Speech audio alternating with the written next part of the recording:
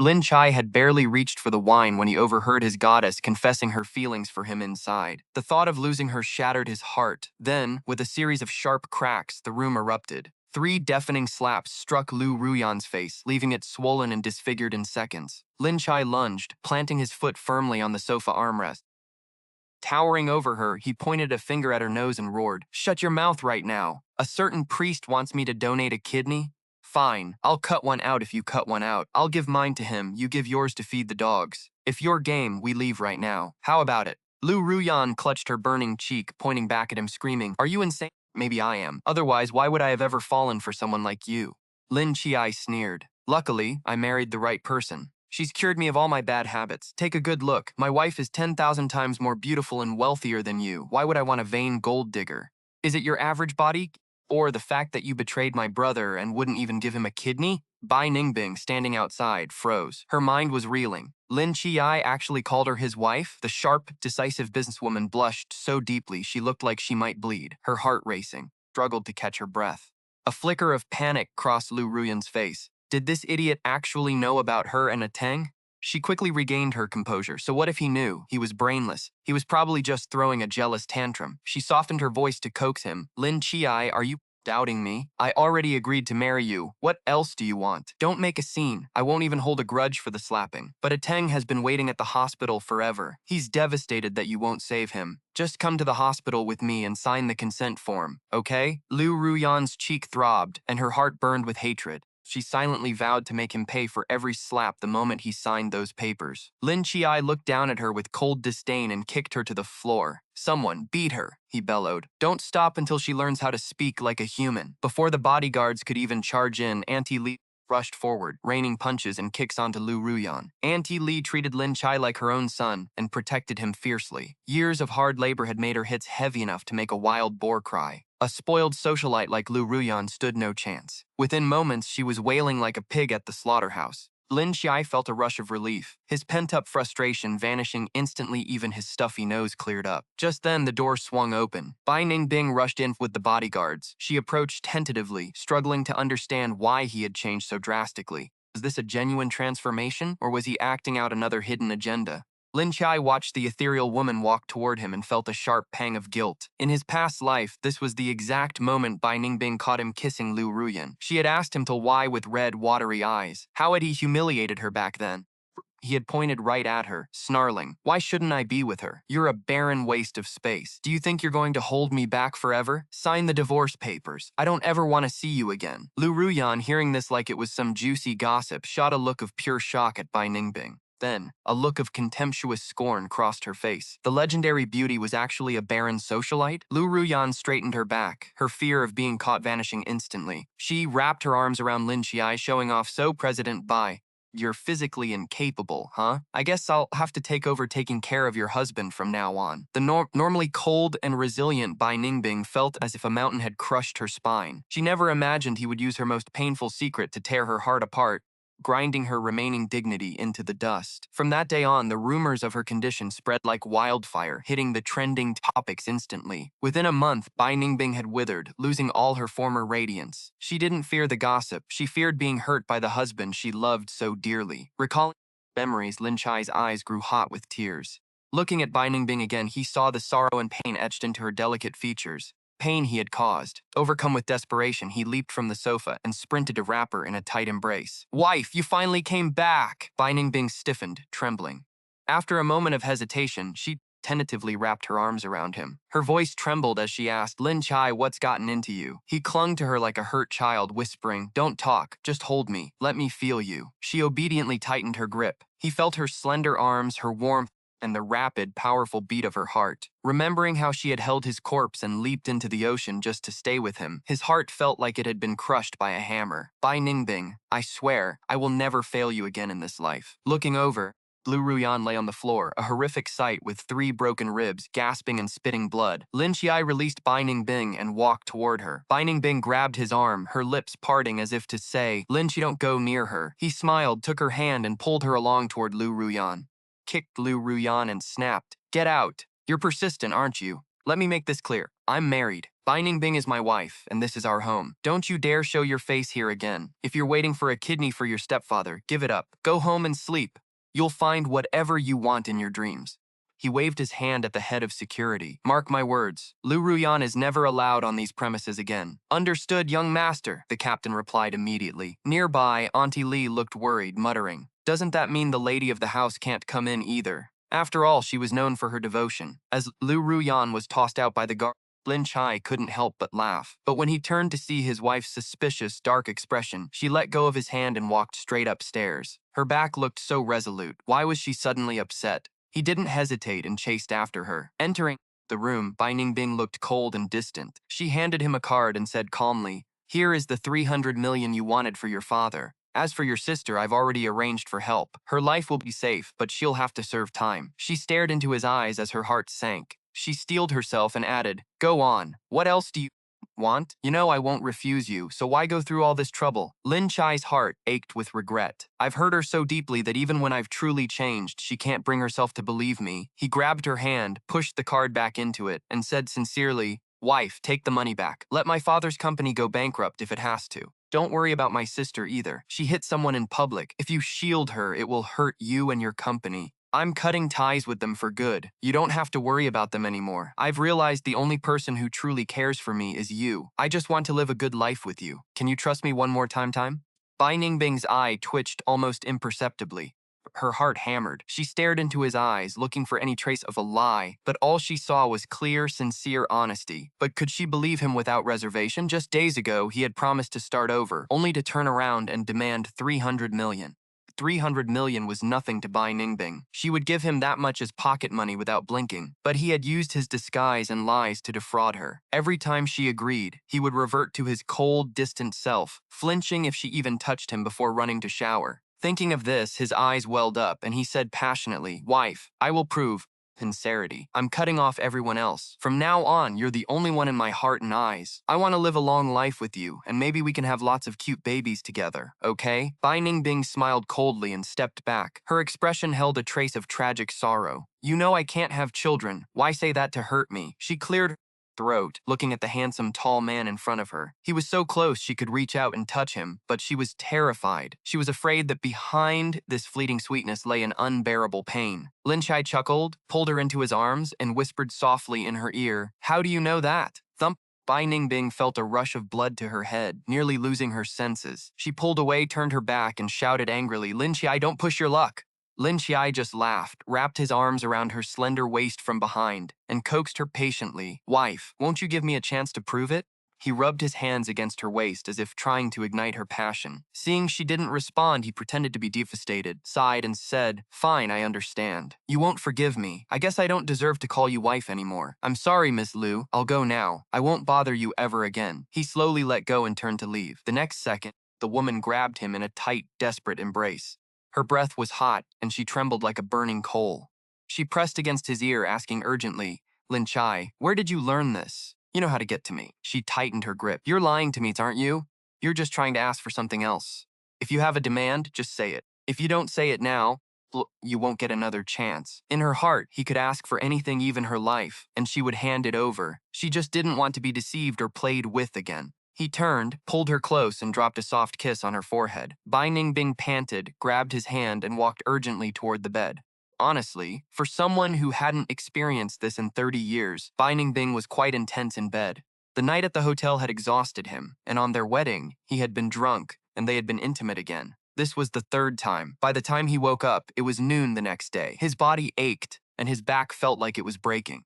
Bai Ningbing wasn't around. He held his sore waist and stepped onto the scale. His face darkened. He had actually lost 3 pounds overnight. That was too extreme. It wasn't right. Looking in the mirror, he reflected on himself. He was still the same masculine, heroic young man. Naturally superior bone structure and incredibly handsome face, something he had always been proud of. After washing up and getting dressed, he stepped out of the bathroom just as Bai Ningbing walked toward him. She had a tall 1.70 m frame with perfect proportions and a face more beautiful than any celebrity. She usually looked cold and indifferent, but the moment she saw him, she melted into puddle of tenderness. She reached out to wrap her arms around his waist, desperate to be close to her husband.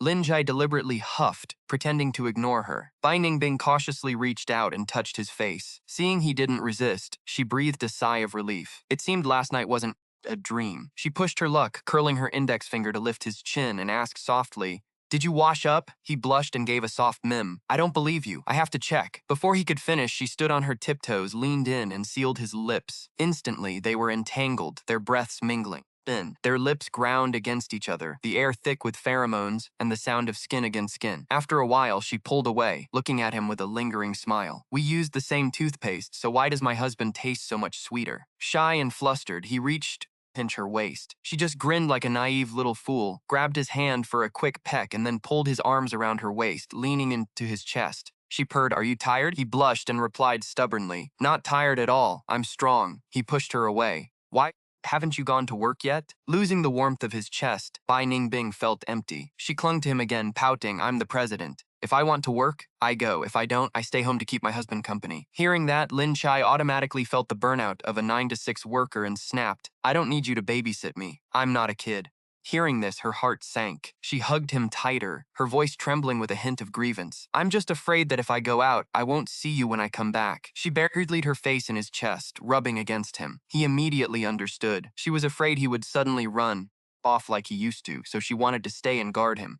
Guilt and pity washed over him. He cupped her face and comforted her gently. "Wife, I promise you, I will never leave you again." She just gave a dull nod, clearly still skeptical. He had an idea and whispered something private in her ear. Bai Ningbing's face instantly flushed red. She pinned him against the wall, her eyes filled with anticipation and urgency. "Really, I have to check." Under her prodding, he gave a soft biting his lip and turning his face away. Although he was blushing, he didn't stop her. The flush on her face spread to her ears. He held her tight, said earnestly, "Wife, I'm not lying. I like you, which is why my body reacts this way. Do you understand now? Physiological responses don't lie." He had meant to prove his sincerity, but he ended up having his stamina tested all over again. Suddenly, he snapped back to reality, awakened by a phone ring. He grabbed the phone and saw the caller ID. It was Liu Ruyan. Damn, I forgot to block her number. After all, he'd been so busy since last night. Initially, he wanted to hang up and block her, but he changed his mind and pressed the answer button with a wicked grin. As soon as the voice came through, Liu Ruyan snapped, "Lin Qiye, have you lost your mind?"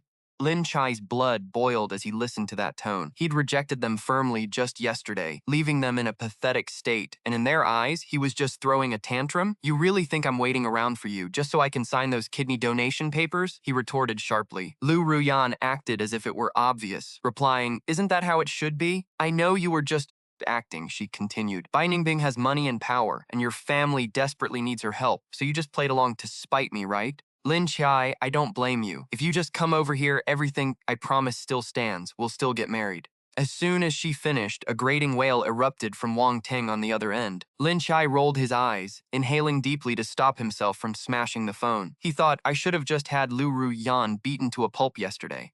I should have dug a hole and buried her so she wouldn't keep pestering me. But no matter, their good days are numbered. I've already prepared a big surprise for their whole family." The voice on the phone shifted to Wang Ting, now low and raspy, feigning weakness. "Qiye, please, you have to save me. I can't survive without your kidney. I'll spend my life than you to pay you back. For the sake of growing up together, please, just help me out." He started sobbing again, a truly miserable performance.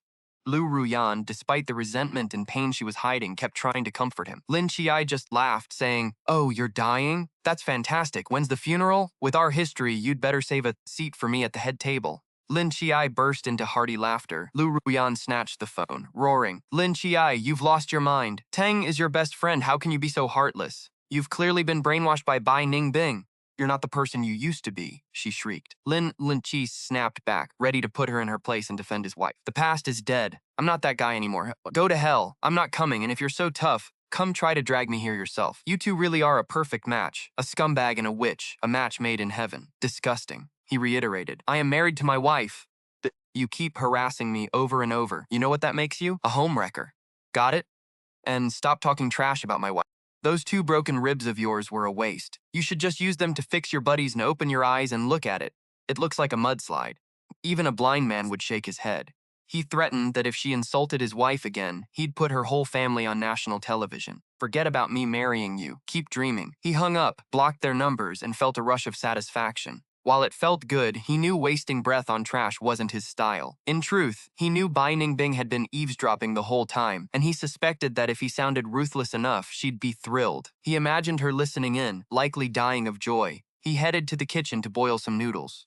As he stepped into the living room, a mouth-watering aroma hit him. In the kitchen, a woman with a stunning figure was busy cooking. She wore nothing but a white camisole and shorts, showcasing her perfect S-curve. Her skin was as smooth as fine jade, her tiny waist flowing into rounded hips, paired with straight legs that nearly gave him a nosebleed. It was Bai Ningbing, cooking for him. In the past, he'd mocked her every attempt at a meal, cold and dismissive. He'd refused to eat, terrified she might have drugged it, telling her, "I'd rather die than eat your food," before storming out and leaving the table to go cold. Now, Bai Ningbing looked exceptionally happy, a smile lingering on her lips. She must have heard his entire bossy display earlier. Watching her graceful form, he nearly teared up.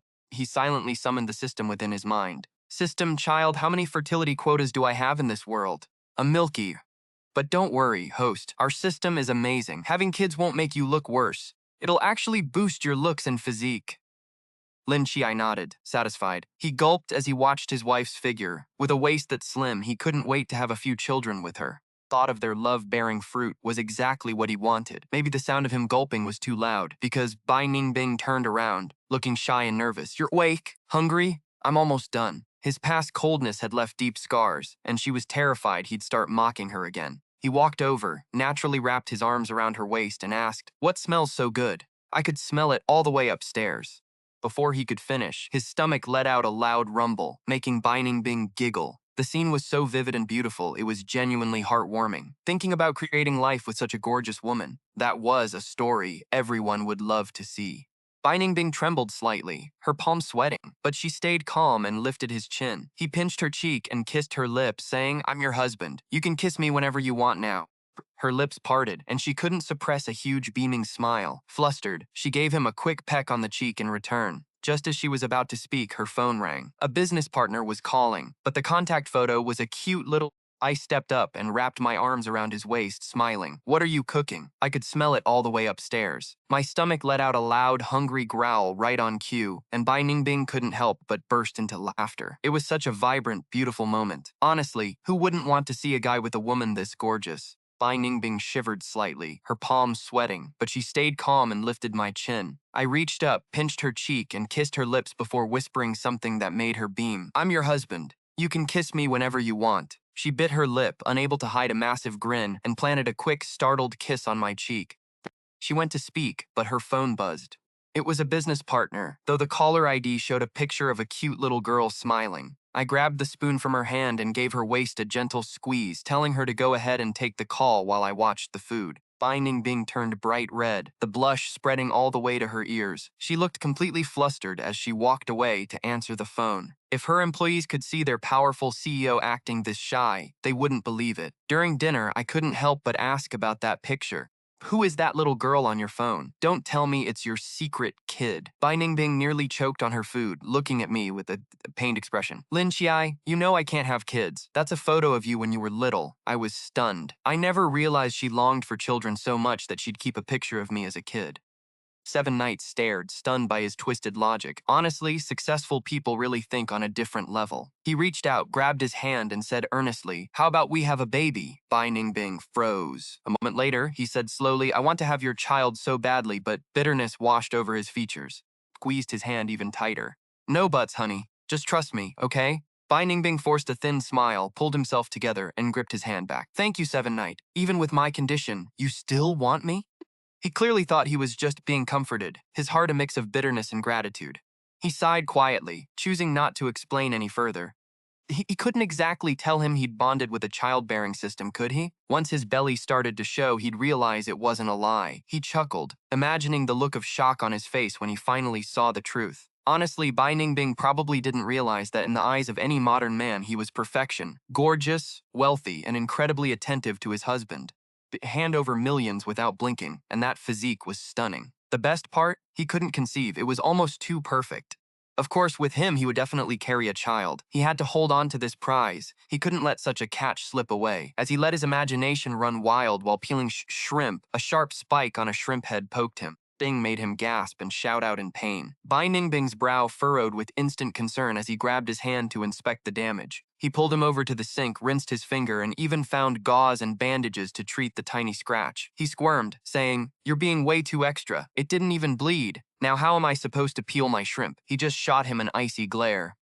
With a sharp edge to her voice, she softened, saying, "Don't touch these again. Let me do it." He used to peel shrimp for her too, but back then she despised him. Every shrimp he peeled looked like filth. When Bai Ningbing dropped the peeled shrimp into her bowl, she picked it up and tossed it right onto the floor without a second glance. If he dared put another one in, she would have slammed her chopsticks down.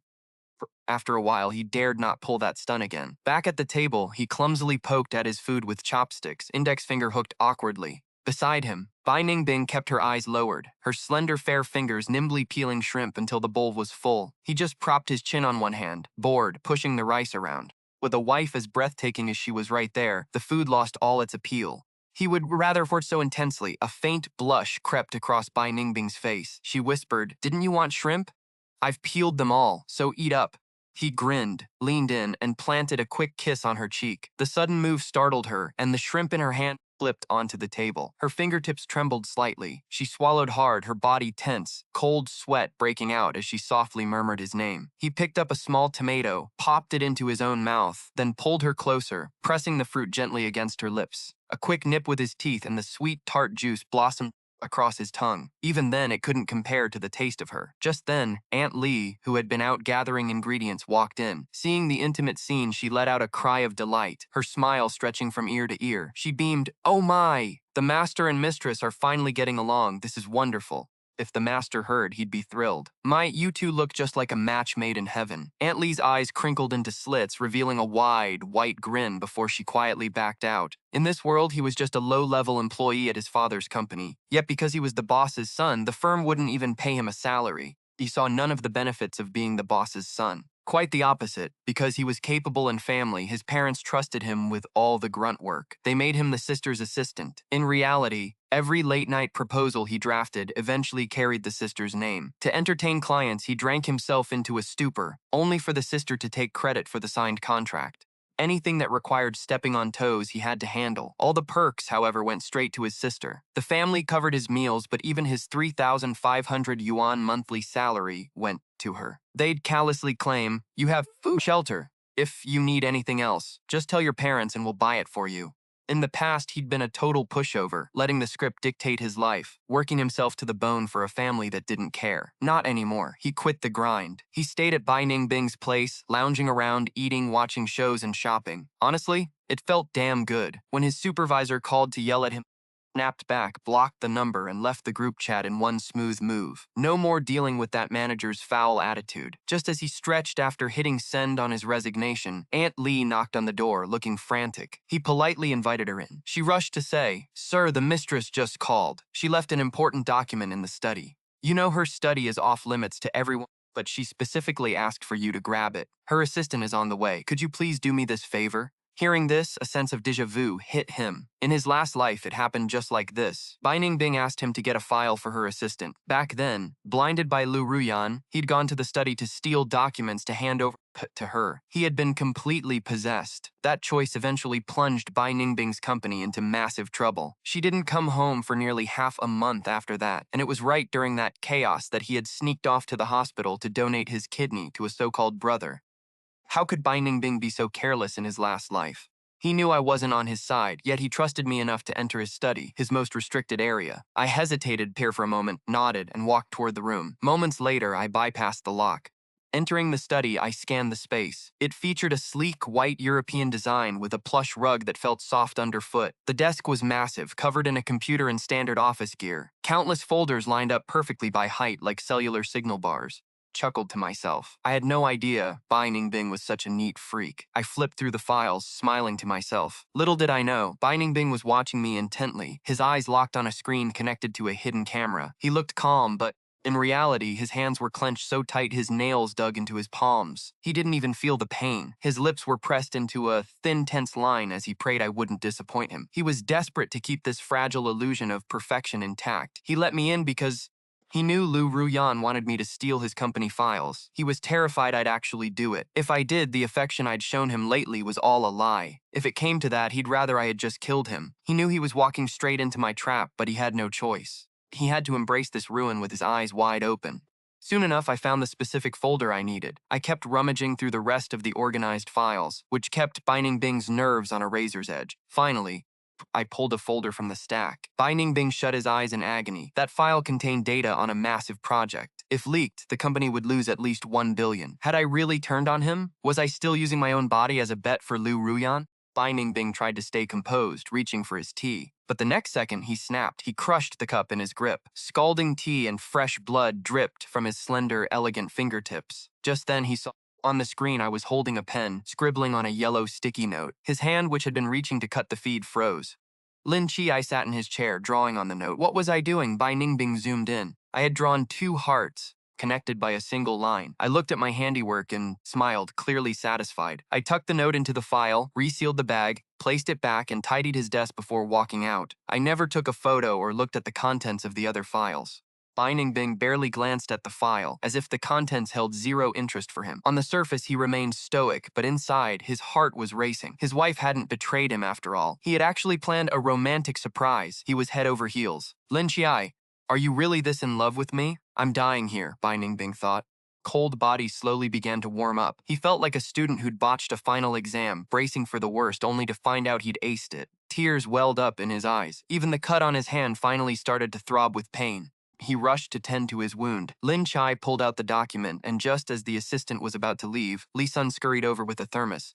Madam, could you please take this to the president? It's a tonic the old mistress specifically prepared. I usually deliver it, but today, my head is aching so badly, I just can't. She pleaded for help, and Lin Qiye immediately understood that Li Sun was trying to create a moment of intimacy between him and Bai Ningbing. He offered a sweet smile, whispered a quiet thank you, and received a warm wink back from Li Sun. Lin Qiye leaned against the car window, pretending to rest while actually talking to his system. System, am I pregnant yet? The system's milky voice replied, Host, you're too impatient. You only got intimate yesterday. Lin Qiye scratched his head. Right, so will it be painful when I give birth?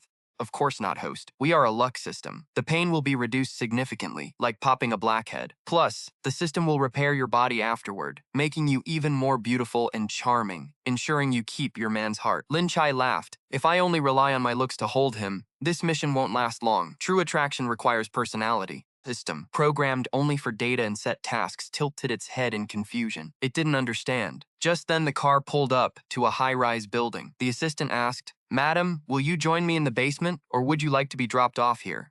Lin Qiye looked up at the skyscraper and said, I'll get out here. The assistant opened the car door, and Lin Qiye stepped out, document in hand, unaware of the storm waiting inside. It wasn't lunchtime yet, and the company lobby was quiet. Hao Li, the receptionist, was busy posing and primping. Word had it the president was coming in today. She fancied herself the most beautiful of all the newcomers, fully intending to snag the CEO and marry into wealth. She was busy admiring her own reflection when a woman walked in, stunning enough to leave her speechless. The girl wore a high-fashion, custom casual dress decorated with pink tulle, baby blue bows, and delicate lace. Her hair was perfectly styled with an elegant clip. She was tall and slender, her skin a cold, translucent white that seemed to glow. With apricot-shaped eyes, a petite nose, and lips like pink cherries in the morning sun, her figure was graceful and perfectly proportioned. She was the embodiment of a pure jade-like beauty, sweet, relaxed, and lazy. She didn't look human. She looked like AI-generated perfection. Hao Li, who prided herself on being the company beauty, felt instantly defeated. She was too beautiful, too delicate yet elegant. Her mere smile made everyone else look dull in comparison. Everyone's eyes were locked on him. As he approached, Hao Li grew defensive. Miss, how can I help you? Lin Qiye smiled polite. Which floor is the president on? I'm here to bring him something. He gestured to the thermos, and Hao Li rolled her eyes internally. Another gold digger after the boss, she thought. She spat internally. The president belonged to her. The onlookers exchanged mocking glances. 10 beauties a day came looking for the boss. Didn't they have any new tricks? Oh, you're here for the president? Do you have an appointment? Appointment? Lin Qiye was speechless. He needed an appointment to see his own husband? I'm afraid not. The president is likely busy and doesn't have time to see you. Hao Li sneered. She could handle these sluts all day. Lin Qiye felt her hostility and frowned. His mother asked me to deliver this. Usually, Li Sun brings it, but she isn't feeling well today. Which floor? Lin Qiye had never been to Bai Ningbing's company and didn't know the floor. Had he not wanted to surprise Bai Ningbing, he would have just called him. Why waste time with this narrow-minded woman? Hearing about Li Sun, Hao Li realized Lin Qiye likely knew Wundigengting, so she couldn't flat-out refuse him again. She rolled her eyes and put on a fake smile. Oh, I see. My apologies, I misunderstood. Please wait. I'll have someone take you up. She called over a man in his 30s. He looked okay at first glance, but he was greasy and acted like he was someone important. His eyes lit up the moment he saw Lin Qiye. Hao Li told him, "Brother Sun, could you please take this lady to see the president?" Brother Sun agreed eagerly. Once Lin Qiye finished registering, he led him to the elevator. Hao Li sneered to herself. Brother Sun was the slimiest, most conceited guy in the company. She assumed this woman was just a relative of Li Sun's, using the old lady's name to get close to the CEO. Just after dismissing Lin Qiye, the president's private elevator opened. Bai Ningbing looked cold, with a rare hint of anxiety on his handsome face. He scanned the lobby and, finding no one, headed straight for the reception desk. Hao Li was ecstatic. Was the president here to sweep her off her feet? "President, you... Where is my wife?" Bai Ningbing was blunt. Li Sun had called to say Lin Qiye was coming to bring him a tonic. This was his wife's first time visiting his company, and he had to greet him personally. Hao Li's face turned bright red, thinking he was talking about her. "President, you... Tell me, where did he go? Are you talking about the lady from earlier? Where is he?" Hao Li felt like she'd fallen into an abyss. She was on the verge of tears. Her dream was shattered. Inside the elevator, Brother Sun unceremoniously scanned Lin Qiye from head to toe. "What's your name, miss?" Lin Qiye ignored him. Brother Sun wasn't deterred and kept asking questions. The elevator shook as others crowded in, and Brother Sun tried to put an arm around him under the guise of protecting him. Lin Qiye dodged every move. Seeing that she was immune to his charm and indifferent to his smooth talk, Brother Sun became annoyed.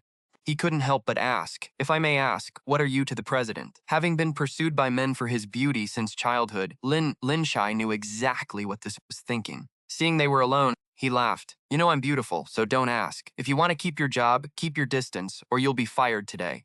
Brother Sun was stunned, then sneered in anger. "You don't think I'm actually into you, do you? Sorry, but I have no interest in a plastic surgery face like yours, only here to seduce the president and climb the ladder." Lin Qiye laughed, not angry at all. "If I don't seduce the president, who should I seduce? You? Do you think you're worth it? Do you really think you're handsome? Take a look at the reflective steel panel next to you. You look like a contract wearing a cheap wig. Besides, what assets do you have to offer? How dare you speak so cheaply to me? Go to HR and resign. I don't want to see you in this company tomorrow." Brother Sun laughed uncontrollably. "You think you're the president's wife? In the eyes of the rich, you're nothing but a toy. My willingness to take you in as a favor, don't be ungrateful," was speechless. "If you kneel and beg me now, maybe I'll give you a bonus." Of course, I'm lying. The system also shouted in his mind. "This guy is so annoying. Should I clear your lungs later? You've breathed too much dirty air around him." Lin Qiye wanted to laugh, but held it back. Brother Sun was incited by Lin Qiye's indifferent expression and reached out to grab him. To him, a beauty of this level was worth it even if he only got to touch him once. He wouldn't blame himself for using force if the talk didn't work. Thud, Lin Qiye flew up and kicked him to the floor. Ding, the elevator doors opened, and Bai Ningbing stood there, panting. Seeing him unharmed, he visibly relaxed. Lin Qiye happily threw his arms around his arm. "Hubby, why are you here?" Bai Ningbing smiled. "Why didn't you tell me? I was coming to pick you up. I wanted to surprise you." They were in their own little world. He playfully tapped the man's nose with a finger as delicate as a lotus root. He turned to look at Brother Sun, who was purple with fear. He was ready to settle the score. Bai Ningbing hadn't even reached his office before the scene unfolded. Lin Qiye smiled like a flower 1 second, then sighed and hung his head the next. "Qiye, what's wrong? Is it too hot outside? Are you uncomfortable?" Bai Ningbing, unable to bear seeing him frown, asked with deep concern. Lin Qiye shook his head and bit his lip. "I feel like I'm not good enough for you. You're so successful and wealthy, and I'm just a plastic face who only knows how to seduce men." He glanced at Brother Sun, who was shaking so hard he was on the verge of wetting himself. Lin Qiye continued, "How am I worthy of being your wife? I'm only fit to be a toy. I should just divorce you. Brother Sun here is willing to take me in. Being with him is probably the best choice." He was acting so heartbroken, even he almost believed it. Brother Sun was terrified, frantically waved his hands. No, President. I never said that. Truly, that wasn't me." Bai Ningbing wasn't stupid. He quickly realized Lin Qiye had been verbally harassed by this scumbag. When the doors opened, the man was on the floor, clearly having tried to touch Lin Qiye before being kicked down. Bai Ningbing sneered and without a word punched Brother Sun into the ground. When someone bullies your wife, you don't reason with them, you hit back. Brother Sun couldn't get up and Bai Ningbing kicked him hard in the torso. Brother Sun flew several meters away and vomited a mouthful of blood along with several teeth. Bai Ningbing asked Lin Qiye, "Which hand tried to touch you?" "The right one." Bai Ningbing's polished leather shoe slammed down on Brother Sun's right hand. The crunch of breaking bone, paired with Brother Sun's scream, was music to his ears. Bai Ningbing remained somewhat restrained. After all, his wife was there, and walked back to Lin Qiye, pulling him into his arms. "I'm sorry for letting such human trash disgust you." Lin Qiye nestled in his arms and purred. "It's okay. I'm not reporting you, but since they are your employees, it's better if you deal with them. You are the boss's wife. Whatever you want to deal with, I'll run the errands for you. Qiye, I won't let you be wronged." Eyes burned with heartache and self-reproach. He could have kicked himself. He wished Qiye would vent his anger on him. Lin Qiye just smiled and nodded. "I know my hubby is the best." He kissed Bai Ningbing. Bai Ningbing pulled him into a tight embrace, unwilling to let go. Just then, the assistant rushed over and reported everything he had gathered. The more Bai Ningbing heard, the darker his expression became. With his rage peaking, he merely gave a cold, chilling smile, pinched the bridge of his nose, and whispered, "You know what to do, get rid of them." The assistant nodded, understood. Getting rid of them, of course, didn't mean killing them. In a society ruled by law, even a CEO had to follow the rules. Two idiots would be fired, sued, and prosecuted. Fines were a certainty. Bai Ningbing's legal team was famously ruthless. They could drag a cockroach from an opponent's home to court if they wanted to. But it didn't end there. They would be blacklisted across the entire industry. At the very least, any company related to the Liu family, or anyone hoping to curry favor with them, would never hire them. No matter if you were a master's or PhD graduate from a top-tier university, in this city, you would have nowhere to go but to washing dishes or delivering food. Bai Ningbing couldn't wait to carry Lin Qiye into his office and set him on his desk. He cornered him, whispering in his ear, "Qiye, I missed you. I really missed you." Lin Qiye wrapped his arms around his waist, leaning into his abs. "We saw each other an hour ago. What are you missing?" The fierce, ruthless CEO suddenly whimpered, burying his face in Lin Qiye's neck, rubbing and kissing him like a spoiled puppy. "I don't care. I just missed you." Like a pampered giant dog, Lin Qiye laughed. "You're such a brother." He hugged Bai Ningbing's waist, pressing his chest against him, and tilted his head. "I missed you too." Bai Ningbing felt his throat go dry as his blood boiled. He looked down into those misty eyes and red lips. Bai Ningbing swallowed hard, his voice hoarse and deep as a stringed instrument. "Qiye." Lin Qiye's small hand immediately pressed against his lips. "No, you don't." He blushed. This was the office, after all. The giant puppy drooped his ears and rested his chin on Lin Qiye's shoulder. "Fine, whatever my Qiye says." I asked if there was a restroom. Bai Ningbing pointed the way. I hopped off the desk and headed in. Bai Ningbing coughed awkwardly, glancing down at his pride and joy. "Why are you standing up? Sit down." Shook his head frantically. "No, I won't." Just as he felt at a loss, a scream rang out from the bathroom. Bai Ningbing's pupils constrict. He bolted toward the door, threw it open, and saw his little bride lounging on the edge of the tub. The clothes I had been wearing were tossed on the floor. I was in a bunny suit, or rather, pieces of fabric that barely covered anything. Pink and black accents, fluffy trim. One bunny ear stood straight, the other bent. My skin was fair and delicate, and my long legs were too eye-catching. My waist was tiny enough to be held in two hands, and I was teasing him with a stray feather. Bai Ningbing gasped, knocked off balance by the erotic scene. He coughed, his face flushing deep red, sweat beading on his forehead. Even at 30, due to his past health issues, he remained a pure, straight man who couldn't handle this kind of seduction. He locked the door and leaned in. "Chai, wasn't it? Don't want it?" I brushed the feather across his nose, smiling coyly. "That was then. Now, this bad baby wants it again. Is that a problem?" I reached out, grabbed his tie, and pulled him into a kiss. The old Lin Qiye was brainwashed by the plot to betray him for some talentless weakling with no looks. Thinking back, I wanted to slap my own face. Our kiss grew heated, moving from the tub to the vanity, spinning further out of control. Chapter 10. The Loyal Tycoon versus the Lucky Lin Qiye. 2 hours later, I regretted being so forward. Lying in that massive bed, my waist ached. This dog of a man. I had been so aggressive for 2 reasons. 1, to make up for my past, and 2, to hopefully get pregnant for a surprise and to clear my mission. Plus, I just loved this man. There was a strange sense of familiarity, like we had known each other ages ago, though I couldn't recall. I loved his fit body, his stamina, and the way he knew exactly what he was doing. He was always so considerate, gentle, and respectful, never wanting me to suffer. Even now, he was flushed with desire, yet he couldn't hide his love. Who wouldn't fall for a man this handsome? That afternoon, seeing me wake up, he leaned in and gently stroked my hair. "Hungry? Want something to eat?" I whined, still lying there. My hands, and my body are exhausted. Bai Ningbing took my hand and kissed it. Was it hard work just now? I thought of the scene, blushed deeply, and buried myself under the covers. Bai Ningbing chuckled, leaned in, and whispered, "You're the one who started it. Why are you the one blushing?" He pulled back the blanket to kiss my cheek. "Still sore? Go away. Stop asking." He was mortified, burying himself deep under the blankets and twisting his body into a knot. Bai Yunbing hurried to pull him out, hugging and kissing him until he finally emerged. She brought over a meal and fed him, bite by bite. Born into a wealthy family, this was the first time the young master, who had always been served hand and foot, had ever taken care of someone else. Incredibly strange how skillful he is, as if he had done it many times before. He himself finds it odd why this is happening. He attributes it to his childhood experiences in kindergarten, where a little girl at his desk forced him to wear a floral dress and act as a mother feeding water to a small doll. However, Lin Qiye also knows that Yishi was framed and had his kidney removed, lying bedridden with a lingering illness. 100 soldiers pushed aside their work to care for him personally, feeding him, giving him water, bathing him, massaging him, and accompanying him as he received IV therapy. They helped him with his bowel and bladder, staying by his side without leaving even for a moment in his final moments, ultimately accompanying him until the end.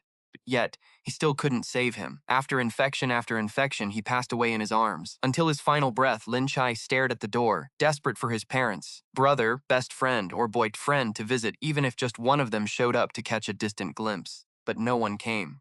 As Lin Qiye thought about it, his nose stung and he burst into tears. It wasn't because of their cruelty. Those animals weren't worth his grief anymore. He just regretted failing such a good man, even if the plot had been pulling his strings all along.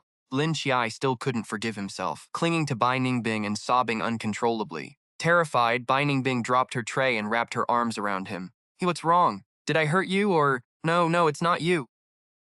"Husband, a few days ago, I had a dream, a terrifying nightmare. I'm still scared. I'm so afraid I'll lose you. Please don't ever leave me." Bai Ningbing kept her composure, but inside she was melting. She gently patted his back. "I won't leave you, Qiye. Please, trust me. You are the love of my life, the one person I can never let go. Even if becoming a god meant enduring 81 strikes of heavenly lightning, I would never trade it for losing you." She kissed his forehead. "My love, believe me, we will always be together as long as you want me by your side." Lin Qiye nodded through his tears. "Yeah, I know. I believe you. So baby, can you tell me about this nightmare now? Back home, they say if you speak a nightmare aloud, it won't come true." Lin Qiye wiped his tears and pinched her nose. "That's just superstition." She smiled back, tender and gentle. "For you, I'm willing to be superstitious just this once." Leaning into her, Lin Qiye began to recount the events of his past life as if they were merely a dream, leaving Bai Ningbing's brow furrowed and her fists clenched tight. Lin Qiye gripped his hand, whispering, "I was terrified. Wake up and seeing you here, it's a blessing. I realize now that chasing someone who doesn't love me back is a waste. The world is vast, but holding on to what's right in front of me is worth more. I won't fail you again. Let's make sure those bastards pay. From now on, I only want you. You're the only one who gets it." He broke down, tears streaming. Bai Ningbing realized Qiye's sudden shift wasn't random. Even if blaming a dream sounded wild, he chose to sink into that reality with him. He would protect Qiye. No scum would lay a finger on him. Bai Ningbing pulled out a handkerchief and gently wiped away his tears. Cupping Qiye's face in his hands, he nodded solemnly. "Okay. I trust you. Let's never be apart." After that day, Aunt Lee's head pains became suspiciously severe. Usually, whether she was cooking, cleaning, or brewing soup, she was a powerhouse, leaping onto roofs or taking down a bull with one punch without breaking a sweat. Yet, the moment it was time to deliver soup, her steps turned shaky and her face went ghostly pale. She'd collapse on the sofa, moaning and waiting for Lin Qiye to deliver the soup instead. But as soon as he left, she'd flip on the TV, pull a bag of spicy snacks snatched from her daughter out from behind her back, and snack away happily. Bai Ningbing made a high-profile announcement at the office naming his husband, and by that afternoon, half the girls in the company were crying their eyes out. The two were inseparable, sweet enough to rot your teeth. They were the envy of everyone. The poor 9 to 6 employees already felt like workhorses, crawling through the dark, twisted city life like rats, only to be constantly bullied by their boss and his partner. The species diversity at the Liu Company office was crazier than a zoo. But they didn't even mean to show off. They were just naturally affectionate. Holding hands, sharing a word, or handing a glass of water felt like a scene from a romantic drama. Even their gazes were so intense they practically burned. Half a month flew by until one morning, a system notification jolted Lin Qiye awake. "Congratulations, host. Your Dragon Phoenix twins are already in your belly." Lin Qiye sat up in shock, eyes glued to his flat stomach. He was having a baby? Actually pregnant? He reached down to touch his smooth abdomen, but felt only his abdominal muscles. No baby bump yet. This was his and Bai Ningbing's child. He burst into tears. He loved Bai Ningbing so much that carrying his child wasn't just a mission. He was willing, and Bai Ningbing was worth it. The system chimed in again. Since you have successfully conceived, the system has leveled up. You've earned points, and the store is now open. Lin Qiye wiped his tears and quickly opened the shop to see he had 200 points. The system explained that getting pregnant earns points, giving birth earns more, and every birthday until the child turns 18 would yield even more points. The shop was packed with items for stat boosts, beauty buffs, skin enhancement, and figure perfection. There were talent upgrades for combat, balance, speed, strength, fire resistance, and underwater breathing. It even offered skills like master musician, calligrapher, gourmet chef, or prodigy doctor. Since it was a pregnancy system, it leaned heavily into baby-related features. Gender control, multiple births, sex changes, even customizing the baby's intelligence, personality, talents, and looks. They're restricted to the parent genetics. There were also pregnancy supplements, pain-free labor pills, hemorrhage preventives, and recovery medicine. Some things were just plain bizarre, like a 10 square meter storage space. You could pay to expand it or add features like absolute freshness. But what warmed Lin Qiye's heart the most were the buffs for the male lead, like height, waist size, stamina, beauty stats, physique, and even a deodorizer or grease remover. After all, even with a system that promotes pregnancy, it never forces anyone. The system understands that hosts are human, and it prioritizes their emotional and physical well-being. Lin Qiye stared at the overwhelming array of goods in the shop, his eyes darting across the beautiful, deadly items he didn't need yet.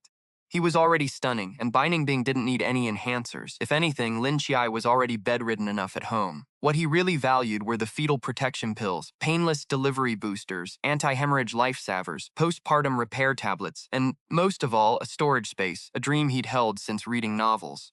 Gritting his teeth, he spent 50 points on a basic storage unit and 20 more for a freshness feature. He reached for the fetal protection pills, but the system intervened. Host, these features are built in. Don't waste your points buying extras. Pills are for emergencies, the system explained. Lin Qiye asked what counted as an emergency. When you're giving birth, and I happen to be at a system meeting or away on business, you might need them. But honestly, the odds of that are zero. Even if I'm not in a meeting, my performance reviews depend on me keeping you safe during labor.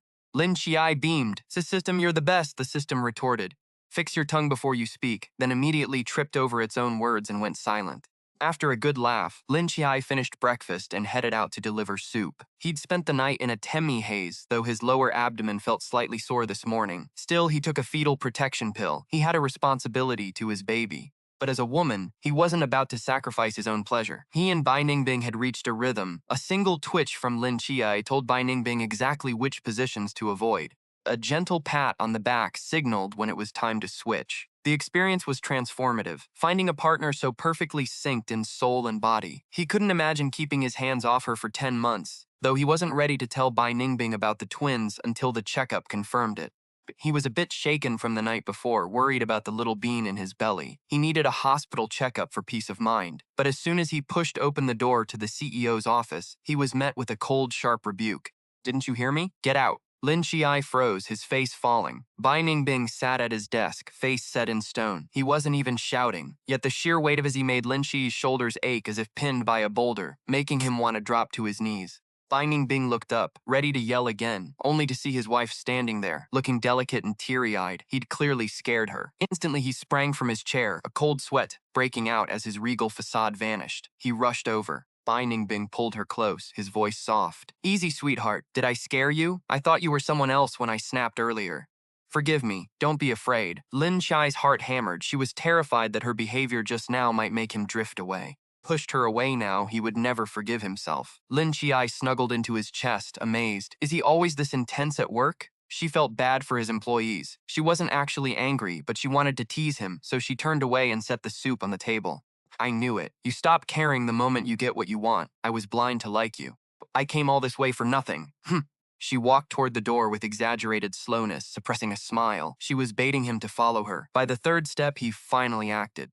Booped her up in a powerful embrace. "I'm so sorry. I didn't realize it was you. I'll be more careful next time, I promise. Don't be mad if you're angry. Just hit me. I won't fight back." Lin Qiye tilted her head, eyeing him. "Really? You won't get mad no matter what I do?"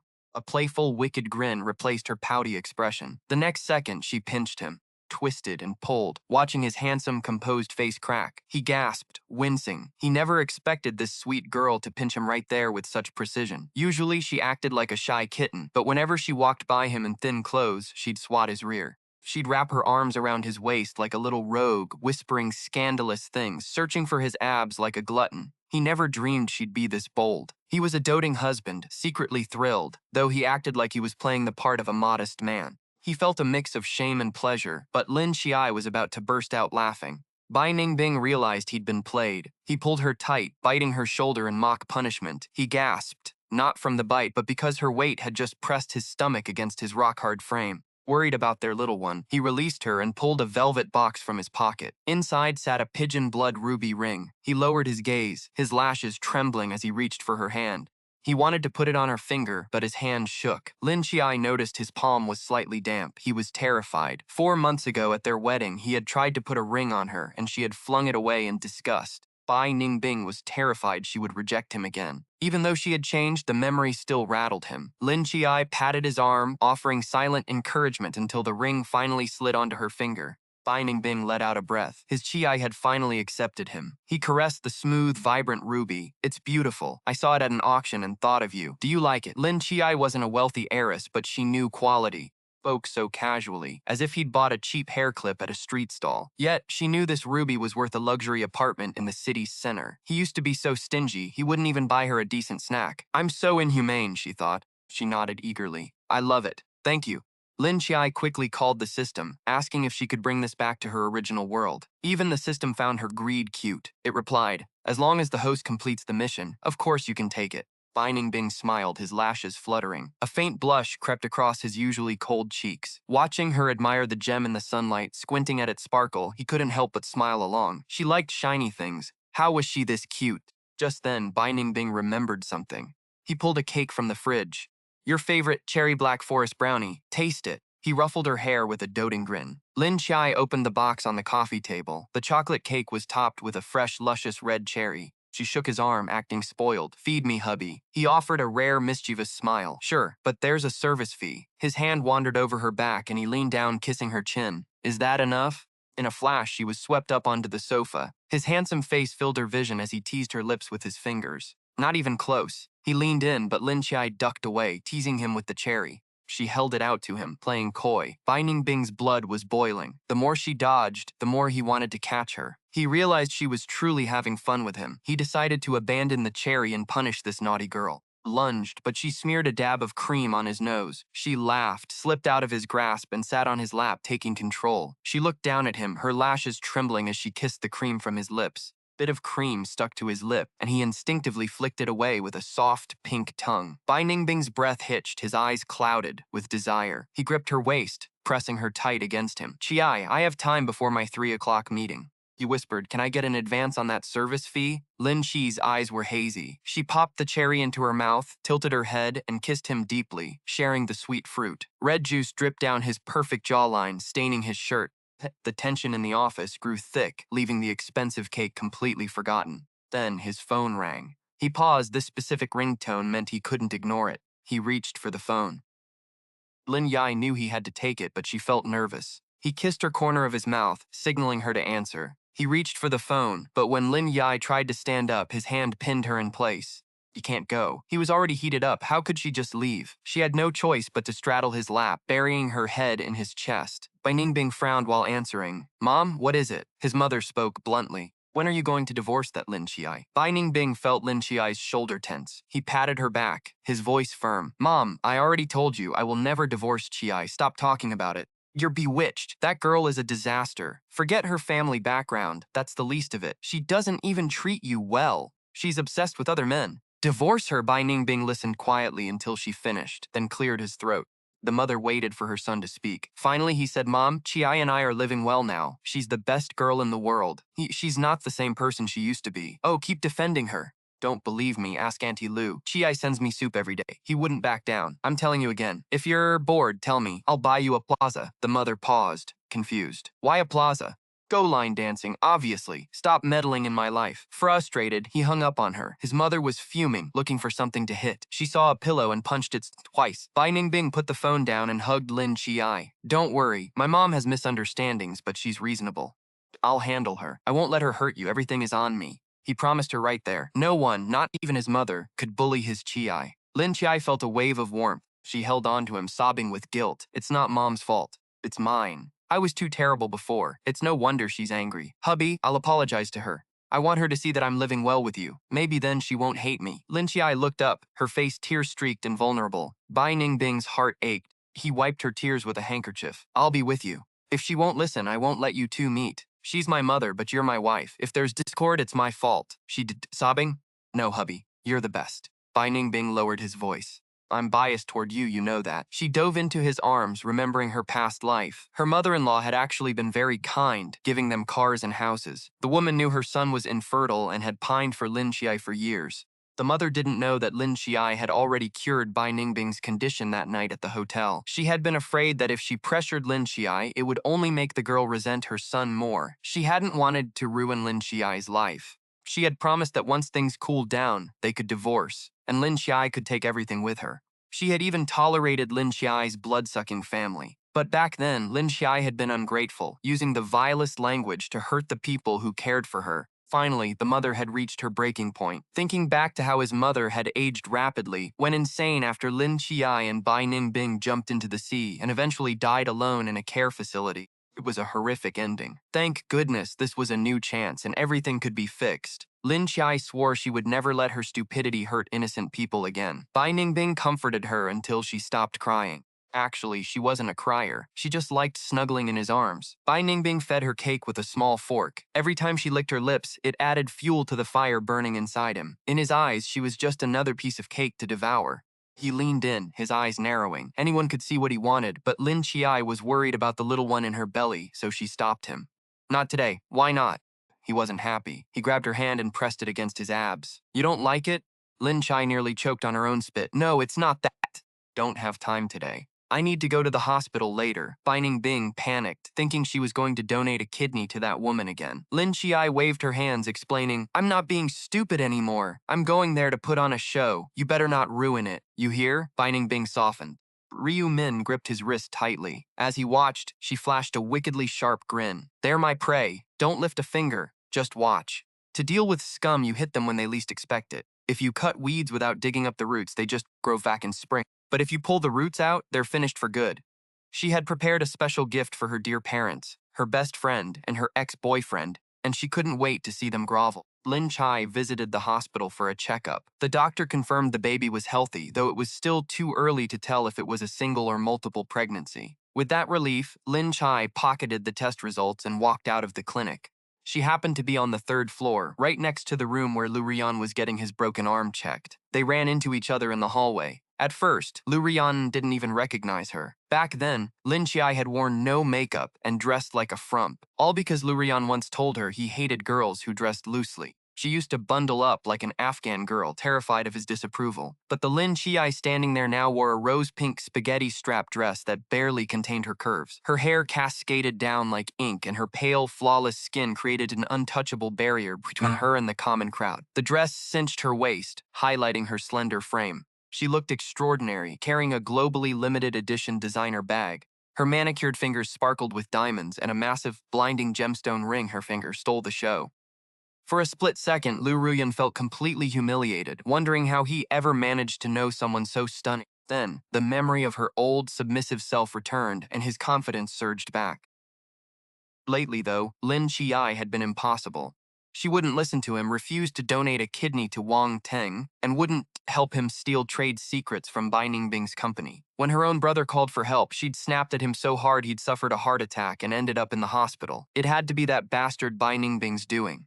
What did that man have other than money? How dare he steal her away? He had never even kissed Lin Qiye, yet now she was under Bai Ningbing's thumb. Liu Ruyan gritted his teeth, determined to win her back and make Bai Ningbing suffer. Confidently, he walked up to her. Qiye, you finally couldn't hold back your longing, did you? Lin Qiye turned, gave him a look, and curled her lips into a smile. Liu Ruyan took it as confirmation. She was still obsessed with him. As long as he coaxed her with a few sweet words, she'd go back to being his pathetic lapdog. She'd steal the trade secrets and donate her kidney to Wang Teng. Considering her beauty, he'd find a place to hide her away, and once Wang Teng was no longer useful, he'd throw her some scraps of affection. It wouldn't be the worst plan.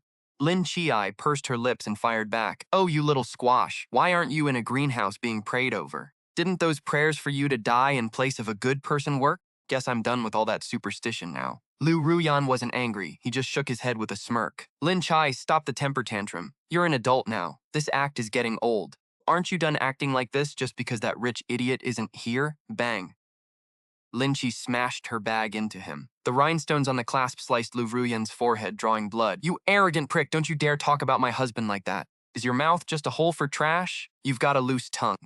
I gave you too much face last time, and now you think you're a lion? What kind of cheap booze are you drinking to think you're anywhere near my husband's level?" Liu Ruyan wiped his bleeding forehead, his eyes twitching with suppressed rage. "Lin Qiye, I've had enough of this. Are you deaf? You're just trying to get my attention, aren't you? I've already promised.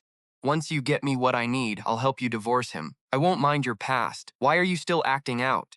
Try to listen, will you?" Lin Qiye stepped closer and offered a soft, mocking smile. Liu Ruyan, thinking she was finally relenting, relaxed and stepped forward, only to get slammed again. This time the rivets on her bag left a mark. Before she could swing again, Liu Ruyan grabbed her wrist. "I can't believe Bai Ningbing has corrupted you this much. Wang Teng, I'm not hitting you, but since you're here, go sign the donation agreement. It's what you owe, Jiao." He dragged her toward the ward. Lin Qiye pretended to struggle, letting him lead her away. She could have escaped any time, but she wanted to see how the rest of this pathetic show played out. They reached Wang Teng's room, where he was propped up in his hospital gown, looking deathly pale. He'd expected Liu Ruyan alone and was ready to put on a performance. Froze when he saw Lin Qiye walking in behind him. Stunned and furious, he stared at her. Why did she look so beautiful and refined? She looked like she was in a different league entirely. Liu Ruyan wouldn't let go of her wrist, his eyes glued to her. Lin Qiye yanked her arm away and used her free hand to tuck a strand of hair behind her ear. She made sure to flash the massive, pigeon egg-sized ruby ring her husband had given her. The way the light refracted off the gem made Wang Teng's pupils dilate. How could a woman like Lin Qiye be this lucky? She deserved to be crushed by some fat pig, not pampered by a real billionaire. Wang Teng bit his lip, tears streaming down his face as he played the victim. Monday watched from the sidelines, rubbing his hands together in anticipation. Here was the green tea amateur was chugging his medicine and about to start his act. Seeing Wang Teng cry, Liu Ruyan rushed over. "Jiao, are you hurting again? Should I call Dr. Sun?"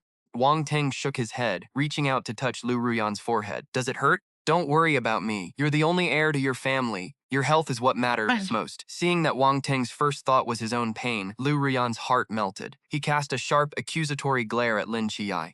Wang Teng clearly knew this wound was Lin Qiye's doing. Smugly, he whispered, "Don't blame Qiye. He's just jealous that you're so close to me. I know it's my fault, but I'm dying, and I'm just so scared. I just wanted someone to stay with me." He turned to Lin Qiye, tears falling like broken beads. "Qiye, I don't blame you. You're living in luxury now, and I'm just a burden. I shouldn't have bothered you." It was a masterclass in moral blackmail. Liu Ruyan's eyes reddened with fury, glaring at Lin Qiye as if he'd committed a crime. Lin Qiye scoffed. Wang Teng saved the fake tears. "You think I don't know you drugged me to set me up with that greasy guy just to ruin my reputation? I have the evidence. I haven't sued you yet because I wanted to give you time to buy your own funeral paper. You'll need it where you're going. You want my kidney? Keep dreaming. Maybe you should try donating a brain to yourself instead." Wang Teng was left speechless, his fists clenched in fear. Wang Teng was the daughter of the family nanny and had grown up with Lin Qiye. She was a smooth talker who had charmed the Qiao family, even getting them to pay for her elite schooling all the way through high school. When it came to college, she'd barely managed a passing grade and had to be sent abroad just to earn a degree. Lin Qiye had always treated her like a sister, sharing everything from food to designer bags and clothes. But Wang Teng had betrayed her, trying to steal her fiancé and spreading rumors that Lin Qiye was a tramp who hooked men for money. She had effectively turned Lin Qiye's high school years into a living hell of bullying. In the past, Lin Qiye had been too blind to see it. She realized now that in her previous life, she had donated her kidney only for Wang Teng to sell it for a new luxury bag, leading Lin Qiye to her own miserable end. After waking up to the truth, Lin Qiye realized Wang Teng didn't just want to surpass her. She wanted her dead. Wang Teng began to cry again. "Qiye, I didn't mean to hurt you. I just wanted to help you and Ruyan." Stumbled off the bed, running barefoot to grab Lin Qiye's arm. "Qiye, if you help me, I'll help you divorce him. I know he treats you badly. You don't have to pretend you're happy." Lin Qiye laughed, rolling her eyes with such dramatic flair that she had to use her diamond-encrusted fingers to brush her hair aside, blinding the onlookers again. You want to help me divorce him so you can marry him yourself, right? Caught in the act, the green tea phony panicked. No, what are you talking about? Think I don't know? 2 months ago, you insisted on having dinner with us. You showed up in a low-cut dress, practically throwing yourself at my husband while I was in the restroom. If he hadn't dodged, your face would be smashed against him like a tea patty.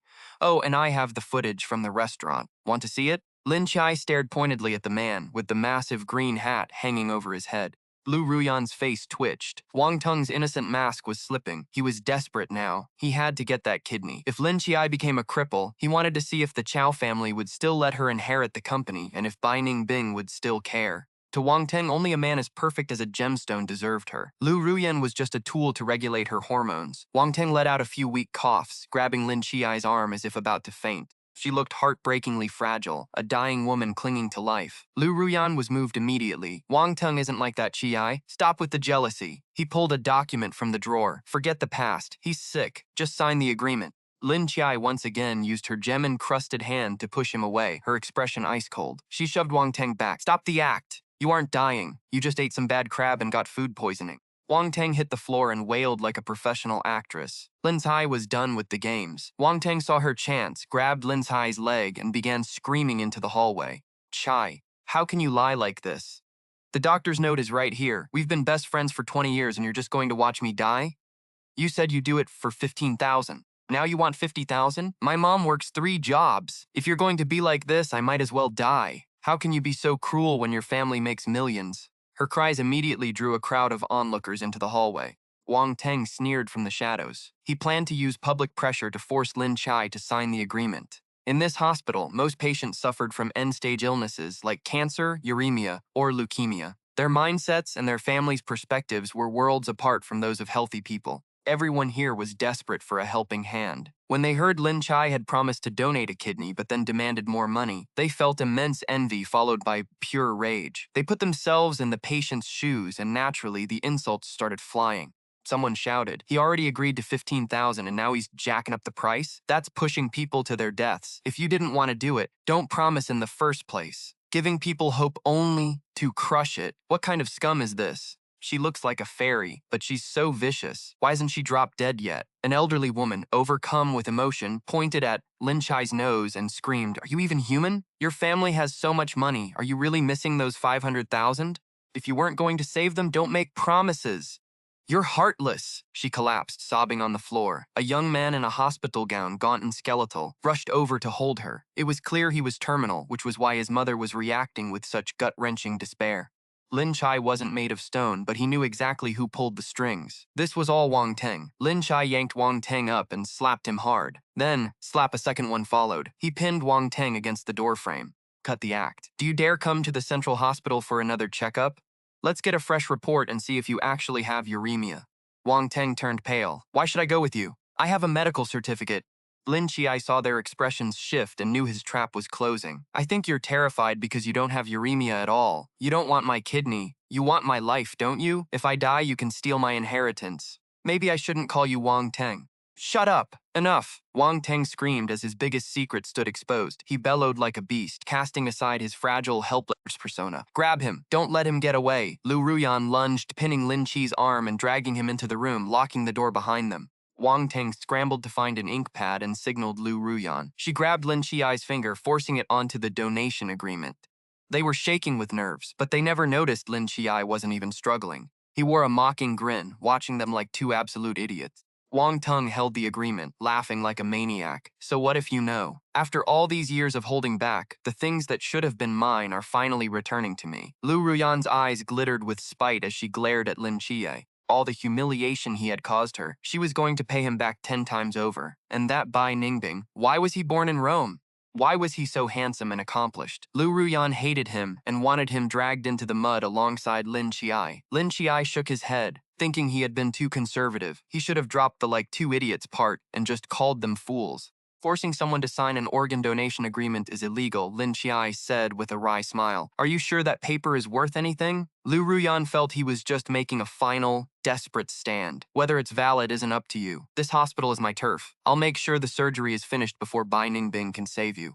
Wang Teng lunged for Lin Qiye's phone and designer bag, eyes wide with greed. He then set his sights on the massive diamond ring on Lin Qiye's hand. Lin Qiye sneered and flicked his hand, using a diamond-encrusted prop to slash the woman's face. A long, gaping wound opened from her jaw to her temple, blood streaming down instantly. She shrieked in agony, clutching her face. Liu Ruyan rushed over to hold her. Wang Teng screamed, pointing at Lin Qiye. Brother, kill him! Kill him! My face hurts. It hurts so much. Liu Ruyan nodded through her tears and jumped up to strike Lin Qiye, but he dodged effortlessly and delivered a swift kick to Wang Teng's crotch. A sickening crunch echoed through the room, followed by a piercing scream.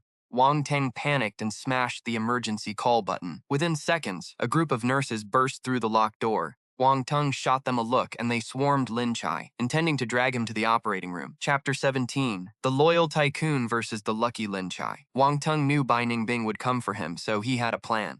He would have someone take explicit photos of Lin Qiye during the surgery to blackmail Bai Ningbing. The Liu family cared most about their reputation. He didn't believe Bai Ningbing would trade that for Lin Qiye. Even if he retaliated, the family would force him to compromise. Once Lin Qiye was dead, Wang Teng would pin all the blame on Liu Ruyan. He'd claim she plotted to steal the Qiao family assets and forced him into it by threatening his mother's life. He'd play the victim, hoping to eventually get close to Bai Ningbing and win him over. Wang Teng daydreamed. Lin Qiye grew bored. He snapped his fingers and 4 hulking men in black suits stormed in, quickly subduing the nurses. Lin Qiye stepped toward the panicked Wang Teng, who tried to protect the agreement with his life. Lin Qiye just raised his hands, shaking them, then rubbed his wrist until a layer of skin peeled off. He threw the artificial skin right into Wang Teng's face. The thumbprint on the paper wasn't his. The agreement was void. Besides, any agreement signed under duress was legally useless. But those 2 legal illiterates didn't know that. They thought a forced fingerprint made everything binding. Even if he had signed it himself, he could just take it back by force. But he wanted to break their spirits. Murder is one thing, but destroying someone's mind is another. Wang Teng, disregarding his own facial wounds, scrambled forward to grab Lin Qiye's hand again. Bodyguard slapped him into the air. He spun like a top before crashing into Liu Ruyan, who was still practicing her martial arts. Lin Qiye realized movies weren't lying. People really could spin in the air like that.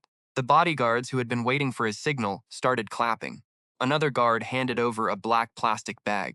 Your items, ma'am. Lin Qiye thanked him, put on gloves, and pulled out a raw pig kidney, slamming it into Wang Teng's face. Wanted a kidney? Pig kidneys are much tastier than human ones. Splat. Splat kidneys rained down on them. No matter how they dodged, they couldn't escape the barrage. Lin Qiye grabbed the bitch's hair and stuffed a raw kidney into her mouth. He used another to whip Liu Ruyan's face. Thwack, thwack. It sounded exactly like an old-school actor spanking his son. The onlookers outside were loving every second. Who would have thought the sick woman's was actually a monster hogging medical resources?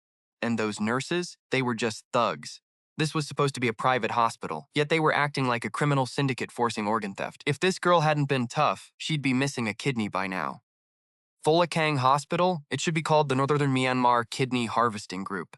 Lin Qiye pulled off his gloves and told the guards, clean up these kidneys. Take them back for the guard dogs, don't waste food. As the guards dragged the nuisances away, Lin Qiye checked his phone. 10 minutes had passed. Time for the next act. Qiao Dongliang burst in, fuming, pointed at Lin Qiye. You little brat! Finally answered. You won't save your brother and you curse your own parents? How did you become such trash? Why aren't you dead yet? Qiao Dongliang had been unable to reach Lin Qiye for days. He'd blocked every single number. He couldn't get into the Liu estate, and Bai Ningbing's office always claimed he was abroad. Now that Lin Qiye had finally reached out, he had to force her to save his son. Lin Qiye looked at the fat, greasy folds of his father's face and let out a cold laugh. The resentment he'd been holding back finally boiled over. You two managed to raise such fine children. The eldest is a murderer on death row, and the daughter is here tearing the family apart. Truly unfilial, right? Because they take after the parents, Lin Qiye said with a grin showing his teeth. The old man lunged, but the bodyguards blocked him instantly. Qiao Dongliang was just a greasy, middle-aged man, hollowed out by booze and lust. One bodyguard could handle him easily, but all 4 swarmed him, purposefully smearing pig kidney mucus and blood all over his clothes. The stench made Qiao Dongliang gag. You unfilial daughter! Get Bai Ningbing to release your brother now!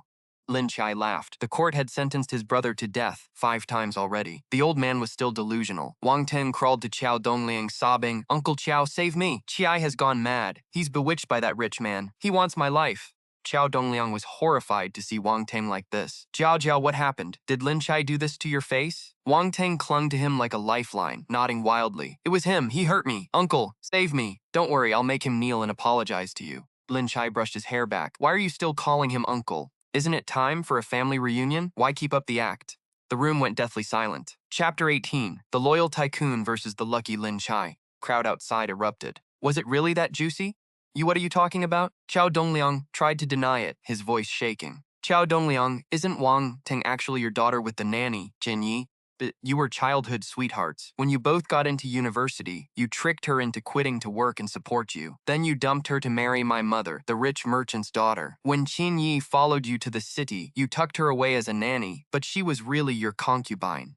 Wang Teng is only a week younger than me. That means every night you were busy hopping between 2 women like a rabbit in a vegetable patch. That's some stamina. Don't feed these kidneys to the dogs. They're better for your own supplements." Qiao Dongliang's face turned purple. "Shut up. Stop talking." He tried to move, but he was held firmly in place. Lin Qiye continued, so when Wang Teng saw the brother headed to death row and the inheritance slipping away, she couldn't take it. "That's why she staged this whole show to take my kidney. She knows I'm not healthy and can't afford to lose one. She knew you'd cave and give her the money out of guilt and favoritism. It's a shame, Wang Teng. You don't know the Qiao family is already at death's door. Qiao Dongliang has been begging me for scraps to save his bankrupt company. I heard the bankruptcy papers were already filed. They were just waiting for a good time to announce it." Wang Teng was stunned. "Father, is that true, really?" Qiao Dongliang couldn't utter a word, cold sweat pouring down his face as Wang Teng tried to speak again. But then a figure, Lin Qiye, lunged, crashing into Qiao Dongling with the force of a flash. She grabbed the expensive leather bag and slammed it into his skull. "I hate you, you old monster. No wonder you treated that little brat so well. No wonder you showered their mother and daughter with gifts. You two were having an affair the whole time? I'll kill you." It was Lin Qiye's mother, the woman who had unleashed this chaos. She'd heard everything from outside and arrived just in time to deliver a crushing blow. Caught off guard and slipping on a patch of pig's blood, Qiao Dongliang collapsed. Madame Qiao climbed onto his stomach and let loose a flurry of punches, leaving him screaming and bloodied. Lin Qiye just watched, eyes cold. She had no intention of helping. Instead, it felt cathartic. She remembered how her parents treated her when she was younger. At 7, she'd scored a perfect double 100 on her exams and rushed home, dying for a little praise. She expected smiles. She got a fist to the face. Her father's jowls shook as he grabbed her hair and slapped her repeatedly. Screamed that, because she'd outperformed her 9-year-old brother, she was clearly plotting to steal the family fortune. The more she begged for mercy, the harder they hit her until blood streamed from her nose and ears. Her mother just sat nearby, eating imported fruit, rolling her eyes. "Why even bother scoring so high, you little brat? You're just meant to be some man's toy anyway. Learn how to serve, not how to study. Grow up, dress up, and learn how to help your father land a few contracts." Her brother sat close by, eyes glued to his handheld game, never looking up. Occasionally, he'd glance over with a sneer, giving her that look people usually reserve for a stray dog. He mouthed the words, "You're a total idiot." In public, they were the perfect loving family. In private, Lin Qiye lived worse than a dog. Later, when they realized she was growing into a beauty, they started buying her expensive clothes and shoes. They hadn't developed a conscience. They just wanted to turn her into a vacuous, pretty vase so she couldn't challenge the inheritance. They groomed her to be married off to some rich family for political gain. Starved for love, Lin Qiye had become desperate for any scrap of affection. She'd given Wang Teng everything because once, when her father kicked her, he'd blocked the blow. She gave her heart to Liu Ruyan just because she'd defended her once when her mother was belittling her. Like a broken doll, she'd lost her solace in the daily cycle of fear and despair, reduced to scavenging for scraps. Now, however, Lin Qiye had awakened. She was no longer the puppet of the plot. She was finally ready to love herself and the people who actually mattered. The flashback ended. Bai Ningbing rushed in, looking frantic. He'd missed the main event and looked visibly annoyed. He nudged her and whispered, "The kid is dead, and now you show up? You missed all the good parts." Lin Qiye stopped him. "What kid? No one is dead." He immediately fell silent, remembering the 2 little ones in her womb. Some things she used to say couldn't be uttered anymore. She shifted gears quickly. "So, do you believe I'm serious about us now? I'm done making stupid, fatal mistakes." Bai Ningbing smoothed her hair. "I've believed you for a while now. Ever since the first time she'd brought him soup, he'd disabled all the cameras and stopped doubting her entirely. And his Qiye hadn't let him down. Just as they were talking, a group of officers walked in. They rounded up everyone on the scene. Qiao Dongliang was unconscious, eyes rolled back, twitching on the floor as medics hauled him away. Liu Ruyan, Madame Qiao, and Wang Teng were all shoved into handcuffs. They shrieked, demanding to know why they were being arrested.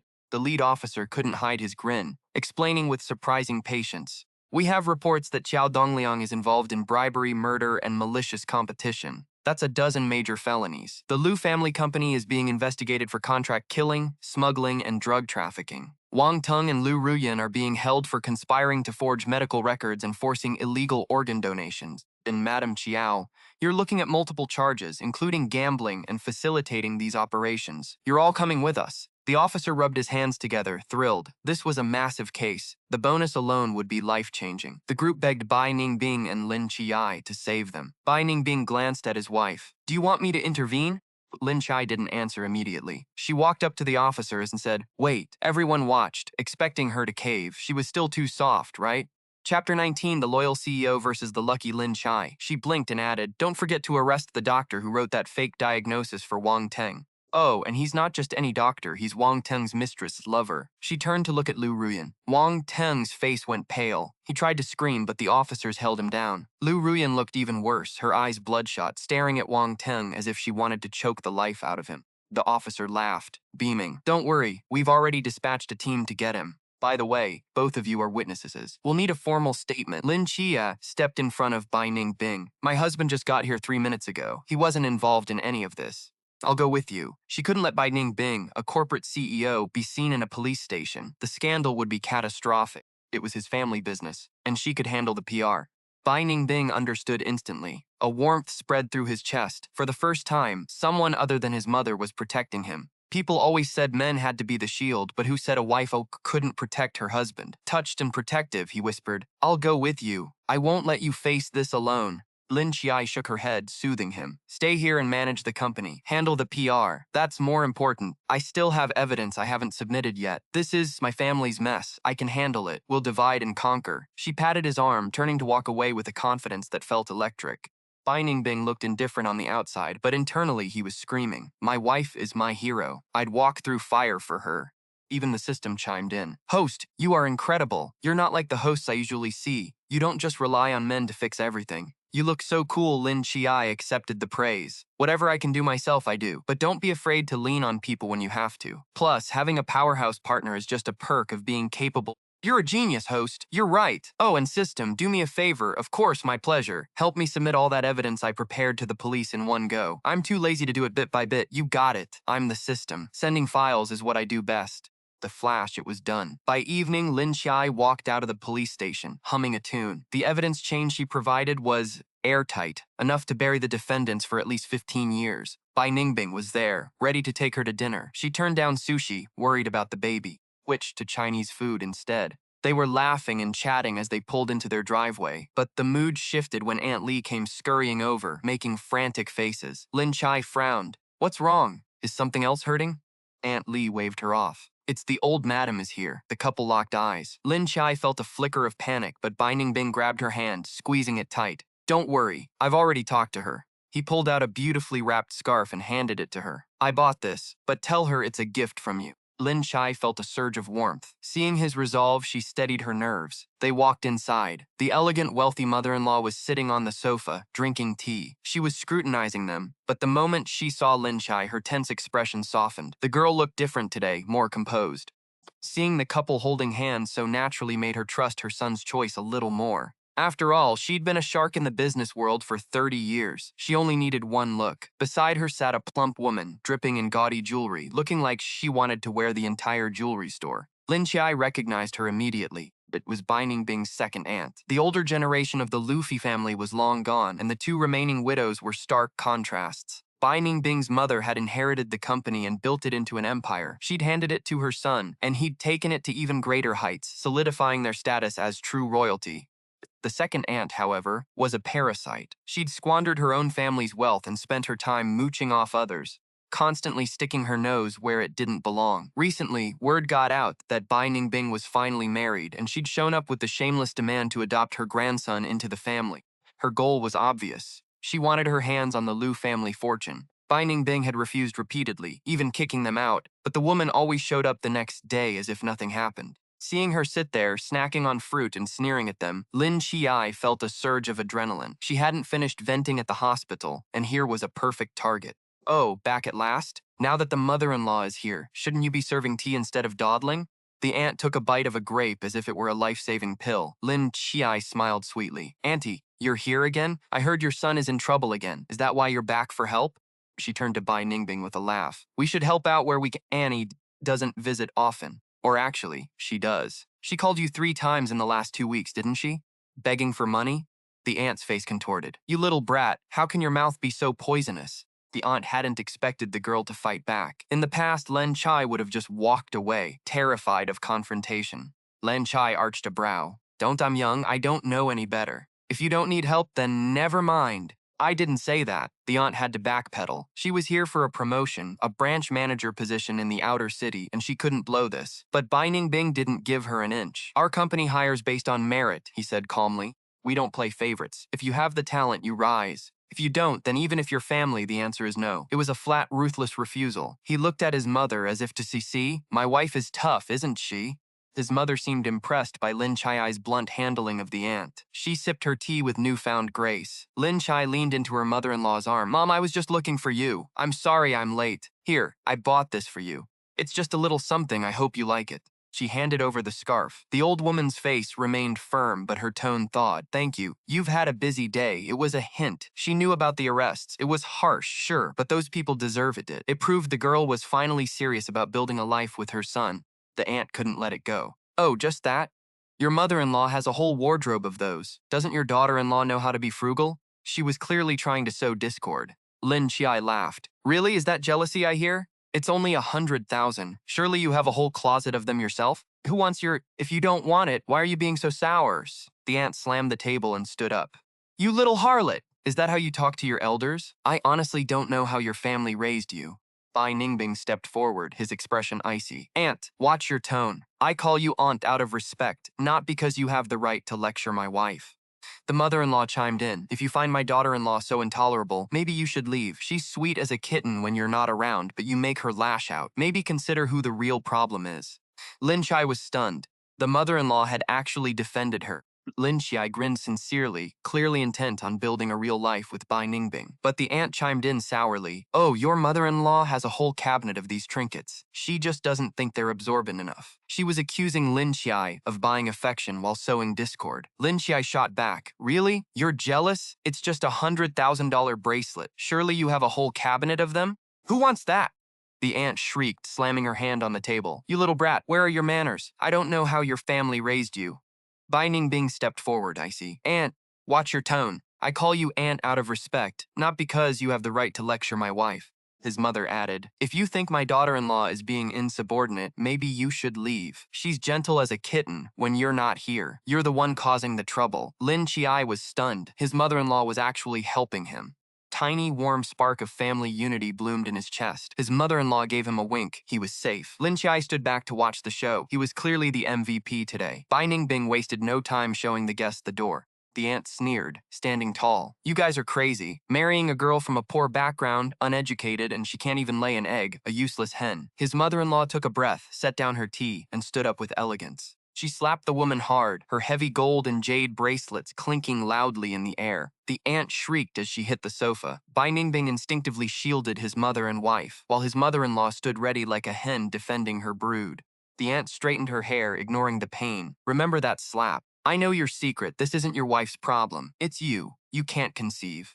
You're a eunuch! A waste of a good face and body. I know you're broken. Bai Ningbing's pupils dilated, his fists clenching so tight his heart felt crushed in a vice. This was his deepest, most painful secret. How did she know? If you see one cockroach, the whole house is likely infested. Everyone must know by now. He had thought about adopting a child, but now that his secret was out, everything was ruined. Was he really doomed to raise someone else's child? Seeing his silence, the aunt was emboldened. Gotcha, a waste of a man. You marry such a beautiful girl but can't perform? You're just squatting in a latrine without doing the job. She eyed Lin Qiye hungrily. Good nephew, don't say I didn't help. If you can't satisfy her... The man leered, sneering. I can take your beauty off your hands, him. My son will be happy to step in and plant his seed since your husband is useless. It stays in the Liu family, anyway. Lin Qiye lunged, grabbing his collar and landing 2 sharp slaps. The aunt tried to bolt, but Li restrained her, signaling with a sharp look. Lin Qiye didn't hesitate, letting loose another barrage of slaps. The aunt crashed back onto the sofa, her face swollen like a dumpling, hair a complete wreck. She pointed a shaking finger at him. Before she could recover, Lin Qiye loomed over her, hand raised. She winced, shrinking back, wishing she could hide inside a shell. Aunt, what makes you so sure my husband is infertile? Are you his doctor, or just a parasite in his gut? If you're the doctor, show me the medical proof. If you're just a parasite, stay quiet and keep your filth self instead of spewing nonsense. Bai Ningbing, moved to tears, pulled Lin Qiye close, whispering softly. Qiye, does your hand hurt? Lin Qiye patted him, offering a reassuring smile. He pulled a few folded papers from his bag and flicked them at the aunt. He had planned to wait, but he couldn't stand this toxic woman for another second. He was going to expose her right now. Everyone, add this to your library for daily updates. Chapter 21. Loyal CEO versus Lucky Tianqi, Chapter 21. The aunt grabbed the papers and took a look, instantly going pale as if struck by lightning. It was a pregnancy test report. She stared at Lin Qiye, then at Bai Ningbing. Impossible! They said he couldn't have children. Bai Ningbing, confused, snatched the report away. He glanced at it and froze. Lin Qiye nudged him with an elbow. Hey, show some reaction. Aren't you happy I'm pregnant? Bai Ningbing turned his head, staring blankly as his mind repeated the words, I am pregnant? Lin Qiye chuckled, giving his abs a playful pat. You're the one carrying, my love. Focus on resting. I'll make the money to provide for you both. The mother-in-law snatched the report, reading it over and over. She turned to stare at Lin Qiye's stomach, her mouth covered in sheer disbelief. Lin Qiye knew this was a lot to process. There was plenty of time. Li was the first to snap out of it. Flapped his knees hard. Oh, this is wonderful. Wife, my dear wife, sit down and rest. You were just moving around too much. No more of that. This is fantastic. I'm going to buy bird's nest sea cucumber and folic acid right now. He was actually giggling like a fool. The mother-in-law was already crying, sitting down beside Lin Qiye. She wanted to reach out and touch him, but was terrified of breaking him. Her hands hovered in the air, completely losing her usual elegant composure. Lin Qiye took her hands, drying her tears. Mom, aren't you happy I'm pregnant? Why are you crying? She nodded frantically. Happy. Mom is so happy. But Mom is just overwhelmed. You sit down. She realized he was already seated, then scrambled to pull a black card from her bag, shoving it into his hand. This is for you. It was your gift today. She searched her pockets, frantic. She hadn't believed it when her son said they had consummated the marriage, thinking he was just trying to ease her mind. The doctors had insisted his condition was permanent. But this news was so sudden she was ecstatic yet flustered. She felt that everything she brought wasn't enough to show her joy. She pulled off her ancestral jade bracelet. This belongs to the Liu family daughter-in-law. She also shoved her own gold bracelet into his hands. Take these small things from Mom. Don't worry if they're heavy. Just wear them, and let that boy wait on you hand and foot. She searched her person again, finding nothing else. She was usually modest, rarely wearing jewelry. Good child. Focus on the baby. Mom will hire more help. Whatever you want to eat, just say the word. When the baby arrives, boy or girl, I'm transferring you 100 million. Keep having them, 100 million each time. I'll book the best postpartum center. You won't suffer a single bit. She turned to her son. And you promised me a plaza to dance in. I'm going tomorrow. You two just focus on your life together. She was beaming. Bai Ningbing's eyes were red. Beauty of a mother losing it, he thought, fighting back a sob as he sat by his wife. Qiye, are you really? Lin Qiye was thoroughly enjoying the look of total shock. He was ecstatic inside, remained calm on the surface. He laughed. I told you my husband was capable. Some people just didn't believe it. That was clearly aimed at the aunt. She had finally regained her senses, her eyes darting around. She stubbornly retorted, who knows if it's even a Liu heir? Don't know about you and your little childhood sweetheart, Liu Ruyan. You two were inseparable, clinging to each other like shadows. For all I know, it's his. Lin Qiye sneered, looking at the aunt. She wrinkled her nose, retreating to a safe distance. What are you laughing at, aunt? Do you dare to make a bet? I'll say it right now, I, Lin Qiye, am upright and honest. I'm not afraid of the fire. When the time comes, I'll do an amniocentesis for a paternity test. If the child isn't his, I'll walk away with nothing. But if it is, you give me 100 million. How about it? The aunt instantly deflated. You, what is this? Exactly. I don't have that kind of money for you. Bai Ningbing pulled his wife into his arms, pointing at the aunt. You can get out. You aren't welcome here anymore. The mother-in-law jumped up, grabbing a plate of grapes and pelting the aunt with them one by one. Mrs. Li stood firm with hands on her hips, spitting out her anger. Though a stranger, she felt compelled to defend the family honor. Crushed by the outburst, the second aunt turned and fled in disgrace, leaving the rest of the family to collapse onto the sofa in fits of laughter. Remembering the baby, Bai Ningbing instinctively protected Lin Qiye. Overwhelmed, he pulled his wife close, burying his face in her embrace as he wept openly. He was going to be a father, a child with the person he loved most. He never expected this, and now the shock left him stumbling over his own emotions. Like a child in a toy store, he didn't know what to do with his excitement. Lin Qiye gently stroked his hair and whispered, "Congratulations, you're going to be a dad." Bai Ningbing only choked back a sob and nodded frantically. "Qiye, thank you. I love you." Lin Qiye turned to his mother-in-law. "I didn't say that to intimidate the second aunt. We need a paternity test. Otherwise, those people will never let this rumor die. A test is the best way to shut them down." His mother-in-law understood the necessity immediately. Bai Ningbing was firm. "Qiye, you don't have to do that. I trust you." He meant it too. He had been so terrified of losing Lin Qiye that he had kept a close eye on everything for days. He was certain, absolutely certain, that Lin Qiye had been with no one but him. Lin Qiye comforted him. "If we don't, they'll keep digging. They'll ruin the company's reputation, and our child will be labeled a bastard for life. Since the second aunt knows, the whole family will know soon. One report ends all the trouble." Bai Ningbing still resisted. "I don't want anyone to think I doubt you." Lin Qiye smiled, taking his husband's and mother-in-law's hands. "I know you trust me, and that's enough. They'll talk no matter what we do, but I'd rather have some internal tension than let our child be called a bastard." Bai Ningbing finally cooled off. The panic subsided, his logic returned, and he agreed. However, he insisted they wait until after the birth for the test, terrified that an amniocentesis might hurt Lin Qiye. Lin Qiye agreed. That night, Bai Ningbing couldn't sleep. He paced his study, vibrating with frantic, nervous energy, practically climbing the walls with joy. Life became all about the pregnancy. The Liu family hired 2 nannies, 4 chefs, and 4 doctors on 24-hour call. Security doubled. Professional nurses arrived daily for scalp care, skin care, yoga, and massages. Bai Ningbing rushed home every day to massage his wife himself. After dinner, they walked in the back hills or went out for treats and shopping. He was endlessly patient, without a single complaint. They even turned an entire floor of the house into a massive wardrobe for him. Lin Qiye barely had to lift a finger. Mornings were for skincare, then fitness and swimming. Lunch, a nap, reading, and watching shows followed. By the time Bai Ningbing got home, they would go for a stroll and talk endlessly. Their minds were perfectly in sync. They could shift from poetry and life philosophy to gaming and pop culture without missing a beat. Their physical connection had always been great, but this mental alignment brought them even closer. They were the perfect pair, able to debate the theory of relativity one moment and agree that snacks shouldn't be spicy the next. Before bed, Bai Ningbing would personally clean him and apply oil from head to toe, practicing on his own skin until he had the technique perfected. By the time Lin Qiye was 2 months along, Bai Ningbing was a pro. Lin Qiye teased him, saying he could quit as CEO and become a professional masseur. Bai Ningbing just looked miserable at the thought. He only wanted to touch his wife, nobody else. By 3 months, Bai Ningbing accompanied him to the checkup. While other expectant mothers often looked exhausted or swollen, Lin Qiye glowed.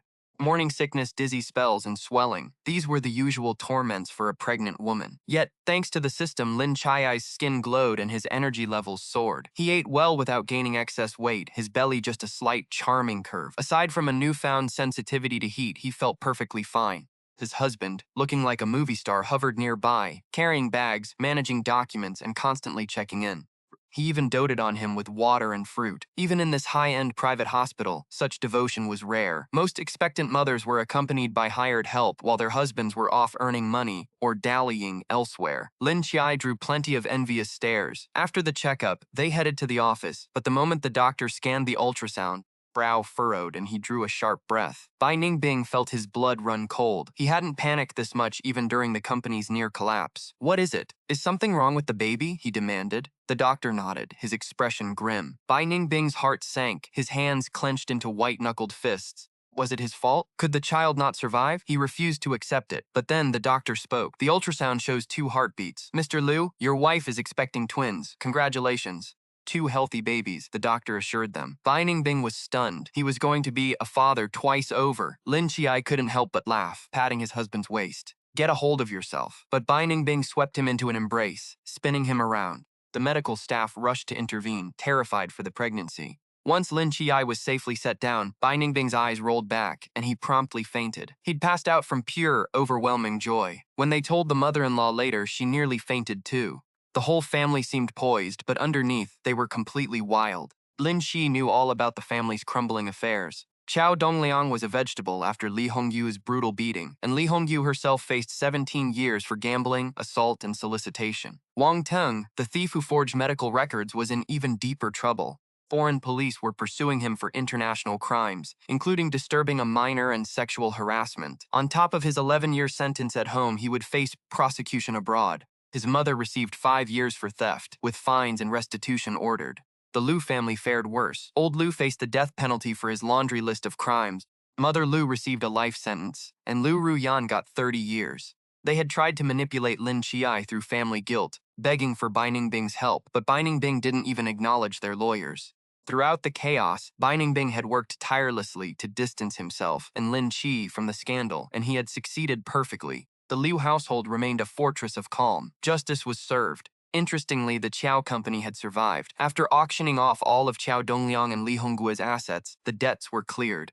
Now the company belonged to Lin Qiye. Looking over the records, he decided to manage it himself. He had married into a wealthy family, but he refused to become a trophy wife. Bai Ningbing didn't object. In fact, he supported any idea Lin Qiye had, providing unlimited funding and staff. His only condition was that his husband shouldn't overwork himself or the baby. By the 8th month, it was Lin Qiye's birthday. The party was intimate, restricted to understanding relatives, close friends, and top company executives.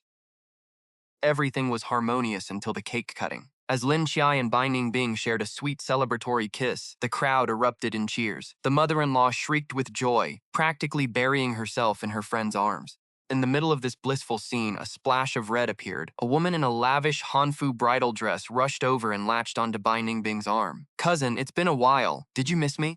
Lin Qiye sneered inwardly. Who didn't recognize a wedding outfit and bridal makeup? She was wearing a phoenix crown at someone else's birthday party to grope a married man. How pathetic. The room fell silent. Bai Ningbing recoiled as if she were dirt. "Get off me," he snapped. The girl's face twisted, but she recovered quickly, shooting Lin Qiye a defiant look. She whined, putting on an act. "Cousin, you're so cruel. It's only been 3 years since I went abroad, and you've forgotten how we used to play house as kids?" Lin Qiye rolled his eyes. He knew who this was, Liu Qianran, the daughter of a distant uncle who had adopted her from an orphanage. She was a pawn for her family's interests, and Bai Ningbing was the ultimate prize. Seeing no one was backing her, she turned to Lin Qiye, her expression mockingly sweet. "Oh, cousin-in-law, don't be jealous. I'm just joking. My cousin has always doted on me." Lin Qiye smiled faintly. He touched his belly with a hand adorned by a massive ruby ring, smoothed his hair to ensure everyone noticed the high-end pink diamond necklace his mother-in-law had gifted him. It was a clear display. He was the one carrying Bai Ningbing's child, and he was the one who held his husband's heart. Liu Qianran's face darkened instantly as she stared at the ring and the belly, clearly wishing she could take his place. Bai Ningbing immediately turned to his wife. "Let me help you sit." Lin Qiye smiled bashfully. "I'm fine, dear. We have guests." Bai Ningbing kissed his forehead, ignoring Liu Qianran until he turned to her, his voice cold. "It's your cousin-in-law's birthday. You show up in a wedding dress to act like this? Are you trying to humiliate her?" Liu Qianran was stunned. Her cousin had always spoiled her. How could he change? "Cousin, I didn't mean that. I just thought this dress was pretty." Lin Qiye stepped in. "If you think dressing like a bride is a blessing, perhaps you should wear that to your friends, too." The guests chuckled, mocking her lack of upbringing. Liu Qianran's face turned ghostly pale. Bai Ningbing stepped in front of his wife. "You aren't welcome here. Get out, or your family loses their project this year." He had only kept them on board out of family obligation, but that was over. Liu Qianran wasn't done, though. She clung to her defiance. "Cousin, you grew up with me. I feel like you're the one who stole my place." Bai Ningbing had reached his limit. He grabbed a cake. Liu Qianran thought he was offering it to her, but the next second, Bai Ningbing smashed the cake right into her face. The cream dripped down her expensive hanfu. "You're here to bless us. Enjoy the cake," Bai Ningbing said. The crowd roared with approval. He leaned in, his voice a dangerous whisper. "Be glad it's your cousin-in-law's birthday, or I wouldn't stop here." Lin Qiye leaned into his husband's side. "Like my spotlight so much, you can have it. But stay away from me." Bai Ningbing looked at her like she was already a ghost. The mother-in-law gestured to the staff, who immediately began dragging Liu Qianran away. She kicked and screamed about her past closeness to Bai Ningbing. The nanny finally pinched her hard in the arm, silencing her, and dragged her off. Just as the chaos settled, a fat young boy suddenly screamed and charged at Lin Qiye, swinging a heavy champagne bottle toward his stomach. Bai Ningbing lunged, kicking the bottle away, and then sending the boy flying. He didn't hold back. The child tumbled across the floor, wailing. Security pinned the boy down. Bai Ningbing rushed to his wife, his face pale with terror. Lin Qiye was shaking, clutching his stomach, tears streaming down his face.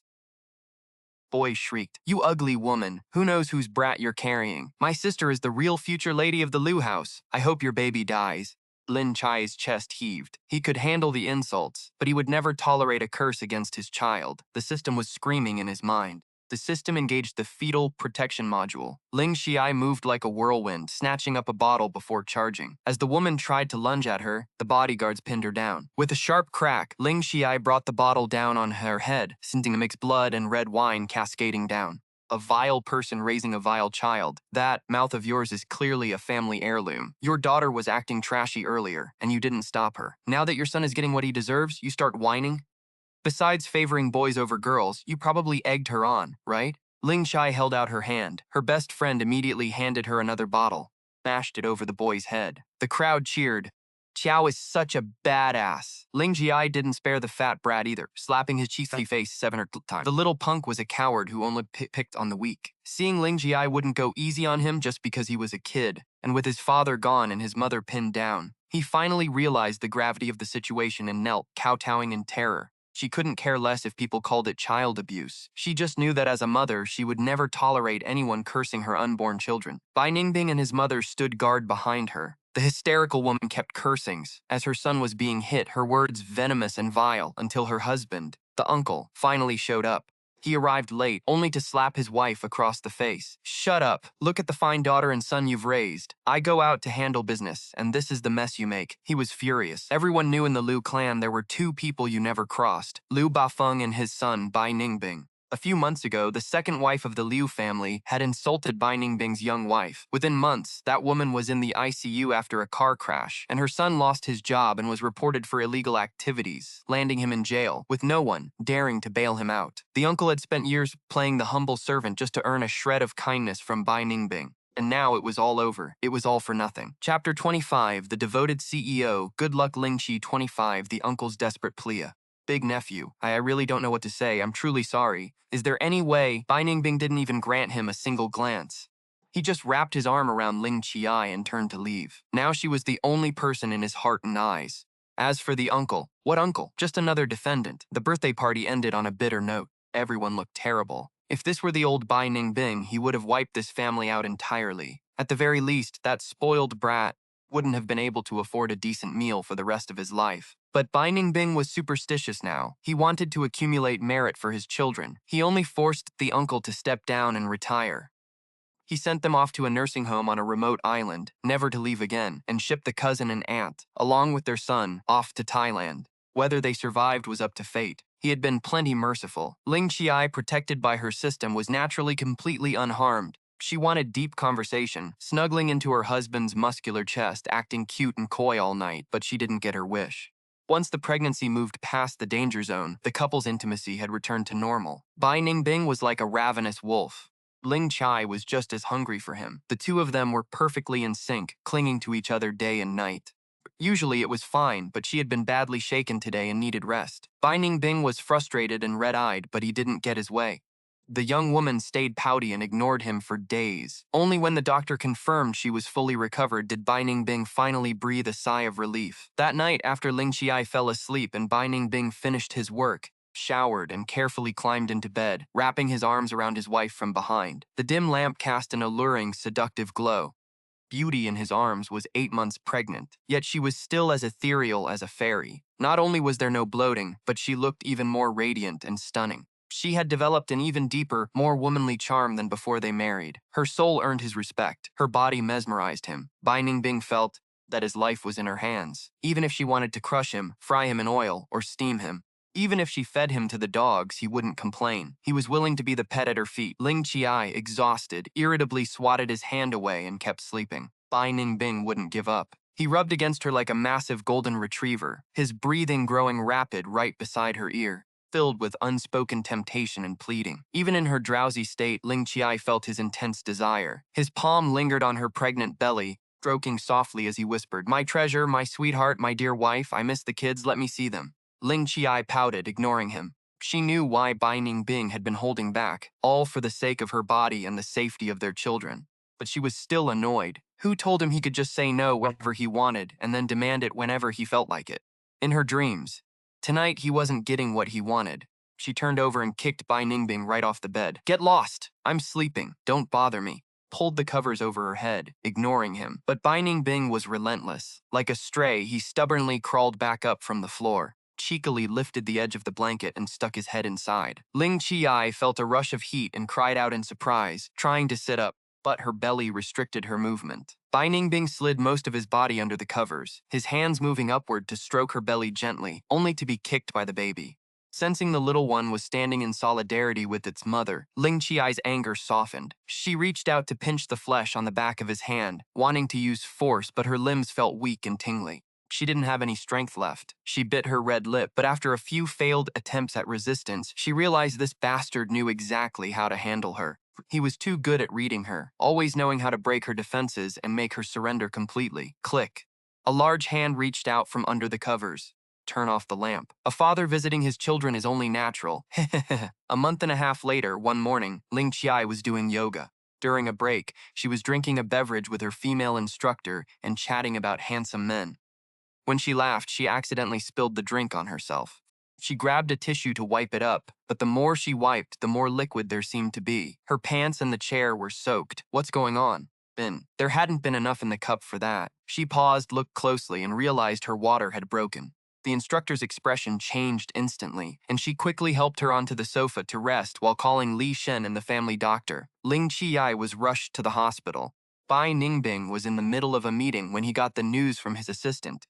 He tore out of the conference room like a whirlwind, flying toward the hospital. He blew through 4 or 5 red lights on the way. He had expected a tense, dramatic birth scene, but when he stepped into the hospital room, he saw Lin Qiye, sitting leisurely on a birthing ball, a banana in her left hand and an energy drink in her right. Her mother was feeding her pitted cherries one by one.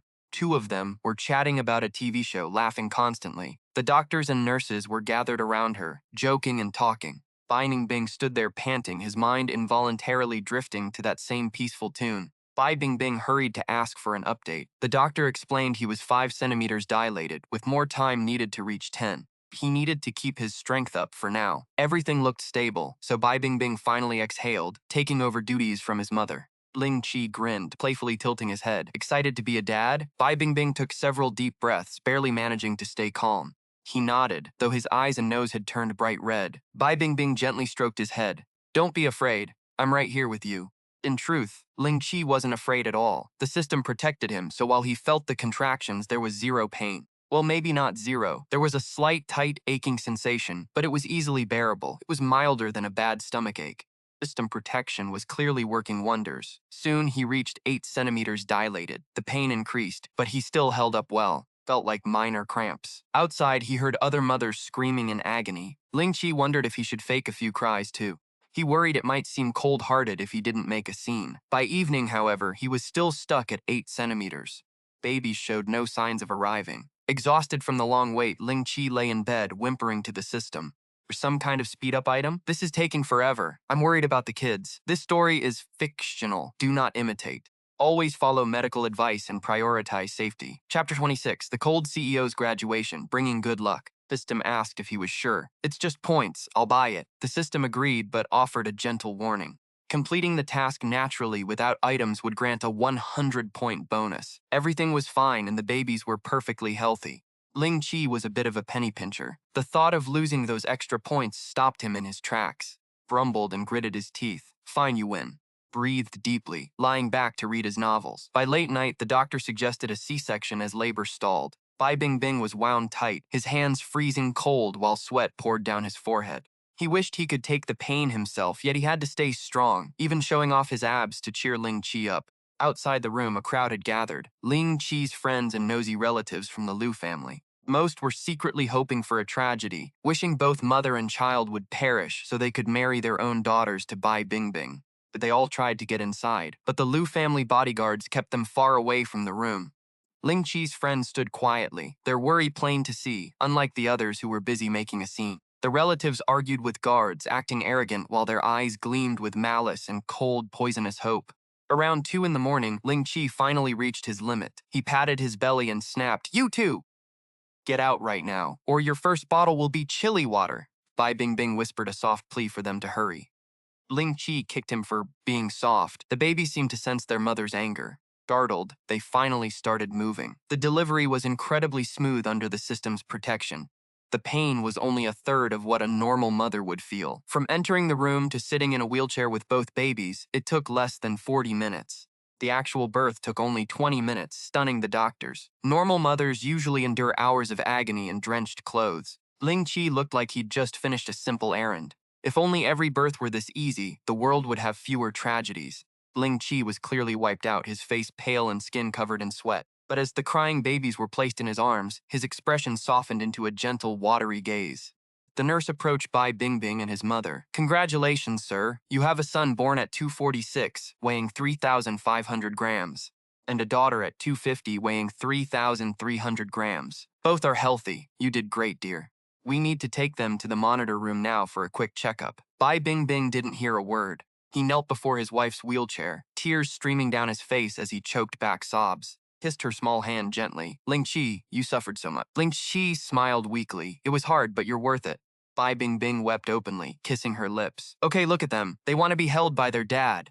Ling Qiye placed the infants into his arms. Bai Bingbing held them with reverence. These were his children. Legacy. The sheer luck of this moment was overwhelming. Bai Bingbing finally broke down completely, buried his face in the baby's swaddling blankets, his entire body trembling with emotion. Ling Qiye and his mother-in-law understood. She patted his back, reminding him not to hold them too tight. Yet, even she couldn't stop crying when she saw their soft little faces. Finally, they handed the babies to the nurse. As his mother wiped her eyes to thank Ling Qiye, she saw he had already drifted off to sleep in his chair. He was sleeping so soundly he began to lightly snore. Bai Ningbing gently scooped him up and carried him back to the hospital bed. A nurse whispered advice on how to care for his wife, and Bai Ningbing listened like he was receiving sacred instructions, noting every detail.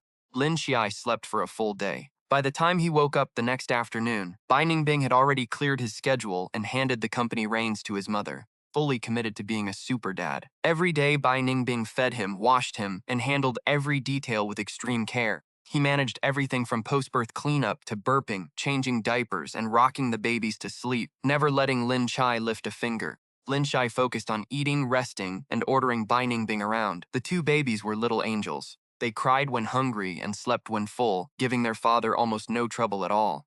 From what Lin Qiye observed over the next few days, the twins had very different personalities. The older brother was mischievous, always poking his sister's face and giggling.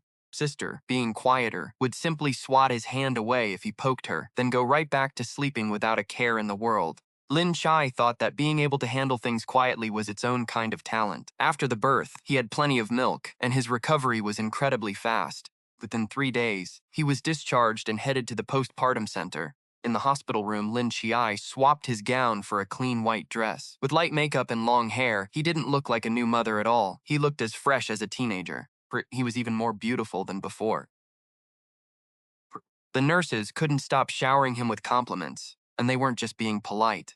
A few of the Liu relatives had arrived, secretly hoping to see Lin Qiye looking haggard and bloated so they could mock him. Their plan was a complete failure. No one who just gave birth looked like that. His skin was glowing, free of any spots or blemishes. Energy was high, and his stomach had already flattened. It was enough to make anyone jealous. Bai Ningbing presented a massive bouquet made of pink banknotes, a priceless set of jewelry, car keys from his mother-in-law, and even keys to a yacht. On top of that, he gave him a $200 million bank card, using his birthday as the pin. Within 5 days, the babies had filled out from little wrinkled monkeys, plump, adorable babies with wide, curious eyes. Doctors and nurses couldn't help but stop by to watch and take photos. Lin Qiye suddenly realized he hadn't named them yet and asked Bai Ningbing, "Honey, have you picked out names yet? We'll let our lead character have a smooth delivery this time. If anyone really wants to see a difficult birth scene, leave a comment here. We can always arrange that in a later segment. Don't be too hard on the author. It's hard to please everyone. If there's enough interest, certainly make it happen." Chapter 27, The Devoted CEO versus the Lucky Lin Qiye. Bai Ningbing smiled and pulled out a sheet of paper. "Of course. Thought of plenty. Take a look, see what you like, or tell me if you have other ideas." Up to you. Once you pick, I'll go register them. Just then, a distant uncle from the Liu family spoke up, unhappy that a woman was making decisions. Naming children should be the man's job. Since when do women run the show? Ning. I'm just saying, you spoil your wife too much. You need to rein him in. Lin Qiye laughed, not even glancing at the man. Bai Ningbing shot the relative a cold look. The man was barely even family at this point, yet he was still sticking his neck out to lecture them. Bai Ningbing looked at the security guard by the door. Since when do we let just anyone walk in here? Bodyguards didn't hesitate. They tossed that guy, the so-called uncle, out of the building. Daughter blew up. She snapped, "Cousin, don't be so stingy. My dad isn't wrong. Back home, men name the kids." She kept going. "Women don't get a say. Your wife doesn't know her place. If a woman names the boy, he'll end up soft." Lin Qiye couldn't take it anymore. She shot back. "Is that a brain in your head, or just nonsense? Since when does a name define a person?" She laughed. "If a mom can't name her kid because she carried him, maybe he should have been born from a man's gut to be manly enough for you." Bai Ningbing chimed in, stone-faced. "Yeah, sounds real manly, all right." The crowd howled with laughter. The father and daughter turned bright red before the guards escorted them out. Bai Ningbing gently ruffled his wife's hair. Said, "Ignore them. Our Liu family doesn't play that game. Pick whatever name you want, honey. It's your choice." He added, "You went through the hardest part." Lin Qiye nodded, scanning the paper for a moment before deciding on Liu Yan for their son. They wanted him to be steady like a pagoda, resilient against the world's pressure and the constant grind of life. Even if he ends up in the dirt, they hoped he could still write grand words and create beauty that lasts forever. Their daughter would be named Liu Qin. They wanted their little princess to have nothing but sunny days ahead, full of happiness and peace. Both kids would be raised as future successors. Whether the son, the daughter, or both take the reins, the path is open. Then, the Liu family wouldn't play favorites. The brother shouldn't just yield because of gender, and the sister certainly couldn't slack off just because she's a girl. Everyone has to hustle. Lin Qiye settled into the maternity center to recover, while Bai Ningbing dove back into work. He was working like a man possessed. A new baby is a blessing, but it's also a massive wake-up call. He was terrified of not being able to provide. Even knowing his fortune could easily support an entire soccer team, his sense of duty as a man and his love for his wife and children kept him focused. Naturally, the more money he had, the better. Plus, even after giving birth, his wife remained stunningly beautiful. With countless admiring eyes lurking around her, he felt a cold chill. If his wife was so incredible, he couldn't let himself slack off. Keep her eyes on him, he had to get those abs in check. To keep her wanting to hold him, he had to build up those pecs. The man became a fitness fanatic. He worked during the day, visited his wife and kids at night, and then finished his day by swimming to sculpt his chest and core. By the time his wife finished her postpartum recovery, she'd definitely be even more smitten with his broad shoulders and toned physique. Even his own mother teased him about it. She joked that her son was acting like a total pushover in love, then quietly bought him a plaza and signed him up for swimming lessons. The man lived it up at the maternity center. His meals were refined and perfectly tailored for recovery. Bai Ningbing had specifically instructed his mother-in-law to prioritize the mother's health. As for the kids, they got breast milk if available, or formula otherwise. Above all, they couldn't let the man overexert himself. During the day, he learned skills from other new moms. He managed his company via computer, worked out to get his body back, and joined the other new moms for afternoon tea. He'd gossip a bit, wait for Bai Ningbing to finish checking on the babies, and then get to sleep early. His routine was healthy and disciplined. Within 20 days, his six-pack was back. Everyone around him was incredibly envious. As the postpartum recovery period neared its end, trouble arrived. That annoying crowd of relatives from the Liu family showed up again. They used to be stopped at the door, but today they were visiting someone else. Distant relative of the Liu family was also staying at the center, just in the general ward. While the man was out pushing the strollers in the sun, he ran into that unlucky bunch. They swarmed him like dogs spotting a bone. "Oh my, these babies are just gorgeous. Look at these faces, they're as tender as tofu."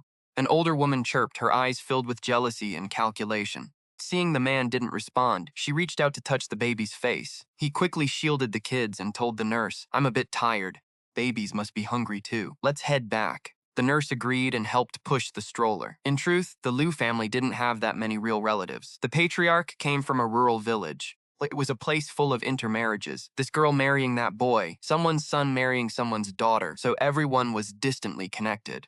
Now that the Liu family was a top 10 enterprise, everyone wanted a slice of the pie. They were terrified of Bai Ningbing and wanted to grovel at his feet, but their simmering jealousy had to go somewhere. They targeted the man, who had no major family backing. They figured that belittling him would give their own bruised egos a place to land. It was laughable. They weren't even qualified to attend his birthday banquet. They had no idea what happened there or what befell those who bullied him. They were foolishly confident that Bai Ningbing wouldn't offend them for his sake. In their eyes, they were Bai Ningbing's elders, and his wife was just an outsider, a child-bearing tool. When their own wives were bullied, told them to just swallow it. Every wife goes through this. The man ignored them entirely and started to walk away. A few of them lost their cool. What a low-class woman. No manners at all. Your elders are talking to you. Don't you know how to talk back? The man didn't want a scene. He wasn't alone anymore. He was worried about the babies. Just smiled and tried to leave, but a woman with curly hair blocked his path. What's your problem? Can't we even look at the kids? I even held your husband when he was a baby. Why can't I hold his kids? She rolled her eyes and reached for the eldest child. The nurse stepped back and the man blocked her. My kids are shy around strangers. Since you claim to be elders, you surely wouldn't want to make the babies cry. I'm going back to feed them. Oh, are these kids made of gold? Can't even touch them. The curly-haired woman rolled her eyes again. Who even knows if they're really Liu family blood? She muttered the last part, but it was loud enough for everyone to hear. The crowd nodded and started whispering, shooting mocking and spiteful glances at him. He tried to keep his cool and get the babies away. Unexpectedly, the eldest baby started wailing, as if disgusted by these people. The man leaned down to pat the child. The woman's eyes darted around. She laughed. The kid's crying because he's hungry. You don't have enough milk? Feed him here. Yeah, just feed him right here so we can see. We'll show you how it's done. The man scowled. Among this group, there weren't just older women. There were several bald, middle-aged men, too. When they heard the word breastfeeding, their eyes lit up. They leered at him with greedy, vulgar stares, not even blinking as they watched. The man sneered. If you're so desperate to watch someone feed a baby, go to a pig farm. A sow can feed 10 piglets at once. I'll buy you all some eyelid tape. Stick it on. Open your eyes wide and watch all day. How does that sound? Hearing him fight back, the women were furious. Oh, listen to this. Who wants to look at you? We've all been there. We're trying to teach you. With a mouth that dirty, how are you fit to be a Liu wife? As if you've got something special. I wouldn't look even if you stripped naked, ungrateful wretch. Feeling emboldened by the crowd, the woman pressed on. Don't let the kid cry. You'll ruin his throat. You don't have milk, do you? I learned from my mother-in-law. I'll help you clear the ducts. As she reached out to rip his strap and grope him, he finally snapped. Slap, slap, slap. He delivered 3 hard strikes directly across the woman's face. Back off. Touch me and see what happens. You think Bai Ningbing won't skin you alive for this? That outburst froze them in their tracks, though the venomous insults continued to rain down on him. The curly-haired woman wailed on the ground, making a scene, but Lin Qiye simply didn't care. Bodyguards rushed over to clear the area, and Lin Qiye ushered the children away. He had ordered the men to keep their distance earlier. Their lethal aura was too intense for the sensitive twins. Seeing the bodyguards made the babies sob. That evening, Bai Ningbing returned looking livid, his teeth gritted in pure rage. He revealed he had dealt with those fools, especially that curly-haired woman, the wife of his distant uncle. He had his men drag her out and slap her for instigating rumors about Lin Qiye when they couldn't touch him. She and the others were going to be bedridden for a long time. The loudmouths had their lips stitched shut. Anyone who dared to lay a hand on Lin Qiye had their arms shattered. Even the silent bystanders were left with broken bones. He handled it ruthlessly, not wanting Lin Qiye to see the bloodshed, yet he had no intention of letting them off easy. These relatives were parasites. If he ever went bankrupt, they would have vanished faster than rabbits. Bai Ningbing washed up, changed, and after a moment of affection, picked up both babies with obvious adoration. As he cooed at them, his fury and the day's exhaustion melted away. The baby girl loved her handsome father. She laughed and reached out to grab his face and nose, but the boy Dabao wasn't having it. Dabao only had eyes for his mother and got cranky in his father's arms. Maybe he was just jealous of the competition. Lin Qiye reached out to take him, noting the boy might be hungry, and lifted his shirt to nurse him. Pregnancy and nursing had increased Lin Qiye's bust by 1/3, and Bai Ningbing couldn't help but swallow hard. He leaned in to watch, making Lin Qiye so uncomfortable that she swatted him away. Stop looking. You've had your fill before. Bai Ningbing's throat moved. It had been way too long. Lin Qiye blushed, looking even more radiant as she shot him a sharp look, the air thick with tension. Bai Ningbing leaned in for a kiss, but Lin Qiye turned away. Not now, I'm feeding the baby. The man braced a hand against the bed, leaning over to pout, and Lin Qiye gave his lips a quick, dismissive peck, chuckled, gently cupping the back of her. He practiced changing his daughter's diapers. Meanwhile, his son watched his dad with a smirk, waving his tiny hand as if to say he wasn't hungry. He was already full, but he refused to be held by his father or leave his mother's side, so he just kept drinking. That poor kid ended up with a stomachache and cried all night. A few days later, Lin Qiye left the center and headed home to 2 dedicated nannies. 2 nannies for the twins. Lin Qiye didn't need to worry. She threw herself back into growing her own business.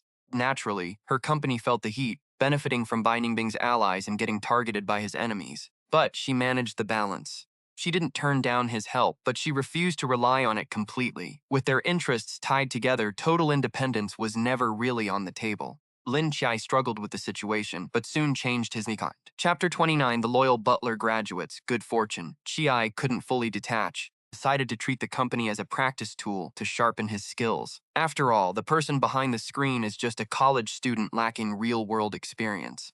Handling corporate affairs would help him accumulate expertise. Once his mission ends, he plans to head back to his own world with a massive fortune. Armed with skills no one can steal, he'll be able to protect his wealth and let it grow. Meanwhile, the paternity test results are in. Everyone who claimed Bai Ningbing was infertile or Qi was unfaithful got slapped with the truth. Just as they expected, those critics shifted focus to attacking their marriage, claiming the couple was at odds. But honestly, who cares? Living in a manor with a son and daughter, enjoying the good life. The couple's days are filled with love and sweetness. Outsiders muttering nonsense is just background noise, like accidentally adding too much pepper to a dish and sneezing. On the day the child turned 1 month old, system floated over with a grin to deliver rewards. 100 points, as promised, plus 200 more for the baby, and 3 free gadgets of his choice. With the points in hand, Qiye immediately spent 100 to expand his storage space and stocked up on food and daily supplies. Items in that space stay perfectly fresh. Even if he leaves them there for 100 years, they won't change. He doesn't worry about expiration dates at all. Whenever he has the chance, he hoards supplies, thinking about future dimensions. If he ever lands in a place with food shortages, or travels to an ancient world lacking clothes and medicine, or even basic necessities, he'll be ready. He refuses to suffer. No matter which world he ends up in, his own comfort comes first. He needs to enjoy life before getting to work. Time slips by and the children grow. By the time they turn 1.5, when Lin Qiye's wife, Bai Ningbing, got pregnant again, he was annoyed. He thought he had been careful, so how was she expecting again? Mother-in-law was overjoyed and handed over a bank card. 10 months later, a son was born, and they named him Liu Ruyan. Bai Ningbing didn't want his wife to suffer anymore and considered a vasectomy, but Lin Qiye stopped him. Then, a few days later, the pregnancy test showed 2 lines again. Bai Ningbing was speechless. He finally went for the procedure, and this time Lin Qiye didn't stop him. Since the mission was complete, this child was a little girl nicknamed Ruyan. She was truly the sweetest of all the babies. Soft cheeks and a soft body, she was doted on by the entire family. Her older siblings hovered over her constantly, and their parents and grandmother loved her like the apple of their eye. At her 1-month milestone, Grandma named her Zhenbao. It sounded a bit old-fashioned, but it was catchy. The baby would giggle whenever she heard it, clearly loving the name. With 4 kids adding to the sweet chaos, their family became a beautiful sight wherever they went, making everyone envious. Dad looked like a movie star, Mom was like a goddess, and the 4 kids were all incredibly smart, polite, and humble. Who could help but love them? As time passed, the children grew up and their unique talents began to shine. The eldest, Dabao, was a born leader. From kindergarten through college, everyone instinctively followed his lead. Second child had a genius-level talent for art. By 5, he was hailed as the next Qi Baishi, with masters fighting to mentor him. He was a natural at music, chess, calligraphy, and painting, and was scouted by the top art academy before even finishing high school. The third child was the troublemaker. Rebellious and prone to mischief, only Mom could keep him in check. Neither Lin Qiye, his sister Zhenbao, nor Bai Ningbing could stop him. Even after being disciplined, he didn't change. Finally, they let him go off to be a polar explorer. As long as he returned home in one piece, they didn't care. Liu Zhenbao, despite being the family's darling, was no spoiled princess. By 16, she was poised and mature. She learned business management from her father and brother, joining the company right after college to help lead the family to new heights. Years later, Bai Ningbing and Lin Qiye were elderly, yet they remained blissfully in love, a model couple admired by everyone. They were the idols of their children. Lin Qiye didn't ask the system for eternal youth, choosing instead to age alongside Bai Ningbing and savor life's sweetness and bitterness. They watched their grandchildren arrive, enjoying their twilight years together until, hand in hand, they passed away peacefully in the bed they shared on their wedding night. After departing that world, Lin Qiye returned to his consciousness realm. System rated his mission as perfect, rewarding him with 500 points. Previously, he had saved points for his children. Those were for the kids. A host cannot take points away, but they can save lives in emergencies. After leaving, those points became blessings for the children. It was a mother's final gift of love. Thinking of Bai Ningbing, Lin Qiye shed tears of longing. The system knew he was heartbroken, so it activated host protection mode, reducing his memory of the previous world by 80%. Helped dull the pain and allowed him to integrate into the next world quickly. A moment later, Lin Qiye opened his eyes. Seeing him composed, the system noted that the next world was ready and asked if he wanted to see the briefing. Lin Qiye nodded, and the system projected the info. As he read about his identity and background, his expression darkened. Clenched his fists, knuckles cracking. What? Scum men and women? This is even more infuriating than the last world. I can't take this. He was finished with them. He had to go to the next world and crush them. The new world began, and Lin Qiye drifted into sleep. System sighed and whispered, "Don't be sad, host. The next world still features him. From now on, every world will feature that same person. That person loves you to the point of madness. He has always been right by your side." The current world ended. The next promised more excitement. It featured an ancient setting with an exotic prince and a spoiled princess. It would be another sweet romantic story with a doting mother. If you like it, hit follow so you don't lose us. Chapter 30. Love at First Sight, the God of War General and the lucky Princess Lin Qiye. I'm telling you, Mainyong is already pregnant with my child. She must enter as my main wife. You're just a princess, so if you refuse to be a concubine, don't even think about stepping into my house. In a daze, Lin Qiye was jolted awake by an angry voice. He focused on the man standing before him, dressed in moon-white robes. He had the scholarly look of a gentleman, but his words were petty and sharp, as if Lin Qiye were a servant. But in this life, Lin Qiye was the empire's most cherished treasure, the beloved Princess Anhua of the Great Hua Kingdom, now being insulted by this so-called top scholar. He wanted to demote a princess to a concubine, inferior to a concubine's son? Preposterous. Thankfully, the system chimed in. Guy wasn't the target. He was fair game to handle. Excellent. Recalling the frustrations of the past, Lin Qiye decided to teach this nest of vipers a lesson. Before he could speak, his head mage, Sui shouted angrily, "How dare you address the princess by her name? Attempting to demote a wife to a concubine? A scholar acting this insolent. Do you want to taste the rod?" Sui was only scolding. She didn't dare act. The princess had been a total romantic fool, falling for this man at the palace banquet. She had cried and begged to marry him, and now, before they were even wed, she was running to his manor to serve his mother like a servant. The mother and son pair constantly overstepped, yet the princess indulged them every time. Sui knew even if the top scholar went too far, the princess wouldn't dare lay a finger on him. Sui could only nod in tearful agreement, but he felt frustrated for his master. He had to lash out. Zhang Wanping sneered, "Does the princess intend to strike me? Then come ahead. What does a real man have to fear?" That spoiled, arrogant attitude was absolutely infuriating. Lin Qiye raised an eyebrow, let out a soft laugh, and walked toward him step by step. Watching the smug arrogance and mockery in Zhang Wanping's eyes, which were nearly overflowing, he expected Lin Qiye to grovel like before, begging him to stay. Instead, she swung her hand and slapped him hard. Zhang Wanping was caught off guard, and she hit him again. Lin Qiye shook her stinging hand. She'd practiced martial arts since she was a child. Strength was no joke. Zhang Wanping, a mere scholar, collapsed after 2 slaps, his face swelling up like a backside. Lin Qiye looked down at him. Having just awakened, she was no longer the foolish, love-struck, brainless puppet she once was.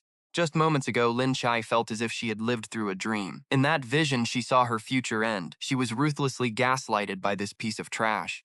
Finally, she knelt before the emperor's gate for 3 days and 3 nights, begging him until he agreed to let her surrender her royal status and be married off as a concubine. She gave her own dowry to the stepson and Minyoung. They had a grand, glorious wedding, while she, a noble princess, was forced to enter through the back door in a tiny sedan chair. She dragged the entire royal family down with her, becoming a laughingstock to the world. For the next 5 years, she worked like a beast of burden for Zhang Wanping. She used her status as princess to pave the way for Zhang Wanping and his son. Zhang Wanping hated her, blaming her power for forcing her way into his and Minyoung's life. Yet he seemed to forget it was he who had obsessively scouted the princess's preferences, fighting to get close and fawning over her just to get noticed. He had sought this out, yet was filled with resentment. 5 years later, the emperor suddenly died. A puppet emperor ascended, and the empress dowager held the power. Since this princess no longer had any use, rebels broke through the city walls. To save his own life, Zhang Wanping threw her into the hands of the rebels. She was abused to death and in the end stripped naked. and thrown into the streets to humiliate the royal family. After she died, only a masked man walked over to cover her with a robe. It was the only dignity she had left. This was her fate, playing a winning hand into total ruin, manipulated by the plot, into becoming a brainless sidekick serving as a sacrifice for the leads. Was the author insane? How could they write such an illogical disaster of a story? Lin Qiye snapped out of the memory and saw Xiuyuan shaking with excitement. No way! My princess has finally woken up. Is this for real? Lin Qiye patted his head with a smile. The scholar scrambled up, burning with rage, pointing at her. You actually dared to hit me? I am the new top scholar. Lin Qiye lifted her chin and spoke every word clearly. And what if I did? I am Princess Anhua, the late emperor's legitimate daughter. Emperor's own sister. Whether I reward or punish you, it is my right. You a mere scholar. How dare you act so insolent in presence, Kneel? Each of those titles could have crushed this social climber into dust. If not for her previous indulgence and self-debasement, him even looking at her would have been a desecration. Zhang Wanping was instantly terrified by her aura, his lips trembling. Yet he dared not say a word of rebuttal. He just knelt there, though his heart was filled with intense resentment. What was wrong with this stupid woman today? Usually, she was so submissive, more humble than a maid. Today, she was actually acting like a princess. How dare she? Once he got his way, he would make her pay for this humiliation tenfold. Just then, a delicate, graceful figure floated over like a butterfly. Sister, how could you beat Zhang Lang? He is our husband. Look, his face is all swollen. Threw herself at Zhang Wanping, crying a river of tears, while deliberately shielding her bulging belly to show off to Lin Qiye. Lin Qiye was speechless. Humanity really had hit rock bottom. Princess, she was being lectured by a stepson's lover. Unexpectedly, Mainyang's eyes darted around, and she knelt to Lin Qiye. Sister, please be angry with me instead. It was my fault that Zhang Lang argued with you. If you want to punish someone, punish me, but don't hurt my husband. He is a top scholar, the pillar of this family. Zhang Wanping recovered from his shock, feeling pampered and moved by Mainyang's tearful plea. He hurried to help Mainyang sit down. Lin Qiye sat back in the seat of honor and sneered, "Did I tell you to get up?" Picked up her teacup and took a sip. This was the finest Snow Peak tea, bestowed by the emperor himself. 1 ounce was worth a fortune. If not for her, pigsty of a scholar's manner be worthy of such noble fragrance? Zhang Wanping, emboldened by the beauty beside him, puffed out his chest. He roared, Lin Qiye, don't go too far. Mainyang is carrying my child and will be the lady of this house soon. Dare make her kneel? I think you are the one overstepping. Apologize to Mainyang immediately. Lin Qiye stood up with her tea in hand and walked toward them. Xi squeezed his fists until his knuckles turned white. Princess, please, don't tell me you're going to be foolish and apologize again. Chapter 31. The Killer General versus the Lucky Princess. Mainyang looked pitiful, but her eyes were filled with triumph. So what if she was a princess? She still had to crawl at the feet of a woman who had been with thousands of men. If the late emperor hadn't confiscated her family's wealth and exiled the men, and turned the women into slaves, she, Lu Mainyang, might have found a decent match. One day, she would make this so-called royal daughter taste the same humiliation. Lin Qiye splashed the hot tea directly on Mainyang's head. Mainyang shrieked and jumped up, tea leaves and stems clinging to her face. Lin Qiye snapped in a blind rage, then slammed a palm across his face, twice.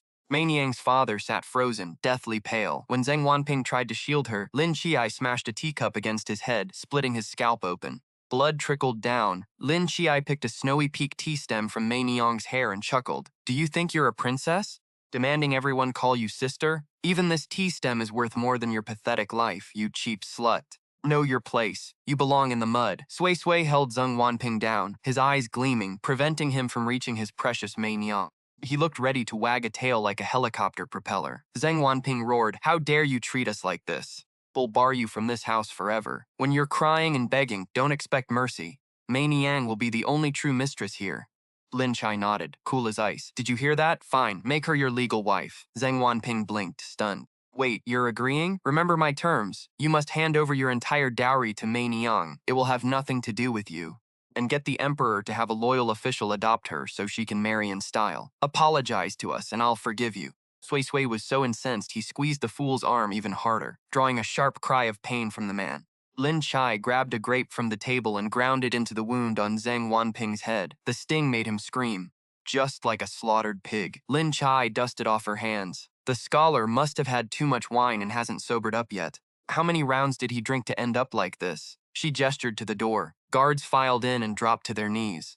Drag the scholar to the well. Drown him for half a minute, count to 30 and pull him up. Do it 50 times. That should clear his head. I have an audience with the emperor, so work hard. I'll reward you well. As they dragged him away, Mei Niang panicked, throwing herself at the princess. No, my Zheng is frail. You'll kill him.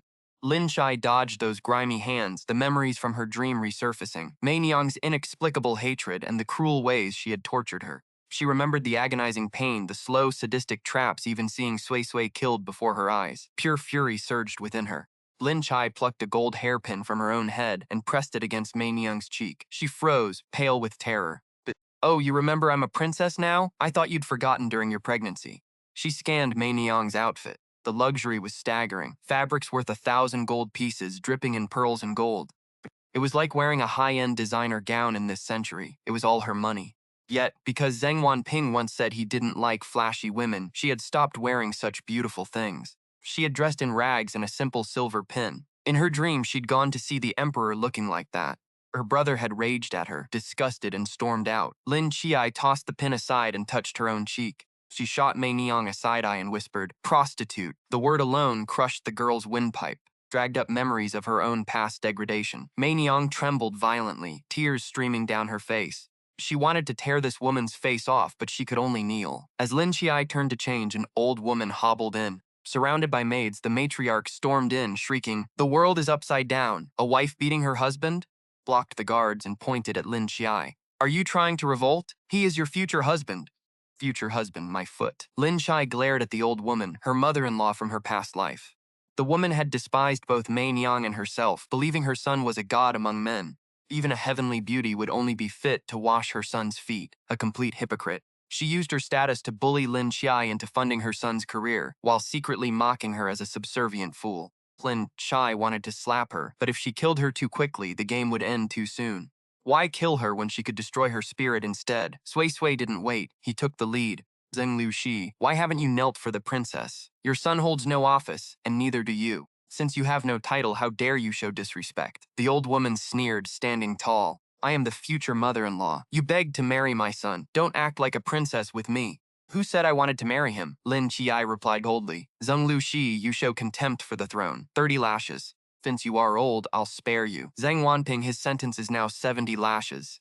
You dare? 90. Zheng Lushi's eyes widened, her lips trembling as the reality of the threat finally hit her. Zheng Wanping whispered, "Mother, stop talking." Seeing his reaction, she finally realized the princess wouldn't show mercy. Buckled, and she slammed onto the floor. Your Highness, I pay my respects to the princess.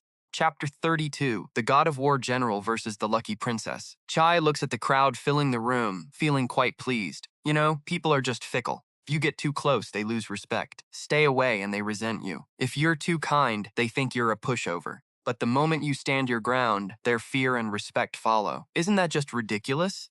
Still, that's not enough. He wants them to pay their blood debt. Zheng Wanping was dragged off for punishment. To avoid killing him too quickly, Lin Qiye thoughtfully summoned the imperial physician. If he faints, stick him with needles to revive him, then carry on. Lin Qiye returned to his room, peeled off the funeral-like clothes and donned the magnificent robes that belonged to him. The pale purple shoe brocade is worth several times more than common silk. A single hairpin made of gold, thread, and gemstones could buy 3 top scholar mansions. Even the shoes on his feet would be unaffordable for Zheng Wanping, even if he worked for 8 lifetimes. The beauty in the mirror is ethereal, both delicate and pure, with a hint of seductive charm.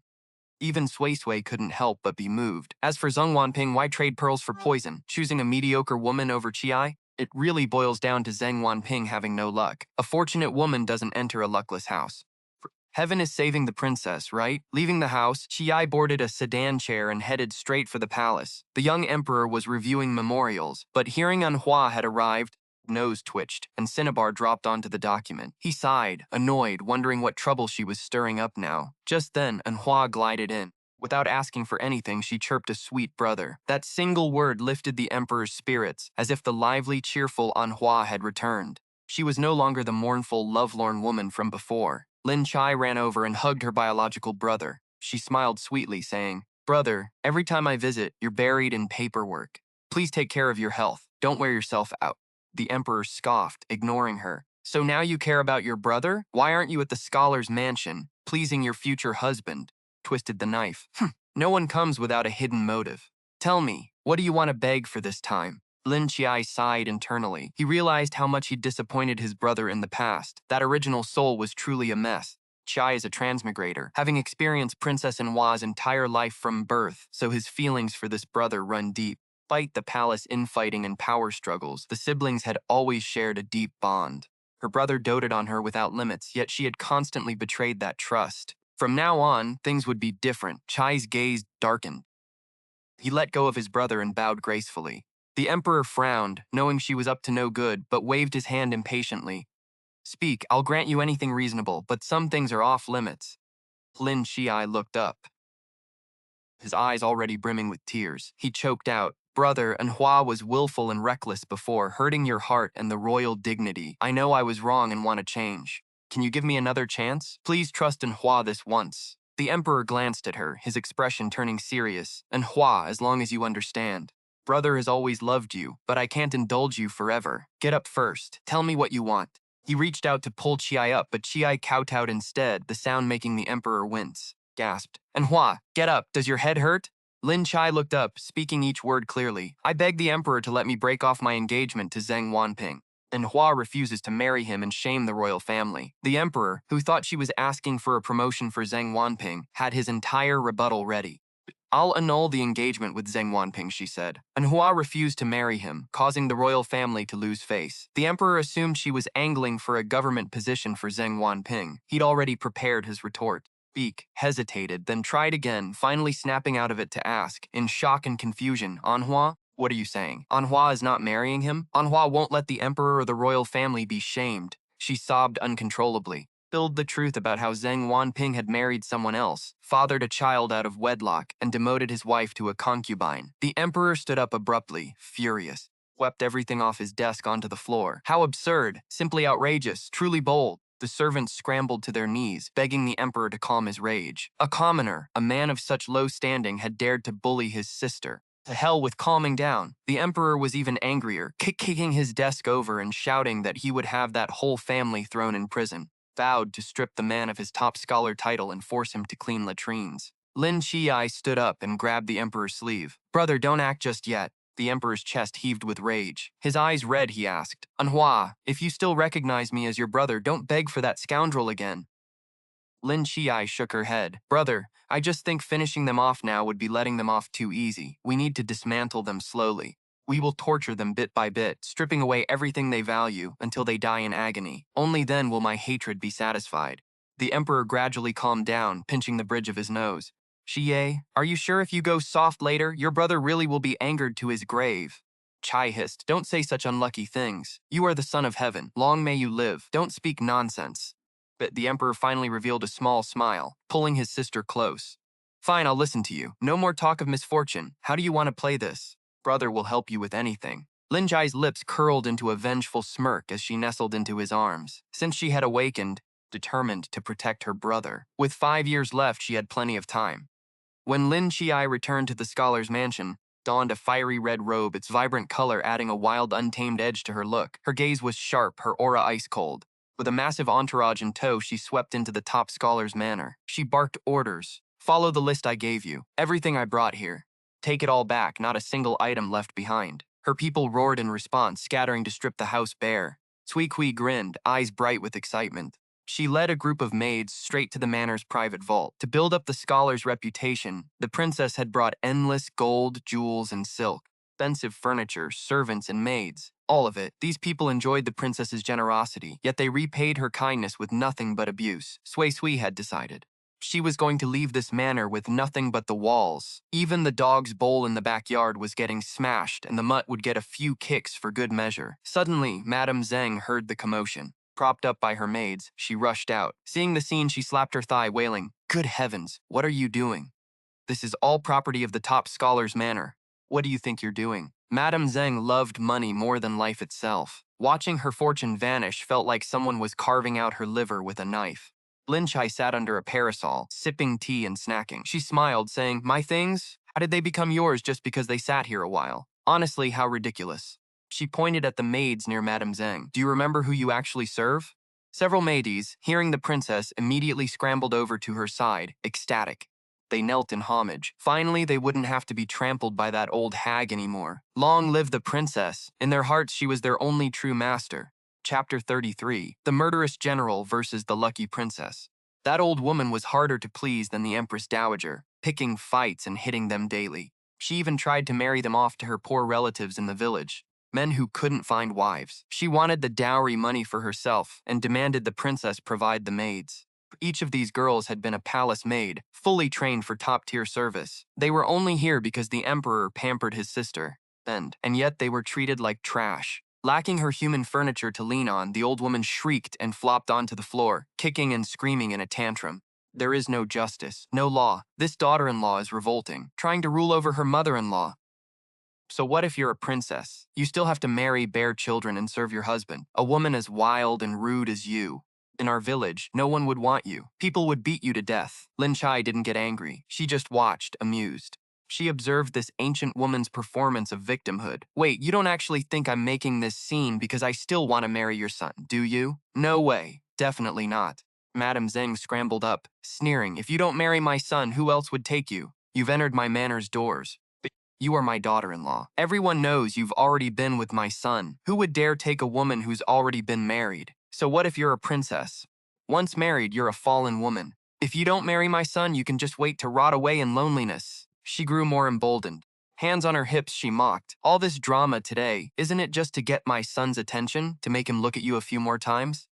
You'd better be smart. Give my son a few good girls to carry on our family line. Otherwise, a princess who doesn't keep her wifely duties will just be a laughingstock. Lin Qiye burst out laughing at this, and the eunuchs around her joined in. The village woman clearly had no idea. Even if a princess marries, she remains a royal branch. Husbands and mothers-in-law must kowtow to her. Even when a husband wants intimacy, he must kneel and ask for permission. The princess decides when it starts and when it ends. Any child born must be entered into the royal records. Even the father has to bow to the child. It was only because Lin Qiye was a fool before that they got the illusion a princess had to serve her husband.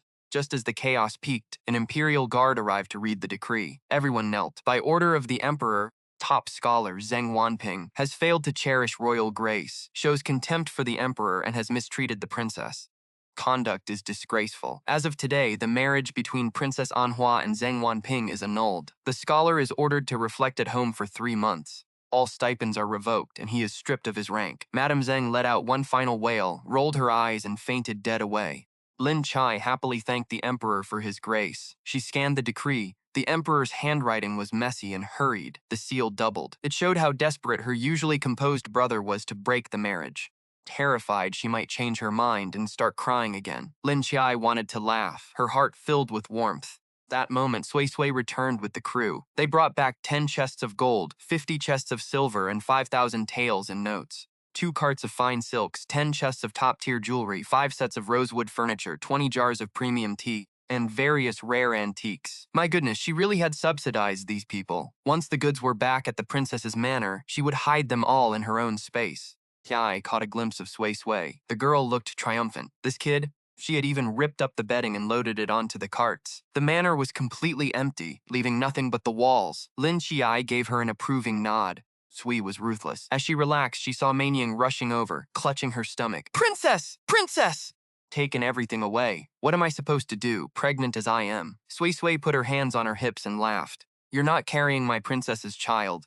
Ask your wonderful husband. Isn't he a top scholar? Isn't he the pillar of the family? I'm sure he'll find a way to keep you and that child fed. Let me say it again. The emperor has annulled this marriage. If you dare look at the princess again, I'll dig out your eyes and feed them to the dog in the backyard. As she spoke, a bedraggled Zheng Wanping arrived, soaked through. His hair was a mess, his refined scholar's aura long gone. He looked like a drowned ghost pulled from the river. It wasn't that Lin Qiye wanted to see him. As the top scholar, Zheng Wanping had to accept the imperial decree, but he stood there stunned, unable to process the news. He collapsed to the ground, begging Lin Qiye for mercy, but she ignored him and simply walked away. 3 followers stood frozen, and Xiuyuan slapped Mainying twice, scolding her for disrespecting the princess. Everyone snapped to attention and knelt, kowtowing to see Princess Anhua off, while Xiuyuan bobbed his head and hurried after her. Lin Qiye smiled, her eyes crinkling with delight as she mounted the red-brown stallion the emperor had gifted her. She told Xiuyuan they were heading to the princess's estate, but a group of men suddenly appeared ahead. The lead man sat tall in the saddle, clad in golden armor and wielding a gleaming silver spear, a truly imposing figure. A gold rain-patterned mask hid the upper half of his face, but couldn't conceal the lower part. Jagged scar tore from his chin to his cheek, pulling his mouth into a twisted, distorted shape. His skin was fair and his lips were full and red like ripe cherries, a stark contrast to that terrifying scar. Everyone knew him as General Li Xiao, the eldest son of the legendary war hero who had died on the battlefield. Li Xiao had spent his life in war, surpassing his father's reputation. Rumors claimed he once broke hundreds of enemy troops alone. He took heads as easily as reaching into a pocket, and no battlefield was beyond his control. The enemy feared him deeply. Presence meant death. He was a true killer who left no survivors, earning him the Emperor's deep favor. The Emperor granted him the title of God of War and unrivaled honors, treating him like a dragon among men. Yet, at 27, the general remained unmarried, without a single concubine or partner in his household. People whispered that he was hideously scarred and bloodthirsty, ready to kill anyone who dared provoke him. No family dared marry their daughter to him, but just as Lin Qiye was about to cross paths with Li Xiao, a shout behind her interrupted. Li Xiao didn't see her initially, but in that fleeting moment, he caught a glimpse of her side profile. Strange, deep familiarity washed over him, and his heart began to pound uncontrollably, making him wonder who she was. Bumps erupted across his skin as his heart hammered. No woman had ever sparked such a reaction. Zheng Wanping gasped for air, struggling over to kneel and plead. "Princess, stay your hand. Have mercy on me. Leave some money for me. My mother needs to eat, and you've taken every last cent of our wealth. Even if you abandon me, I won't complain. But for the sake of our past, please spare me some funds. Consider it a loan. Once I am appointed to an official post, I will return every bit of it." He wept dramatically, drawing a crowd of onlookers who began to murmur and gossip about the scene. Zheng Wanping was still trying to manipulate Lin Qiye, hoping his scholar status and feigned tears would turn the public against her. He expected the crowd to side with him and force her to pay up, but the onlookers were neither blind nor foolish. They whispered, "Didn't the princess just beg to marry him a few days ago? Why the sudden split? Maybe the scholar spent too much time reading and ruined his health. He's clearly not up to the task now. Princess has countless handsome men around her. Why would she want a weakling like him?" Cutting remarks regarding his manhood shamed Zheng Wanping, his face flushing a deep, humiliated red. He didn't realize how open the capital was. In his village, a woman staying at her husband's home was a different matter entirely. There, a wife was expected to stay bound to her husband's family for life, regardless of his shortcomings. She would be expected to remain a widow or marry a relative, with no right to ever complain about her husband. Lin Qiye scoffed internally. This fool still thought he could use outdated moral codes to trap her. But in this kingdom, capable women were held in high regard and enjoyed the same social standing as men. If a husband proved useless, a princess could simply choose another, and the public would only applaud. Only a weak man would try to drag his partner into the mud instead of improving himself. Lin Qiye raised a brow at him. She said, "You talk of abandonment, but you ignore what you've done, like your desperate attempts to win me over. You threw money at my interests, recited my favorite poems, and wore my favorite colors just to get my attention. I came to you with a fortune, and how did you repay me? By demoting my status and keeping a pregnant prostitute. You even wanted to give my dowry to your mistress, forcing the emperor to dissolve our engagement. Now you come to pester me. Are you trying to defy the emperor's decree?" The crowd erupted in shock at his audacity. They couldn't believe a top scholar would be such trash, using manipulative tactics to shame the princess. The emperor cares for his people like his own children. Every year he offers aid and tax relief during disasters, and the citizens love him for it. The crowd sneered at Zheng Wanping for his ignorance, even hurling rotten vegetables and eggs until he was completely defenseless. Not far away, Li Xiao signaled his cavalry to stop. He watched the scene in silence, his sharp, dark eyes never leaving the target behind his mask. Felt a strange, familiar warmth looking at her. His subordinate noticed his interest and whispered, "General, that is Princess Auntie." As the emperor's own sister, the subordinate acted as an amateur gossip, spilling every rumor he had heard recently to the general. Then, after 3 months on the front lines, Li Xiao was finally back. Naturally, he couldn't afford to miss out on the latest court intelligence. The arrogant scoundrel shouted, "You bunch of insolent peasants." He glared at Lin Qiye, convinced it was her fault he was getting humiliated. Why was he being attacked? Driven by blind rage, he acted without thinking and lunged forward. He grabbed the horse's reins and barked, "So what if you're a princess? With that savage temper, nobody will ever marry you. Who else would dare have you? Give me your money, or you're not going anywhere." In his fury, he slapped the horse. chestnut mare shrieked, spooked. Lin Qiye struggled to stay in the saddle as the crowd rushed to intervene, but the horse reared up. Hooves kept everyone at bay. Just as Lin Qiye was about to fall, a dark figure blurred past and lashed out with a whip, striking Zheng Wanping. A cry of pain pierced the air as the scoundrel was sent flying, rolling through the dirt, covered in filth. A slender, pale hand snatched the reins and pulled tight. A sharp whistle cut through the air, and the horse calmed down instantly.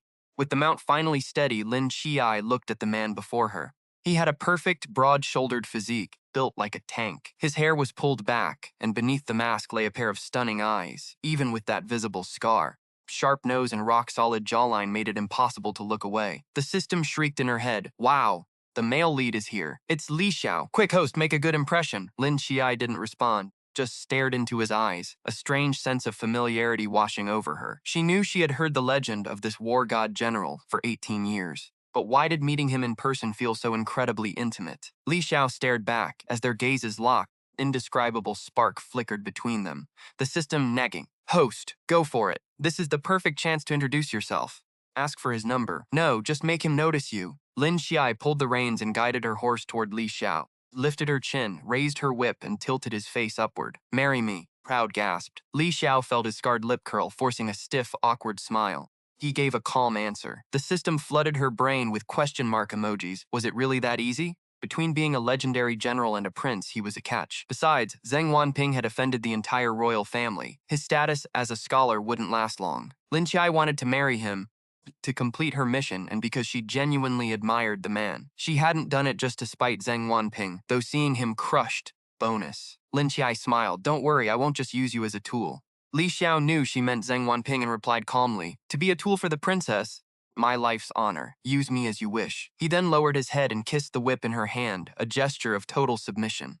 Crowd roared in excitement. Lin Qiye retracted the whip with a knowing smile. He wouldn't dare refuse. When a princess picks a husband, there is no turning back. To refuse is to slap the emperor in the face. It's treason, punishable by death. But Li Xiao had his own motives. The emperor had long feared his military power, and the stress was taking its toll. Rather than face execution, he would rather retreat while he could, go home and care for his mother. Ever since his father passed years ago, mother had been frail. But Li Xiao was proud. He would never surrender his troops voluntarily. If he had to give up his power, he might as well die on the battlefield. Marrying the princess was the perfect escape. It allowed him to step down without losing face for the emperor or himself. Why not? Besides, she was the emperor's sister. Didn't the young emperor want to spy on him and check for disloyalty? Then let him spy all he wanted. Li Xiao had been injured in battle years ago and was told he couldn't have children. He didn't want to ruin a good woman's life. So, he had spread rumors that he was a bloodthirsty brute who hated women, using his scar to scare off every debutante in the capital. The princess married him. He would treat her well. He would give her anything she wanted, money, comfort, whatever she needed. He wouldn't even touch her. Once the emperor felt secure, he would let the princess divorce him. It would only take a year, and neither would be worse off for it. Li Xiao thought he had it figured out, but he didn't know that from the moment their eyes met, things would spiral into something completely uncontrollable. Inside the palace, the emperor was furious. First, he was enraged that Zheng Wanping dared to hurt his sister in public. Second, he was baffled. How did his sister just break off one engagement and immediately jump into another? Even in this open-minded era, a princess choosing a husband privately caused quite a stir at court. The emperor didn't actually oppose the match. It was a perfect way to strip that monster of his army, and having his sister watch him was better than sending spies. Didn't want to leave loose ends that could damage the emperor's image. Appearances still mattered. Besides, once Li Xiao lost the emperor's favor, he would be a tiger with no teeth or claws. General or not, or even a king of a different surname, he would have to learn his place. Still, Li Xiao's reputation outside was truly abysmal. He was cold and aloof, but the emperor truly loved this sister. Torn between political interests and family, he ultimately chose his sister. He had tried to stop her, but she insisted on the marriage, and he couldn't help it. He had already made up his mind, even though he still wore an angry expression, ignoring her as she knelt there while he reviewed memorials. Just then, third princess Yun Zhao walked in holding a box. She had come to give the emperor her homemade chilled cakes, bowing deeply to offer her greetings. Perfectly proper. Unlike the reckless and free Lin Qiye, she stood up and glanced at her fourth sister kneeling nearby, feeling immensely satisfied. She had heard the scholar had demoted his wife to a concubine, choosing a stepson over her, and had tossed her out. Text. This woman had always relied on her status as a legitimate daughter, to antagonize her, and now she finally got what she deserved. It was karma. Besides, she seemed to have forgotten the late emperor and empress were long gone. Yun Zhao was the daughter of the current empress dowager. Bringing cakes was just an excuse. Seeing Lin Qiye humiliated was the real goal. Brother, please taste these. Yun Zhao made them herself. Thank you, sister. Just leave them there. You may go. Yun Zhao didn't pick up on the emperor's annoyance at all. Instead, she spoke in a soft, feigned voice. Brother, don't blame Anhua. Anhua is just young and ignorant. She doesn't know how to serve people, which is why she was kicked out. Besides, she hadn't even finished the wedding rites with the scholar, yet she moved into his house. It's scandalous. It's only right that you're angry, but she is your own sister. How could there be grudges between siblings? Please forgive Anhua. She turned to Lin Qiye. Anhua, hurry up and kowtow to beg for forgiveness, then go kneel in the ancestral hall and apologize to our ancestors. Brother is busy with state affairs. As sisters, we should be easing his burdens. Lin Qiye didn't even look at her, admiring her own beautiful nails instead. They were coated in a pink glitter polish, something she'd pulled from her private space. These were rare treasures ancient women had never seen. Lin Qiye didn't say a word, but the emperor spoke up. Since Yun Zhao likes serving people so much, how about I send you to serve the Western barbarian king? He's over 60 now and needs someone to take care of him. If you go for a political marriage, you can put your talents to use and learn how the border is managed. A few casual sentences instantly made Yun Zhao drop to her knees, the food box scattering across the floor. Brother, Yun Zhao was wrong. I was just talking nonsense. I won't dare do it again. Lin Qiye grinned at Yun Zhao, her face full of schadenfreude. Yun Zhao clenched her fists so hard, the tips of her nails snapped. The emperor shot a cold glance at her. He could discipline his sister however he liked. But what right did anyone else have to interfere? Set aside his documents, stood up and helped his beloved Anhua up, fearing her knees would ache from kneeling too long. He still looked visibly annoyed, but he snapped. Stop that sniveling. It's unsightly. Get back to your princess residence. Brother, you haven't agreed to let me go back yet. Pouted and acted cute. The emperor, irritated, flicked her forehead. Go back and reflect on your actions. Lin Qiye happily hugged her brother. Brother, I'm going back then. Get out, get out. Stop getting in the way of my work. Yes, Anhua obeys. She bowed insincerely, grabbed a cake from the plate, stuffed it in her mouth, and shot a provocative smile at her fourth sister before skipping away, leaving Yun Zhao trembling in fury. Damn you, Anhua. Just you wait. The emperor glared at her. Are you still standing there? Get out. Yun Zhao sobbed. Brother, you don't really mean to marry me off to a barbarian, do you? I don't want to, but the barbarian king hadn't even asked for her hand yet. You are free to choose your own husband, the emperor insisted. If there is any issue, I will support you. Go. He was essentially ordering her to find someone else to marry immediately. Otherwise, if the border barbarians come to demand a princess, you'll be the first on the list. Yun Zhao fled, terrified. The emperor returned to his documents, a cold smile playing on his lips. Threats against Yun Zhao weren't baseless. The power struggle between him and the Empress Dowager had reached breaking point, and it was time to put the pressure on the old woman. Chapter 36. The Killing General and the Lucky Princess. After returning to the princess's mansion and collapsing onto his rocking chair, Lin Qiye opened the system store and purchased the 150-point immortal skill. He also bought 51 grams of miraculous medicine and 61 grams of vitality pills. The immortal skill was simple, a master healer ability that could cure anything. The vitality pills were just as straightforward, a cure for the limp little radish. As for the miracle medicine, it acted as a base medium to maximize the effect of any other pill. Everyone knows that to keep a house standing, you need a solid foundation. The miracle medicine was that foundation. It allowed the essence of other functional pills to be fully absorbed without wasting a drop. With 2 pills down, Li Xiao would transform from a fragile snack into a solid iron rod. Whether it was natural impotence or acquired dysfunction, he could be turned into a high-powered engine.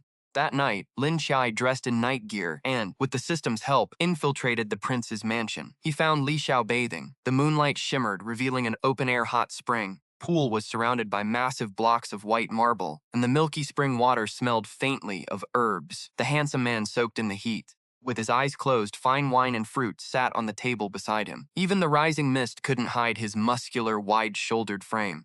Lin Qiye, perched on the wall, watched as drool nearly seeped from his pores. At this moment, Li Xiao had removed his mask. Disguise was gone, revealing a top-tier, godlike face that looked like it belonged to a high-end game character. It was intoxicating. The moment he saw him, Lin Qiye was done for. He admitted it, he was a simp, and he had absolutely no willpower. Li Xiao took a deep breath, fighting the heat rising in his blood. He sat up, his sculpted, rock-hard abs catching the candlelight. Ling Qiye watched him with wide, hungry eyes, silently urging him on. Come on, stand up. Give me a show already. He had to examine his patient, right? He hadn't stayed up past midnight for his own health. He was here to treat his future husband, Pin. He needed to find the source of the ailment and sneak the medicine in. This was his big chance to complete the system mission. As he rubbed his hands together in anticipation, a cold voice cut through the air. If you want to see, why not join me, princess? Lin stiffened. How in the world had he been spotted? The man was sharp, that was for sure. Yet, even as a powerful prince, he still referred to himself as a humble subject. He played the part well. Lin Qiye hopped down from the wall, stopped hiding, and tore off his mask, marching straight toward the bath. Li Xiao narrowed his eyes, a dangerous predatory glint in his gaze. How did Princess Anhua get in here? His manor was guarded around the clock, and the hounds were trained to kill. He had elite assassins in the shadows. Not even a top-tier martial arts master could sneak in here without making a sound. The princess actually a hidden expert? The file said she only knew a few basic moves from the Imperial Guard. He knew exactly what those palace guards were worth. Lin Qiye walked up, casually kicking off his shoes and shedding his outer robes. Li Xiao stared in shock. What are you doing, princess? Lin Qiye looked at him confused. You said we'd bathe together. Getting cold feet? Li Xiao's jaw tightened. He hadn't expected the princess to be so bold. Lin Qiye watched his composure crack until his face flushed red, then giggled. What are you afraid of? We're practically married. The emperor already gave his blessing. Are you really going to resist? Li Xiao looked up to see Lin Qiye smiling, bright and defiant. Even in the dark, she outshone the flickering candles. Li Xiao frowned, realizing he was being toyed with. He didn't like being played. He retaliated instantly, his pale, strong hand snapping out to grab Lin Qiye's ankle. He hauled her into the water with a massive splash and a sharp gasp from her. Lin Qiye tumbled into his arms, the scent of cold winter air clinging to him.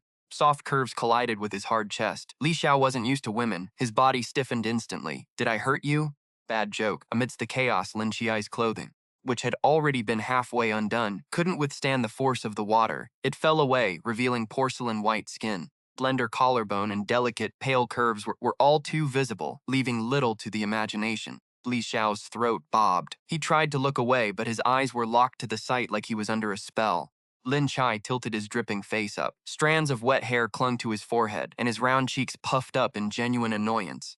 He looked like a steamed bun, so cute it made you want to take a bite. Li Xiao's arm hooked around that slender waist, thin enough to fit in his hand. It didn't feel like the waist of a martial artist, though. It was soft, yet strangely supple. He could tell instantly that Lin Qiye's martial arts skills were worse than his lowest-ranking soldier. So how had he gotten in? There a traitor? While he interrogated Lin Qiye, the latter was busy examining the patient. She kept leaning in, shoulders bared and hips swaying. She was practically pressed against him. He was a man, yet he remained stone cold, no reaction at all. He really was broken. Li Xiao grabbed his delicate wrist, his expression turning grim. He thought to himself, little princess have no sense of shame. Lin Qiye let out a muffled groan, biting his lip. Xiaolang gently now. It hurts.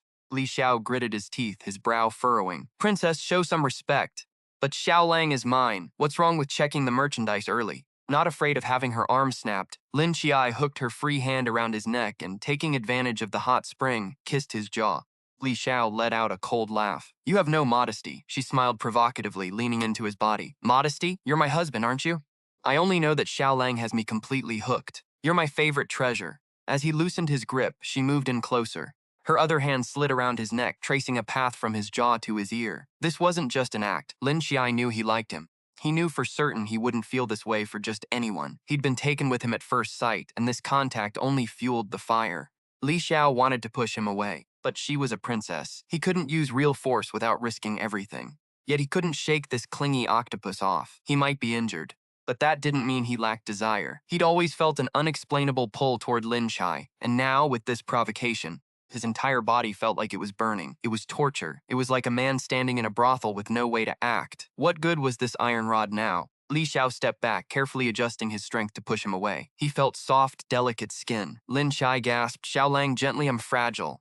Blushed, biting his lip again, and leaned against Li Xiao's chest, rubbing against his pectorals. Perfect pecs, the man of his dreams. When would he get to join this feast of muscles?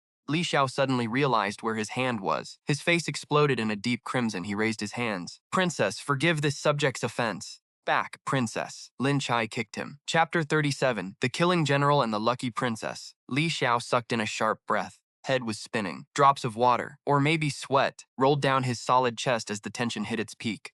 Even on the battlefield, he hadn't felt this tense. He brushed his leg against Lin Qiye's foot to test him. No reaction. Realized the man truly had desire but no ability. Through his medical insight, he had already sensed the internal damage.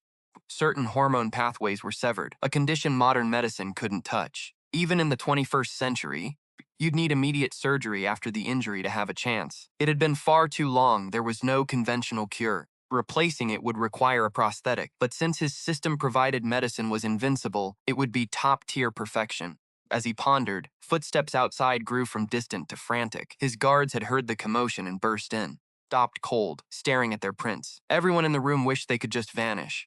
Li Xiao frowned, annoyed.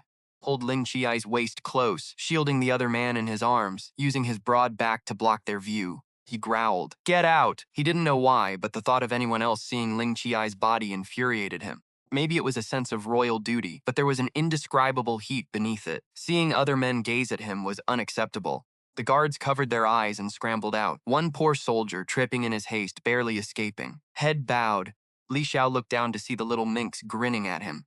He smirked. "What are you laughing at? Did those men please you?" Somehow, felt irritated. If it weren't for the princess's status, he would have bitten his neck right then. Lin Qiye teased. "So, Xiaolang, you're jealous?" "Brings me joy to see you this way." "Jealousy?" Li Xiao raised an eyebrow. He really dared to say that. His expression cooled. Set Lin Qiye down and asked, "Your Highness, why have you come so late?" Lin Qiye bowed slightly and murmured, "Can I come for an early inspection?"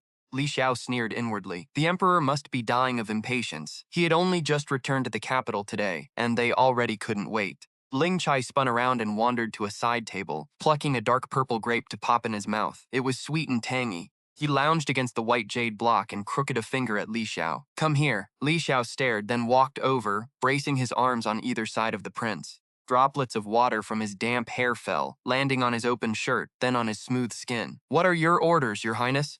Ling Qiye laughed, lifting a wine cup. "Drink with me." Li Xiao narrowed his eyes, studying him, but his hand didn't hesitate. Poured the wine, took a cup for himself, and the two white jade vessels clinked before they both drank. After a few cups, the alcohol hit. Ling Qiye was already blushing. Li Xiao was speechless. He thought Ling Qiye was trying to get him drunk to fish for information, yet the prince was the one swaying. If he hadn't seen how ruthlessly he dealt with scumbags earlier, he'd have thought the princess was a total drunkard.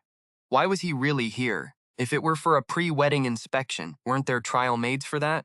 Why would a princess come do it himself? He thought about that earlier touch. The feeling was unlike anything he'd ever known. As he thought, the prince gestured again, told him to lean closer. Li Xiao sneered inwardly and obeyed. He'd play along with this little princess and see what kind of game he was actually running.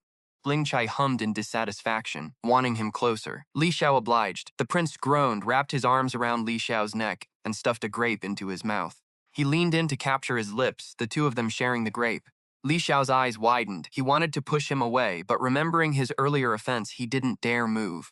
His hands hovered in midair, fumbling awkwardly. Between their lips, the grape was crushed, the juices spilling out. Tart sweetness made him instinctively suck in. It wasn't just the taste of the grape, but the softness of the lips against his. Felt like it was taking root in his heart, bewitching his soul. Li Xiao's throat bobbed, and his rigid posture slowly began to melt. Slender arms wrapped tightly around his neck, becoming bolder. Soft lips moved to his ear, laughing in a teasing whisper. The battle-hardened general, the man who could defeat 100 soldiers, was now blushing furiously. He was embarrassed, yet deep down he wasn't about to give in. He wasn't a weakling to be toyed with. Since Lin Qiye wanted to test him, he wouldn't let this little princess see through him either. He pulled the prince in tight. He wrapped an arm around that slim waist, teasing. "Is it sweeter than me?" He picked up another grape and dangled it in front of the prince. The man captured the grape in one bite, leaning in to seal Ling Qiye's lips, using his tongue to push the fruit into the prince's mouth. "My reply, Your Highness. The grape is sweet, but Your Highness is sweeter and softer." This time it was Ling Qiye's face that turned crimson. He had actually learned to fight back. Before Ling Qiye could react, Li Xiao kissed him again, seizing the grape, biting through it and sharing it with him. Caught in the heat of the moment, Li Xiao seemed to intuitively master the pace. Before long, Ling Qiye couldn't keep up. Gasping for air, he tried to push Li Xiao away. Li Xiao felt a rush of satisfaction. "So this is all you've got?" Little princess was far too easy to bully. If only he could, he'd make him regret ever provoking him. But in a moment of distraction, felt another grape shoved into his mouth. This time there were two hard and small. He tensed up immediately. That wasn't a grape. It was medicine. Just as he wanted to spit it out, Lin Qiye gripped his jaw hard, forcing the 2 pills down his throat. Blid down, swallowed. It was over. He couldn't get them back out. Chapter 38, The God of War versus the Lucky Princess, Part 8, Bitter Ending. Li Xiao, no longer caring about protocol, slammed Lin Qiye against the jade wall with a swift hold. The prince shrieked in pain, feeling as if his arm were about to snap. Li Xiao felt a searing heat surge through his veins, immediately followed by a sharp, burning agony radiating from his abdomen. It was excruciating, like a pool of poison. The pain was so intense that he figured there could be no antidote. How ruthless of the emperor to hunt him down even after he had surrendered his power. He nearly collapsed, losing the strength to keep holding his captor. Ling Qiye grabbed the jade stone for support, forcing herself to stay conscious. Once freed, she ignored the ache in her shoulders. She rushed to steady him. Step back. He didn't know where he pulled it from, but a blade suddenly hovered less than an inch from her throat. Did he send you to kill me? Ling Qiye didn't bother forcing the issue, simply shaking her head. Nobody sent me. It's just that I have no intention of marrying a man who can't perform. For the sake of my future happiness, I have to cure you. Li Xiao's pupils constricted. Could she really know his secret? That was impossible. Every doctor who had discovered his condition was already a skeleton. Ling Qiye added, "You must be wondering how I know, right? Don't bother. You'll never get the answer. Just know that I can fix you." She warned him that the treatment would be agonizing, causing him to suffer for 5 hours. After that, he would return to a perfectly normal state. "Try it if you don't believe me." Chuckled, pushed his blade aside, and leaned in to look down at him. "But if you want to try, come only to me. If you dare let anyone else touch you, they're a dead man, understand?" After saying this, Ling Qiye climbed out of the bath. Li Xiao gritted his teeth, but he was helpless. He couldn't actually hurt the princess, or that little brat of an emperor would use it against him, and the entire Li family would be finished. His own death was one thing, but his mother would be implicated. The rest of his clan members were mostly trash, still carried the Li family lineage. He couldn't let it end because of him. Li Xiao groaned, swallowing his humiliation. Ling Qiye hated wet clothes, so she simply peeled off her drenched night ops gear, standing with her back to him in just a bra and shorts, fixing her long hair. Her exquisite figure was fully exposed, and her long, toned legs shimmering in the moonlight were enough to make anyone dizzy. Between her slender waist and the scene before him, Li Xiao felt a surge of desire, but the stabbing pain in his gut hit again. He collapsed to his knees in the water, gritting his teeth to keep from making a sound, terrified of being mocked. When he looked up, she was... Lin Qiye leaned against the beauty, watching as the servants fed him peeled grapes. He snacked away, flipping casually through the account books of the princess's mansion. The book says it all. A fool is someone being played, and clearly that social climber was playing 07 from day one. Man used every excuse to get the princess to pity him. He sent snacks, drinks, clothes, jewelry, gold, horses, and carriages. He even sent servants and maids. It was like the entire princess mansion should just be renamed to his family name. Some assets were already gone for good. He managed to take back what wasn't spent yet, but he was still fuming. Was it a shame he couldn't just dismantle the guy like an ancient artifact and sell him for parts? From corneas to kidneys and his heart, he'd sell it all to cover the losses. Just then, a maid ran in with news. The top scholar and his young nephew were at the gate, demanding to see the princess. Xiuyuan was so furious she nearly turned the grapes in her hand into raisins. How dare they show their faces? Tell the guards to drive them out with sticks. Don't let those wretches dirty the princess's eyes.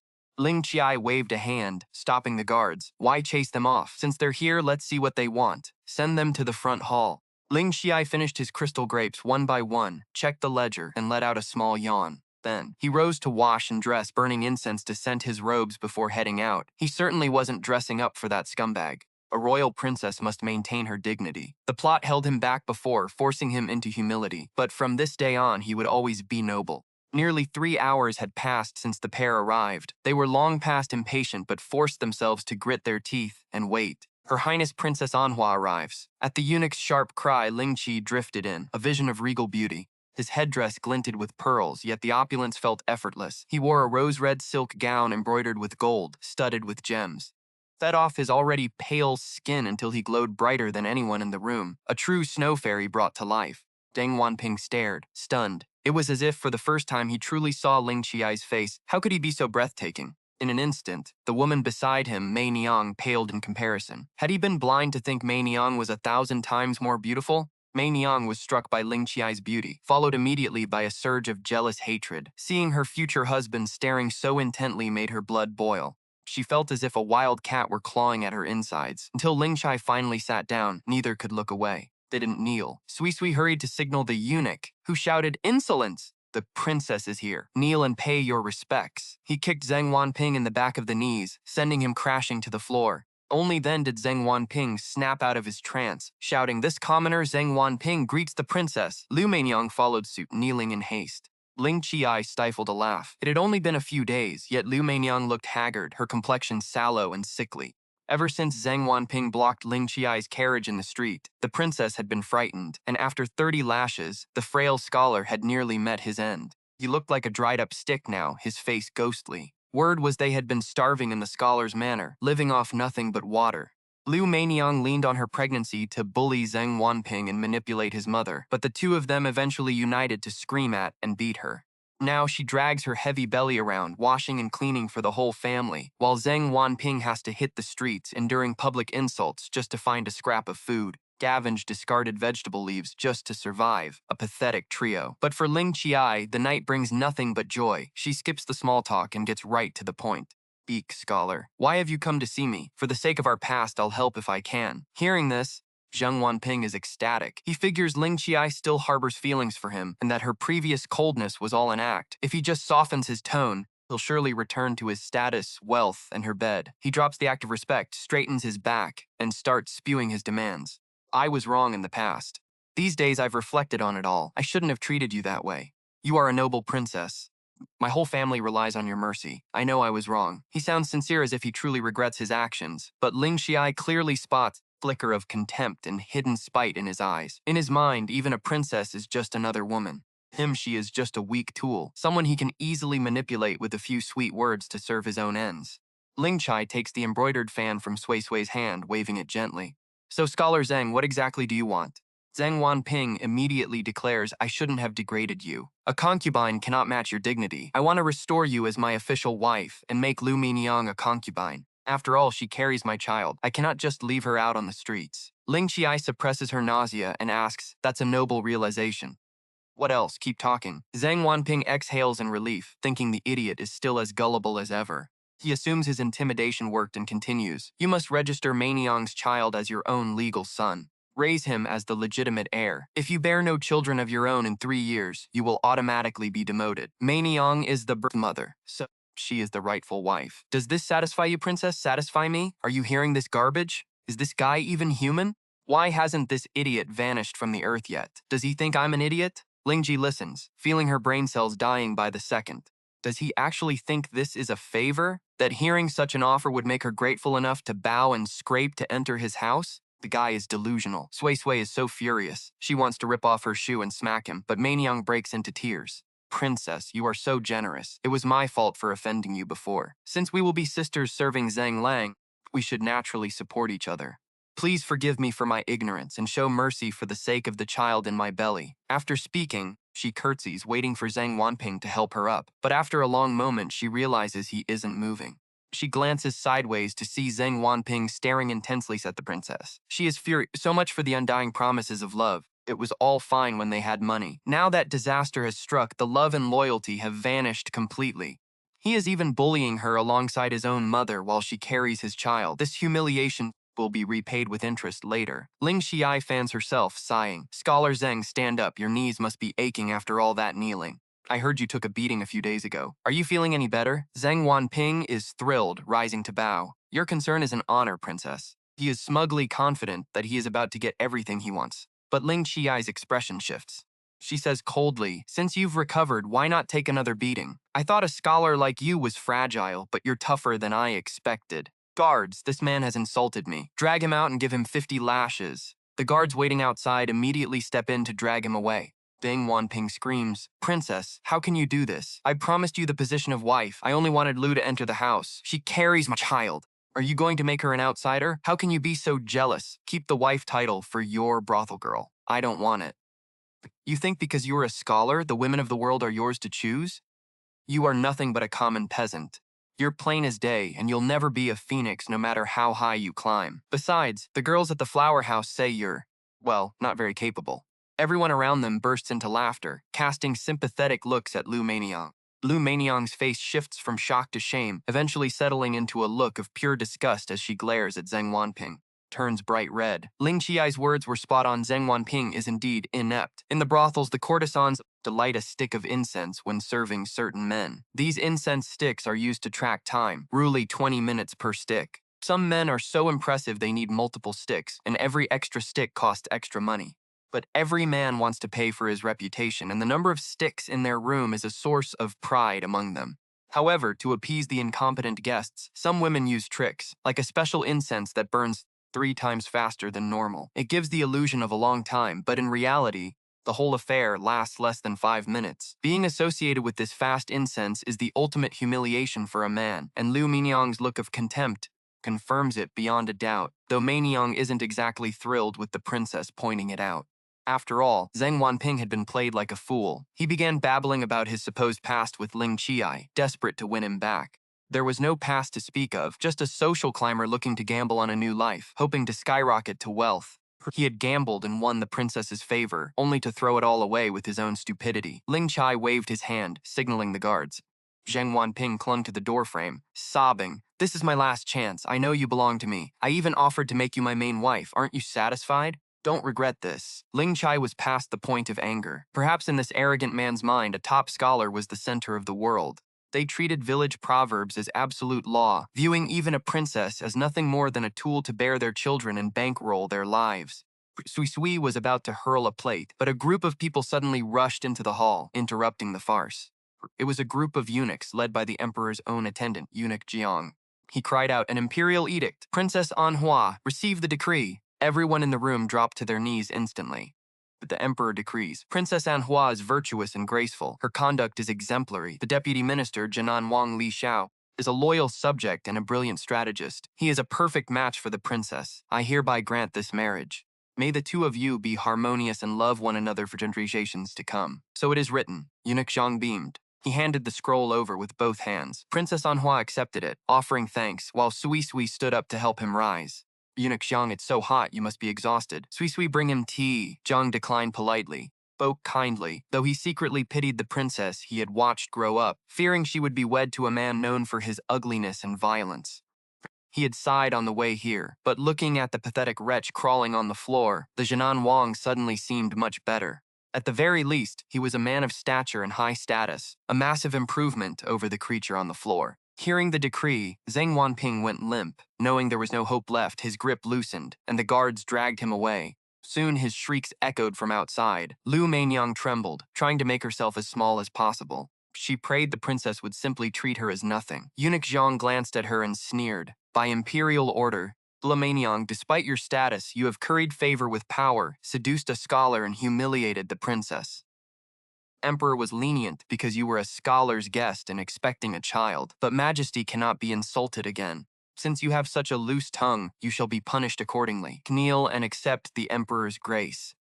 He handed his whisk to an assistant and rolled up his sleeves. Liu Mainyang panicked, looking for Zheng Wanping, but he was already being beaten. She looked at the princess, who leaned back on the couch, playing with the gold threads on a fan, waiting for the show to begin. She knew then there was no escape. Slap after slap rained down 20 times in all. Liu Mainyang's face was a mess of tears, snot, and blood from her lip. Honestly, the emperor had wanted to strike her himself for a long time. Bullying his sister was bad enough to warrant death, but he didn't want to hurt the innocent child in her womb. He didn't want a double tragedy on his hands. But after investigating that 07 Ye had slapped her before, he felt bold enough to act. Zhang Gonggong had served in the palace for over 30 years. He knew his stuff. He had a knack for causing intent without actually leaving a mark, which was perfect for a punishment. Finishing the job, Zhang Gonggong shook his hands out in satisfaction. He took a bowl from a page to wash up, clearly disgusted by the woman. Liu Mainyang had to kowtow and thank the emperor for his grace anyway. Lin Qiye knew the emperor was just settling the score for her, and she felt even more grateful to her brother. Maybe next time, just be a little lighter on the anger. After drying his hands, Zhang Gonggong spoke to the princess. "His Majesty told me to pass on a message. If you let such low life push you around again, don't bother coming to see him." Lin Qiye coughed behind her hand, knowing she'd been scolded. She really had disappointed her brother. Meanwhile, at the Prince Jinan mansion, Li Xiao's had just sent off the decree-bearing eunuch and sat in his study, deep in thought. Marry the princess and hand over the military power. It was the best way to protect his family. But why did he still feel so empty inside? Right, he'd joined his father on campaigns at 5. By 15, he was already on the front lines holding a spear. The battlefield was his real home. He loved the command, the anticipation, the raw ambition. He loved the cold moonlit nights, the campfires, and the soldiers' songs. The armor, the weapons, the steel, that was his entire youth. From here on out, he'd likely live a quiet, dull, stable life. That wasn't his dream. He craved the battlefield. He craved his own legacy, but he knew he was destined to have no heirs. He'd just have to live with that regret. He thought it over again and again. In the end, he decided to accept it. Life is rarely perfect, right? Even that little brat of an emperor couldn't have everything he wanted. Thinking that, he gave a wicked smirk. Suddenly, he felt better. He opened his eyes, fully composed. He realized he was subconsciously twisting a ribbon in his hand. It was the one Princess Anhua had accidentally left behind. He had no idea how it ended up in his grasp. Thumb traced the silk, and suddenly his mind was filled with the memory of her soft touch and that enchanting, soul-stirring voice. Sweet and ethereal like music whispering in his ear. When she called him Xiao Lang, his brow tightened. Something inside him stirred. After that major injury at 17, for the first time in a decade, he finally felt that primal masculine urge again. That medicine Princess Anhua gave him that day actually be working? Li Xiao lowered his eyes. Amidst the hidden joy, he wondered, should he really find his little princess and test the effects? Just then, someone knocked. Who is it? Xiao Eric's mother. Are you busy? I need a word. Her soft voice drifted through the door. Li Xiao replied, Mother, please come in. Lady Li pushed the door open. Time had been kind to her. She was nearly 50, still looked dignified and gentle. Mother, please, sit. Someone, bring tea. Li Xiao wanted to stand up, but how could he? He was currently feeling quite awake down there. He couldn't be so improper in front of her. Lady Li blinked, confused. Her son was usually so polite. Why wasn't he rising to greet her? But she wasn't one to fuss, so she sat down, looking troubled. My son, what do you think about this marriage? Li Xiao sighed. It doesn't matter what I think. The title of prince in our dynasty is just for show, a way for the royals to pretend they're generous. It carries no real weight, and our status is well below actual royal kin. From the moment the princess set her sights on me, there was no turning back. The decree is already issued, so there's no room for change. Lady Li grew pale. I'm worried about how you'll explain things to the princess. Only you and I know your secret. If the emperor finds out, his wrath will be terrifying. Plus, trial maids will arrive in 3 days to serve you. Your condition won't stay hidden forever. What will we do then? I haven't slept in days. Your grandfather and father spent 2 lifetimes and gave their lives to build this wealth. Add in your maternal family's fortune, and we're second only to the royals. I'm not greedy for luxury, but if I lose what our ancestors died to earn, I won't have the face to see them in the afterlife. She started sobbing into her handkerchief. Li Xiao felt a pang of guilt. He quickly stood up and knelt on one knee. Don't be sad, mother. It's my fault you're crying. Please stop. I have my own plans. Old lady peeked out from behind her handkerchief. Really? What plans? Tell me. Li Xiao was used to his mother's dramatic nature.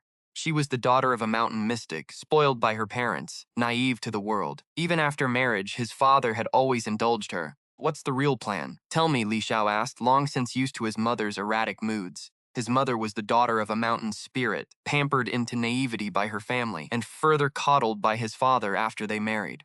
He had been sheltered his entire life, and because of that, he had never faced a real storm. He was naive, too. If something went wrong, he would just cry until he was comforted. After his father died, his mother not only had to run the household, but she also had to fend off aunts and uncles circling their wealth like vultures. Seeing his mother's hair turning white, Li Xiao wanted to her. He just wanted to give her peace. He wanted to be the one to protect this family. Li Xiao told his mother that the princess had already written, promising not to send any trial concubines to the manor, and that his health was finally improving. Told his mother not to worry. The princess's own words were, I don't want someone else tasting my husband first. This fine wine, I intend to unseal and savor it myself. The tone was playful, even provocative, yet it didn't feel offensive. Madame Li was stunned. Overjoyed, she asked, Is it true? Did you see the doctor? What did he say? Li Xiao had indeed seen a physician. The doctor said the old blood clots had cleared.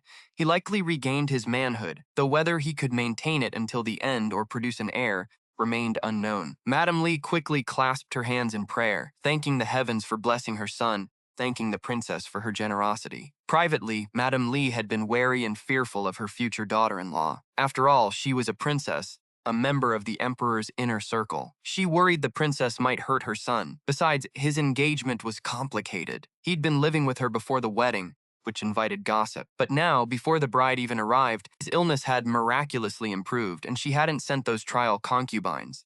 Everyone knew those women were chosen for their looks and their aggressive appetites, meant to test a groom's vitality. If they had come, Li Xiao would have suffered. Watching his mother, Li Xiao chuckled and offered more comfort, finally putting her heart at ease. She changed the subject, whispering, "Your aunts were here again 2 days ago." Li Xiao's expression darkened. "About the inheritance. Your aunts each picked 2 of your cousins, bringing them here for me to choose one. They want to list them under their own names as foster sons, then transfer them to you, just to make sure the family line continues. You are 27, your cousins are 26, and they already have 6 children, yet you remain unmarried, without an heir." The old madam couldn't bring herself to finish. Everyone knew what the rest of the plan was. Once adopted, not only their estate, but the entirety of the madame's maternal inheritance would belong to them. The princess was royalty, and eventually, she would surely favor this adopted child. They couldn't be sure Li Xiao was infertile, but they had been waiting and testing. Seeing the princess about to marry in, they grew desperate to shove their grandsons in and seize the estate. They were treating Li Xiao as if he had no future. Li Xiao sneered. "Mother, say no more. I will never hand my property to them. My health is already improving. The heavens show pity and grant me a child. That will be my blessing. If I remain childless, I will ask the emperor to grant a royal heir for adoption. When I pass, the manor and property go to the princess. When she passes, it all returns to the crown. They won't get a single penny. Treated my parents with such cruelty. I will not let them profit from us. I'd rather break than bow. They come again, just have them thrown out." Madame Li felt a wave of relief, but she still felt bitter and tears pricked her eyes. Li Xiao looked somber, fingered the thin belt in his hands, silent for a long time. If he could only have an heir, even a daughter, he could hold his head high and slap those people in the face. Would the heavens really look upon him with favor again? On the wedding day, the capital felt as if it were boiling. Royal shops gave out food and copper coins 3 days early. Red silk hung everywhere. The atmosphere was joyful and lively. The weather was perfect, clear and bright, the ideal day for a wedding. Lin Qiye and Li Xiao wore their heavy, ornate wedding robes, paid respects to the ancestors in the palace, met the emperor, and accepted the congratulations of the court before returning to the Prince of Jianan's manor to greet their parents.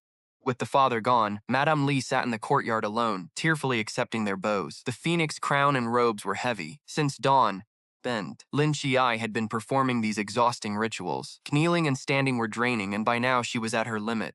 Stumbled as she stood. Li Xiao quickly steadied her, his warm hand wrapping around her cold, small one.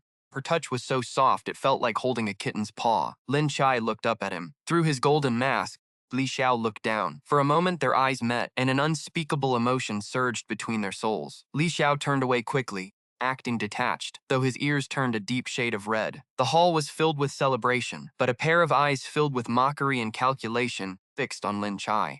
At a signal, a figure suddenly charged inside. Chapter 42. The Killing God General versus the Lucky Princess. The man was wearing the manor's guard uniform and shouted, "Princess, we swore our lives to each other. Are you really going to marry someone else?" The man knelt with a thud before Lin Qiye. "Princess, have you truly forgotten me?" She feigned indifference, but a flush of red crept up to her ears. The main hall was buzzing, oblivious to a pair of eyes filled with mockery and calculation. They were locked onto Lin Qiye. At a signal, a figure burst into the room. Chapter 42. The Killer General versus the Lucky Princess. Dressed as a servant, the intruder shouted, "Princess, we swore an oath of life and death. How can you truly marry another?" The man let out a roar before dropping to his knees in front of Lin Qiye. "Princess, have you really forgotten me?"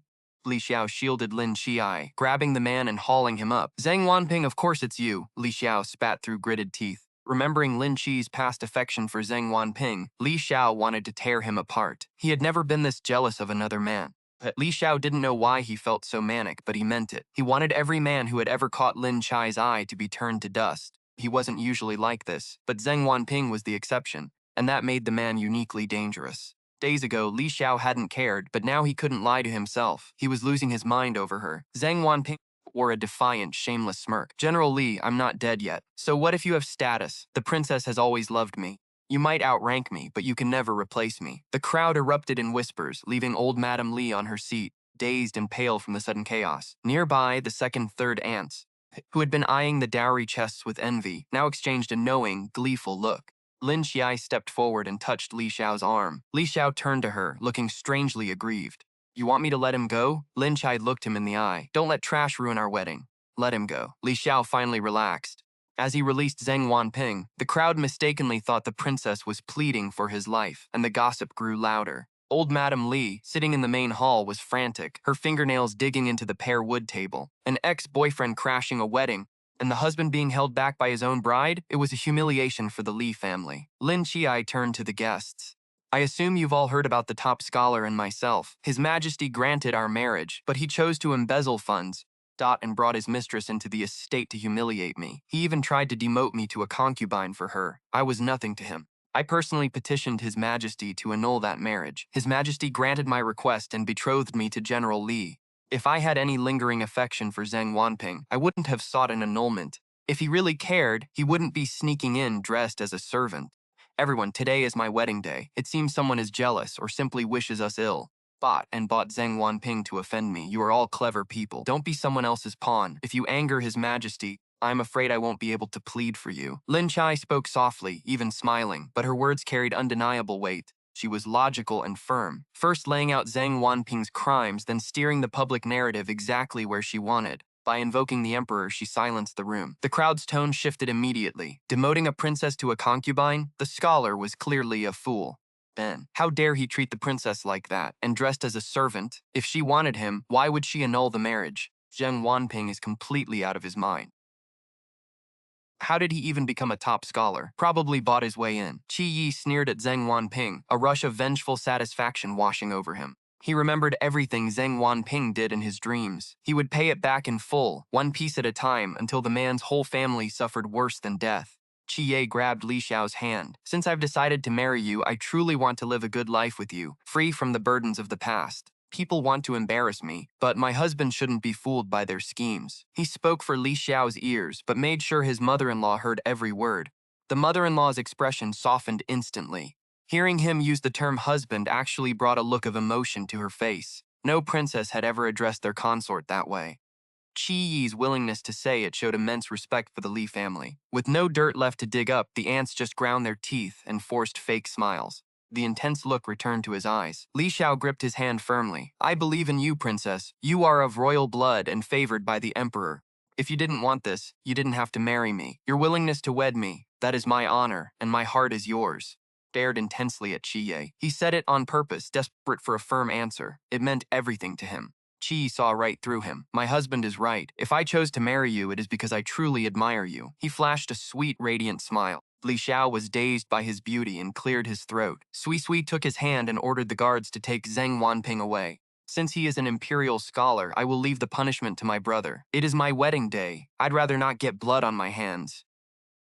Zheng Wanping stared, eyes wide, but something seemed to cross his mind. He didn't look panicked, just opened his mouth as if to speak.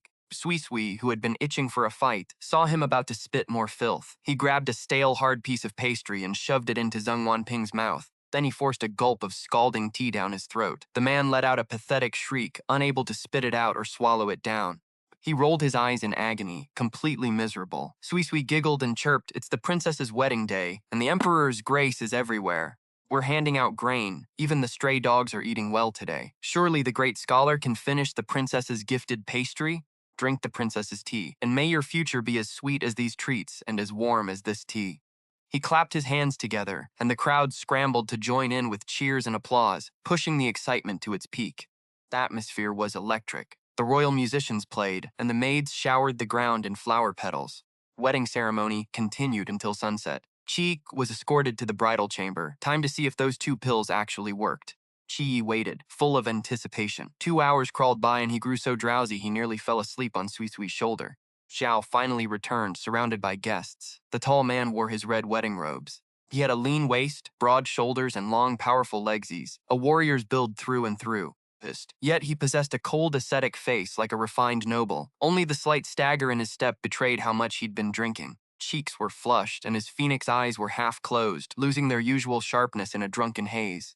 Princess, it's our wedding night. No one dared to cause a scene. Li Xiao opened the door and knelt. My apologies for keeping you waiting, princess. Qiye hid his blushing face behind a fan. Get up, consort. A matron entered grinning to guide them through the final rites before bowing out. Bisui winked, bit his lip, and flashed a thumbs up to Qiye before closing the door behind him. Li Xiao steadied himself, exhaling a long, tense breath before picking up the scale to lift the red veil. Blurry figure became crystal clear. Qiye saw Li Xiao's Adam's apple bob, though he quickly went stony-faced.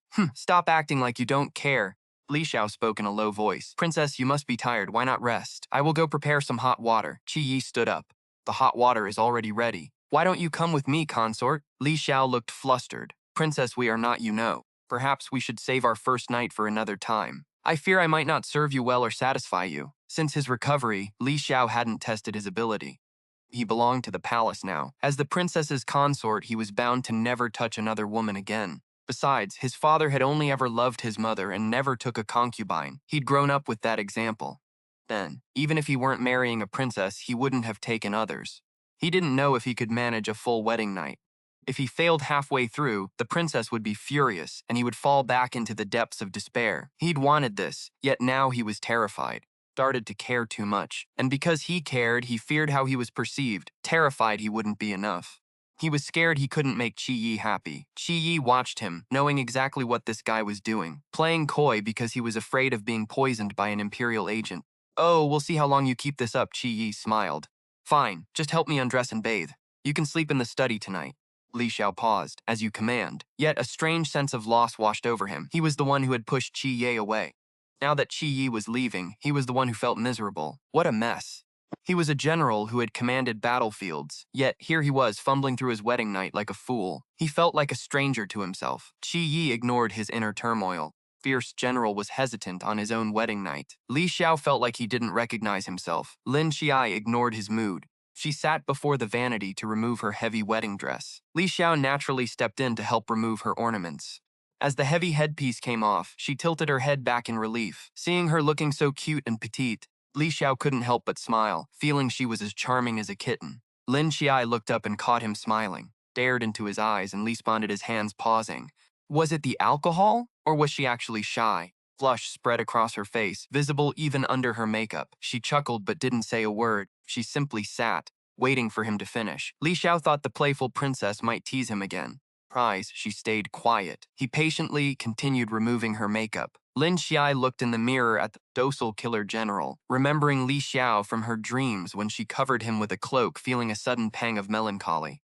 If the dreams were her past life, what happened to Li Xiao then? Did he remain unmarried, die of sorrow, or did he die slaughtering his way out of the capital to save her? Flashes of him lying in a pool of blood, staring at the sky with regret, made her chest ache. She grabbed his hand and pressed it to her cheek. My husband, you don't need to mask yourself before me. Remove your disguise. I like your true self. Li Xiao pulled his hand back, knelt before her, and leaned in. Let the servants bathe you and remove your makeup, princess. Lin Qiye looked down at his handsome jawline and lips, swallowing hard. Are you truly not going to bathe with me? Li Xiao didn't answer, his fingers flying as he untied her wedding robes. Lin Qiye shook her head inwardly. Still pretending? His hands were shaking, yet he was holding back. What was he afraid of? Poison? Despite the pain, he felt better. As the situation shifted, Li Xiao hissed, pulling back to escape. But Lin Qiye caught his shoulder. Seems this treatment works. I've cured you, husband. Shouldn't you pay the medical fees? Li Xiao stopped struggling, murmuring, I fear I cannot satisfy the princess. Lin Qiye scoffed, stood up, ignoring him. Shedding her outer robes and leaving only undergarments, she walked behind the screen. She slipped into the warm tub. As she discarded clothes, Li Xiao picked them up, not daring to glance at her. Fought down his impulses, heart racing. He had escaped today, but what about tomorrow? He used to plan to find her a few lovers, keeping himself busy at the borders to avoid her. Now, who dared look at her? She would gouge their eyes out. Suddenly, a wet undergarment hit him.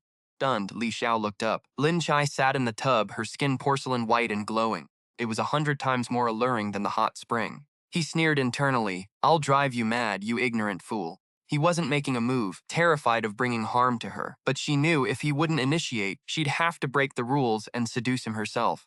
Even if she felt like a nervous wreck inside, her body was already surrendering to him. That was the fun of it, right? Lin Qiye gestured for him to come closer. Li Xiao felt as if his soul had been captured. He stumbled over and knelt beside the tub, asking, What are your orders, princess? Tossed his stomach wrap aside, which meant he wasn't wearing it.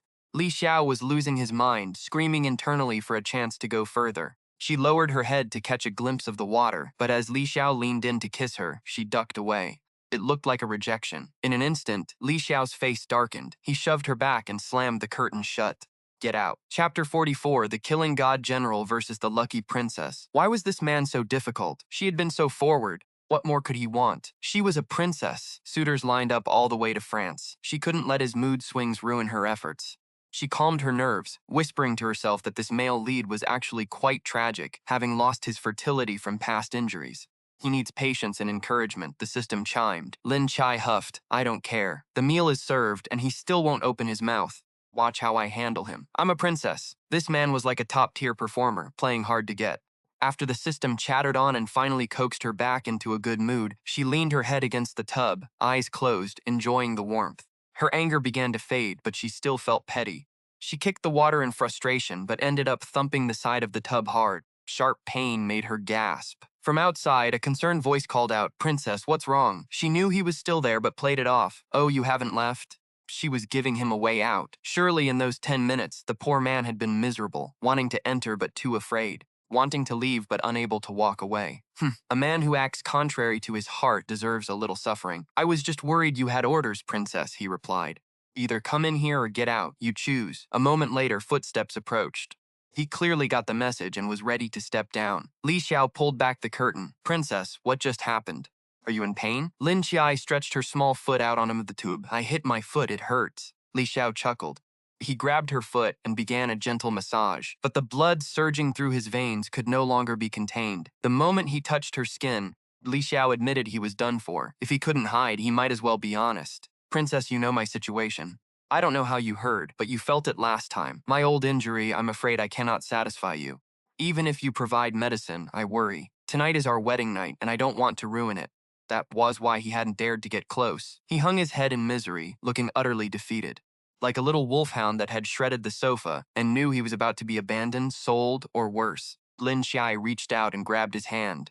It's exactly because I don't know the results that we have to experiment together. Did you forget what I said? You've protected the people of Dahuaguo and shed blood for the royal family. Healing you is my duty. She tugged on his sleeve, pulling him close, and cradled his face to examine him closely. Xiao, don't be afraid. I won't tell my brother. I chose you knowing you were unwell because I'm willing to marry you. First, I like you. Second, I know I can fix this. Didn't the last medicine work? We treat illnesses, that's all. Don't be timid. She guided his hand toward her, asking, Do you really want to try someone else? If that's the case, I'll find you a concubine. Try that tonight if you must. Li Xiao, moved and desperate, was flushed, his head swimming with heat. Blood rushed to his abdomen. His hand shifted from passive to active, and he submerged half his body into the water. Her words had moved him deeply. A mix of gratitude, sourness, and sweetness left him overwhelmed. With a splash, he kicked off his boots, jumped into the water, pulling Lin Qiye into a suffocating embrace, kissing her like his life depended on it. Soon she went limp in his arms. Gasping for air, she wrapped her arms around his waist. Husband, do you still want to try another woman? He lifted her chin, a wicked smirk playing on his lips. Since you've offered the feast, how could I not devour it? Aren't you ready to taste this wine? I am yours to command. A clatter sounded as his hidden mask fell to the floor. That night they changed the water 5 times. The next morning, Lin Qiye couldn't get up. She lay limp on the couch, thumping her aching waist. She gritted her teeth, planning to tell her brother to execute Li Xiao immediately. She was done for. Who would have guessed? One second he was humble, and the next he was a starving wolf. With his absolute strength, her status as a princess meant nothing. She had been thoroughly devoured. Compared to her exhaustion, Li Xiao's high spirits were glaringly obvious. He hadn't stopped smiling all morning. He dressed her with meticulous care. Even when she kicked him, he remained as happy as a puppy, grabbing her jade-like feet to shower them with kisses. The cold, ruthless killing god general had transformed into a total simp for his wife. After finishing with her shoes, seeing her look so drained, Li Xiao couldn't help but ask, Are you hungry? What would you like to eat? I'll go order it. Outside the cabinet, a line of maids waited to serve them. Sui and the other maidservants exchanged knowing glances. It seemed the princess and her husband had shared quite an intimate night, given their change in address. Without the princess's permission, the husband wouldn't have dared to act so boldly. Lin Qiye yawned, acting weary. Go greet the elders first, then serve the meal. As you command, my lady. Li Xiao gazed at her with pure affection. Once calling himself a subject felt like duty. Now it felt like something far more personal. Term felt like a lover's game. After the ecstasy of the night, he was still yearning for more, aching to pull the curtains shut and stay right there. He remembered how exhausted she had been, even while playfully scolding him for his boldness, threatening to throw him to the dogs. He had spent the morning coaxing his delicate beauty. He felt a mix of tenderness for his fragile, shy bride and an uncontrollable rising passion for the beautiful woman beneath him. Li Xiao knelt, carefully adjusting the ribbons of her robe with gentle, doting eyes. Li Qiye glanced down at his fingers. They were long and slender, the knuckles pale and delicate as lotus roots. A few faint scars only added to their strange magnetic allure. Memories of what those elegant hands had done behind closed doors flooded back, and Li Qiye's face flushed deep red, nearly causing her to faint from embarrassment. She quickly covered her face and gave him a playful kick. I should have my brother send you to guard the borders. Stay away for a year. Li Xiao chuckled, wrapping his arms around her waist and nuzzling into her. I couldn't bear to leave you, princess. Could you really part with me? Was I not attentive enough yesterday? He looked up with those misty phoenix eyes, full of anticipation, waiting for her answer. Lin Qiye fought to keep a straight face. He was a man of high status, striking looks, and incredible stamina, a warrior through and through. Though it was their first night together, they moved with a rhythm as if they had known each other for a lifetime. Lin Qiye stayed silent for a moment. Li Xiao wouldn't let it go. He circled her waist with his large hand, raised himself, and kissed her lips. Tell me, Qiye, were you happy last night? He showered her cheeks with soft, lingering kisses, breathing in the sweet, delicate scent of her hair, trembling with quiet obsession. Air in the room grew heavy, charged with an intimate tension. Through the half-open curtains, dappled morning light brought in the faint fragrance of flowers. Li Qiye pressed her cheek against his and nodded silently, expressing her satisfaction. Li Xiao laughed. My thanks, princess. Shall I continue to serve you tonight, then? No. Why? She asked, confused. A few days ago, you even followed me into the bath, so passionate and bold that I feared I might not be able to satisfy my little princess. She knew Li Xiao was trying to train her, reacting to his bold behavior in the bath. Lin Qiye kicked his thigh, remembering how she had treated his wounds. She hadn't expected him to recover so well. She used to be the aggressive one, coveting his body, but now she was the one avoiding him. She was afraid of this madman. She gave a light cough and said, It's just swollen. Let's rest tonight and talk about it another day. Where is it swollen? Let me see. She refused, but they had been at it until late in the morning, before finally dressing to head out. Reaching the front hall, the Li family had been waiting a long time, kneeling respectfully to kowtow.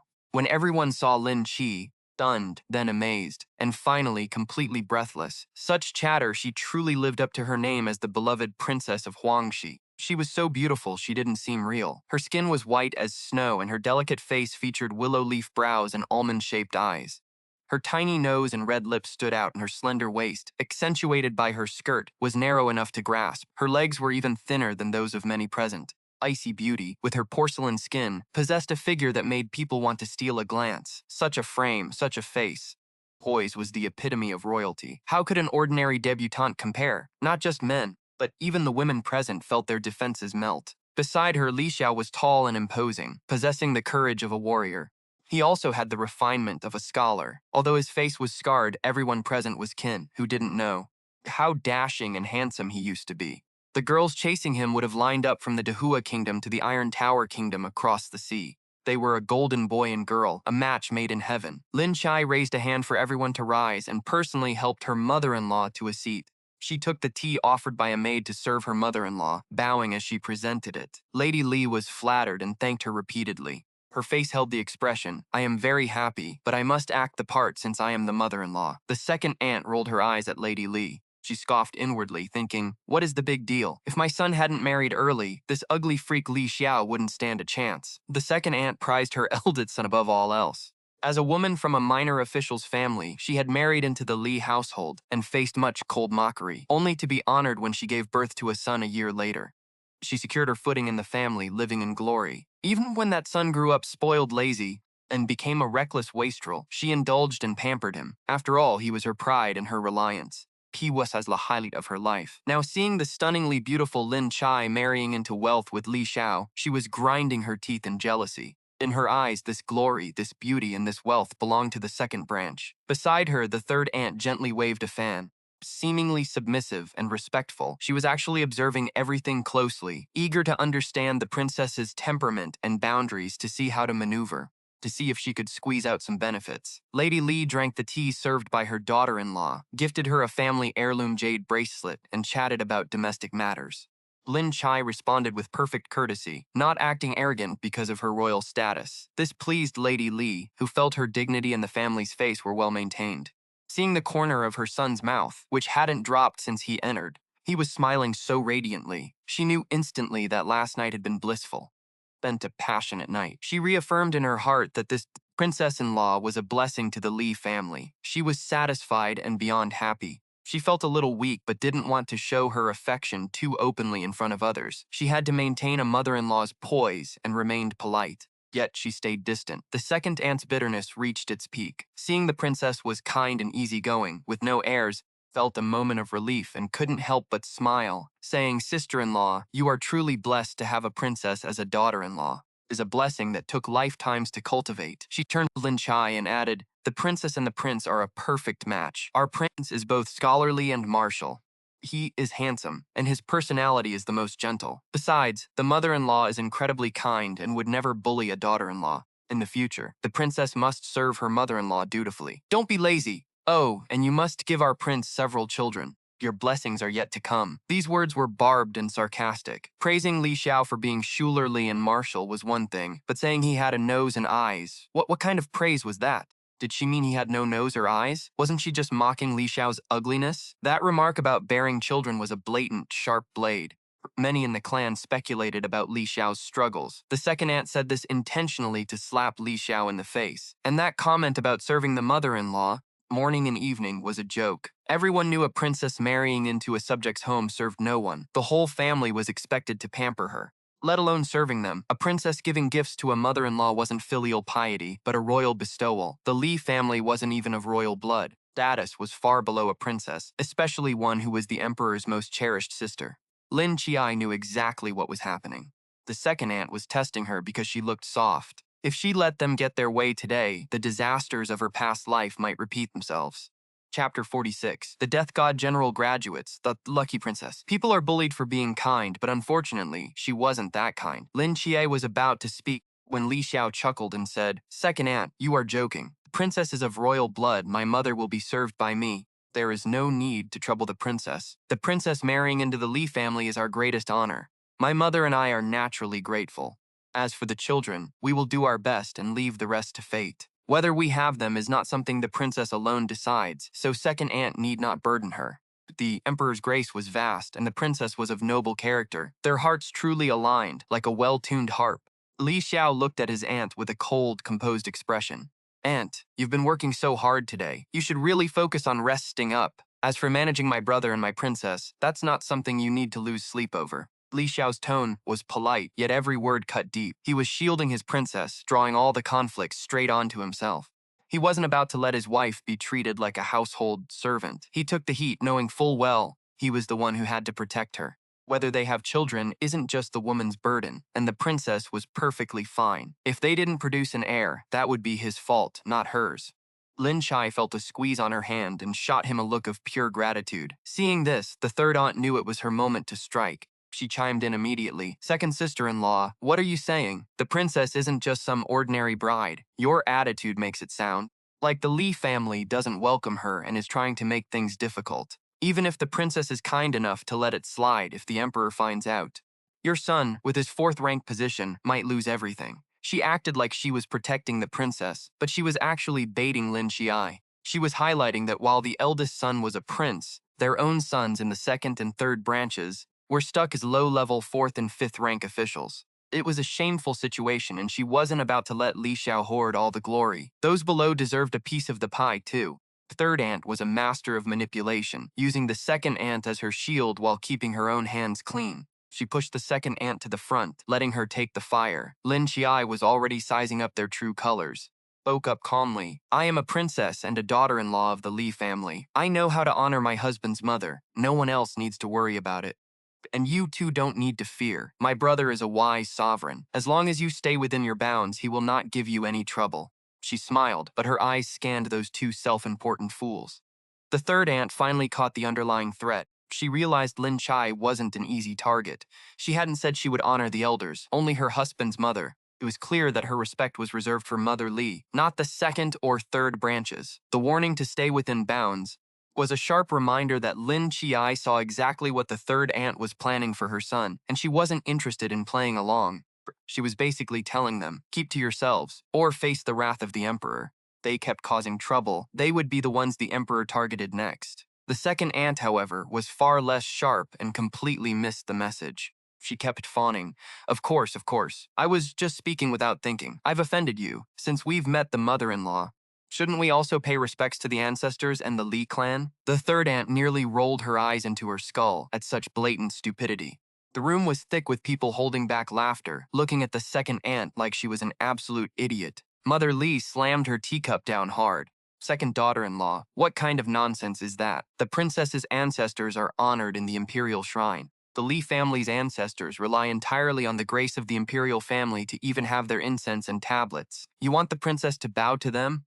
Are you trying to bring disaster upon the Li family? Shut your mouth. Lin Qiye turned to her mother-in-law, showing her approval. It seemed her mother-in-law was reasonable. She didn't ask Lin Qiye to overlook the insult, which was a relief. Second aunt finally realized what she had said. Back when her own mother-in-law was alive, she used the ancestors to keep her in check, forcing her to kneel in the shrine. Now that she was a mother-in-law, she had reflexively tried to do the same, thinking the Li family shrine was the highest authority in the land. She dropped to her knees, trembling. I deserve to die for my foolish words, princess. Please, do not hold this against me. Bowed repeatedly, begging for mercy. Lin Qiye didn't stop her immediately. Instead, she picked up a piece of fruit and ate it calmly. Only after she had listened to the sound of the second aunt's head hitting the floor, enough times did she finally tell her to stop. It is my wedding day, so I will let it go this time. In the future, I hope you cultivate some virtue and focus on your own family. If you don't understand imperial decorum, I have books on the subject at my palace. Sui, go grab one for her. Study it well. If you don't grasp it, copy it out until you do. Once you've written it enough, you won't spout such nonsense again. Li Xiao stifled a laugh. This was the first time he'd heard a punishment framed so elegantly. The second aunt scrambled to express her gratitude. Mother Li rushed to hold Lin Qiye's hand, promising that the family would give her a proper explanation for today's events. Lin Qiye politely deflected, though she felt a rare touch of warmth. Even if she knew her mother-in-law was just trying to avoid bringing imperial wrath upon the family, it was a sincere reaction. Compared to the meddling mothers-in-law she had seen before, this one was a breath of fresh air, a woman with a clear head. Li Xiao leaned in to reassure her. You're so kind, but I will never let you suffer any grievance. Lin Qiye smiled. He was secretly enjoying the chance to settle his own scores with those two gossip mongers. Once they finally returned to their wedding chamber, Li Xiao was called away by his subordinates. Left alone, Lin Qiye collapsed onto the bed, feeling utterly drained. She hated pulling rank, but without it, those fools would never show her the slightest bit of respect. Her brother the emperor had once told her, "You are a princess. You never have to live the hard life of an ordinary woman." She hadn't understood back then. Being a princess sounds like a dream, but in this era, it's often just a synonym for suffering. Then Xiuyuan walked up. With a mischievous glint in her eyes, she whispered, "Princess, I finished looking into yesterday's events." Chapter 47, The God of War General versus the Lucky Princess. Lin Qiye sat up in a flash. Tell me. Xiuyuan nodded. It was the third princess. She's joined forces with the top scholar. They're trying to ruin your reputation and make your life miserable. But the third princess is clearly acting on the Empress Dowager's behalf. The Emperor and the Empress Dowager are locked in a vicious power struggle. They can't even maintain a polite facade anymore. The Emperor has the evidence but hasn't moved yet. He sent me to ask how you want to handle this. The Emperor knew the scholar was involved and needed Lin Qiye's take, especially since she insisted on playing it slow. Lin Qiye pondered for a moment. And what about Zheng Wanping? At the mention of him, Xiuyuan's eyes lit up. She slapped her thigh and sat cross-legged on the bed. Vivid gestures, she recounted the recent drama. Ever since Lin Qiye took back all the money, things had gone downhill fast. Zheng Wanping and his mother were practically starving. Meanwhile, Meiniang threw tantrums, demanding chicken, duck, and bird's nest soup. With nothing to give, she ended up getting beaten by the mother and son. The old woman, who once doted on her precious grandson, now cursed Meiniang as a jinx and questioned who the child's father really was. They fought constantly. Everyone knew the scholar's family was destitute. One of Meiniang's old patrons came knocking. She resisted at first, refusing to give in. But after constant beatings and starving until her vision blurred, she went back to her old ways, even using her pregnancy to demand higher prices. She would sneak out to the backyard in the dead of night to meet her clients. One night, old Madame Qian caught her. To keep her quiet, Meiniang bribed her. She knew that even disgraced, Zheng Wanping was still a scholar. Since the emperor hadn't stripped his title, he was still officially recognized. Even if he were demoted to some backwater town, he'd still be a scholar, and she'd still be a lady. That was still better than crawling back to the brothel. Old Madame Qian was furious at first, but once she saw the cold, hard silver, she shut her mouth. Zheng Wanping eventually found out, and the house erupted in chaos. He went berserk and tried to beat Maniang, but she handed over the money to calm him down. Before the third princess approached them, Zheng Wanping had actually been helping Maniang find clients, thinking it was his way of maintaining face, all while sweet-talking her about their future. After the wedding scandal yesterday, Zheng Wanping was thrown into the dungeon, and Maniang and the old woman were locked in the scholar's mansion, awaiting their fate. Now, everything depended on Lin Qiye. The emperor had promised to back her play, no matter what she decided to do. Lin Qiye thought it over, remembering the dreams she'd had. In them, the emperor died in an accident 5 years later. The day after he died, the Empress Dowager quickly crowned the most neglected prince, placing him on the throne. Meanwhile, the talented princes were all framed, exiled, or murdered for various reasons. It was all so convenient. Felt like it had all been orchestrated from the start, a perfect, deadly plan. If the emperor died in a real accident, Lin Qiye wouldn't believe it for a second.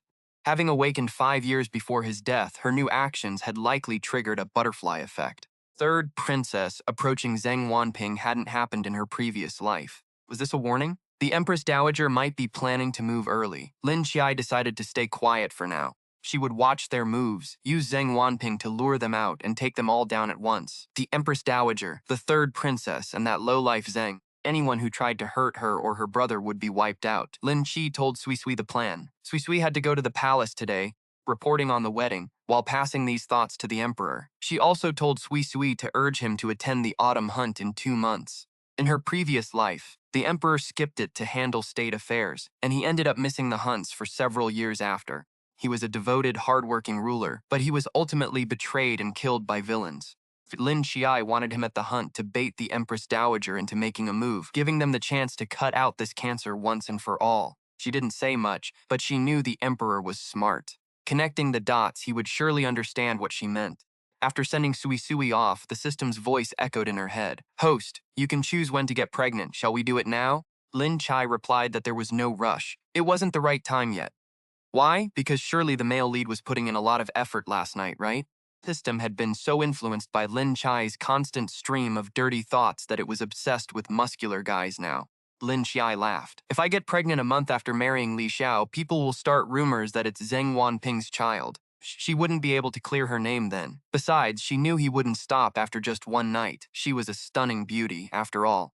What man could just stop at a single taste, especially with how Li Xiao was completely addicted to her? She was just as hungry for him, but she didn't want to be sidelined for the first 3 months of pregnancy. She wanted to enjoy their time together a bit longer. Getting pregnant in 2 months would stop the rumors. Since there was no DNA testing, she had to be careful. Li Xiao delivered exactly as promised. The next day, the verdict was in. The third aunt was ordered to kneel in the ancestral hall, copying the palace rites daily for a week on a meager diet, while the third uncle was sent to inspect the country estates. It would be at least 2 months before she returned. The second aunt's daughter, originally sought after by a marquis's son, had her engagement talks suddenly collapse. But now that it's dead in the water, who knows if anything will come of it. Li Xiao was very satisfied. It was time they learned that he was the one in charge. And whether marrying into the royal family or dealing with a princess, they all had to fawn over him. The second and third branches finally realized that despite being older, they had no right to act as elders to a princess, bossing her around or overstepping their bounds. Yet there were always those arrogant fools looking for a thrill. Chapter 48, The Murderous General versus the Lucky Princess. It was another sweet, sugary morning. He had called for water 4 times last night. Another day where he couldn't get out of bed. Li Xiao got up early to cook a refined meal himself, perfumed his clothes, and folded them neatly. He left a kiss by her ear. Lin Qiye felt a tingling sensation in her sleep, turned over and dozed off. Li Xiao gently patted her little backside. "Bird, I'm heading to court." "Sleep well, Qiye." A dazed Lin Qiye mumbled a response, too tired to bother with him further. Li Xiao rose with eyes full of tenderness, left the bedroom and carefully closed the door, fearing a draft might disturb her. The moment the door clicked shut, smile vanished. His features returned to their usual cold, grim state. He glanced at the 2 maids standing outside. Pair gave a nearly imperceptible nod. These 2 were his people, replacing the 2 least noticeable maids Lin Qiye had brought with them. He admitted he fell for Lin Qiye at first sight, and after getting to know her, he inevitably lost his heart. Married, sharing a bridal chamber, and intimate every day, Li Xiao had to admit his heart was taken, but he still maintained control. He couldn't sink entirely. He remained guarded against Lin Qiye and even more cautious toward the emperor. In this world, courtiers never truly won. If he couldn't dispel the emperor's suspicions, then the slightest mistake would lead to absolute ruin. He would never hurt Lin Qiye, but he had to guard against her. After all, she was the emperor's own flesh and blood. His orders to the maids were, first, protect the princess. Second, monitor her every move. If the two ever clashed, protection was the absolute priority. Li Xiao never thought he would be with a woman, let alone give his heart to one. Of course, he would never give all of himself to anyone. If one day Lin Qiye chose to betray him, he would accept it calmly. After all, he had nothing to begin with. Being able to receive her affection and share such intimacy was already a stroke of divine fortune. How could he ask for more? Lin Qiye slept until noon before waking up slowly. Xiuyuan helped her dress and wash. A maid entered and said, "Princess, Grand Princess Yuping is here to see you." Lin Qiye froze, searching her memory for information. Ah, she was the emperor's half-sister. The late emperor hadn't favored her father, sending him off to be raised by consort Gaiping, who had a daughter of her own. Very Grand Princess Yuping. Now, having given birth to a son, she was overjoyed and harbored delusions of grandeur. She ended up destroying herself. Her father had called her mother to her face, but he hated her for ruining his plans with her cleaver's schemes, almost costing him everything. Allowing this aunt to marry well was already an act of extreme mercy. For all these years, she hadn't bothered Lin Qiye and her brother. They left each other alone. Why come out as an eyesore today? Lin Qiye realized the reason. Aunt was thick as thieves with the Empress Dowager. Today clearly spelled trouble. Lin Qiye finished washing and headed to the front hall. Just as she stepped out of Li Xiao's quarters, she ran into Aunt Yuping, dragging Xiuyuan along. Normally, guests were only received in the front hall. Without an invitation from the host, one simply did not enter the inner quarters. It was basic etiquette. Grand Princess Yuping was clearly provoking her. Lin Qiye decided she didn't need to be polite. She smiled and walked up to her, bowing gracefully. "Greetings, Aunt. I heard you were busy with your son's affairs, to the point you had to decline attending my wedding. What brings you here to see me today?" She knew well that the aunt's two sons had been restless, allowing horse traders to cross the border illegally, a crime punishable by imprisonment. The aunt's family was panicking. Xiuyuan, looking pitiful, stood to the side, mouthing to Lin Qiye, "It wasn't me, she forced her way in."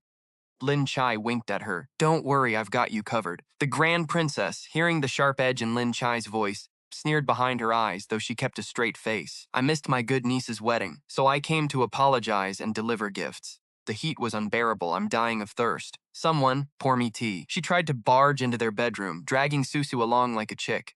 Lin Qiye blocked her path. "Aunt, wait, one doesn't drink tea in the inner quarters. Let's head to the front hall for a moment instead. I will serve you tea myself." The Grand Princess sneered. "Prince is at court, so why the worry? I am your aunt. Is it wrong for me to have a chat? Don't be so stingy." She tried to push past, but was quickly stopped by the guards. "Grand Princess, please stay back. How dare you? You know who I am, how dare you block me?" The guards didn't budge. "Grand Princess, please stay back." Lin Qiye suppressed a laugh. "Aunt, don't bother with the servants. They are only following orders. Besides the emperor, the mother, and myself, no one is allowed inside. Let's go to the hall for tea. I'm curious to see what gifts you brought me." They won't let me in, but don't you have the power to let me in?" "Of course I do." Li Qiye laughed. "I simply didn't want to." She looked at the Princess Grand Aunt. This boudoir was meant for her and her husband. Newlyweds are always deep in love, every night spent in blissful harmony. Does Auntie wish to come inside to absorb this energy and recapture her own youth? Her words were subtle yet pointed, nearly causing the Princess Grand Aunt to boil with rage. Everyone knew the Grand Aunt and her husband lived apart in spirit. Aside from two sons, there was no affection. In recent years, her husband's family had grown powerful while she weakened.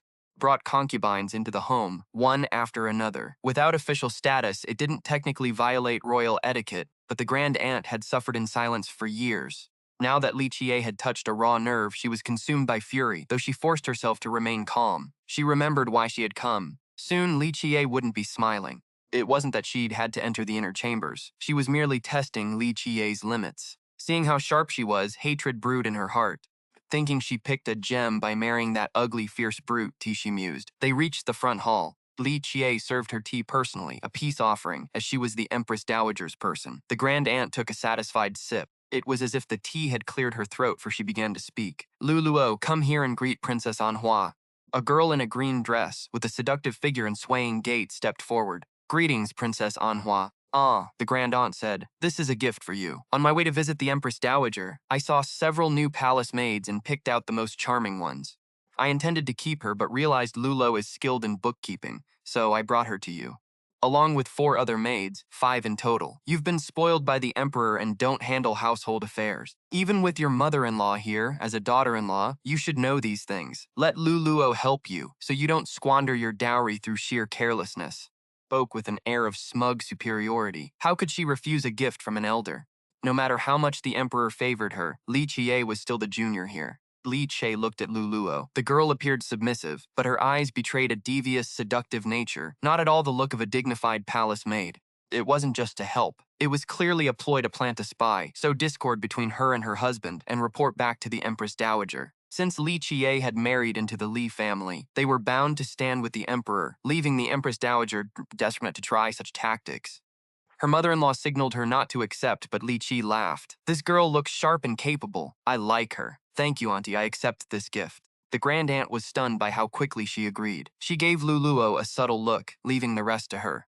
The old lady signaled Lin Qiye not to accept, but she smiled. This Luluo seems sharp and capable.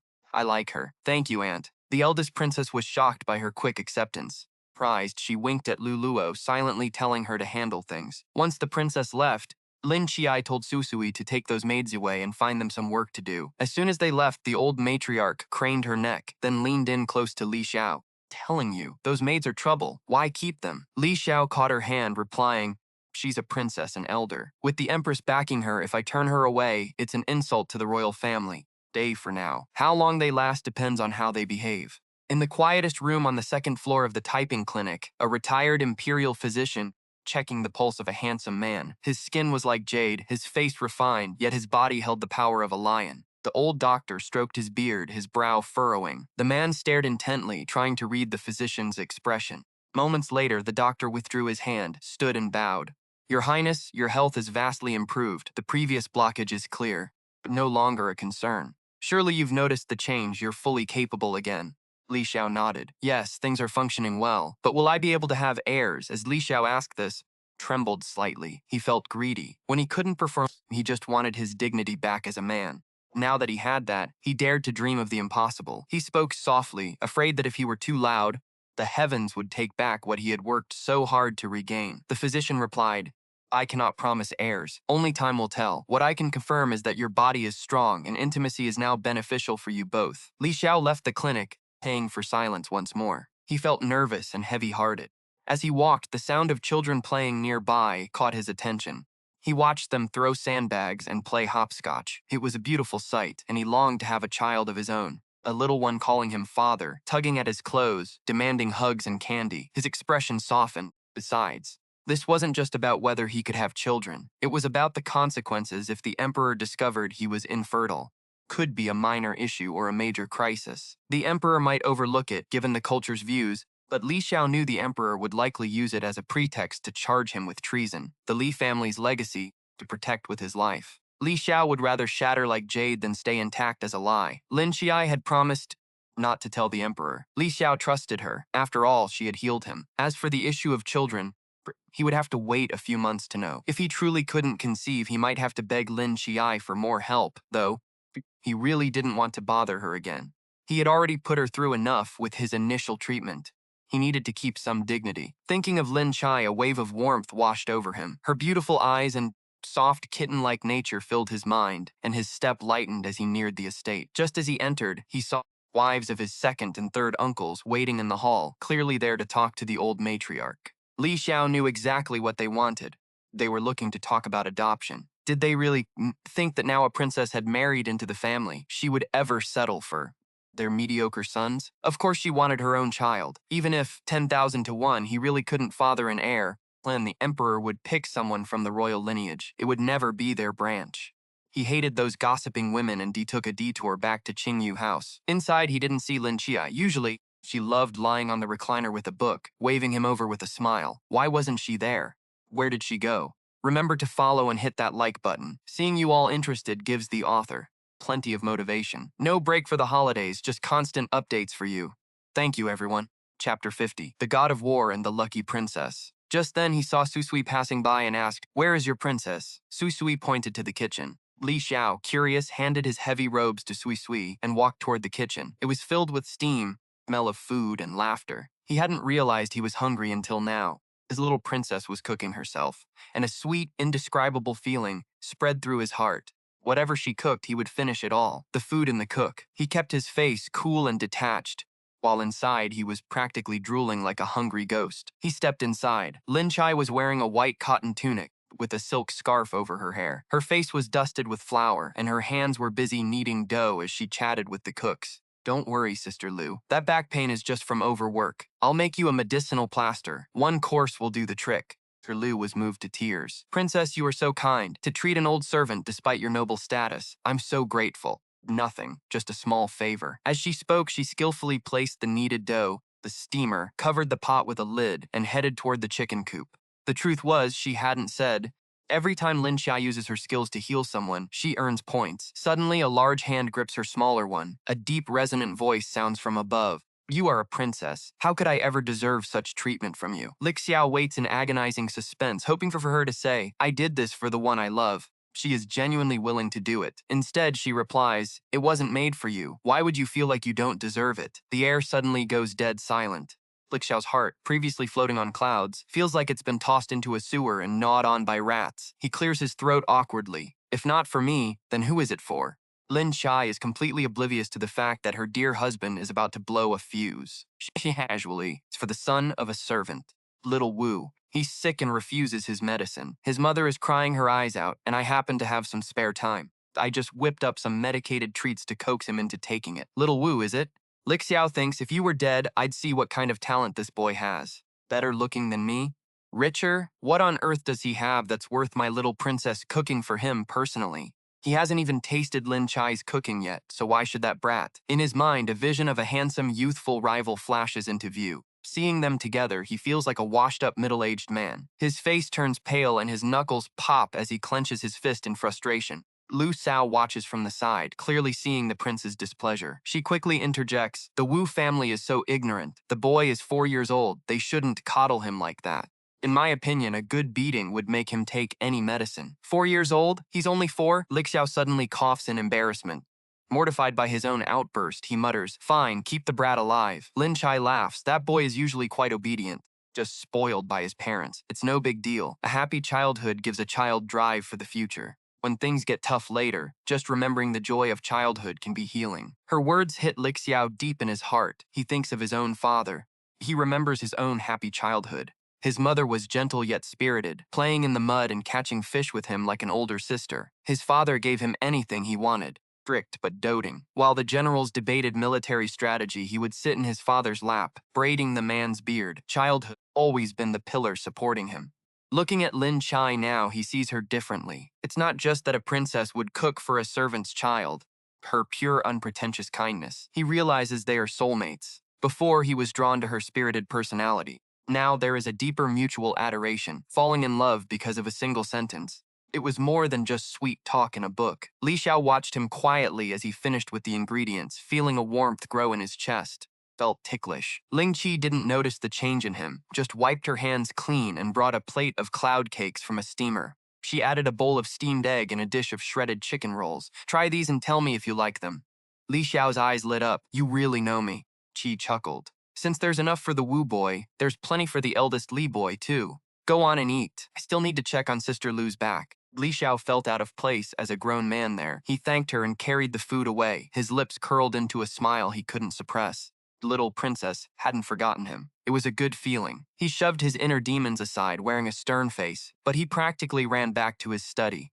He was ready to taste the meal his little princess had made. Meanwhile, deep in the dark, damp prison, Zheng Wanping was a broken man. He lay slumped on the cold ground. For over a month, he had been repenting for everything he had done to Lin Qiye. It wasn't because he felt guilty. To him, Lin Qiye had been a stepping stone to power, and Lu Meiniang was merely a woman to bear his heirs. They were both just tools for his success. He only regretted revealing his true nature so soon. He should have kept up the act longer. He had waited until after he married Ling Qiye and they had children. He could have handled the princess however he wanted. He cursed his youthful arrogance. He had been a fool. If only he could go back. He gritted his teeth against the agony and felt around to tear open the wound on his abdomen. He dug out a bloody jade piece from the wound. This was his final chance for a comeback, and he had to seize it. The man had told him that success meant eternal life, while failure meant destruction. But did he really have another choice? Jade was a token of affection from Lin Qiye and one of the late empress's heirlooms. Zheng Wanping stared at it with desperate, maddening hatred. Ling Qiye, you ruined my life. I will make you pay. Zheng Wanping showed the jade to the prison guard and demanded to see the emperor. The guard knew his job and realized it wasn't ordinary jade. He found a way to reach the emperor's personal eunuch, claiming Zheng Wanping had a secret. A secret about Li Xiao that concerned the princess's happiness, the dignity of the royal family, and bordered on treason. Late that night, Zheng Wanping finally faced the emperor. Chapter 51, The General's Good Fortune. The emperor dismissed everyone. Zheng Wanping spoke directly. Your Majesty, I have something urgent. Li Xiao is injured and incapable. He can never father children. Doubt me. Summon him to the palace. Let the imperial physician diagnose him, and you will see the truth. Zheng Wanping saw the emperor's face remain calm, but his brow twitched and his fists tightened until the knuckles cracked. He knew he had succeeded. The emperor was furious. If Li Xiao was truly unworthy, the emperor would deal with him. That noble person could finally breathe a sigh of relief. Guards, the emperor commanded. Several imperial guards stepped forward. The emperor looked down at Zheng Wanping. Stuff his mouth. Beat him to death. If anyone asks, say he died of illness. Leave no trace. He wouldn't trust anyone easily. He would verify the claim about Li Xiao. If Li Xiao really lied to make his sister a widow, he wouldn't spare him. What troubled the emperor most was, if Li Xiao was truly incapacitated, why hadn't his sister told him? There had to be a reason. He would investigate everything thoroughly, but it had to be done in total secrecy. The rumor could not get out. The princess's reputation and the royal family's dignity were at stake. Besides, he couldn't confront Li Xiao yet. Someone was trying to stir up trouble, so he would use Zheng Wanping's death as a warning. The emperor's eyes turned icy, turned to leave. Zheng Wanping panicked and screamed, Your Majesty, I have been loyal.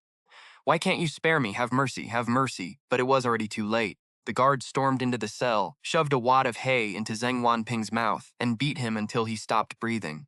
They rolled his body in a straw mat, threw it on a rickety cart, and dumped it at the mass grave outside the palace gates.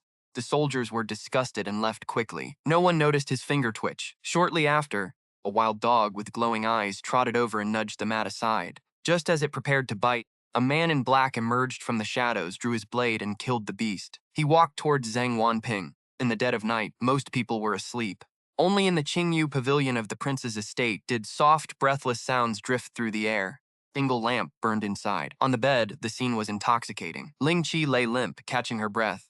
A low voice called out to the door, Someone, bring water. Moments later, a figure entered and walked toward the inner room. Li Xiao didn't want anyone to see Ling Qiye in such a state, not even a maid. He threw on a robe and stepped out from the curtain to take the basin. Stopped. It wasn't Xiuyuan or any of his regular maids, but a woman he had never seen before, wearing a green dress and heavy makeup. Her hair was loose and her collar open, looking like a common courtesan. Li Xiao frowned, looking at her with clear disgust. The woman saw the prince staring and assumed her beauty had captivated him. She bowed shyly. Your Highness, this servant Liu Luo greets you.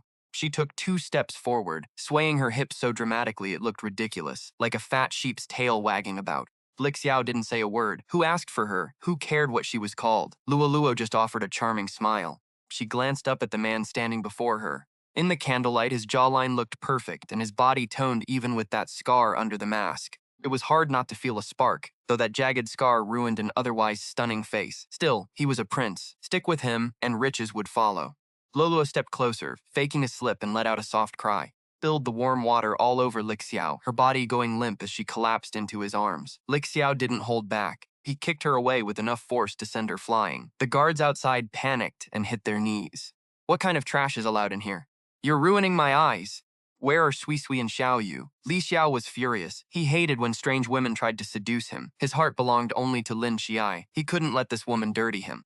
On the bed, Lin Qiye smirked, watching Liu Luo cough up blood, and shook his head. Naturally, he'd arranged for her to be there. But otherwise, given her status, how could she have even gotten inside? He'd given her every chance to serve him at Qingyu Pavilion, but she'd blown it. Now, she couldn't run to the Empress Dowager and badmouth him. Xiuyuan and Xiaoyu, the maids, were dragged from their sleep to clean up the mess. Even after the girl was gone, Li Xiao was still fuming. He didn't understand. How had such a pathetic piece of trash made it into his Qingyu Pavilion? Lin Qiye lounged on the couch, playfully snapping a belt against him. Is my little prince upset? The girl was a gift from the Empress Dowager. We couldn't exactly make her do manual labor. Li Xiao finally understood and let out a cold laugh. You really feel safe letting her into the inner chambers? As he spoke, his rough, calloused hands wandered, unconsciously stroking the fair, smooth skin of her leg. Lin Qiye tilted his head with a coy smile. Since I dared to let her in, I certainly have ways to make her roll back out. Lixiao paused for a moment. He leaned in, nipping at the tip of her nose before grinding his thumb against her chin. I just love it when my little princess gets all fierce and calls herself this empress. He leaned in for a kiss. Lin Qiye, looking incredibly beautiful, reached out to wrap her arms around his neck. We've already called for water. Shouldn't my husband be resting? Qiye here. How could I possibly sleep? Lin Qiye looked up and giggled. On her long white neck, a few faint red marks still lingered. She pulled Lixiao close, and they tumbled back onto the bed together. The next day, there was no court session. Lixiao went out for his morning training. When he returned, he was glistening with a light sweat, wearing simple white workout gear. Chest muscles visible and long legs, he looked like a model brought to life. Lin Qiye had just finished washing up and was sitting before the bronze mirror. Seeing her husband looking so incredibly hot, she couldn't help but sigh. If the noble ladies outside saw his true face, they'd be filled with regret. Lixiao went to change into clean clothes, scrubbing away the sweat so as not to offend the princess before walking over. He naturally picked up an eyebrow pencil, tilting her chin up with his left hand, began to carefully draw her brows. As she looked down, her gorgeous features formed a face of breathtaking beauty. Every movement was a charm hitting Lin Qiye's heart. She simply closed her eyes to stay focused. The autumn hunt is coming up. Are you going to drop the disguise? You're already my princess's man. No one would dare target you now. There's no need to play the fool anymore. Happy Mid-Autumn Festival, my darlings. My babies, keep enjoying your break while I keep working. Don't forget to click that remind me button and add the book to your shelf. Thank you. Wishing you all your favorite mooncakes and success in life, school, and work. Stay sweet. Chapter 52, The God of War General and the Princess. Lixiao hesitated. He didn't want to be treated like a trophy to be looked at. A man's appearance wasn't that important. Lin Qiye opened her eyes, saw him hesitating with a smile, and poked his chest. What is it? Lixiao couldn't hold back a laugh. I'm more handsome than your brother, the Emperor. What if he gets jealous and locks me up? Lin Qiye let out a laugh too. You've got guts to say that. Aren't you afraid my brother has bugs listening in on us? Lixiao was confused. What is a listening bug? Lin Qiye felt a bit awkward. She was so relaxed around Lixiao that her tongue had slipped. Luckily, he didn't really care. Lin Qiye picked up her blush brush, swept it lightly against his nose, lowering her voice. Even if what you said is true, don't worry. I'm not going to snitch and have you locked up. How would I survive these long nights otherwise? Lixiao closed his eyes, enjoying the tickle of the soft brush on his nose. His heart felt warm. So the princess really couldn't bear to lose him. Lin Qiye hummed. I just feel like I'd never find another prince this handsome and skilled. My goodness, a man with such looks.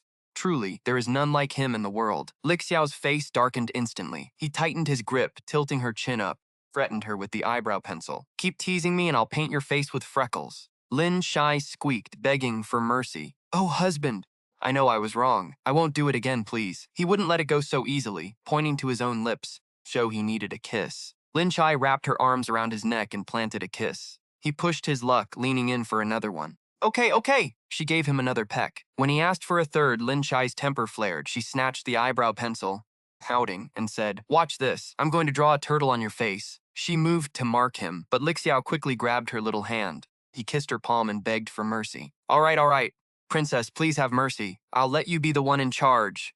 Tilts her chin up and plants a kiss on her, making Lin Qiye giggle. Outside the door, two maids watch and steal a glance. They can't help but smile at each other. The princess and the prince are so affectionate. The maids are obsessed with their romance. They get their fill of happiness every day. Once she's dressed, Lin Qiye mentions she's hungry and tells Susui to bring food. Lixiao stops her. It's a rare day off. Let me take you out. But you haven't been out of the estate since we married. It's my fault. Let me take you out to see the world. Lin Qiye's eyes light up, revealing a rare, childlike wonder. Really? I've been dying to go out. Lixiao, you're the best. She lunges at him and plants a bright red lipstick mark on his cheek. Bisui arches an eyebrow, thinking, Princess, aren't you feeling guilty? How many times have you slipped out while the prince was away? The princess has never been one to settle. Aside from that business with Zheng Wanping, Lin Qiye has always lived freely and happily. Looking back, was Zheng Wanping perhaps a ghost from the southern frontier? How else could he have tricked the princess so badly? They leave the estate. Walking through the crowded streets, they find the city celebrating the traditional flower festival, similar to the Kixi festival. Boys and girls are out in force. They pray to the flower god and use the festive mood to find their soulmates. Lin Qiye has dressed in men's clothing, looking like a refined scholar, while Li Xiao picks up a bamboo mask of the flower god. Sui and the guards follow behind. Streets are bustling and lively. With so many handsome men and women about, the open-minded culture makes everyone less guarded. Stalls are selling flowers and snacks everywhere. While this is the ancient world, many things are just earlier versions of what we have today. For example, these small bowls of iced congee are the ancestors of modern ice cream. Fried tofu, dried fish, and various vegetables sprinkled with seasoning. They're just ancient street-style fried skewers. Sticky rice wrappers filled with sweet cheese and fruit sauce. Aren't these just snow-skin mooncakes? Lin Qiye looks around, eyes wide. She's eaten most of the food before, but she loves the atmosphere. Xiao takes her hand. What do you want to eat? I'll go buy it. Before she can answer, a cheer erupts from a nearby stall. An old man is skillfully painting a rabbit out of melted sugar on a stone slab. He finishes it in seconds, making a little girl clap in delight. Lin Qiye lingers on the sight. Xiao smiles and ruffles her hair. Like that? Xiao steps up and asks politely, "Sir!" "They'll pay double." "May I try painting one myself?" The old man freezes, looking him over. "You know how?" Xiao glances at Lin Qiye in the distance. The old man understands immediately. He wants to impress the young master over there. What true love. The old man chuckles. "Go ahead, no need to pay extra. We have guests try it for fun all the time." Stands up to give him the spot and offers a few tips. Xiao confidently takes the small spoon and prepares to paint. Lin Qiye crowded around quickly. Li Xiao had beautiful penmanship, even better than Huang Zhong's, but she wondered if his candy art would be just as skilled. Spoon tilted. A glob of syrup splattered onto the stone, landing with a pathetic squelch. Lin Qiye snickered, only to be met with a sharp glare from the prince. She clapped a hand over her mouth, playing it safe. Li Xiao hadn't realized that while the syrup was so obedient in his wife's hands, in his own, it was a different story. It seemed to have a mind of its own. When he wanted more, a slight tilt poured out a puddle. When he needed just a drop, the stream was thinner than a hair. He had intended to draw his wife's lovely face to surprise her, but the result looked more like a toad. Personal guard couldn't hold it back anymore, and the old man crafting the candy laughed so hard his face folded into 100 wrinkles. He had the smug air of a high-level master watching a newbie struggle in the starter village. After a long battle, he abandoned the entire board. Finally hit him. That effortless flow was backed by years of practice. It took thousands of failed attempts to master just one line. As a novice, he thought it looked easy. Trying it, for real? He would rather face enemy generals on the battlefield than deal with this syrup. Facing the relentless teasing, his expression darkened, and he came up with a desperate, clever move. Chapter 53, The God of War General versus the Lucky Princess. Li Xiao took a spoonful of syrup, drew a large pancake, added a smaller one on top, and finished with a tiny point. Perfect gourd. The old man, seeing the young master had paid and was trying so hard to please his lady, felt he had to offer some encouragement. Stroking his beard, he said, "Young master, that is a truly round circle. You have real talent." Everyone lost it, collapsing in laughter. Li Xiao resignedly handed the candy gourd to Lin Qiye and walked away in silence. His attendant slipped the old man a small silver ingot as they passed. "Lord, your praise was great, but please don't do it again next time." The old man nodded. Lin Qiye nibbled on her candy, draped herself over Li Xiao's arm and beamed, "Thank you, my dear Xiao Lang. It's very sweet." Li Xiao finally felt a little comforted. He quickly changed the subject. "Want some fruit yogurt? I'll go buy some." Lin Qiye blinked, her eyes drifting toward the bubbling iron pot nearby. Inside sat a tender, succulent pork knuckle. She dreamed of just picking it up and gnawing on it. As a princess, she had the right to every delicacy. But because she was a princess, she had lived her life in the palace, only allowed a few bites of anything. If she reached for a dish a third time, the nanny would whisk it away. It was simple. No one could learn the princess's preferences, or they might poison her food. Many slow-acting poisons were undetectable by imperial physicians. A bite wouldn't hurt, but the buildup over time would be lethal. By the time the poison took hold, it was always too late. It wasn't until she moved to a separate residence that she could finally eat her fill. Gnawing on a pork knuckle was a dream she only ever had in her sleep. Poor Lin Qiye, she still maintained her royal dignity. She liked to keep up appearances as a little fairy in front of Li Xiao. Would gnawing on a knuckle ruin her image? If they had just married, she wouldn't have cared. It was just a job. Now that they were growing closer and deeply in love, she actually cared what he thought. A woman dresses for the one she loves, right? She could wait until she slipped out on her own next time. Swallowed hard and smiled. "Okay, I'd like the plum sauce version." He replied, "You two go find a seat. I'll bring it to you once I've bought it." Okay, the attendant and Sui left with Lin Qiye to find a spot and wait for Li Xiao. A while later, Li Xiao returned with snacks. Fruit yogurt, soft candy cakes, chilled sugar drinks, plate of sliced tender pork knuckle. Lin Qiye's eyes lit up. "A knuckle! Her knuckle! How did you know I wanted this?" Li Xiao handed it to her, tapping her nose. "I saw you staring at it twice. I know you're a little glutton, so eat up." Every time she snuck out, Li Xiao had people watching over her. He knew everything she did. If he hadn't noticed her eyes practically falling into the pot, he would have been a terrible husband. Lin Qiye giggled and pulled a small candy figure from behind her back to give to him. The candy depicted a man standing tall and graceful, with a golden mask clearly visible on his face. It was Li Xiao himself, vivid and lifelike, with lines as fluid as if drawn on paper. A rare look of surprise crossed Li Xiao's face. Chai, you drew this? Lin Qiye laughed. When I was little, I'd sneak out of the palace and learn from an old master to make toys for my parents. I haven't done it in so long, I'm rusty. I couldn't quite capture my Xiaolang's beauty. Li Xiao treasured the gift, studying it over and over, his eyes softening. You drew it beautifully. I almost don't want to eat it. Lin Qiye joked between bites of her knuckle. I drew you. Are you complimenting yourself? You're so vain. Eat up. If you like it, I'll make more. It's really sweet. The attendant silently watched them, thinking how happy the prince looked. Princess was so doting. It was enviable. Li Xiao nodded, but even after Lin Qiye finished breakfast, still couldn't bring himself to eat the candy. Lin Qiye walked beside him, laughing. Come on, eat it. It's going to melt. Xiao finally, reluctantly, took a tiny precious lick. It really was sweet, and it warmed his heart. But just as he took that bite, two young people playing nearby didn't look where they were going and slammed into his arm, knocking the candy from his hand. As the candy hit the ground and shattered, Li Xiao felt his heart break with it. Damn it, who is that reckless? Li Xiao instantly grabbed the guy who had bumped into him. Li Xiao glared at the bastard who had broken his figurine. The boy, a teenager of about 17, froze in place, utterly terrified by the suffocating pressure radiating from Li Xiao. Li Xiao towered over the lad, his imposing stature and luxurious clothing making his presence even more intimidating. Anyone could see he was a man of wealth and power, not someone to be crossed. A young girl, barely 14, rushed over to shield the boy. She pleaded, I am so sorry. We accidentally bumped into your things. We will pay for it, please. Don't make it hard on him. Tears welled in her eyes as she pulled out her small purse and emptied all her copper coins for Li Xiao. Though furious, Li Xiao had no intention of arguing with a young girl. Instead, he stared blankly at the boy. The lad apologized meekly, offering to buy him a new figurine, but Li Xiao shoved him away. He roared, Do you think you can afford this? He crouched down, pulled out a handkerchief, and unfolded it carefully. Began to gather the shattered pieces of the figurine from the ground, inch by inch, desperate to wrap them in the cloth. Lin Qiye, unable to watch this any longer, stepped forward. He had never seen Li Xiao like this. He urged, If you like it, I will just make you another one. Stop picking them up, it's just a toy. Li Xiao would not be moved. A new one is not the same. This was the first one you ever made for me. The couple who had caused the trouble tried to bolt, but Li Xiao's attendants blocked them instantly. They huddled together, trembling in fear, recalling a recent story. A man had accidentally sneezed at a powerful official's dog in the capital, which had caused the animal to yelp. That man had been beaten until only one tooth remained in his mouth.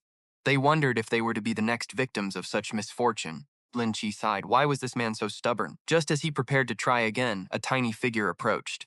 A toddler crouched down and pressed a chubby little hand onto Li Xiao's large one. Chapter 54. The God of War General versus the Lucky Princess 24. Uncle, don't eat the candy on the ground, it's dirty. A sweet, milky voice scolded Li Xiao. It was a toddler of about 2, barely able to string sentences together. Child's soft face was completely serious. Thinking Li Xiao intended to eat the dust-covered candy, the toddler scrambled to pull a purse from their own robes. Child poured 2 coins out and shoved them at him. A Bao treats Uncle to candy. Uncle, don't eat the candy on the ground. Mother says it's dirty. Behind them, the young girl panicked and tried to step forward, but the attendants blocked her path.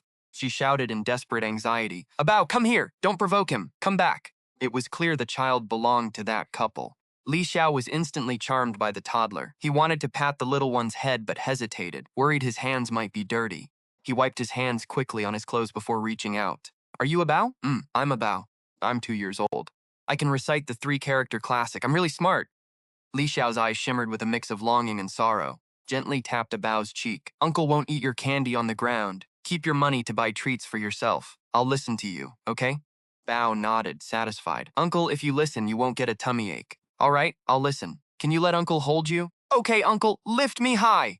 The toddler reached up. Li Xiao carefully picked him up, savoring the child's weight like it was the most precious thing in the world. Lin Qiye watched the man, his heart aching. Li Xiao yearned so deeply for a child of his own. All his parents' estates, the glory he fought for.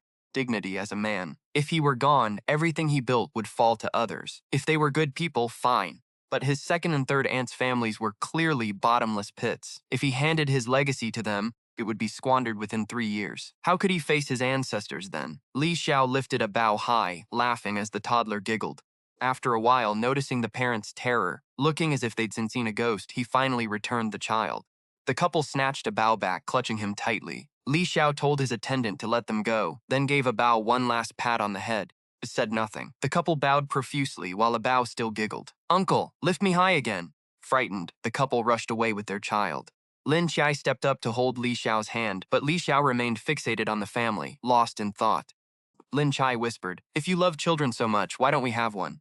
Li Xiao paused, then looked down at him. He offered a bitter smile. "Some things are meant to be. If I get them, it's luck. If I don't, it's fate. Qiye, you shouldn't worry about it." He hated putting pressure on Lin Qiye. All the burden should be his to bear alone. After all, he was the one hiding secrets and committing errors from the start. He originally thought the princess only saw him as a tool for political gain, and he only planned to use the princess to settle down. Who knew there would be such an unexpected blessing? Who knew he would truly give his heart? If the emperor discovered his secret and ordered the princess to restore him, he didn't know how he would face the rest of his life. Lin Qiye smiled gently. "Xiaolang, we will have children and a happy family." After all, in this world, his task required 4 children. Lin Qiye was dying to see Li Xiao's reaction when he heard the news of a pregnancy. He couldn't help but be excited. Just as Li Xiao was about to speak, another attendant from the estate approached. He leaned in and whispered, "Your Highness, Emperor has summoned you to the palace." Li Xiao paused. "Do you know why?" The attendant said, "No, the messenger didn't say. Told you to come." Li Xiao squinted. "I see. What is the little emperor up to?" A summons without reason surely meant trouble. Li Xiao left to change clothes for the palace, while Lin Qiye went off to shop with Xiuyuan and the attendant. They wandered near the red light district. Looking at the quiet, desolate brothels, Lin Qiye couldn't help but think of Liu Ruyan. He remembered how she treated him in his past life, the princess who was trampled upon. In winter, washing the whole family clothes in the snow wasn't even the worst. Liu Ruyan made him kneel and served them in the bedroom every night, watching her and Zheng Ping, then cleaning up after them. He was often kept up until midnight. The next morning at 4, he had to dress his mother-in-law, then serve her and Zheng Ping breakfast. The mother loved corn porridge and salted vegetables with braised meat. The meat had to be boiled until soft because she had bad teeth and couldn't chew otherwise. Zheng Ping, pretending to be the refined scholar, demanded tea brewed from dew gathered from bamboo leaves and plum blossoms.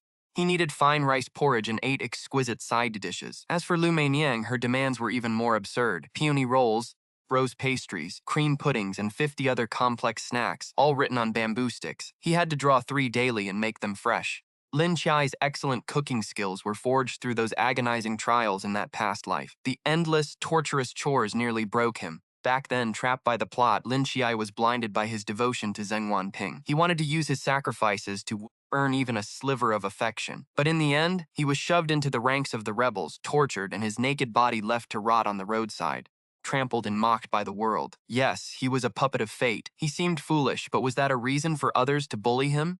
Kitten's weakness a reason for it to be tortured to death. A person's kindness and the abuse they suffer are never linked. It is simply the evil of the abuser. In this life, the villains who bullied him have already tasted the consequences, but it isn't enough. Far from it. Zheng Ping, do you think escaping prison is your rebirth? The real game is just beginning.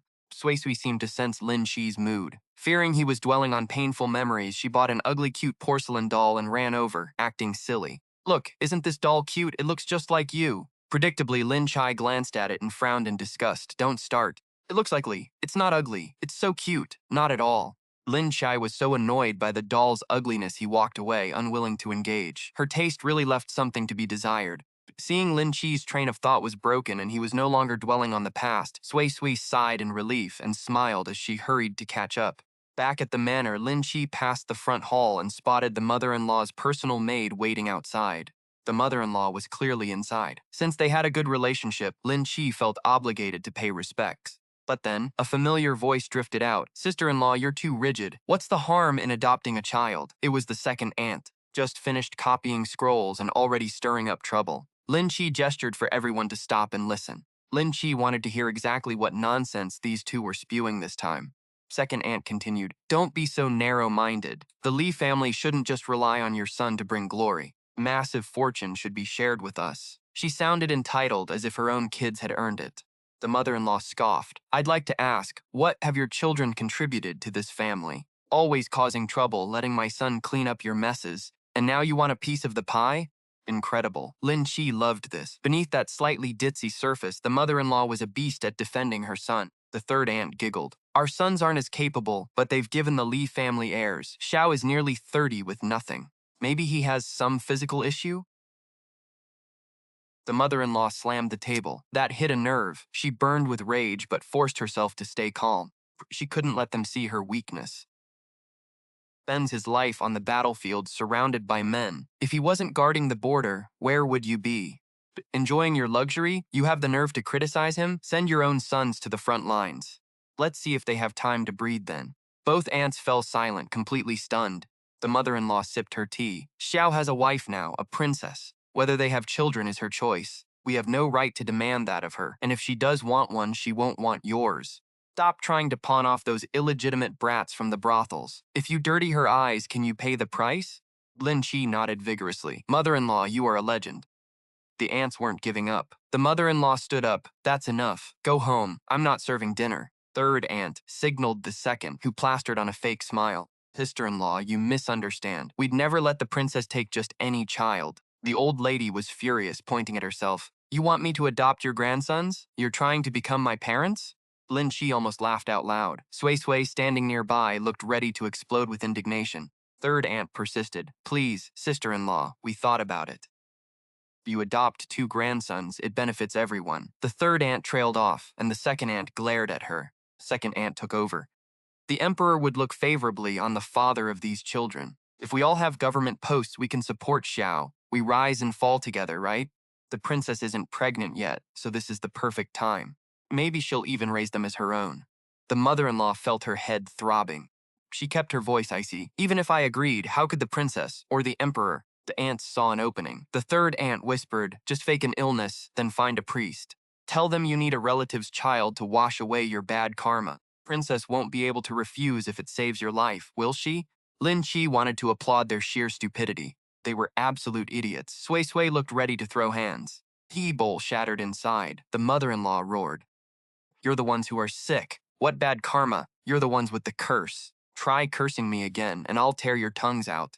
Stay away from my daughter-in-law. You think your sniveling, dim-witted sons are worthy of my door? My son bleeds on the battlefield while you live off his back, and you want more?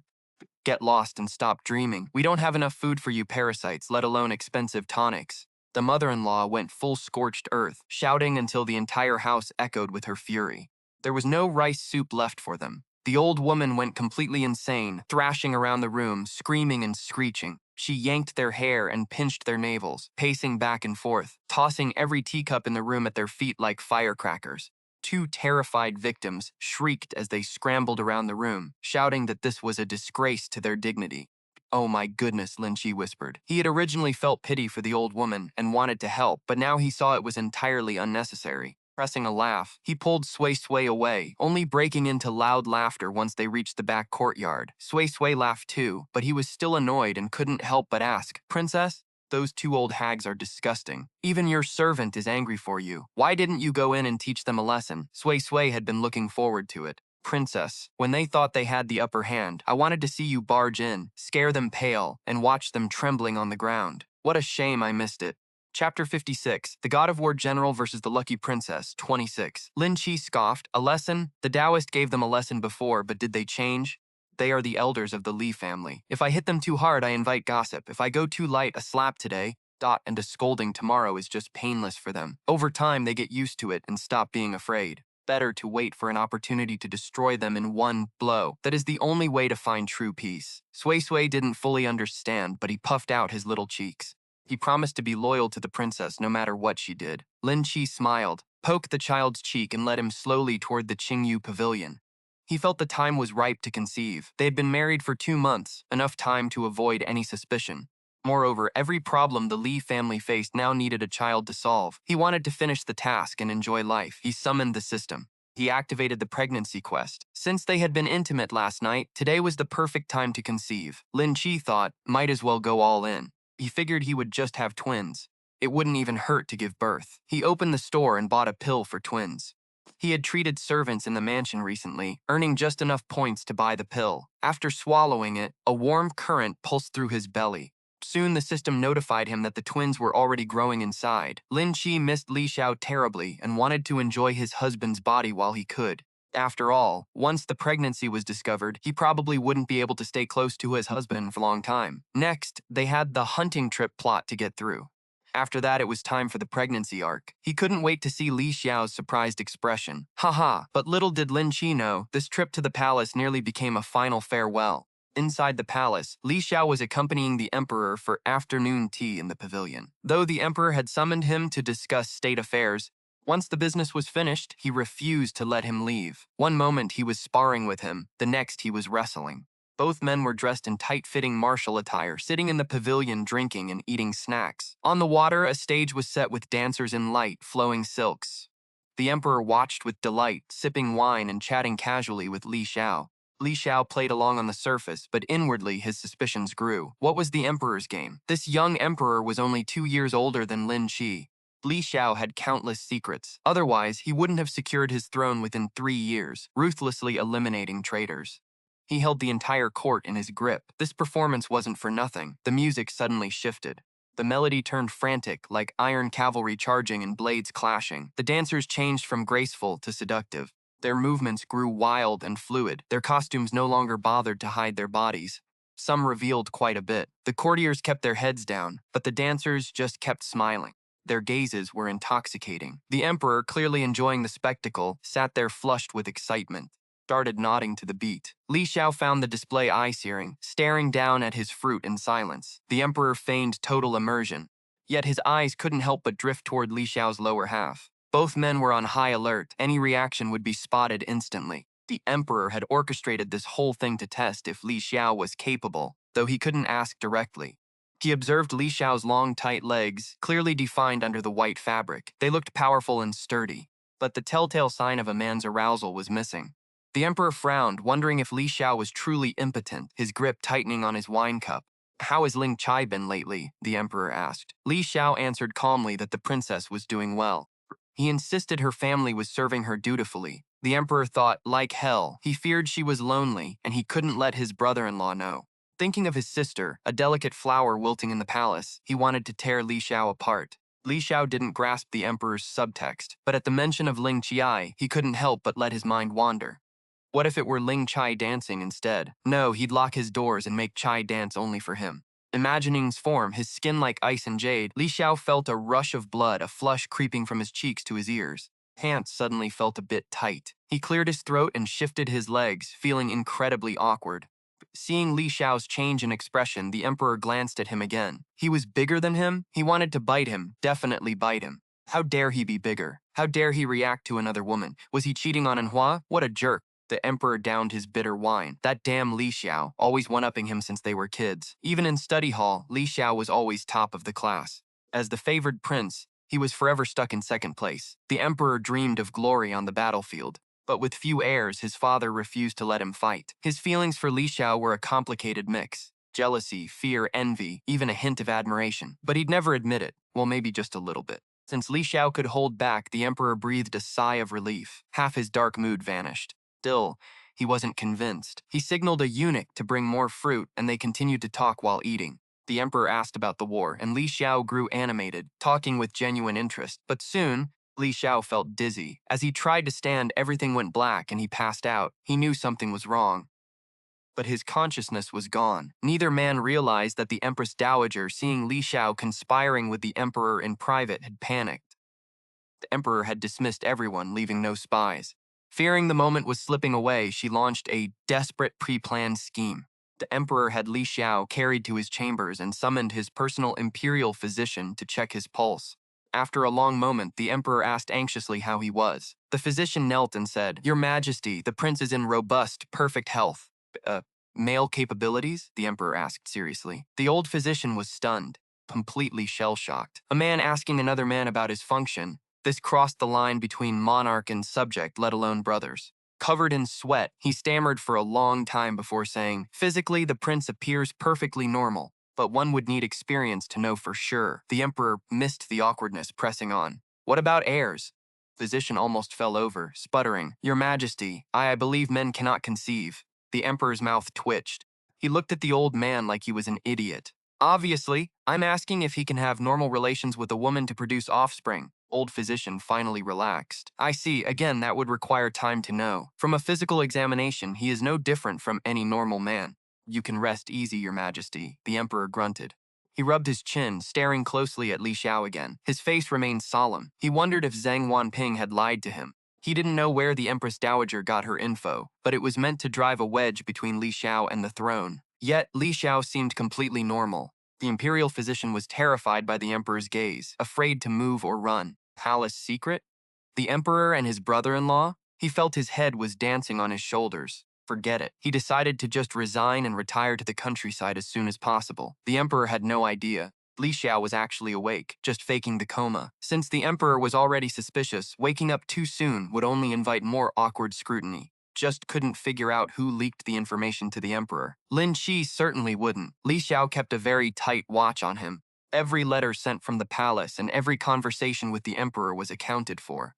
Could it have been that old imperial physician? The emperor had prodded the old doctor for a while, but left with lingering doubts. Without a clear move, he decided to let it slide and head off to eat. Guards were told to let Li Xiao leave once he woke up. After waiting half an hour, Li Xiao feigned a slow, groggy recovery. Composed and collected, he stood up and left as if nothing had happened. A group of people approached him just before he reached the palace gates. A troop of ladies appeared, led by a princess who carried herself with an arrogant air. Her demeanor was striking. As the attendant announced the arrival of the third princess, she cut right to the chase before Li Xiao could even offer a greeting. "Why would you choose to deceive my fourth sister?" she demanded, her tone laced with holy fury. Li Xiao looked at her in genuine confusion. The princess waved everyone else away. She stepped right up to him and lowered her voice. "You think I don't know? My sister told me everything. You were injured years ago. You can't even be a man anymore. Beyond being incapable, you're no different from the eunuchs in this palace. You can't perform, and you can't produce an heir. You can't even hold your own as a man, so how dare you trick her and marry her? What exactly are you plotting?" Li Xiao's brows furrowed in annoyance. Felt a flash of shock and anger, but quickly steadied himself. "Princess, what are you implying? My wife and I are happily married. There is no discord between us. Please do not let rumors ruin our peace." He spoke with a cold, firm conviction. The third princess sneered. "Don't play games with me, Prince. Even if she and I don't share a mother, we are still sisters. We tell each other everything. I won't stand by and watch her suffer. Besides, she used to play with me. She loves men who are strong and vigorous, not a hollow shell like you." If I'm not mistaken, you two haven't even consummated the marriage, have you? You're truly desperate to keep your status and won't let her go. Find her some real men. Otherwise, if she ever gets truly angry, your family is finished." Li Xiao said nothing. The third princess was surprised by his restraint. Being challenged on his masculinity like this and staying calm was rare. Such composure was far beyond an ordinary man's. No wonder he was a prince who held power over everyone but the emperor. She looked him over. His build was truly exceptional. If he were stripped of his clothes, he would probably be a breathtaking sight.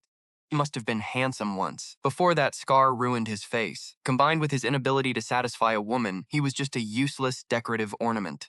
Third princess smirked internally. That bitch Anhua deserved such a pathetic, useless husband. Once the empress disposed of that dog emperor Qiao Jinyu, and a new emperor took the throne, she would be the most powerful princess. She would make Li Xiao hand Anhua over to a brothel himself. She would make her suffer the most vicious humiliation in the world. Li Xiao, of course, had no idea what she was thinking, but seeing her malicious expression and her twisted demeanor, he understood her hostility. She even tried to provoke him by mentioning Lin Qiye's past lovers. Li Xiao didn't buy a word of it. He couldn't be bothered with this woman, muttered a vague excuse about business at home, and left in a hurry. Third princess watched him go with a sneer. "In such a rush, you'll be back soon enough." Li Xiao rushed back to his residence.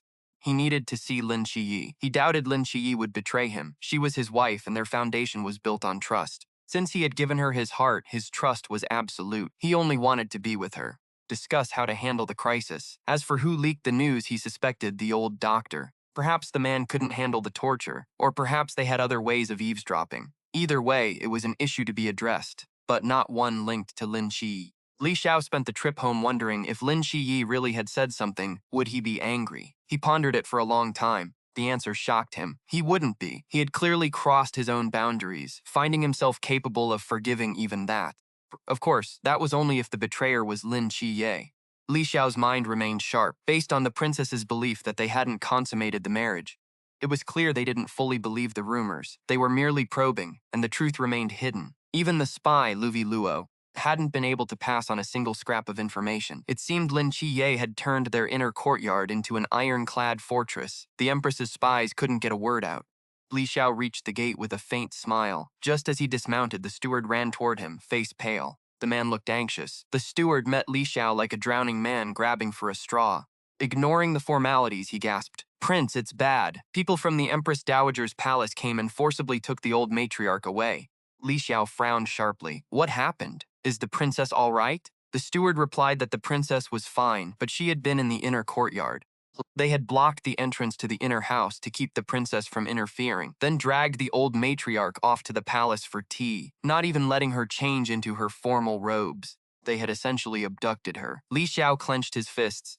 Damn it. He took a deep breath and looked at the steward. "Do not alarm the princess. Tell her I am at the military camp and won't be able to return for a few days. Take my sword. Go to the Flying Tiger camp outside the city and pass on my orders. Tell them I will arrive before dark. Understand?" The Flying Tiger camp was the army Li Xiao had once led. Li Xiao had given up his power, becoming a figurehead, but his decades of loyalty from his troops remained. That couldn't be changed by a token. Since the Empress had made her move, he had to act. His mother and wife were all he cared about. He didn't give a damn about his uncles, aunts, or cousins. The Empress couldn't threaten him through those relatives. Only his mother was his true weakness. Aside from the Emperor's palace, only the military camp was safe from the Empress's claws. The old steward understood. "Don't worry, my lord, I know what to do." Li Xiao leaped onto his horse. He raced back toward the palace. Meanwhile, Lin Qiye relaxed on a rocking chair, ledger in hand. She listened to Luo report the accounts. With Lin Qiye's guidance, Luo now managed the household books. The old lady was aging, and her management had become riddled with oversights. The ledgers were vague, but with the old lady's massive dowry and Li Xiao's high military salary, the household was wealthy. The old lady wasn't a spendthrift, so they lived well. After marrying in, Lin Qiye had cleared up the books in days. Did they think she couldn't handle palace finance? Every princess had to learn accounting. Without it, how could they stop officials from embezzling or concubines from cooking the books? You didn't have to do the work yourself, but you had to spot fraud at a glance. Only an unloved princess like the eldest princess would assume Lin Qiye was illiterate in finance. For days, Luo faked being hardworking, but she made constant, comical errors. Lin Qiye said nothing, playing the part of an airheaded princess. She acted like someone who only cared for play. She fell asleep mid-report, dropping the ledger. Luo watched, silently mocking. Such a fool. The first time I've seen someone so stupid. Despite her beauty, she was a moron. Relaxing her guard, she retreated, signaling the other maids. The message was clear. She's a pushover. Go ahead and do as you please. They didn't know the mantis stalks the cicada, unaware of the oriole behind. They were being watched. Then the steward reported Li Xiao had military matters. He wouldn't return tonight. Lin Qiye found it strange, but said nothing. Her sixth sense told her something was wrong. She signaled Xiuyuan, who slipped away silently. Lin Qiye had her own intelligence network. Nothing inside or outside the palace escaped her ears. Xiuyuan wasn't just her mouthpiece. She was the best agent Lin Qiye had. Soon she brought word. The Empress had summoned the old lady into the palace. Li Xiao rushed into the palace. He couldn't storm the Empress's quarters, so he requested an audience while the Emperor was dining. Everyone knew the Emperor saw no one during meals. Li Xiao claimed he was going to the Imperial Garden, baiting the trap. Sure enough, an attendant from the Empress tracked him down and led him to a quiet spot in the garden. Nanny Cheng from the Empress's palace waited there. Sui's team saw the Emperor's men eavesdropping nearby, never noticing Sui's own agents lurking in the shadows. Nanny Cheng beat around the bush using endless calculated pleasantries. And she asked about his marriage and if he missed the glory of his days on the battlefield. After sowing some discord, they claimed the Emperor was wasting his talent by forcing him to surrender his command. Then, the drawing began. But the Empress Dowager still cherished talent. If the chance arose, she truly wanted him back on the battlefield he longed for. The condition was that Li Xiao must act when necessary, but stay out of it when his family's lives were at stake. No recklessness. Essentially, the Emperor was bullying him too much. If he returned to the capital and accepted the forced marriage, as long as he helped the Empress Dowager rise, he would return to the front lines. Pursue your military dreams, but there's a price. Help the Empress Dowager eliminate the Emperor. Even if you won't lift a finger to help, we expect you to turn a blind eye when she makes her move. See nothing and don't get in our way. We have your mother. Watch your step, Li Xiao. After hearing Sui Sui's report, Lin Qiye scoffed. The Empress Dowager's plan was accelerating. It was clear Chu Li was plotting something major. She asked Sui Sui what Li Xiao had said. Sui Sui played coy, teasing. Guess what the prince said, princess? The listeners begged for more updates, their enthusiasm clear. Chapter 59, The God of War General versus the Lucky Princess. Lin Qiye mimicked Li Xiao's tone and look. Are you done? Where is my mother? Sui Sui was stunned, her jaw dropping wide enough to fit an egg. Princess, how did you know? Didn't miss a single word, not even a punctuation mark. Lin Qiye nodded. It was exactly like him. Sui continued. Lady Cheng's face turned black as soot. With a forced smile, she insisted the Empress Dowager needed to keep Lady Li. She claimed Lady Li and other noblewomen were needed to transcribe Buddhist scriptures for the late emperor, to be burned by a master in a month. It was a blatant threat, holding noble families hostage to force the officials into submission. The scheme was painfully obvious. Ultimately, the emperor arrived in person. He ordered the Empress Dowager to let the women leave. She refused, accusing him of disrespecting his ancestor. Such a heavy accusation, the emperor finally rebelled. He claimed the temple masters said women had too much yin energy. He argued noble women had no karmic connection to the late emperor and weren't fit to transcribe prayers. He even brought a monk to prove it. Before the Empress Dowager could retort, the emperor ordered his eunuchs to command that the imperial concubines transcribe the scriptures instead. He included all princes and princesses, noting that as royal family they were perfectly suited to pray for their ancestor. The Empress Dowager's face shifted through colors like a spilled palette, and she trembled with rage. She had lost her leverage. She was forced to release them, having offended the entire inner court of concubines in the process. The emperor laughed as he led the noblewomen out of Shokong Palace. Li Xiao thanked him and whisked his mother to the Feihu camp. Feihu camp obeyed only the tiger tally. Once held by Li Xiao, it was now in the emperor's hands. Li Xiao relied on old ties.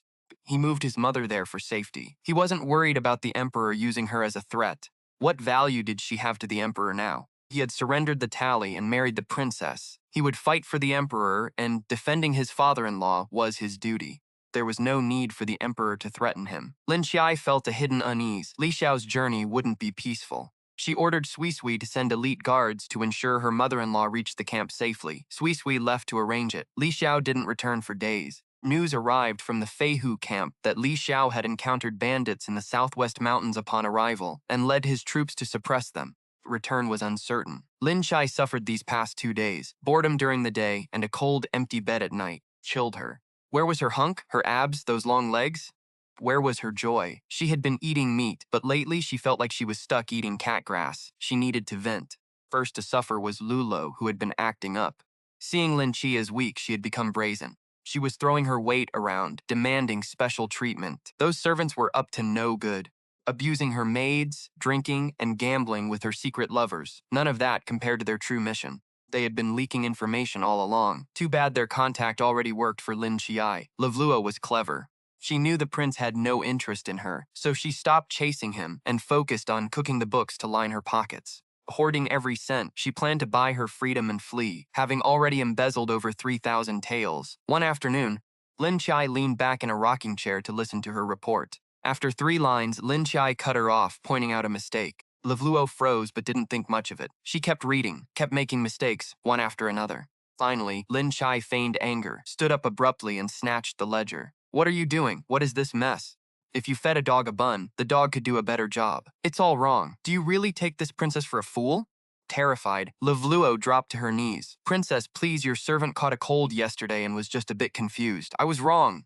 She even threw in a few fake, sickly coughs. Lin Qiye sneered. Confused? You're confused today, I'm confused tomorrow. Confused the day after. Why bother with the estate's accounts? Let's just let everyone spend whatever they want. Sui Sui chimed in. Livluo, take us for idiots? 1 tael of silver for an egg? What is this, a golden chicken laying golden eggs?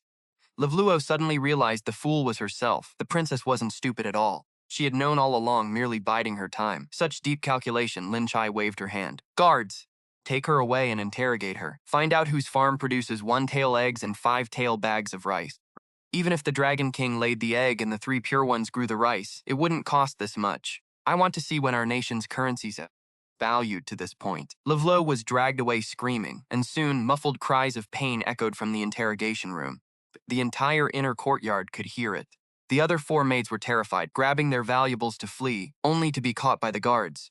Lin Qiye ordered them to be interrogated thoroughly. Once they spilled everything, they would be dealt with. The next morning, the autumn hunt began. Lin Qiye's carriage joined the royal procession toward the hunting grounds. Inside the swaying carriage, while eating sliced fruit, she listened to Sui's report. After a night of questioning, Livluo confessed. The Empress Dowager's handmaid, Lady Chang, had handpicked her. She was sent to Princess Yuping's estate with orders to feed the Empress Dowager information on everything happening inside. Possible, she was to seduce Li Xiao, climb into his bed, and drive a wedge between him and the princess. But she wasn't just targeting the couple. Her true intent was to make Li Xiao withdraw his support for the emperor. It was mostly as Lin Qiye expected, so it wasn't a shock. Sui smiled mysteriously. Princess, guess what other interesting news I've uncovered? Lin Qiye arched a brow, plucked a pitted cherry, and popped it into her mouth. With a smile, she asked, "Oh, what news? Let's hear it." Her eyes held a subtle, dangerous glint, her long hair like ink cascading as she leaned back against the daybed. The golden ornaments in her hair swayed with the carriage, framing a face so bright and charming it left Sui stunned for the 1,000th time. Sui cleared her throat. Zheng Wanping has been stripped of his status as top scholar. His mother and that Liu Mainyang were kicked out, then left to wander the streets. Who would have guessed Liu Maindeng would return to her old trade, marketing herself as the top scholar's wife? Many scholarly families hoping for their sons to pass the exams would invite her to stay for a few days, hoping to catch some of that Schuler's luck. Lin Qiye's mouth twitched. You've got to be kidding me. Sui felt sick too, taking a sip of tea to calm herself. She continued, Liu Mainyang is raking in the cash, and for some reason she hasn't abandoned her old mother-in-law. Drags that old woman to every client's house. Such deep affection, Lin Qiye laughed. Why else? To wash away her past shame and torment that old hag.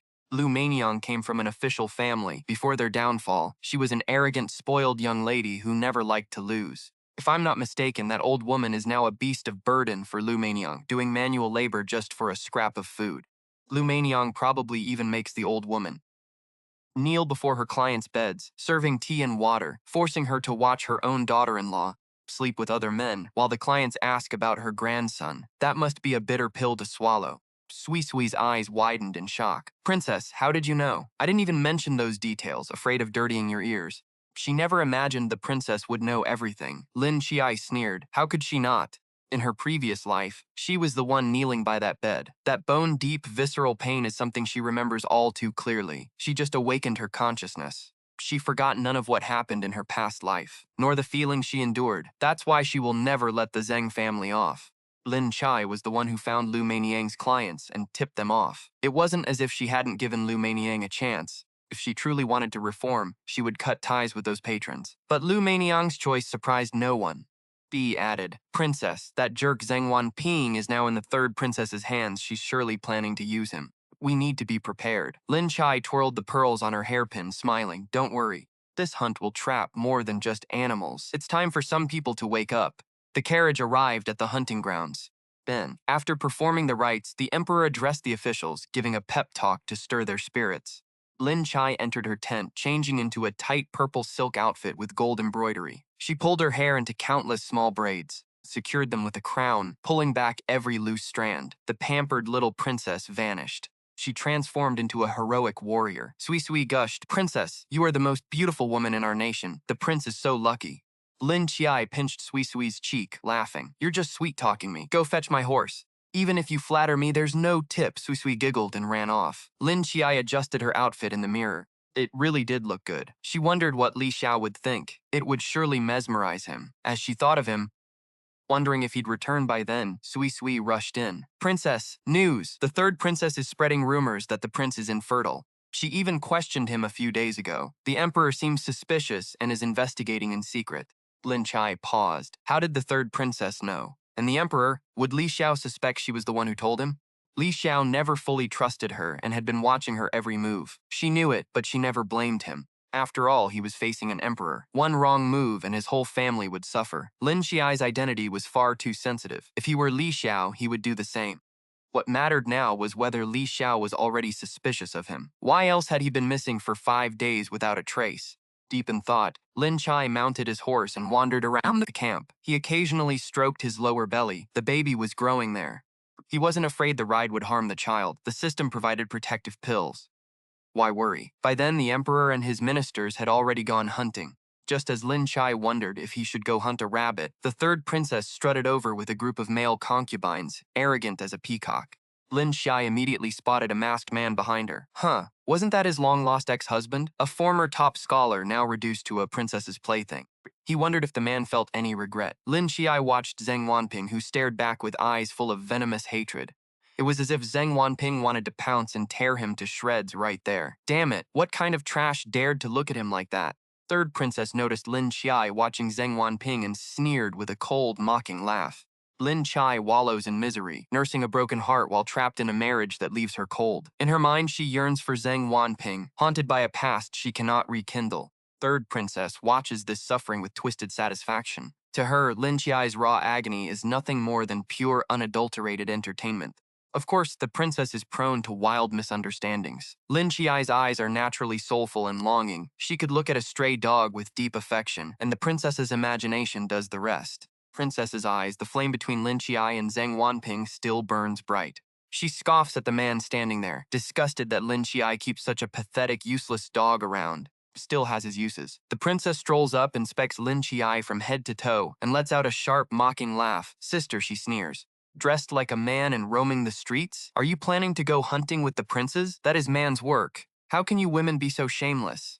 You are already married. Don't you feel even a shred of shame? As the scene from the battle-hardened general versus the lucky princess unfolds, Lin Qiye cannot help but smirk. She never realized her own imperial sister was this obsessed with male superiority. She isn't about to play nice. Sister, please watch your tongue, she replies sharply. How dare you suggest the princes act shamelessly? You are talking nonsense. When did I ever say such a thing? The third princess bristles with rage. You just said it.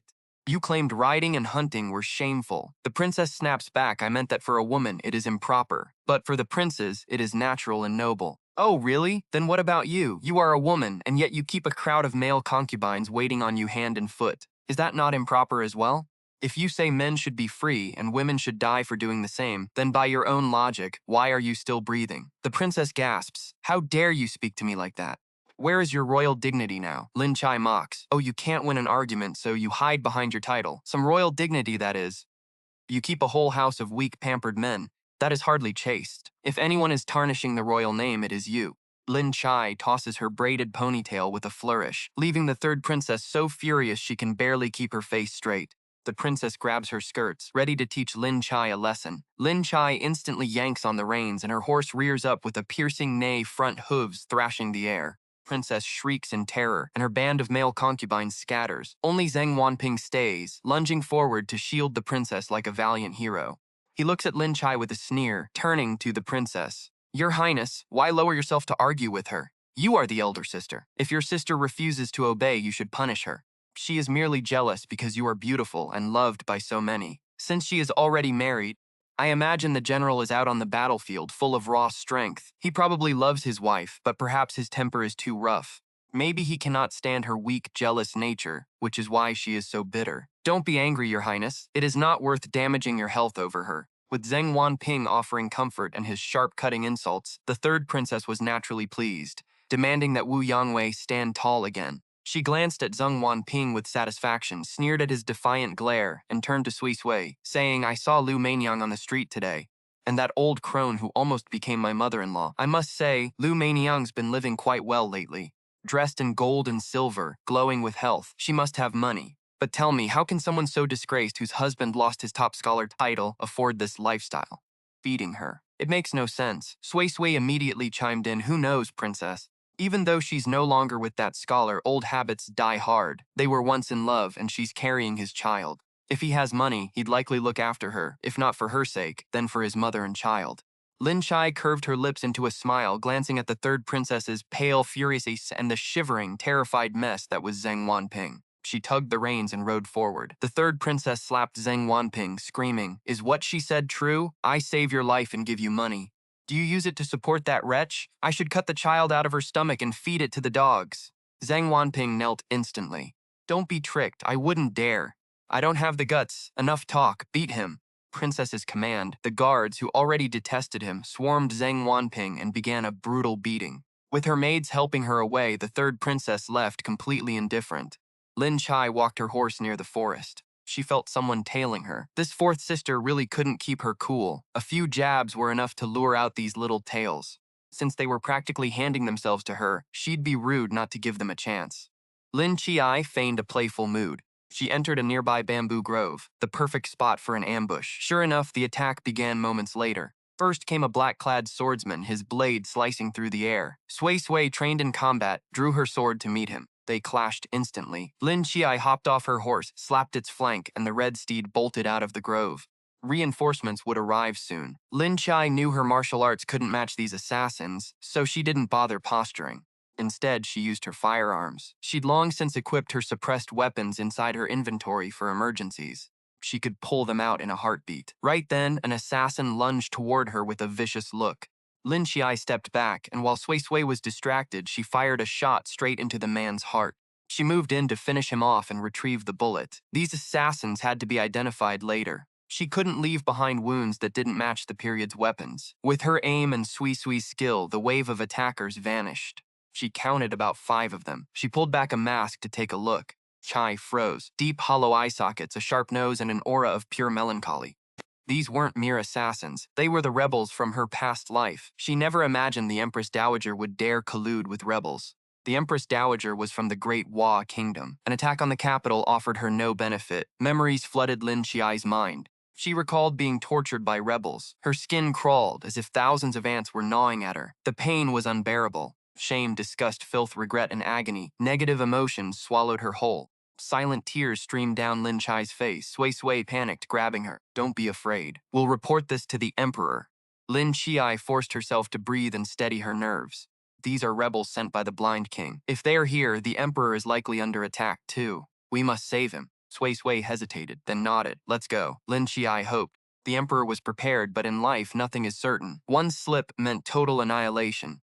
The Emperor was gambling on her protection. She had guns, many of them. If pushed to the edge, she would slaughter every insurgent. Suddenly, more figures in black blocked their path. The circle tightened, every man drawing his weapon.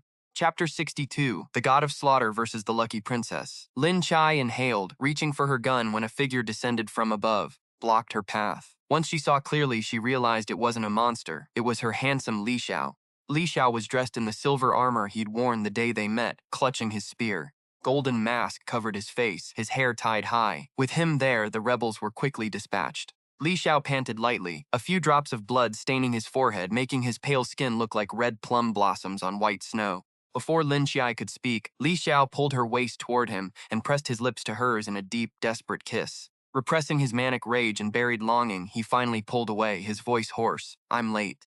Were you terrified? Lin Qiye shook her head, pulling him into an embrace. I'm not afraid anymore. You're here, and that's enough. Li Xiao scoffed, noting how the bandits near the camp were the Empress Dowager's puppets, foolishly claiming territory right under the army's nose. It was like trying to sell illicit goods right outside a police station. The Empress Dowager had struck a deal with the rebel leader, promising them 12 regions once her puppet took the throne. They were hunting Lin Qiye simply to use her life as leverage against the Emperor. Word reached them that the Emperor was in trouble, so they had to move fast. The couple locked eyes, a silent understanding passing between them. With a sharp whistle from Li Xiao, a warhorse bolted toward them. He scooped Lin Qiye up and swung into the saddle. He couldn't shake his unease about leaving her anywhere else. She was only safe by his side. After all, no one else in this world would protect him with their own life. Sui sprinted toward the bamboo forest, her own whistle summoning the princess's horse and surrounding troops to clear out the assassins. The hunting grounds were already a bloodbath. The Emperor was barricaded behind layers of soldiers and shields, his troops fighting tooth and nail as the situation spiraled. Li Xiao charged, his long spear a blur of movement, fought with savage intensity, cutting down rebels one by one. Lin Qiye clung to his back, her eyes fixed and unwavering. She knew they would win. Sui, now in full armor, joined the fray. Initially, the soldiers tried to shield the young girl, thinking she needed protection. But when they saw her wielding a red-tasseled spear, skewering assassins one by one, and tossing them through the air, they were stunned, truly stunned. Wasn't just some girl, she was a force of nature. Just as the fighting peaked, the Flying Tiger Battalion arrived. Wasn't Li Xiao's plan, but the Emperor's. He had foreseen this treachery long ago, ordering the battalion to move at a specific time. Half were to secure the hunting grounds, while the other half stormed the palace to crush the traitors from within, securing the royal household and toppling the Empress Dowager.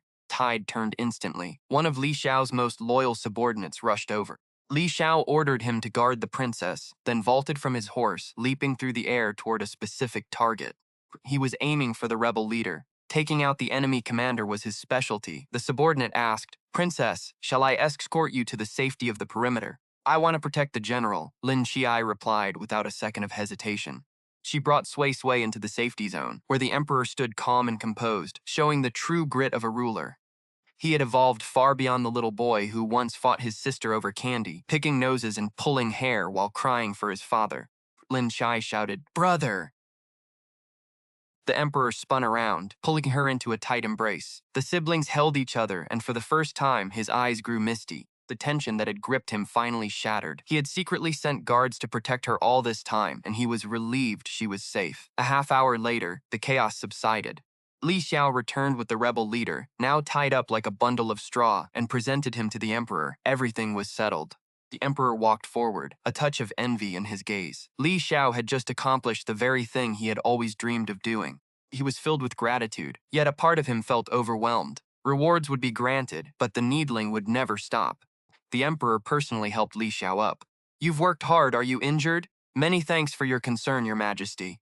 Stood, his gaze shifting to Lin Qiye. Seeing her unharmed, he finally exhaled. The cleanup was for others to handle. After a brief report to the emperor, he pulled Lin Qiye onto his horse and rode away. Back at their camp, before she could even speak, he silenced her with a searing kiss. Cold on the surface, he was a storm within.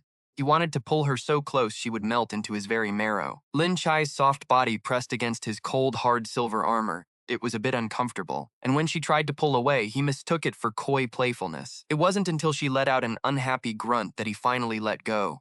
Anxious. "What's wrong? Are you hurt?" "No, your armor is just digging into me." Li Xiao froze for a second. A gentle smile spread across his lips. "My apologies, I'll take it off." As he shed his armor, Lin Qiye worriedly asked about his mother. "I heard about what happened at the palace." Li Xiao was deeply moved that she was still thinking of his mother and assured her, "She's well, eating and sleeping well, even put on a little weight."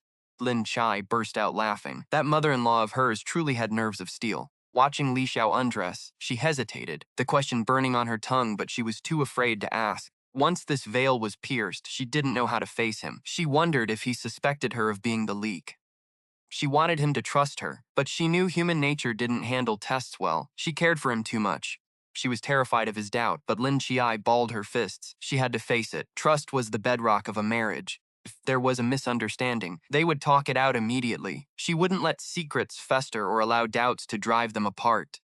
Without beating around the bush, she went straight for the heart of it. "Li Xiao, my brother knows about your condition." "I didn't tell him. I don't know how they found out, but it wasn't me. I need you to trust me. I am a princess, but I am also your wife. We are family." Li Xiao blinked, taken aback, just staring at her. Lin Qiye seemed surprised by Li Xiao's sudden confession, then offered a tender smile, stepping forward to wrap him in a warm, lingering embrace. "I know. I never doubted you. Even when the princess sowed discord and the emperor tested you, I felt uneasy. Yes, but I never doubted my little princess." He stroked Lin Qiye's hair. "I've investigated everything. It was the old imperial physician who treated me. Those scoundrels threatened her family. To keep my secret, she nearly let them cut off her grandson's finger. The fault lies with those villains. Shai can do no wrong. She is always right forever." He leaned down, pressing a soft kiss to Lin Qiye's forehead. He confessed, feeling slightly guilty. "I never planned for a true marriage either. First, I couldn't refuse the match. Second, I wanted to return my military power to the emperor. I thought you only used me to provoke Zheng Wanping, so I used you back. After we wed, I used my wealth to support you, giving you a life better than in the palace. I expected you to write me a letter of divorce later, so we could part ways without further ties. I never expected that one day I would become completely devoted to you. Qiye, I apologize for my past stupidity. I never doubted you, and I never will again." Their bond was deep and trusting. Li Xiao laid bare all his past schemes, holding nothing back, as if emptying his soul. Stood before her, fully exposed, pleading for forgiveness with a heartfelt vow. Lin Qiye reached out, quickly pressing a hand over his mouth. "I always knew, but I don't mind. Feelings between people must be nurtured. We all hope for this kind of love. To find one heart and never part, we are both lucky to have found that person. I don't want to hear about parting ways, and I never want to be without you. Xiao, I want to spend my life with you and fill our home with children." She grabbed his collar before he could react, pulled her close, kissing her urgently. The heat in the tent rose, spiraling out of control until a passing eunuch's call interrupted them. An incident occurred at the hunt, and the emperor was in no mood to play. They had to head back to handle palace affairs. Li Xiao changed into formal robes, pulled Lin Qiye toward the emperor's tent, the two of them whispering and laughing, blissfully in love. Xiuyuan trailed behind, already feeling stuffed from watching them. The princess and the prince were just too sweet. Li Xiao had dropped his disguise. The mask and scars were gone, revealing his incredibly handsome face to the sun. Everyone around them froze in shock. Who is this handsome man? Are you blind? He's holding the princess's hand. Who else could it be? Prince Zhengnan Li Xiao. Impossible. Isn't he that scarred monster who always wears a mask? So it was all a disguise? He's truly magnificent, so distinguished. My parents wanted to marry me off to him back then. You screamed and threatened to kill yourself rather than marry him. It's too late for regrets now. Even though he was now a vision of grace, he already belonged to another. The noble women nearby twisted their handkerchiefs, stomping their feet in frustration. After all, the old Li Xiao was considered a washed-up bachelor with a bad reputation and a ruined face. But with this face, body, and status, he was now the ultimate idol for every noble woman, the living embodiment of those arrogant prince romance novels. My prince, have mercy, or slow down, your highness. He was the lead man of every best-selling romance story. People were truly visual creatures, regardless of gender. Just then, the annoying third princess sauntered over, waving her fan. Seeing Li Xiao, her eyes burned with greed and jealousy. Oh, little sister, where did you find such a handsome new toy? Did your husband let you keep a lover? Clearly, the third princess hadn't recognized Li Xiao, thinking he was one of Lin Qiye's playthings. Behind her, Zheng Wanping glared, stared venomously at Li Xiao, whose looks and physique made him look pathetic by comparison. He wasn't just jealous, he viewed Lin Qiye as his own personal possession. He felt entitled to her, and the thought of someone else touching her ignited his twisted desire for control. Lin Qiye felt nothing but disgust. The third princess circled Li Xiao, poking at his firm chest through his robes with her fan. Wow, this body is incredible. Must have practiced specifically for the ladies. He must be a tiger in bed, right? Don't be stingy, sister. Lend him to me for a few days. Li Xiao swiped her fan away in disgust. Third princess, show some respect. Angered by a mere toy defying her, she snapped.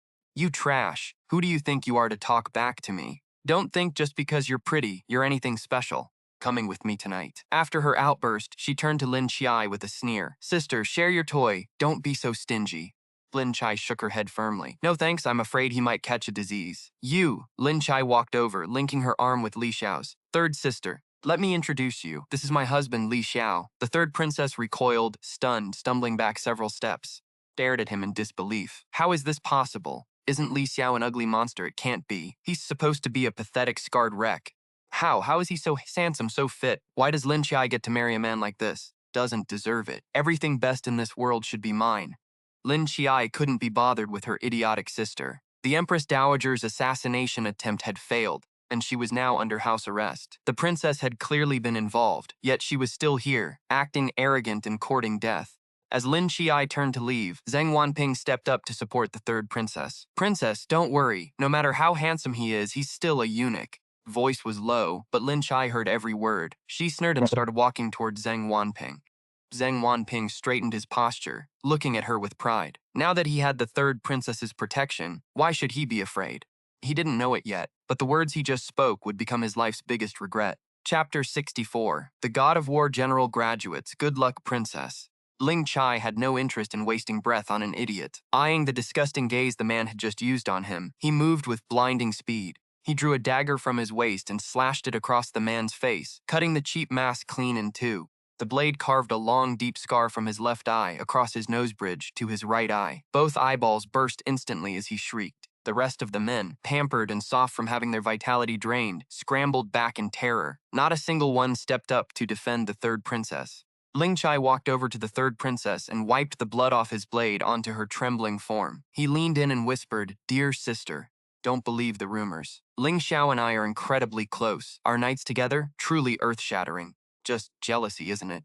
I know how much you hate rough warriors, but you'll never have the Seeger to enjoy their stamina, and their endless tricks, either. Why don't you just stay here, sister, and suffer with these hairless little puppies?" He giggled twice, intentionally revealing the hickey freshly planted on his neck, watching the third princess shake with pure, unbridled rage. Satisfied with her frustration, he sheathed his dagger and added, "I honestly admire you, sister. To still have the energy to mock me while you're in this state? I'm truly worried this might be the last time we see each other." With that, he took Ling Xiao's hand and walked away. The third princess watched them leave, grinding her teeth in fury. She was crushed that the assassination failed. She had been so close to becoming the most powerful princess. She could have done whatever she wanted to Lin Qiye, but she hadn't completely lost yet. The Empress Dowager had never let her get directly involved. That meant even if the Empress Dowager fell, her own hands remained clean. The Emperor couldn't touch her. At worst, he'd reprimand her or give her the cold shoulder for a while. She could just cry to the Emperor later and play the victim. Her brother wouldn't make things too hard for her. They grew up together. But losing to Lin Qiye again was unbearable. She kicked Zheng Wanping in frustration. Useless trash. I thought you still had feelings for me, but it turns out you're just a discard. You're a disgrace. Someone, drag him away. But before her guards could move, a eunuch arrived with an imperial summons to see the emperor. Third princess didn't think much of it and followed the eunuch. She never imagined these were her final minutes as a princess. Bend. The emperor had already dealt with the assassins at the hunting grounds. Under torture, the leader confessed that the Empress Dowager was the mastermind. He also revealed that the third princess had provided the defense maps and funding for the ambush. Her own maids were dragged in for interrogation. Investigation unearthed everything. The third princess's role in the rebellion, her crimes against humanity, and her kidnapping of married men. They even dug up dozens of male skeletons in her backyard, shocking the entire court. She fell to her knees, wailing and banging her head until it bled. She begged for mercy, but the decree stripping her of her title was already sealed with the emperor's mark. The Empress Dowager was finished. With the evidence provided by Luo and what the emperor found himself, there were enough charges to demand her death. But since there was no precedent for executing an Empress Dowager, the emperor stripped her of her title and demoted the princess to a commoner. Both were thrown into the cold palace for life, never to leave. Officially, they claimed the Empress Dowager died of a sudden illness. Her entire family clan was exiled. They were sent 3,000 miles away and forbidden from entering the capital. The conspiring consort Chen was sent to the cold palace. The 2-year-old puppet prince was sent away to be raised in isolation, losing his right to the throne forever.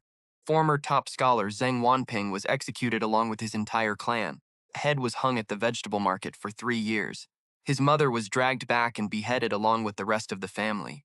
Liu Ruyan met the same fate, but she was already dead, killed in a brothel, her unborn child cut from her womb and hung in the courtyard. She died in agony. The palace didn't need an Empress Dowager, but the emperor appointed a new one.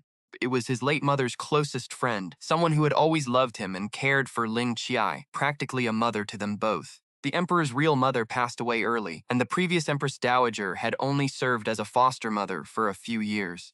After the late emperor died, he was named Empress Dowager out of filial piety, though the emperor never truly saw her as one. Now, things were finally back as they should be. A month later, Lin Qiye was back in his mansion, lazily eating fruit. As the weather turned cold, he wrapped himself in a white fur cloak and clutched a hand warmer, enjoying the life growing inside him. He was nearly 2 months pregnant. He hadn't told Ling Xiao yet. He was just enjoying the man's company too much. He wondered what martial arts moves they should practice tonight. Just then, a messenger arrived to take him to the palace. Lin Qiye stood up, groomed himself, and went. Inside the Hall of Mental Cultivation, the emperor was livid. The emperor grabbed him and shouted, "Write a divorce paper immediately and cast that arrogant fool aside." Ling Qiye was stunned. The emperor had just demanded to know if Ling Xiao was infertile and pressured him to divorce. The usually mild-mannered Ling Xiao had finally snapped and refused. He had even scoffed at the emperor and stormed out. The emperor was fuming. The little weakling he once pinned to the ground had grown a spine. Ling Qiye sighed. "Brother, why don't you spend more time in your concubine's quarters? Don't you know your harem is falling apart? Just appointed new concubines, and one already miscarried. You can't even manage your own palace, and yet you want to interfere with my marriage?" The emperor slammed his desk, fuming. "How dare you speak to me like that? Just because you're married now, you think you can fly?" Lin Qiye tilted her chin defiantly. "What of it? You going to spank me? Keep pushing it, and I'll have father crawl back here to kick your butt." The emperor recoiled. "Quiet. Keep that nonsense to yourself." He had to hide his nerves behind royal protocol. He slid a divorce paper across the desk. "I've already written this. Sign it. I forbid you. Stay with that toad who can't even have kids." Lin Qiye laughed, fully prepared to antagonize him. "Not signing it. Not gonna happen." "Fine, fine. Neither of you shows me any respect. Get out and go kneel." Lin Qiye rolled her eyes. She walked out and knelt on the ground, completely unbothered by the emperor's wrath. This was the perfect chance to get some real work done. "I should thank you, your majesty." An hour passed with no word from her. The emperor paced, scribbling on memos while fretting over his sister. Afraid she was actually cold, he gave a subtle signal to Eunuch Jiang. Eunuch Jiang quietly snuck her a fur cloak and a hand warmer, pretending it was all just a coincidence. Just as the emperor was craning his neck to check on her, a eunuch shrieked, "Princess! Princess! What's wrong? Get the royal physician! The princess has fainted." The emperor bolted upright, rushed out, and scooped her into his arms. The girl was pale as a ghost, trembling uncontrollably, eyes shut tight. It reminded him of when she was young and deathly ill, their mother, and he had stayed by her side for 3 days and nights. He nearly lost her. The emperor was terrified. He rushed her to the royal bed in the Yangxin palace, warming her hands and feeding her hot water. The physician arrived and checked her pulse for ages before finally looking up. Face beamed with joy. "Congratulations, Your Majesty. Congratulations, Princess. She is pregnant over a month along." Clatter. Something dropped at the door. The emperor looked over and saw Li Xiao standing there, stared, eyes wide with shock and pure delight. The fine wine he'd brought to bribe the emperor, hoping to stop his scheming, lay shattered on the floor. He hadn't expected to hear that Qiye was pregnant. He scrambled to the bed, forgetting all etiquette, and grabbed the doctor. "Is it true? Is she really pregnant?" Doctor nodded quickly. Yes, I've been in the Imperial Academy for years, and the princess's pulse is unmistakable." There is no mistake. Li Xiao stood frozen. He couldn't believe it. Lin Qiye was pregnant? Child. He had actually gotten Lin Qiye pregnant? How was this possible? Was he dreaming? His mind raced, his entire world turning upside down. The emperor slammed his fist on the bed in regret. "This is all my fault.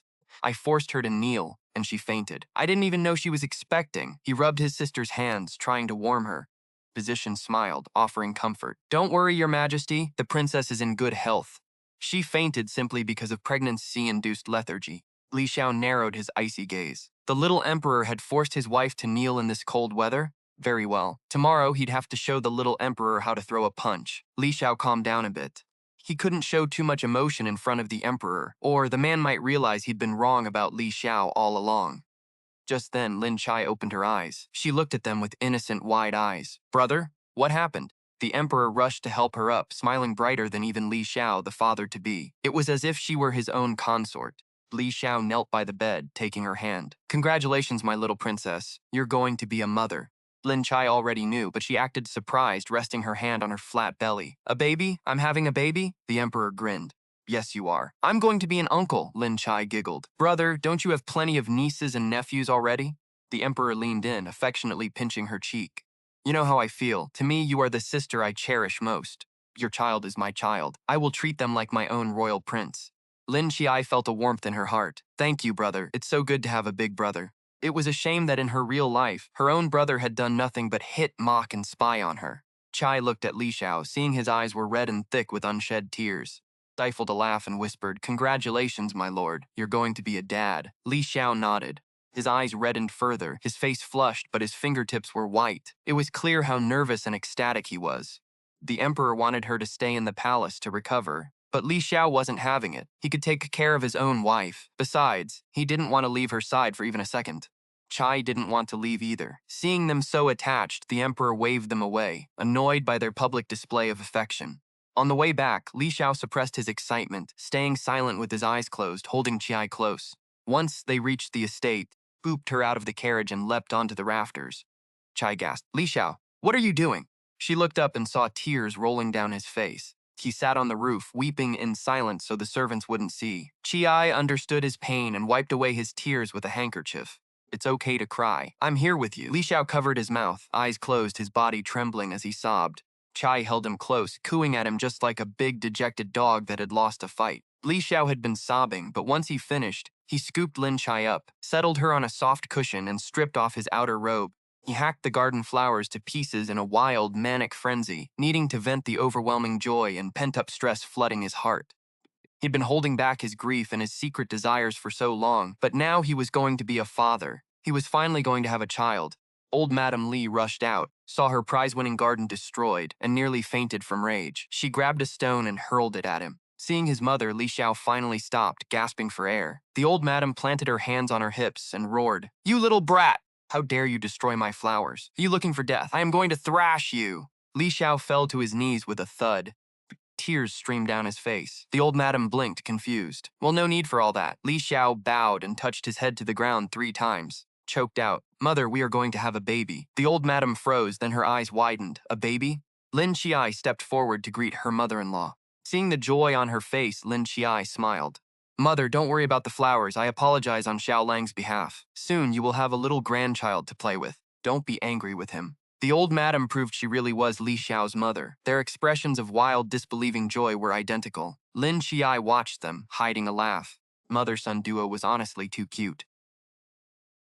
Once the excitement settled, the old madam rushed over to help Lin Qiye sit down, terrified she might hurt the baby. The old woman's face glowed with pride. She rubbed her hands together, fussing over Lin Qiye to make sure she rested. But the very next second, her expression turned ice cold. She snatched the sword from her son's hand and began chasing him around the yard, swinging wildly. You little brat, my daughter-in-law is pregnant, and you were carrying her over walls and rooftops? Is that supposed to be impressive? Just because you can jump around like a monkey doesn't mean you should. If you hurt so much as a hair on her head, I will end you, you reckless little fool. A powerful general and prince, yet still at the mercy of his mother's wrath.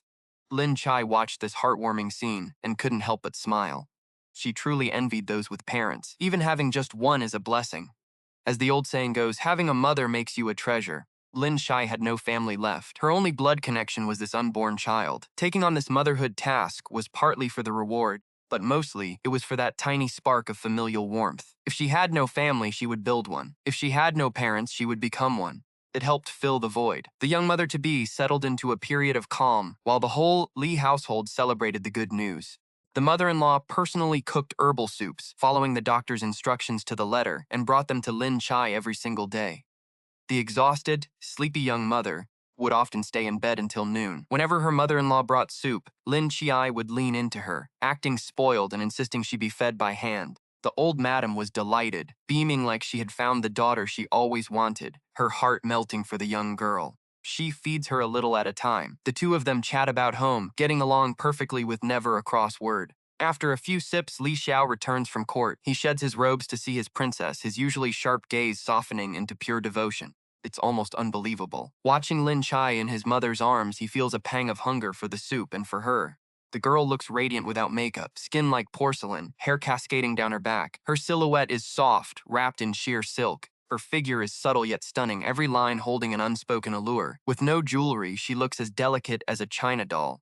Skin is so flawless, it's breathtaking. Li Xiao kneels down, holding Lin Qiye's tiny feet in his hands. They feel cold, so he quickly warms them with his palms. He jokes to his mother, "Mother, pour some for me too." Lady Li scoffs. She feeds Lin Qiye another spoonful and says, "There are leftovers in the kitchen. Go grab those. Why are you stealing soup from your wife?" Shameless. Lin Qiye sticks her tongue out at him, gloating. Li Xiao, caught between laughter and frustration, taps her nose lightly. Her eyes crinkle with joy. A few days later, news of Lin Qiye's pregnancy ripples through the palace. The emperor's gifts start pouring in. Piles of gold, jewelry, antiques, and fine silks arrive. The concubines and princesses all send their tributes. Soon, Lin Qiye's storehouse is overflowing. She plans to hide the excess in her storage space at the first chance she gets. She figures it will come in handy whenever she travels to other worlds. The one most relieved by the pregnancy is the emperor. It proves Li Xiao is a healthy man and his sister isn't married to a broken husband. Even the Empress Dowager visits with grand gifts.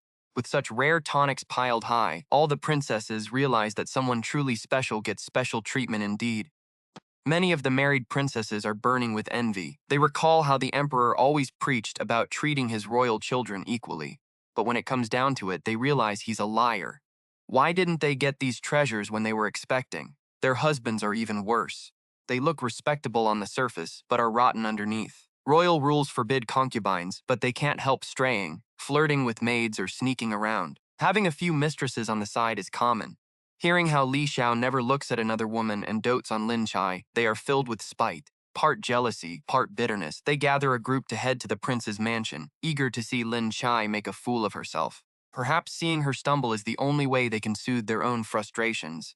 By her third month, they arrive in full force. The first 3 months were unstable, and they didn't dare risk an incident. The emperor wouldn't have forgiven them. But now that she's stable, they have to pay a visit. Eldest princess, Rong Qing, and the second Qing Qing both show up, dragging 4 or 5 little duchesses along with them. With servants carrying gifts, the crowd outside the mansion is massive. The scene is a chaotic mix of carriages and restless horses. It looks less like a friendly visit and more like a raid. To clarify the ranking, in this dynasty, princesses and princes are ordered separately, organized by title, not age. So you have the first princess, second princess, third princess, followed by the first prince, second prince, and so on. Just a quick note so you can follow the story. Lin Qiye knows exactly what their ulterior motives are. They aren't here out of care. They want to sow discord, loot the place, and above all, chase a personal goal. They are here for her husband. Ever since Li Xiao revealed his true face, every noble woman in the capital has been restless, dreaming of him. They'd kill to marry into this house, even as a concubine, completely ignoring the imperial rule against taking other wives. When Li Xiao walks down the street, girls toss handkerchiefs, flowers, and love tokens at him. Learning she's pregnant hasn't stopped them. Fact, it crushed the rumors that he was infertile, making him even more of a prize. Lin Qiye never imagined she'd have to worry about her man being stolen. The princesses and duchesses know they can't marry him. They never intended to. They just want his body, hoping to have a secret fling and taste the temptation they've been craving. Women in the Great Hua Kingdom are bold. They don't hesitate. Lin Qiye doesn't mind playing their game. When she hears they've arrived, she doesn't rush. Spends over an hour getting ready. The guests outside drink pot after pot of tea, forced to hold their bladders until she finally strolls out. She is ready to spar with the lot of them. Most of the women present have been pregnant before. They remember the sallow skin and the exhaustion of morning sickness. They are waiting to see Lin Qiye break. She used to be the capital's greatest beauty, the emperor's favorite, and they want to see her withered and pale. Watching her struggle to face them while exhausted would be a joy. But instead, Lin Qiye emerges from behind the screen. Her figure looks even more captivating, every curve highlighted. She wears a pale pink embroidered silk tunic under a short sky blue mink vest. Her cloak is lined with silver fox fur, a luxury reserved for the empress herself. The fabric is a delicate lavender, embroidered with phoenixes and peonies, imperial-grade quality. Even without mentioning the cost, that one cloak is worth more than the clothes of all the princesses and duchesses combined. Priceless. Watching her stand there, skin white as snow and demeanor regal, everyone else turns green with envy. Everyone's eyes turned green with envy at his beauty. Even now, Lin Qiye's skin remained porcelain white, and his bearing remained noble. Her slight baby bump was barely visible under her clothes. Her skin glowed, radiant and clear, with only a light touch of lipstick. With hair as black as ink and just a few gold inlaid pins, she looked so stunning it was impossible to look away. That healthy flush wasn't from makeup, it was the result of wealth, pampered care, and pure happiness. No need for words. That single entrance drove the women present wild. Lin Qiye just leaned back on the couch and smiled. Sorry for the wait, sisters. The doctor said I need my sleep, and the prince specifically ordered that no one bother me. I never imagined you all would stop by. How rude of me. But since we're family, you won't mind, right? She finished with a yawn, making it clear she was still exhausted. Forcing myself to stay awake to chat. If you've got any sense, you'll get going now. But the eldest and second princesses weren't leaving so easily. Second princess sneered. My, look at that glow. Even pregnant, you're still pampered like a prize flower by the prince. So envious. We didn't get that kind of luck. Lin Qiye looked distracted. Why say that? We're both royalty, second sister. You're blessed too. You've already given the prince consort 2 sons. He must dote on you, surely? In truth, her husband was a nightmare. Prince consort was a bully. At first, he was kind because of her status, but that changed quickly. He grew critical, cold, and dismissive. After she gave birth, he started hating her for gaining weight and losing her figure, bringing beautiful maids into their bed. Second princess hadn't shared a room with him in 3 years. Lin Qiye knew exactly how to twist the knife. She drove the point home, hitting the second princess right where it hurt. The princess gritted her teeth, furious yet forced a smile. The eldest princess spoke up. Third sister, you look so vibrant. Li Xiao is a lucky man. What's your secret for staying so beautiful? Do share, so we can get some of that good fortune. She was fishing for gifts. Had this been the old Lin Qiye, she might have given in. These vampires wouldn't stop until they'd stripped her clean. Lin Qiye smiled. It's just what the Emperor and the Empress Dowager bestowed upon me. The Emperor is kind and treats us all the same. I'm sure you've all received plenty too. My doctor doesn't recommend too many supplements anyway. Best advice is to just drink plenty of hot water, keep your mind clear, and stay calm. Otherwise, stuffing yourself with medicine is useless. Just like the third princess, she wasn't content being a royal. She had to cross the Emperor. Well, you know how that ends, especially when you cross someone you can't defeat. Right, sisters? She scanned the group with a smirk. Their faces turned beet red. They were terrified to speak. Since that last incident at the palace, who dared mention the third princess? Only Lin Qiye was protected like a priceless treasure by the emperor. Her words held weight, while anyone else would be risking their families' lives. The women exchanged nervous glances. They realized Lin Qiye wasn't going to let them walk all over her this time. They were the ones who couldn't afford to provoke her. The silence turned awkward until Lin Qiye laughed and bridged the gap. Why don't you all stay for dinner? Just name your favorite dishes, and I'll send my servant out to buy them. She yawned again. They were all sharp, they knew the subtext. Wasn't an invitation to stay. It was a polite kick out the door. A massive manor that needed to buy groceries just to host a meal? No one believed that. It was obvious. Dinner time was approaching and they should have left already. Plus, with her constant yawning, who could possibly enjoy a meal? If they tired her out, who would take the blame? They had prepared a mountain of snide remarks to stall until Li Xiao returned, but Lin Qiye's barrage left them speechless. They all scrambled to leave in defeat. Lin Qiye went through the motions of a fake polite goodbye. She handed out pre-prepared gifts. The two princesses each got 2 fox furs, not as high quality as her own, but still elite palace-grade material. She added hand warmers, 2 sets of gold hairpins, and a handwritten manual. The young noblewomen got hand warmers and pins, plus a shimmering gold-trimmed coat. The group finally looked a bit happier, realizing this was a classic bribe, a slap followed by a sweet. At least the gifts were genuine. They finally understood her attitude and her limits. They knew how to handle her now. As they walked out, a tall man in black robes appeared, heading straight toward them. It was the Prince of Jinan, Li Xiao. They had seen him from afar at palace banquets and thought him handsome. Now that he was closer, he was blindingly good-looking. It was an unfair, rage-inducing level of beauty. Princesses stared, though they kept their composure. The noble women behind them were chirping like excited dogs finding a bone. Li Xiao saw the crowd of women and his heart sank. He wanted to turn around and run, but then he remembered this was his home. Why run? Stood there, unsure how to react as the swarm of women crept closer. Chapter 68. The God of War versus the Lucky Princess. Li Xiao finally understood why the emperor dreaded the harem. Facing a dozen women staring at you like wolves at a lamb, even the Eiffel Tower would wilt into a pickle under that gaze. He offered a slight nod to acknowledge them and started toward the inner quarters. Prince Consort, stop! The eldest princess, over 30 and well-versed in the games of men, prowled forward. What was her business? Beamed, stepping closer. The air is chilly. My prince, you work so hard at court, yet you dress so thinly. Surely you must be cold. That 7th brother of yours is young and spoiled, a delicate soul who knows nothing of comfort. Look, your hands are already frostbitten. I, your elder sister, must teach him how to cherish a man and properly sew your winter robes. As she spoke, she reached out toward Li Xiao's clothes. He dodged sharply.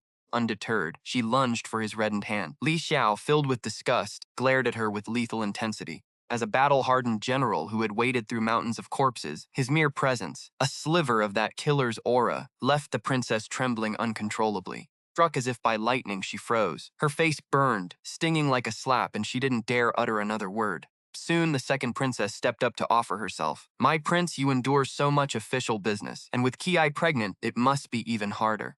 If your heart desires, why not visit Sanqing Temple to pray for a blessing and a safety charm for Qiye? Let's not wait. How about tomorrow afternoon? I also wish to go and pray for a blessing for my own husband. Her intentions were so blatant it was as if she were handing over a hotel key. Was Sanqing Temple a holy site or some kind of themed resort? The eldest princess watched her sister with glee, expecting Li Xiao to tear her apart. Instead, he smiled faintly. That is indeed a fine idea. I have heard the spirits at Sanqing Temple are quite miraculous. The eldest princess burned with envy. Second princess's eyes lit up, but before she could press further, Li Xiao added, tomorrow, I shall bring Chai along. It has been quite a while since he stepped out. Many thanks for your suggestion, second princess. I must take my leave. Her face twitched. Was he actually rejecting her advance? How dare he turn their romantic outing into a family trip? The eldest princess barely stifled a laugh, covering her mouth as she struggled for composure. Li Xiao finished his sentence, bowed, and practically bolted. He fled as if a demon were chasing him. And a demon it was, a demon of lust. He loathed the cheap, suffocating scent of the perfume clinging to those women. He needed to return and cleanse his lungs with the natural fragrance of chai. By the time he arrived, Lin Qiye was already dozing off on the lounge in the hall. Li Xiao frowned, stepping softly to sit beside him, his voice softening. Qiye, why not sleep in the bedroom tonight? The hall is exposed to the draft and biting cold. Lin Qiye opened his eyes, dazed. He didn't want to move. He hugged him, his fair, soft face like a translucent crystal dumpling. The tip of his nose was flushed pink from the cold air. Pouting lips looked like cherries, wet and inviting, tempting one to lean in and take a bite. And in fact, Li Xiao did just that. He leaned over, one hand on the couch and the other cupping Qiye's chin. He kissed him. Delicious. Lin Qiye instinctively wrapped his arms around his neck. His soft body clung to Li Xiao, who carefully lifted him to carry him toward the bedroom. He felt as light and soft as a kitten. so warm and gentle. Even after being tucked into bed, the young man refused to let go. One jade-like arm draped around Li Xiao's neck. His other hand gripped Li Xiao's jaw, eyes burning as they locked onto his. Xiaolong. He responded with no intention of breaking the contact. Instead, he leaned down. Lin Qiye giggled, teasing, "My prince, my husband, my dear."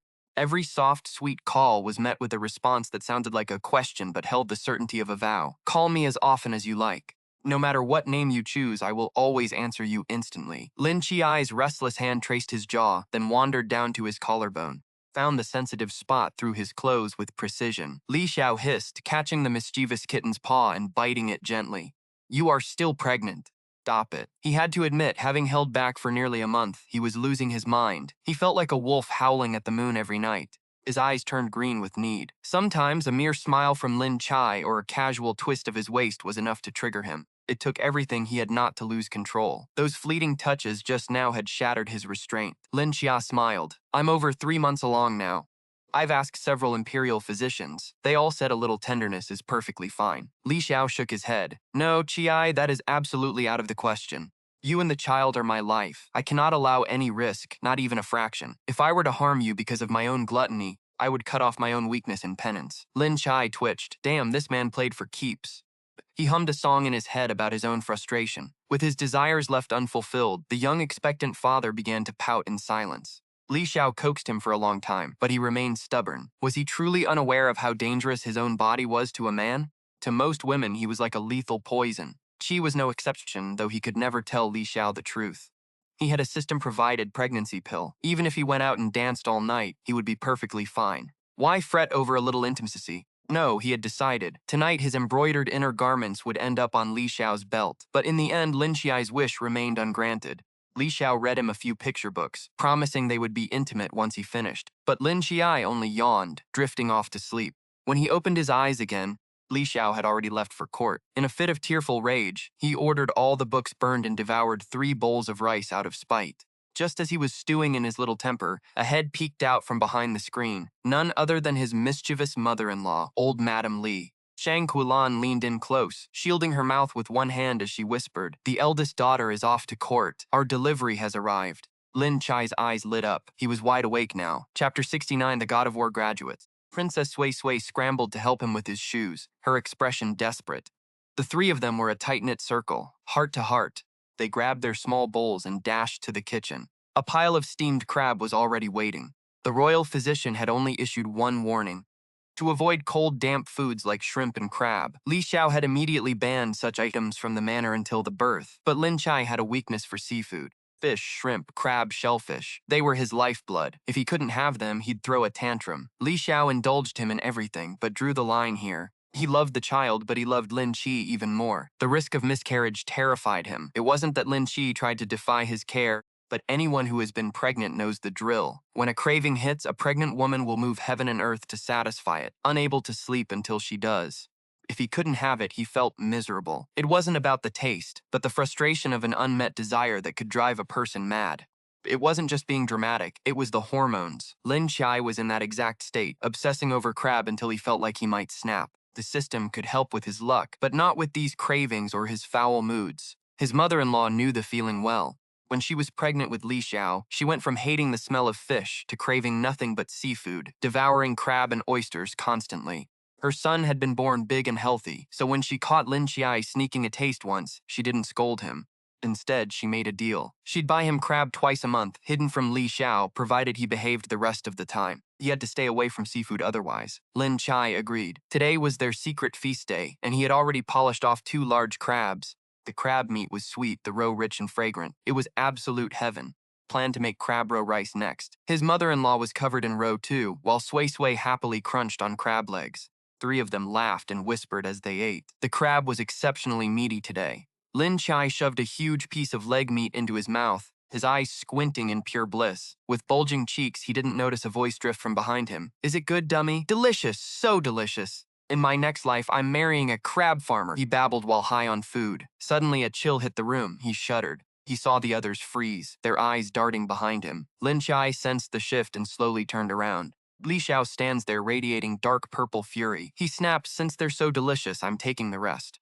Lin Qiye bristles, slamming her hand on the counter. I'm the princess. Surely you can't be this stingy. You're the princess consort, not the master here. As she grabs the crabs to flee, Li Xiao grips her arm. Your Highness, I wouldn't dare discipline you, but I can ask the Emperor to teach this royal glutton a lesson. He snatches the crabs away. Lin Qiye immediately throws a tantrum. Back in her room, she kicks her shoes off. Tell the guards to take me back to the palace. I'm going home to rest. I can't stay in this manner another day. Shrieks, feigning misery. No humanity. Bullying the princess. Woe is me. She smashes several teacups, all while peeking toward the door. She is waiting for Li Xiao to come and coddle her. No one comes.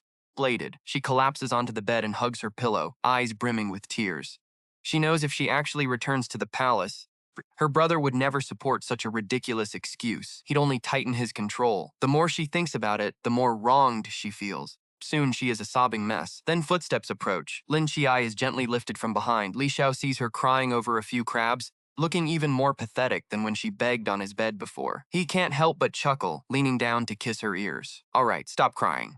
After you give birth, I'll go farm crabs for you, okay? Lin Qiye pouts, refusing to respond. She doesn't want to be this spoiled, but what can she do? A pregnant woman is bound to be moody. It is all the hormones' fault. Li Xiao offers her the plate in his other hand. 2 more. No more than that, all right? Lin Qiye looks at the plate where Li Xiao has meticulously shelled the crabs. The legs, bodies, and claws are all cleaned. The crab roe is mixed with rice and a drop of soy sauce, her absolute favorite crab roe rice. So, he took so long because of this. Lin Qiye cries even harder, feeling both warm and touched. Then I'll only eat them once a month from now on. You have to peel them for me yourself, she says, her voice nasal. Li Xiao sighs at the difficulty of life. Fine.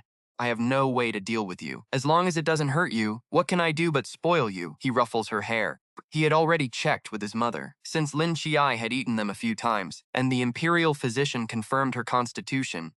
Eating a little is fine. There is no need to worry too much. Li Xiao feels relieved. Furthermore, he simply couldn't bear watching her lose sleep from cravings. He has to compromise. And so the restless little expectant mother finally gets her wish. She eats to her heart's content, feeling wonderful. Naturally, her pregnancy goes smoothly. In the blink of an eye, 4 months pass.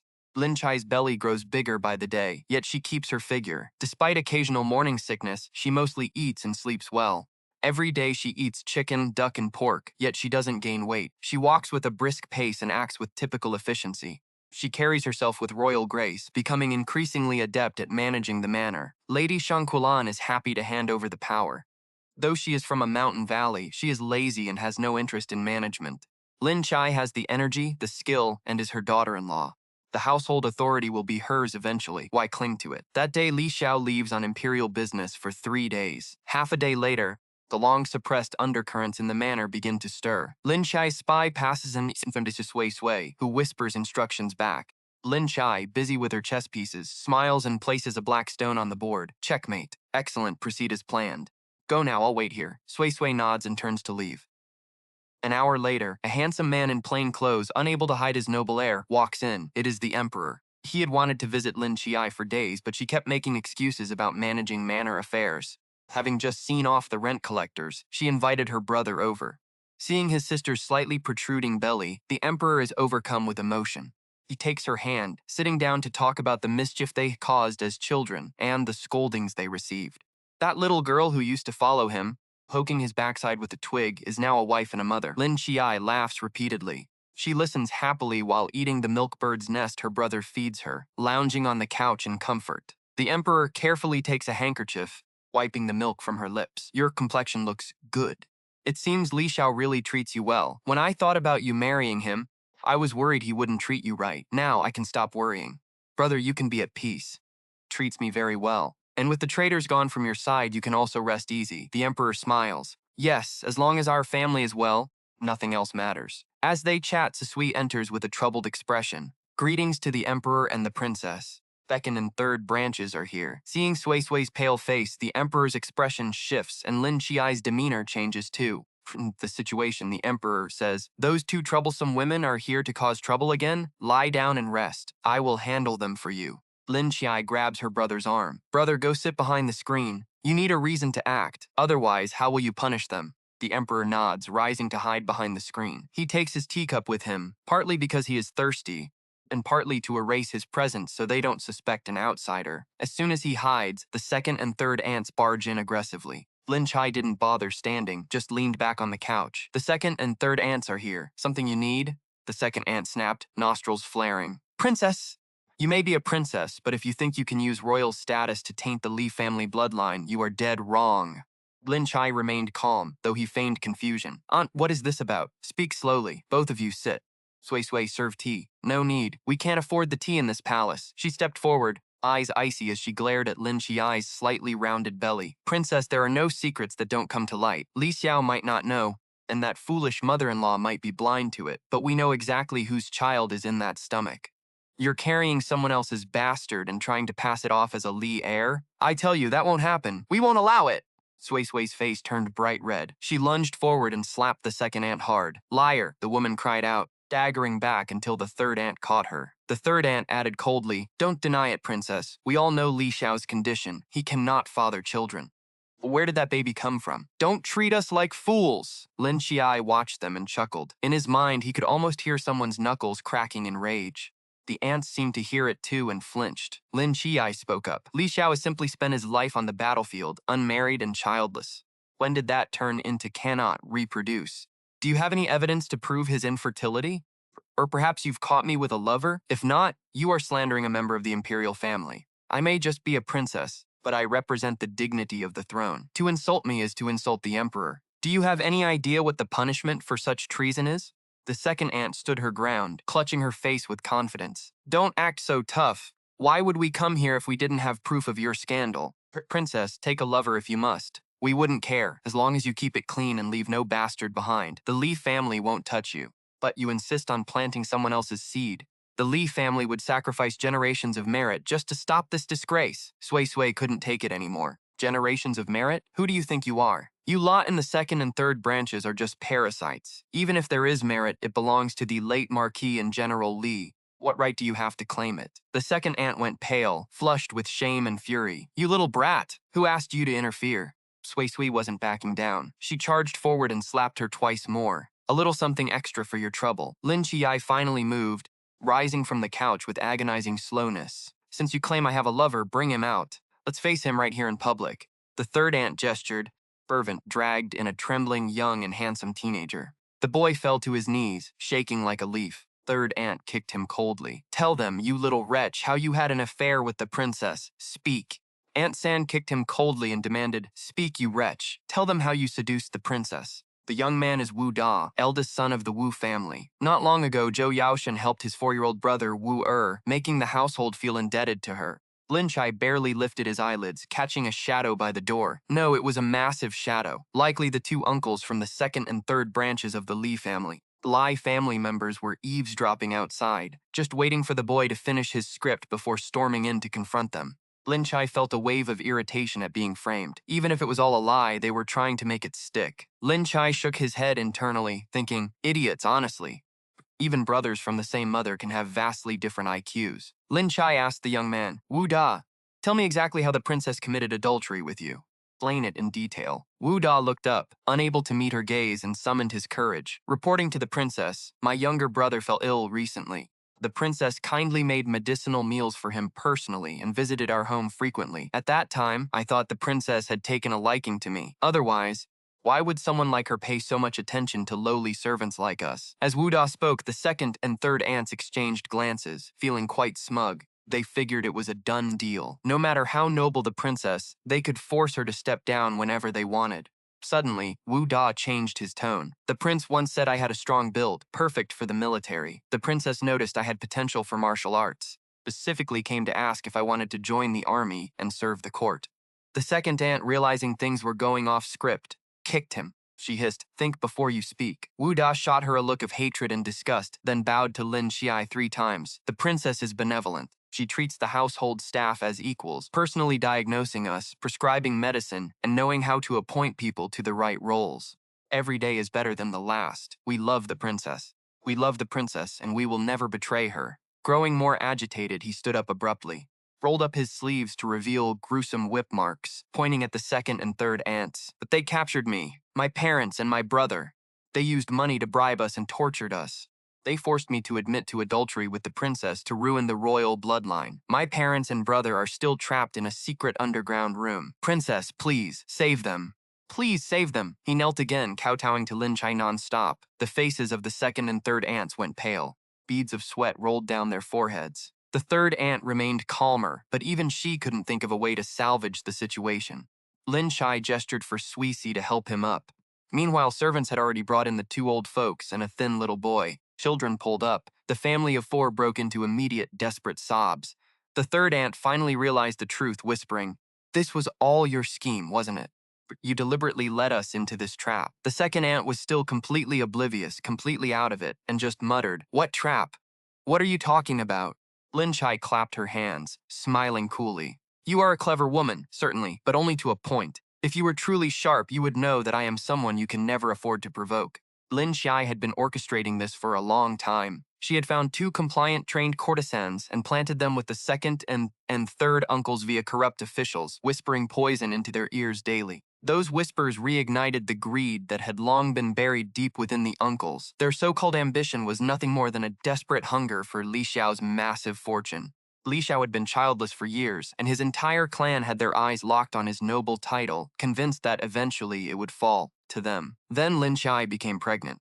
That single fact proved Li Xiao was capable of fathering heirs. Even if this child was a girl, what about the next, or the one after that? Sooner or later, a boy would come, and their chance at the title would vanish forever. They tried every trick in the book to plant spies within the manor. Every time one was planted, Lin Qiye would root them out. She would have their remains displayed in such gruesome fashion right in the ants' courtyards that the entire family suffered nightmares for weeks.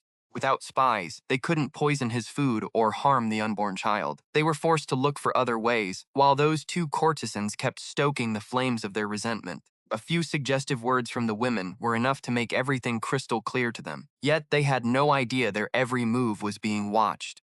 Every action was perfectly controlled by Lin Qiye. Li Xiao was fully aware of the situation and was even more proactive than she was. He deliberately created opportunities by leaving for official business.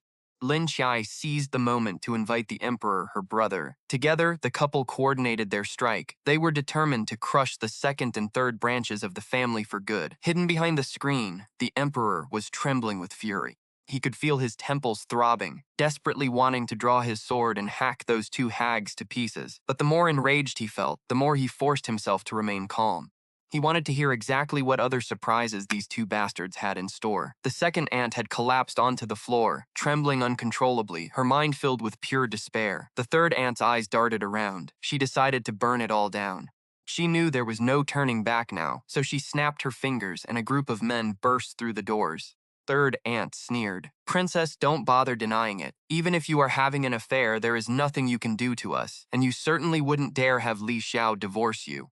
You are a royal princess of high status. We only have a few small requests. If you agree, everyone walks away with something. If not, well, who knows if this little scandal might just get out." It was a blatant threat. They knew they couldn't physically harm Lin Qiye. But rumors could be deadlier than blades. Both she and Li Xiao would be disgraced, and the child in her womb would be branded a pathetic bastard. Watching those at the top fall from grace was the greatest pleasure for those below. Lin Qiye asked with feigned curiosity, "What are these small requests? Let's hear them." The second aunt jumped back into the fray, stood with hands on her hips and shouted, "You must adopt our children. Make the emperor give our families promotions, and even if you give birth to a son later, you must let our children compete on equal footing. Whoever is more capable gets the title. Our grandchildren include two outstanding daughters. You should recommend them to the emperor. They can enter the palace as concubines, even better. If not, make them princesses at the very least." As the second aunt finished, her eyes, small as dried dates, shimmered with raw, grotesque greed. The third aunt gestured, and a maid brought forward two young boys, about 4 or 5 years old. The one on the left had eyes of different sizes, a nose tilted to the sky, and an expression of unbearable arrogance. The one on the right had buck teeth and a flat nose.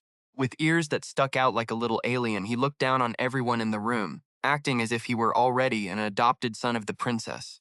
Third aunt flattered her. "Princess, look at these two. Although they are from the branch family, they are outstanding in character and appearance. Adopt them as your own and find them official positions. When your own child is born, they can provide some assistance, right?"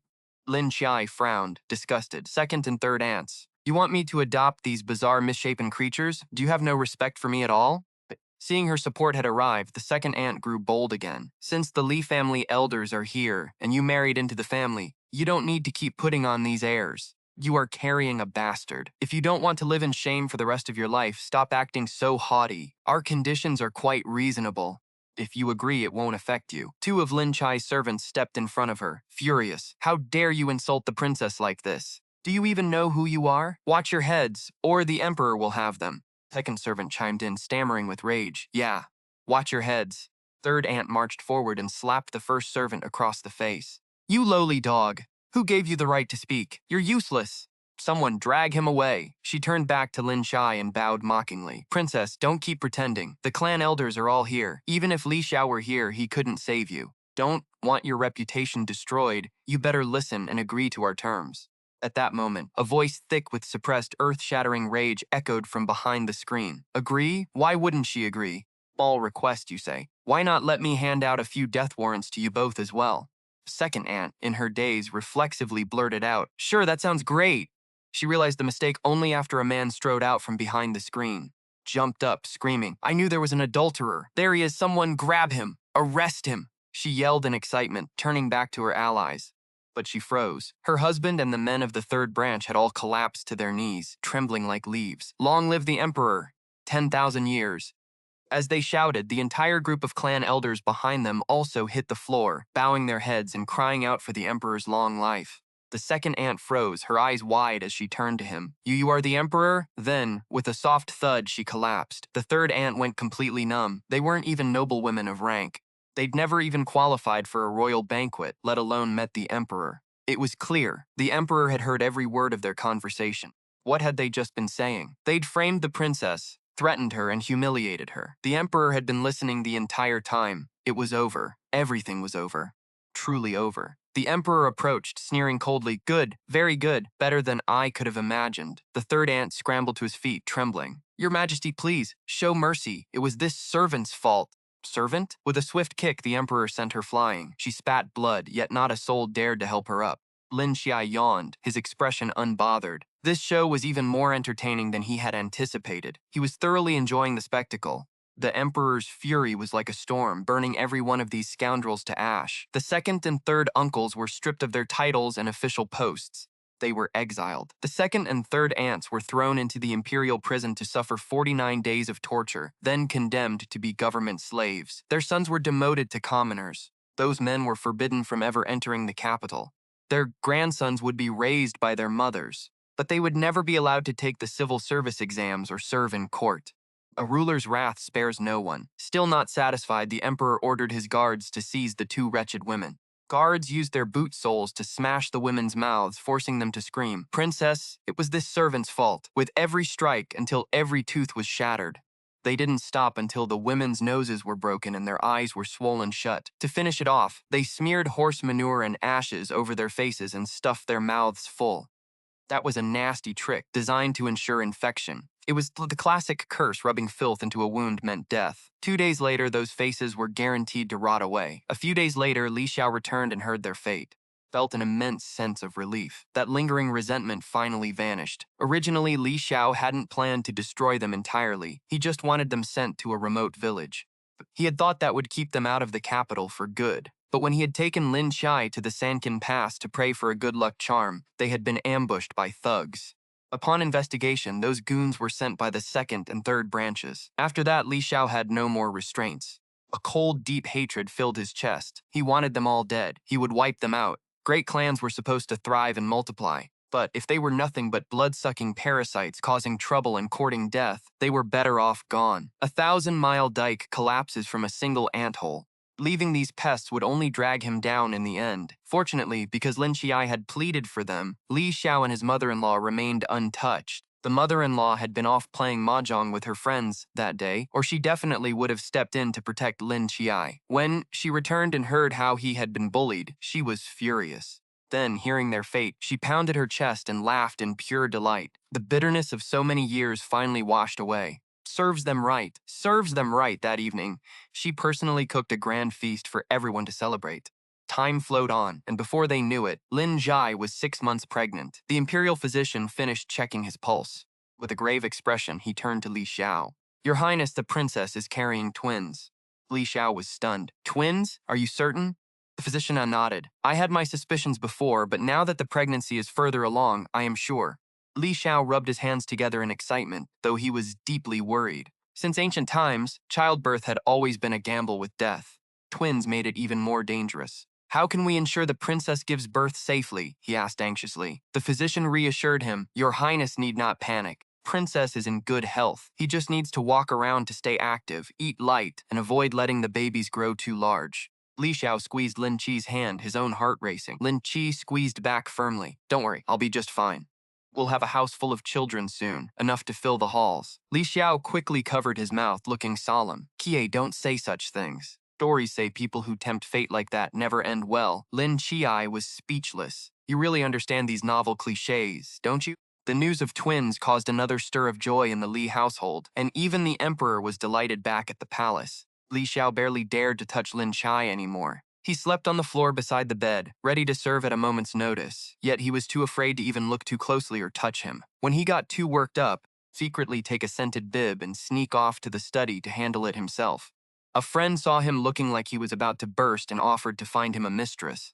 Li Xiao refused firmly. He would never touch another woman. Those bastards would never ruin his home. Li Xiao lived a simple two-point life, the palace and the manor. If he went out, it was only to take his wife for a stroll. Usually, Li Xiao practiced his swordplay while Lin Qiye sat on the porch soaking up the sun. When Li Xiao painted or practiced calligraphy, Lin Qiye would be nearby flipping through a storybook. When Li Xiao went fishing, Lin Qiye would walk around the bank to get some exercise. The couple was inseparable, always by each other's side. Servants in the manor were envious, constantly watching the couple and feeling full of their love. Soon, when Lin Qiye was 9 months pregnant, the two babies decided it was time. On a pleasant afternoon, Li Xiao was fishing. Lin Qiye got tired of walking and stood nearby, teasing him. He picked up a rock and tossed it into the water, scaring away the fish just as it was about to bite the hook. Li Xiao turned to look at him with a pout.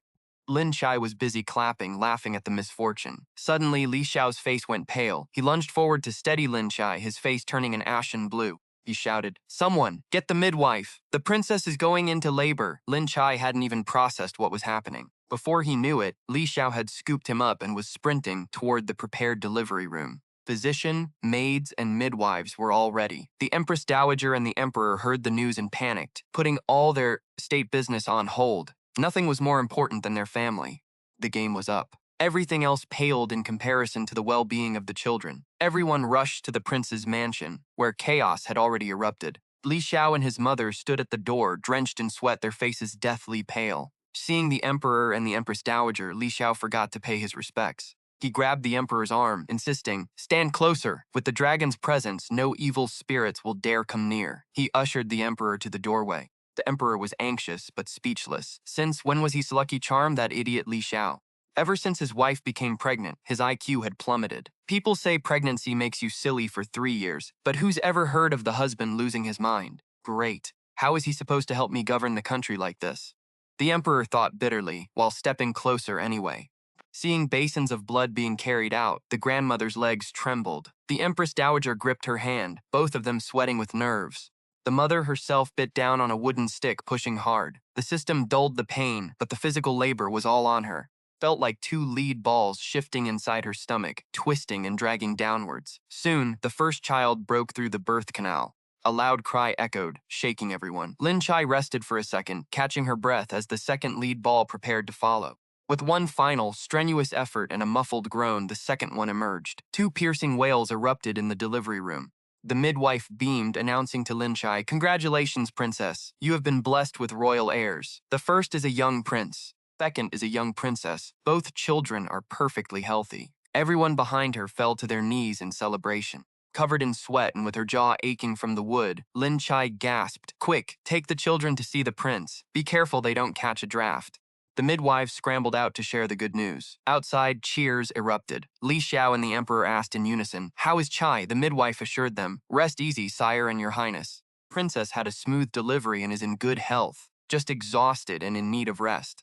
You may all breathe easy. The emperor was overjoyed and ordered rewards to be handed out. Lin Qiye was utterly drained, and after letting the maids clean her up, she drifted off to sleep. By the next morning, she awoke to find Li Xiao's face looming over hers, filled with delight and intensity. Seeing her open her eyes, his rims reddened and tears began to stream down his face. Lin Qiye knew all the hardships he had endured in the past. She understood his current excitement and joy, reaching out to pinch his cheek. It's all right, don't cry.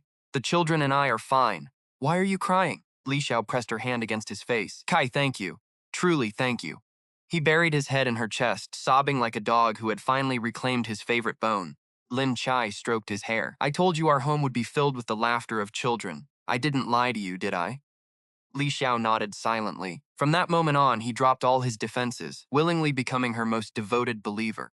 During her postpartum month, Lin Qiye was pampered completely. Food and comfort were provided by her mother-in-law, and Li Xiao handled every personal task himself. All he did was eat, rest, and play with the babies. If not for the discomfort of nursing, he would have had nothing to do. The imperial physician insisted he nurse personally, so his mother-in-law couldn't interfere. He stuck to a bland, light diet with plenty of fruit and greens. By ditching the traditional grease-heavy postnatal soups and mounds of eggs, his body healed rapidly and his milk supply flourished. Energy returned just as fast. In less than a month, he was back to being as slim and lovely as a young maiden. You wouldn't think he was a mother of two. As soon as the confinement period ended, he pounced on Li Xiao like a hungry tiger. Li Xiao was just as eager to wrap himself around his little princess, lost in their joy. In just 1 month, the kids grew like weeds. Bick. On their 1-month celebration, Li Xiao personally petitioned the emperor to strip him of his title as general. Silver armor and spear were locked away for good. He promised the emperor he'd return if war broke out, but for now, he just wanted a quiet life with his wife and children. Since Li Xiao had once said his armor was his life, the emperor was delighted. With a sigh of relief, the emperor named the twins. The eldest son was Chao Anshan, wishing him peace and a bright future. Daughter was named Chao Leo, a wish for a life of health, joy, and peace. The boy was a true little heir. Being the son of Li Xiao, he had his future set. Though a girl wouldn't usually get a title, the emperor bestowed the rank of Changning Junju on her. Before she could even crawl, she had a fortune that would last a lifetime. The couple lived in blissful, honey-sweet harmony. When the children were 2, Lin Qiye was pregnant again. 10 months later, a mischievous third child arrived. Another little boy. 2 years after that, a daughter arrived, leaving Li Xiao completely overwhelmed and afraid to even touch his wife. He wasn't unhappy about the kids. He just couldn't bear to see Lin Qiye suffer through labor. The emperor even summoned him to the palace, hinting more than once that he shouldn't let his sister suffer. Lin Qiye understood the struggle. Knowing his task was done, pulled a box of condoms from his spatial storage, teaching Li Xiao how to use them. They were far cleaner and safer than the sheep intestines used in this era. Li Xiao learned instantly. With a practiced hand, he pinned Lin Qiye to the bed, ready to start a sweet, worry-free night.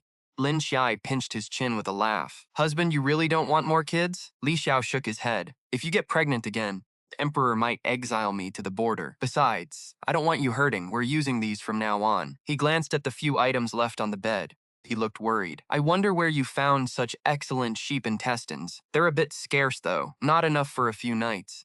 As he whispered against his temple, Lin Qiye chuckled and pulled a woven basket from under the bed, overflowing with condoms in every color and flavor imaginable. Black, white, red, purple, green, blue, and gray.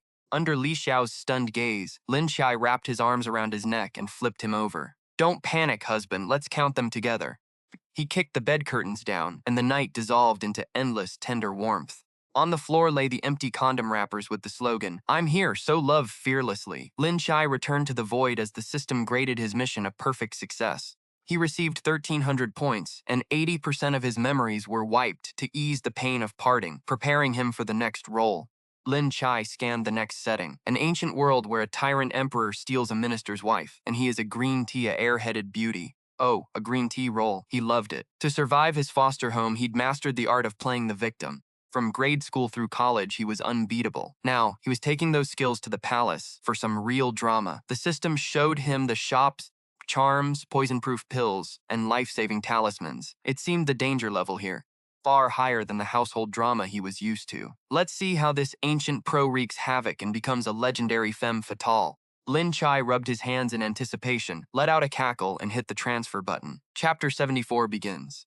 Setting. Tyrant Emperor versus the Green Tea Beauty. He opened his eyes to a room full of celebratory red, the scent of peanuts and dates filling the air. He sat on the bed in a bridal gown. Beneath the red veil, the room was silent save for a single maid nearby. In that moment of rebirth, Lin Qiye's memories flooded back. He quickly sorted through the plot, realizing this was the most critical turning point in his life. The groom was arriving soon. He had to reverse everything and stop the impending tragedy. This time, he was the eldest legitimate daughter of a minor official. Though he was the legitimate daughter, his mother died giving birth to him. Father brought home a pregnant concubine right after the funeral, promoted her to wife a month later, and had 2 more sons. Once they were settled, he was treated worse than a servant. Anian could walk all over him.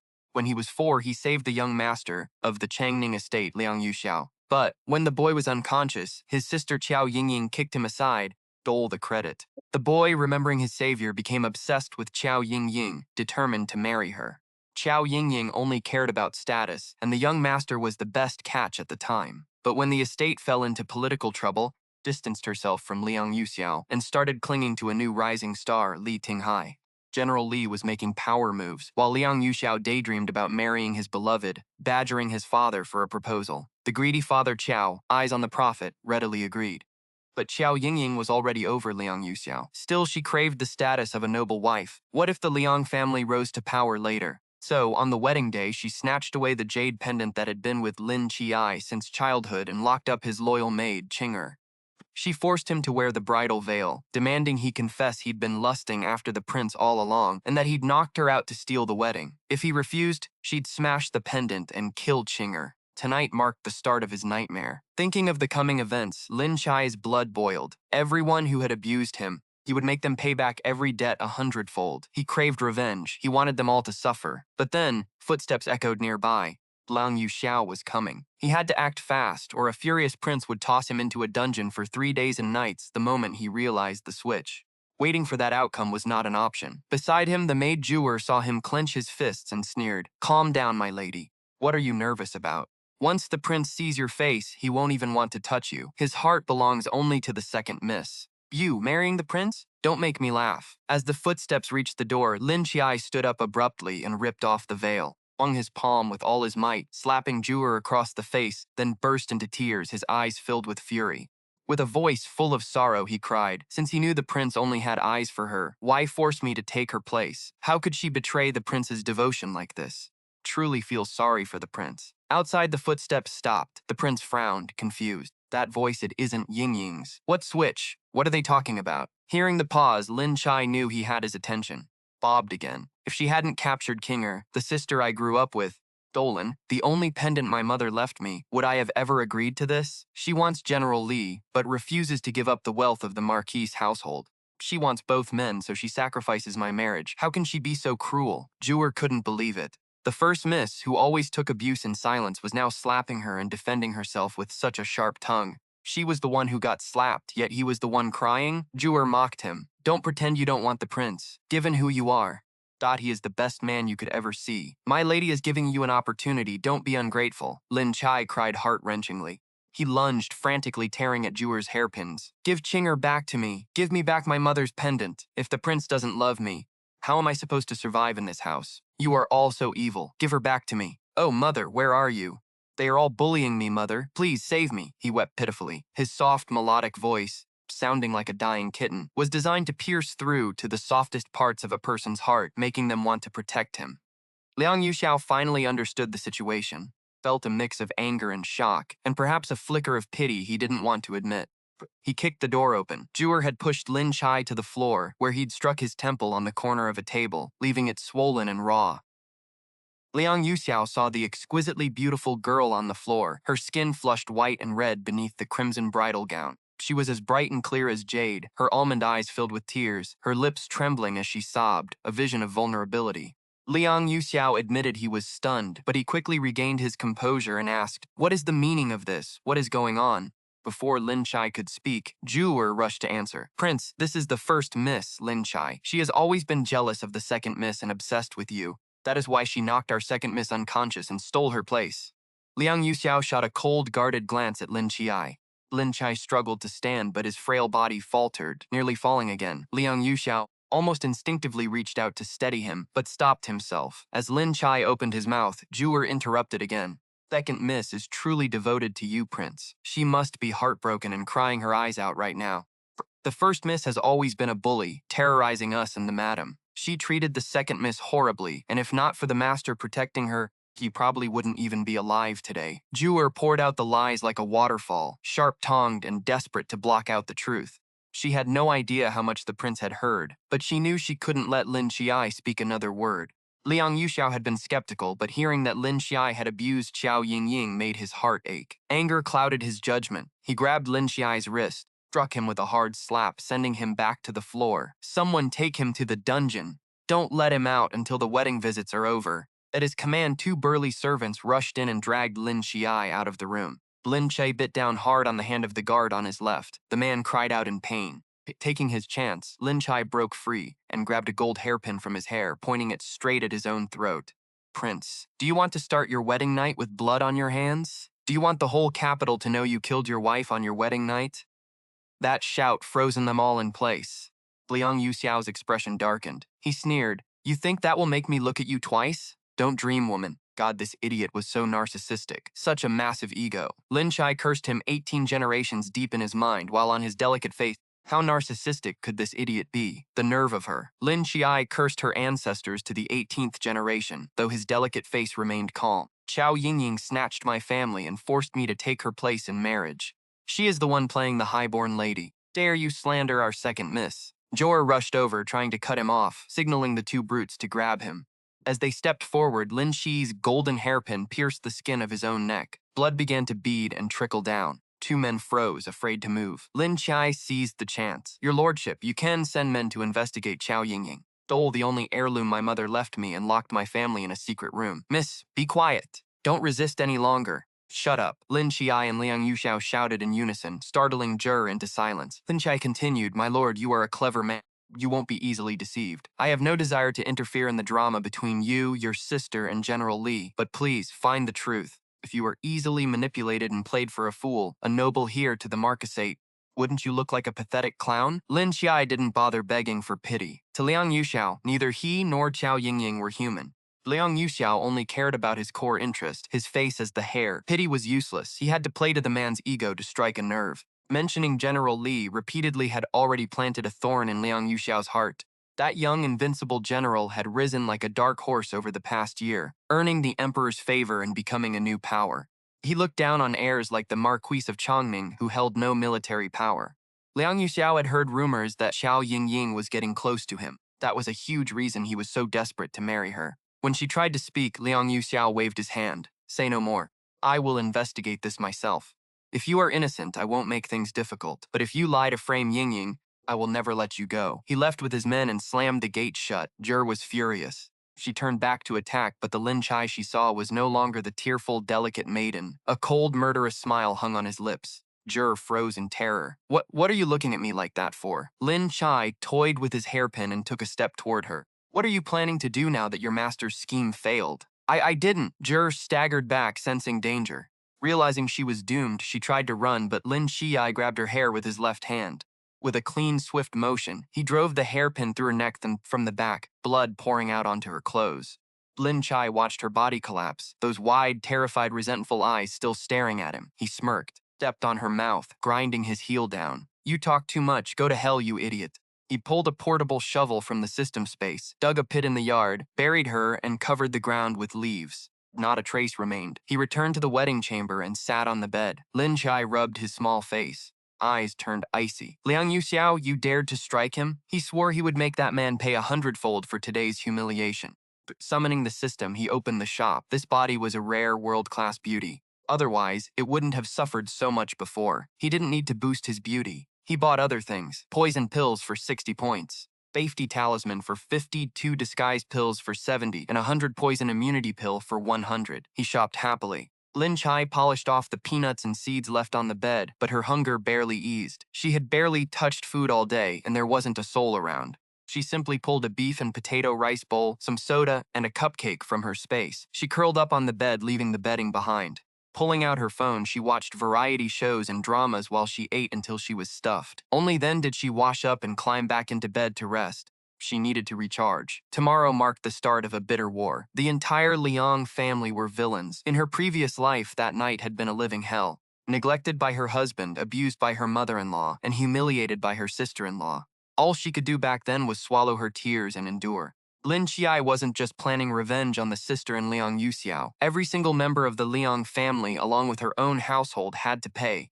They all deserved to die. Of course, she couldn't forget the two General Lis or the esteemed Princess Ni Rong. The next morning, she braced herself. As Lin Qiye expected, no maid came to help. She washed up alone and set out to serve tea to her parents-in-law. They already knew about last night. They were furious. Liang Yuxiao had claimed Lin Qiye's father was playing favorites and had refused to let Xiao Yingying marry into the family, forcing Lin Qiye to take the bargain. Because of this, Lin Qiye had been painted as a vain, calculating gold digger. The old Marcus Liang didn't want to involve himself at all.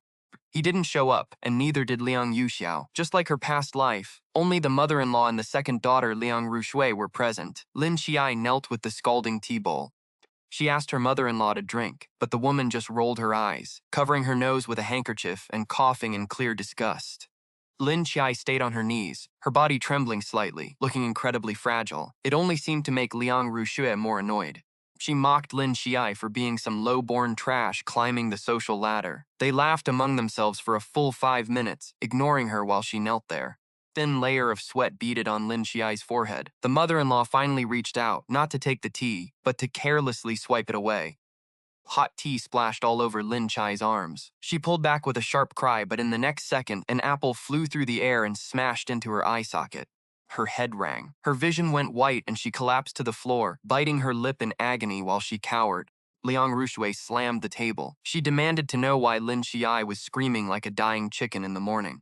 She berated her for not even being able to hold a tea bowl, calling her a fraud who was clearly just trying to stir up trouble. System in Lin Qiye's mind was going berserk, screaming at her to stop enduring and let it load a combat module to crush these two pests. Lin Qiye calmed the system down, telling it not to rush. She told the system that while she would pay back their abuse tenfold, she needed to use them for now to build her public persona. The system didn't get it, but she didn't explain. The mother-in-law barked at her to stop acting pathetic and kneel properly. Lin Qiye sobbed as she obeyed, while the woman used the tip of her shoe to lift Lin Qiye's chin. She stared at Lin Qiye's features, her hatred growing. She thought about how beautiful the girl was. The fair skin, the long lashes, the lush curves, and that slender waist. She was convinced any man would be bewitched by such looks. The mother-in-law sneered, warning her not to think she could steal her son away with a pretty face. She threatened that since the Qiao family dared to send a fraud, they should be prepared to face the consequences. The woman wiped her shoe with an expensive handkerchief, as if even touching Lin Qiye's chin had contaminated it.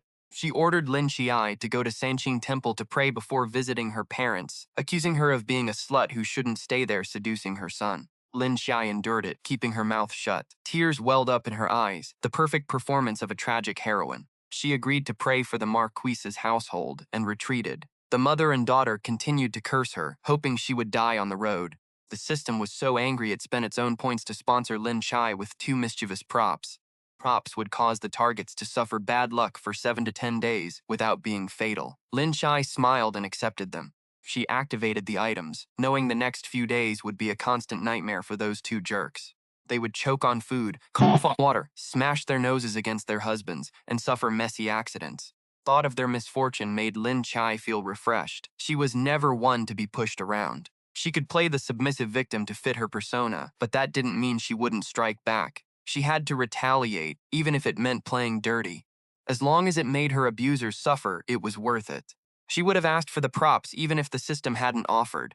She was pleasantly surprised by the system's generosity and decided she'd take whatever she could get. Lin Qiye set off for Sanqing Temple alone in a small sedan. Outside, the weather was gloomy with a light rain falling. As they moved through the cold bamboo forest, a chill set in. Lin Qiye was resting in the sedan with her eyes closed. Suddenly, the system blared an alert. A target was approaching, only 20 meters away. Lin Qiye opened the curtain to peek outside.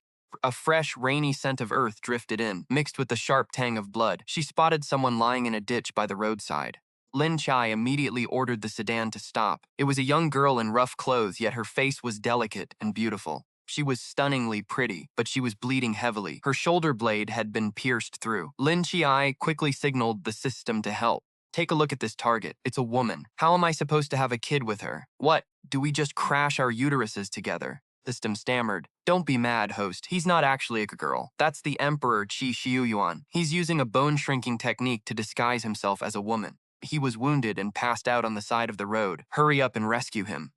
Lin Qiye took a quick swipe when the godfather wasn't looking. Confirming the target was indeed a man, Lin Qiye thought, "Are you kidding me? Are emperors this thirsty now? Dressing up in drag and wearing bells? Seriously? Might as well cut those bells off. That would be perfect." Wu, the girl, was actually the emperor. Xiuyuan felt a bit uneasy after that quick check. He groaned, his head lolling to the side, and fell back into a deep sleep in Lin Qiye's arms. Lin Qiye tossed the godfather some supplies. They hauled Xiuyuan into a sedan chair and kept heading towards Sanqing Pass. Lin Qiye asked the system, "How on earth did this emperor end up in such a sorry state?" "Bill it, I want a good laugh." The system gave a dry cough and manifested a handful of digital sunflower seeds. While munching away, it explained Xiuyuan is 27 this year and has been on the throne for over 5 years. Diligent, sharp, and talented in both letters and war, everyone praises him as a model monarch.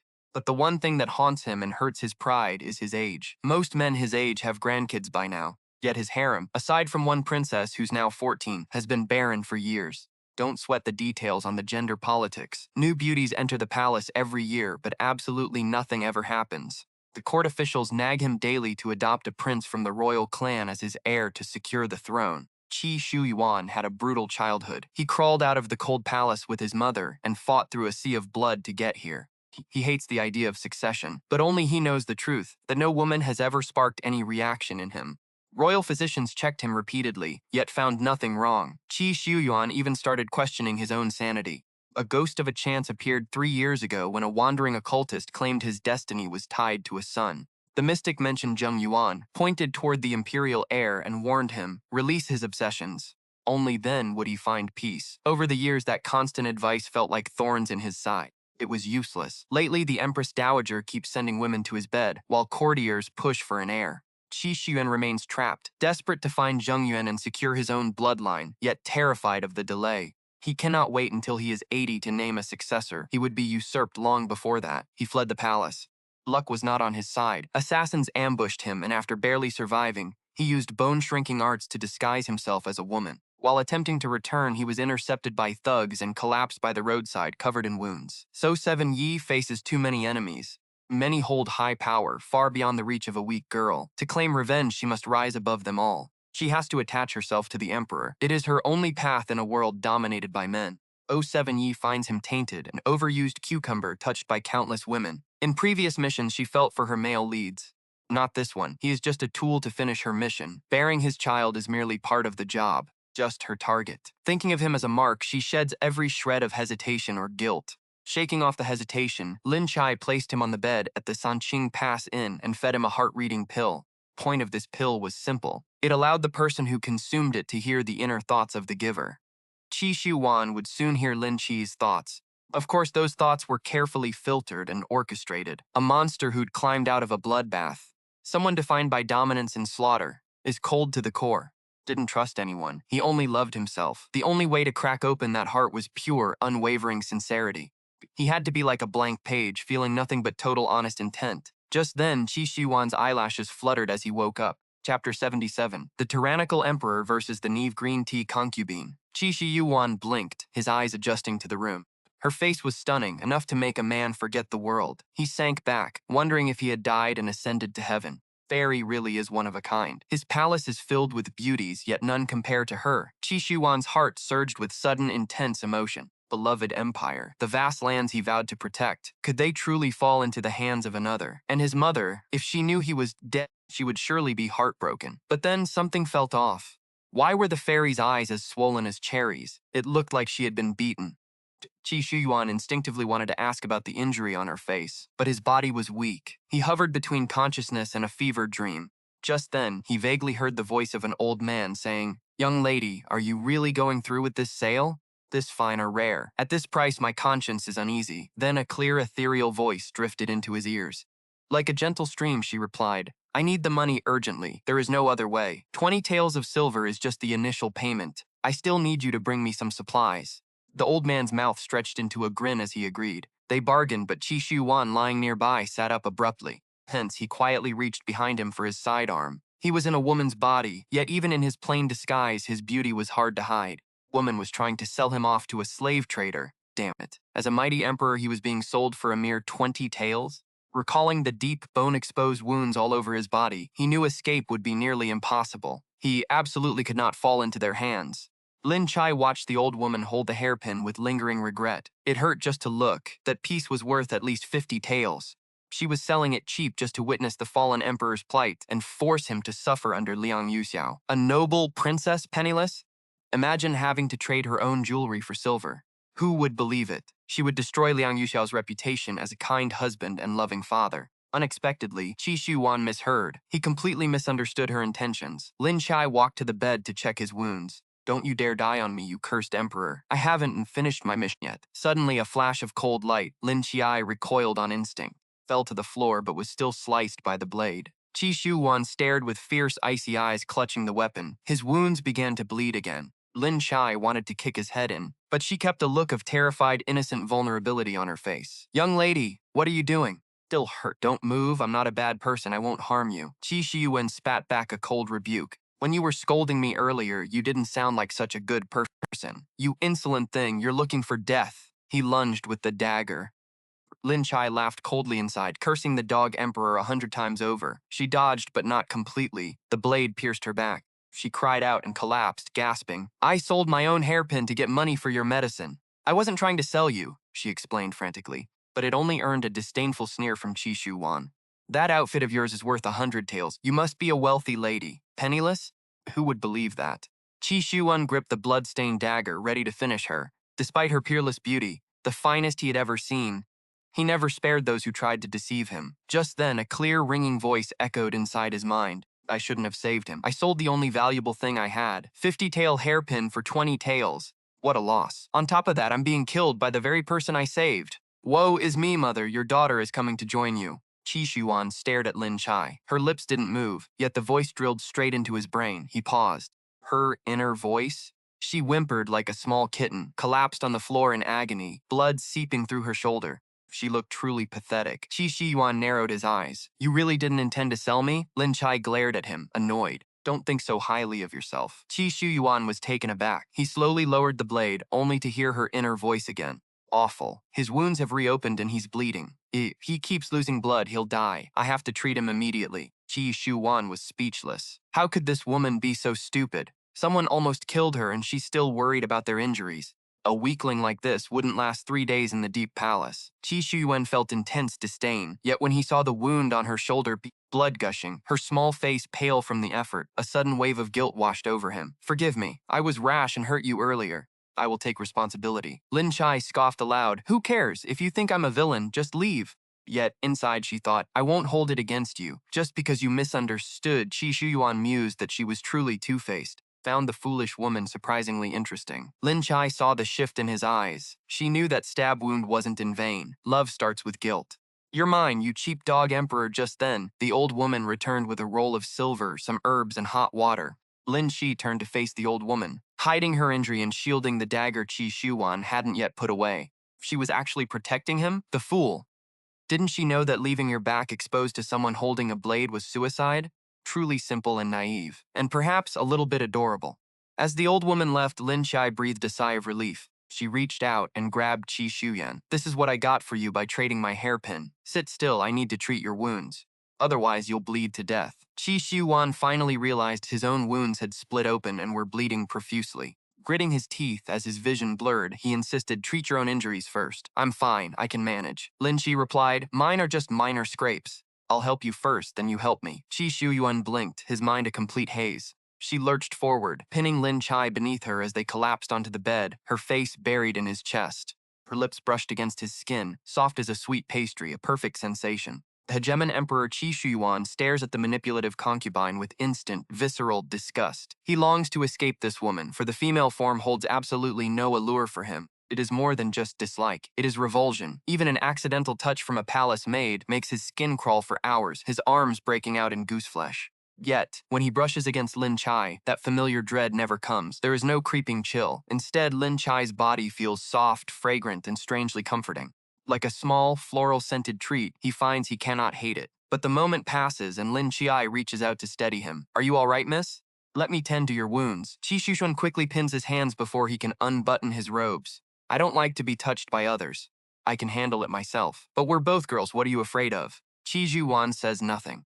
he merely gazes at him. In the past, he only ever had to issue orders. No one dared to question his motives. Situation is uncharted territory. Lin Qiye's inner voice rings clear in his and forget it. Perhaps there's something on his body he doesn't want others to see. Better not force the issue. Xiuyuan lets out a breath he didn't know he was holding. He truly does have something he wants to hide, a secret that would shock anyone. Lin Qiye tidies up with practiced care and leaves him to change clothes nearby. The system cannot help but chime in. Host, you're hurting yourself. It breaks my heart. You're the most dedicated worker I've ever seen. Chuckles. Save the flattery. Can you turn it into points instead? The system whimpers. No, then let's drop it. Lin Qiye replies. Dog of an emperor is warming up to me. He's different from Liang Yusi Xiao. Playing the victim actually works on him, the system asks. What's the plan now? Keep him by my side, Lin Qiye says. On one hand, proximity breeds affection. On the other, it's time this high and mighty emperor sees exactly what his loyal and patriotic ministers are made of. Lin Qiye slips off his outer robe, turning his back to Xiuyuan, a chilling, murderous smile spreading across his lips. Without stirring the dust, one can never see the true state of things. I refuse to believe that once he sees their true colors, he'll still keep them around. Xiuyuan works efficiently to treat his own wounds. Having endured every hardship imaginable in the cold palace, this minor injury means nothing to him. He finishes up and heads to the bed but freezes as he catches sight of the woman nearby, her figure graceful, the curves of her body fully exposed.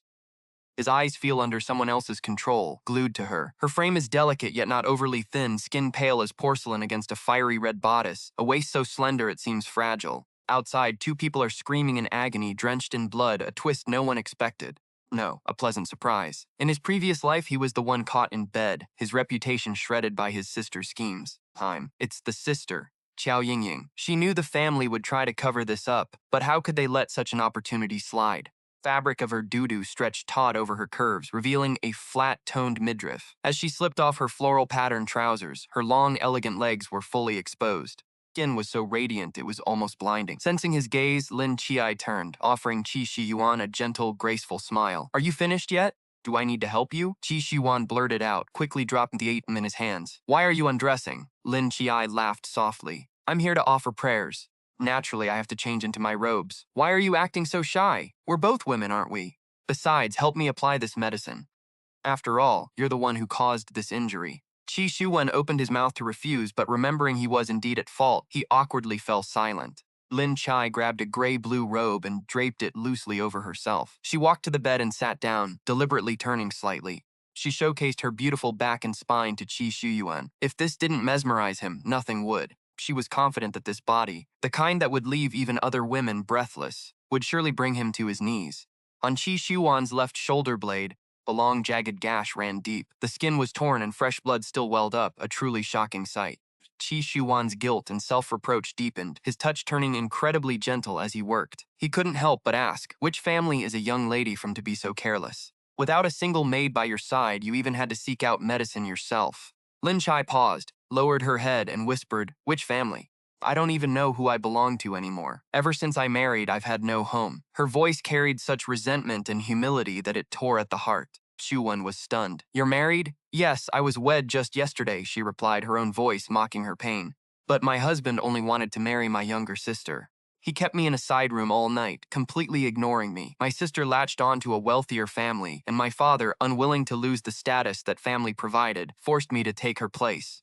He wanted to keep both influential sons-in-law in his palm to pave the way for his son's success. My father has always only cared about my stepmother and the children she bore him. Before my mother's soul had even left the earth, he brought my pregnant stepmother into our home. Being the legitimate daughter meant nothing. I lived worse than the little dog my sister kept. The more she thought, the more painful it became. Tears welled up, trembling on the edge of her lids. She forced back her misery and offered a smile. No, I can't cry. The mother's spirit sees me crying, she'll be heartbroken. She forced herself to swallow her tears, presenting a remarkably strong, brave face.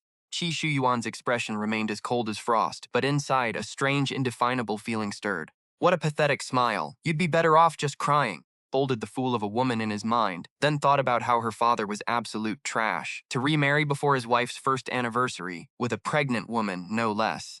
The imperial law strictly forbade any new pregnancies in a household within a year of a primary wife's death, let alone bringing a new woman into the house. Her father wasn't just immoral, he was a criminal. He wondered which wealthy merchant had done such a thing. Xiuyuan instinctively assumed it couldn't be one of his own officials. As emperor, he was deeply confident in his authority and rule, convinced that his subordinates were too terrified and awestruck to act with such lawless audacity. So he asked, "What is your name, sister?" "I am Lin Qiye." Xiuyuan immediately thought of the family that had just settled matters with the Marquise of Ningyuan yesterday, the refined, scholarly Qiao family. Could it be them? No, that was impossible. Qiao and Though only a low-ranking official, Qiao was famous for loving his wife and children, and for his generosity to the poor. How could he be such a law-breaking scoundrel? Pressed further. "May I ask, who is your father?" Lin Qiye blinked her innocent wide eyes. "My father is the vice minister of the Court of Imperial Sacrifices, Qiao Wendao." Blothigan. The hegemonic emperor versus the foolish green tea concubine. Snap, that was the sound of Xiuyuan's ego being brutally shattered. Good, very good. Extremely good. Recalling how Qiao Wendao usually acted in his presence, humble, subservient, and seemingly devoted to his family, Xiuyuan felt a wave of profound disgust. If this old man is such a good actor, why isn't he performing in a theater inside? He was a storm of rage. But outwardly, he remained blank.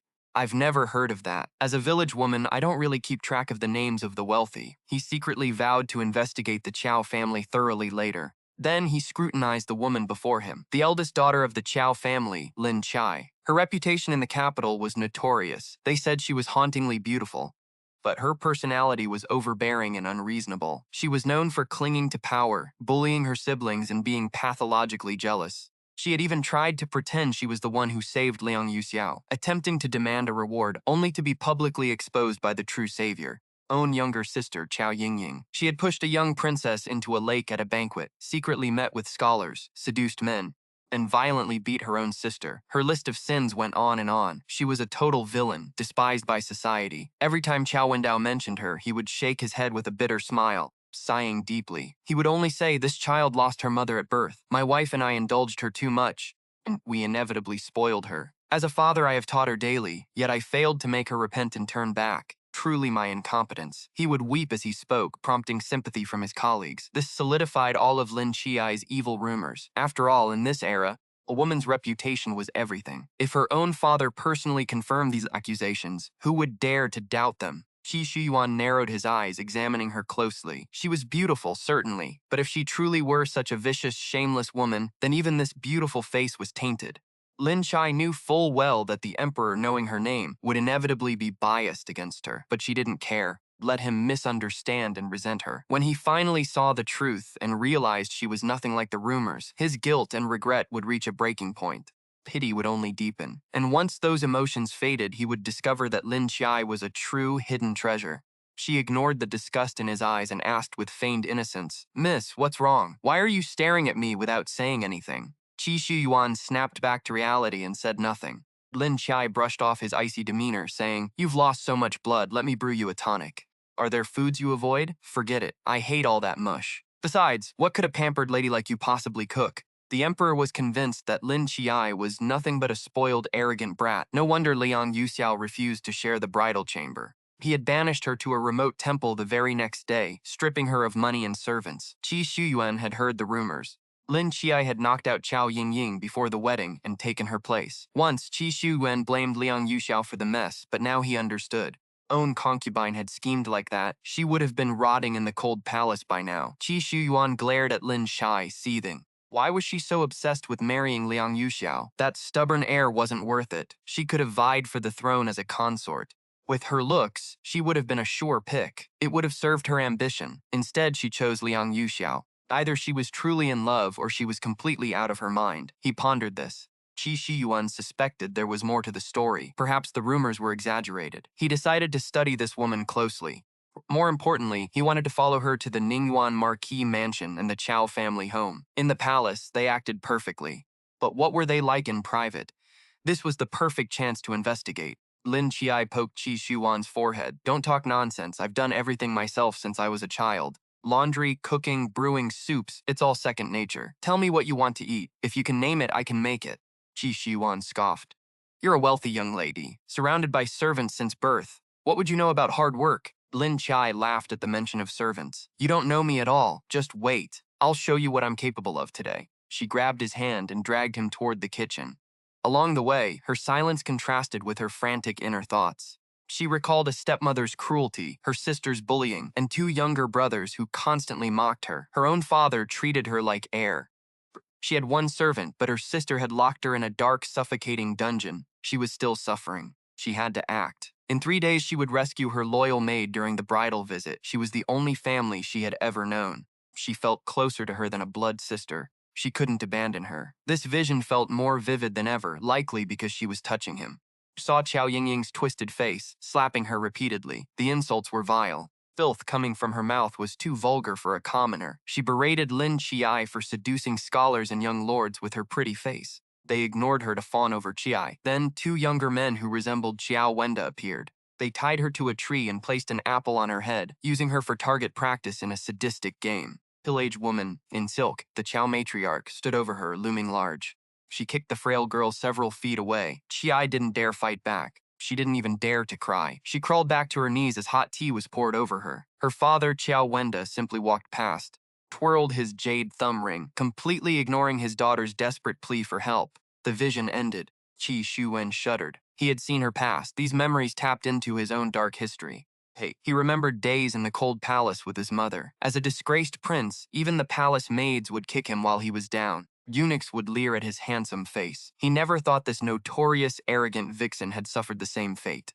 That was true. Were all the rumors just baseless lies? Chapter 80. The Emperor and the Fake Green Tea Concubine. Lin Qiye tried to let go, but Xiuyuan subconsciously gripped her hand tighter. She looked at him with a soft smile. What's wrong? Are you still feeling unwell? Xiuyuan paused. I'm fine. Are you truly sure you can manage this? He let go, but he felt a strange sense of loss as her soft touch slipped away. Lin Qiye patted her chest. Don't worry. Breathe. In the kitchen, she skillfully prepared a chicken and herbs. She had the old nun prep the ingredients earlier. Perhaps the experiences from her past lives had sharpened her culinary skills. She worked with effortless grace. Xiuyuan asked, weren't you here to pray for your family? Why use meat? Lin Qiye rolled her eyes internally. Pray for them? They weren't worthy of a single watermelon. She hoped they would all drop dead. She dreamed of the gods striking both families down. Internally, she was spiraling into madness. Then, she imagined pulling out her father's hair, gouging her sister's eyes, and kicking her stepmother into the mountains. She fantasized about breaking every bone in her mother-in-law's body, yet her expression remained sweet and innocent. I'm not praying for them, but for you. You aren't here for blessings. Besides, I saved your life. Cooking meat for you is for your recovery. I'm sure the gods will favor my kindness, not punish me. She pressed her palms together and prayed, eyes closed in genuine devotion. She whispered, let this blessing be granted to my husband and my father. May my mother-in-law's legs heal and my stepmother's cough vanish. May my sister find a good husband, and may my brothers have bright futures. These silent thoughts reached Xiuyuan clearly. Once she finished, she added a final frantic plea. Master, divine master, ignore those idiots who were talking nonsense. Don't give them anything. Xiuyuan scoffed, a sneer curling his lip. How utterly naive, he thought. If you only repay spite with kindness, do you not understand how to fight back? Believing that meek submission will only invite more injustice. He knew that well. He once believed that if he just kept his head down and ignored them, it would be enough. But they will always find ways to provoke you and destroy the things you treasure most. So he seized the one chance he had in life, dragged his mother from the cold palace, and hunted down everyone who ever humiliated him, from lowly palace servants to his own brothers and the emperor. In the end, that man who sat on the high throne finally bowed his head before him and handed over the empire. As she struggled to boil water over a fire, the thick smoke from the abandoned banquet made her cough. Xiuyuan couldn't just watch. He knelt beside her to help feed the fire. She said, I don't have a name, just call me Xiao Lu. My family are local farmers. They tried to force me to become a concubine for an old landlord so my brothers could afford wives. I refused, so they beat me. I ran away and collapsed by the road. Saved me. Lin Qiye clapped, shouting, good for you. You were right to run. If you don't like someone, never marry them. Xiuyuan watched her, his eyes shining with wonder, felt a pang of envy. But then, a confusing thought took root. If she knew she had to resist, why wouldn't she fight for herself? Xiuyuan found himself increasingly fascinated by this girl. He couldn't stop himself from wanting to get closer and understand her. Even he hadn't realized it yet, but he was finally showing interest in a woman. If the Empress Dowager knew, she would be absolutely thrilled and probably eat 3 extra helpings of pastries. Her cooking was undeniably impressive. Xiuyuan, who typically rejected every tonic sent by his concubines, found himself downing several bowls of her soup.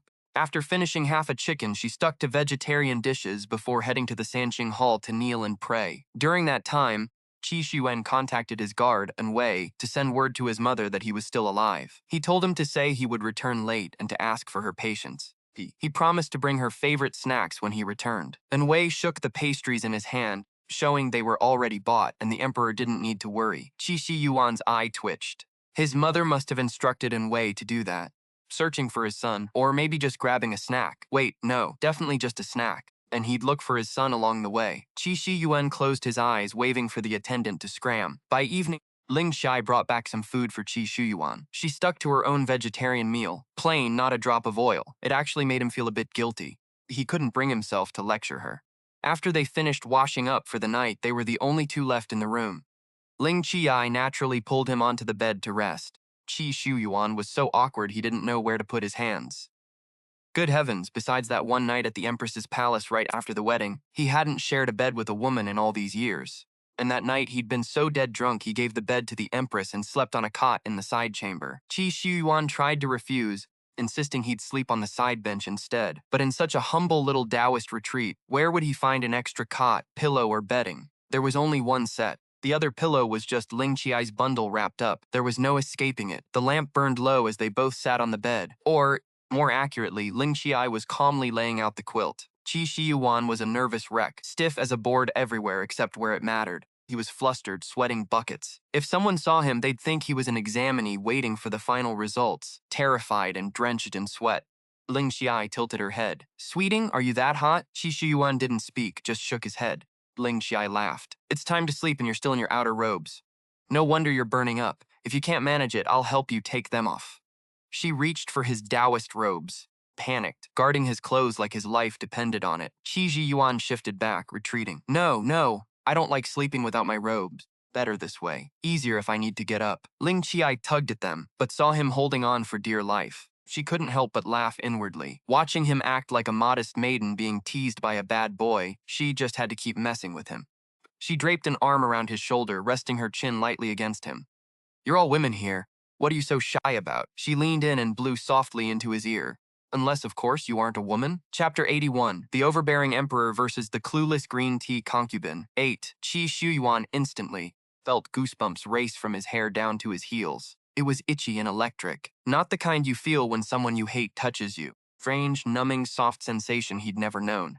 A mix of pleasure and something darker. He turned to look at Lin Qiye.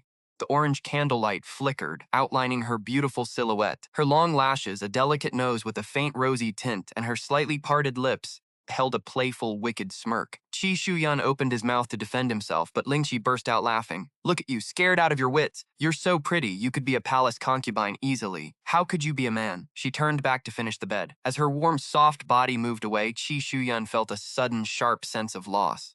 Bah! Lin Qiye suddenly gasped. Xiuyuan's brow furrowed, leaning in anxiously. What happened? Only then did he see Lin Qiye pull back her long trousers, revealing a pair of slender, pale legs. They were as smooth as peeled radishes, delicate and shapely, but her knees were covered in deep, dark bruises. It was a shocking sight. Xiuyuan ignored the divide between man and woman, hurriedly lifting her leg to inspect them closely.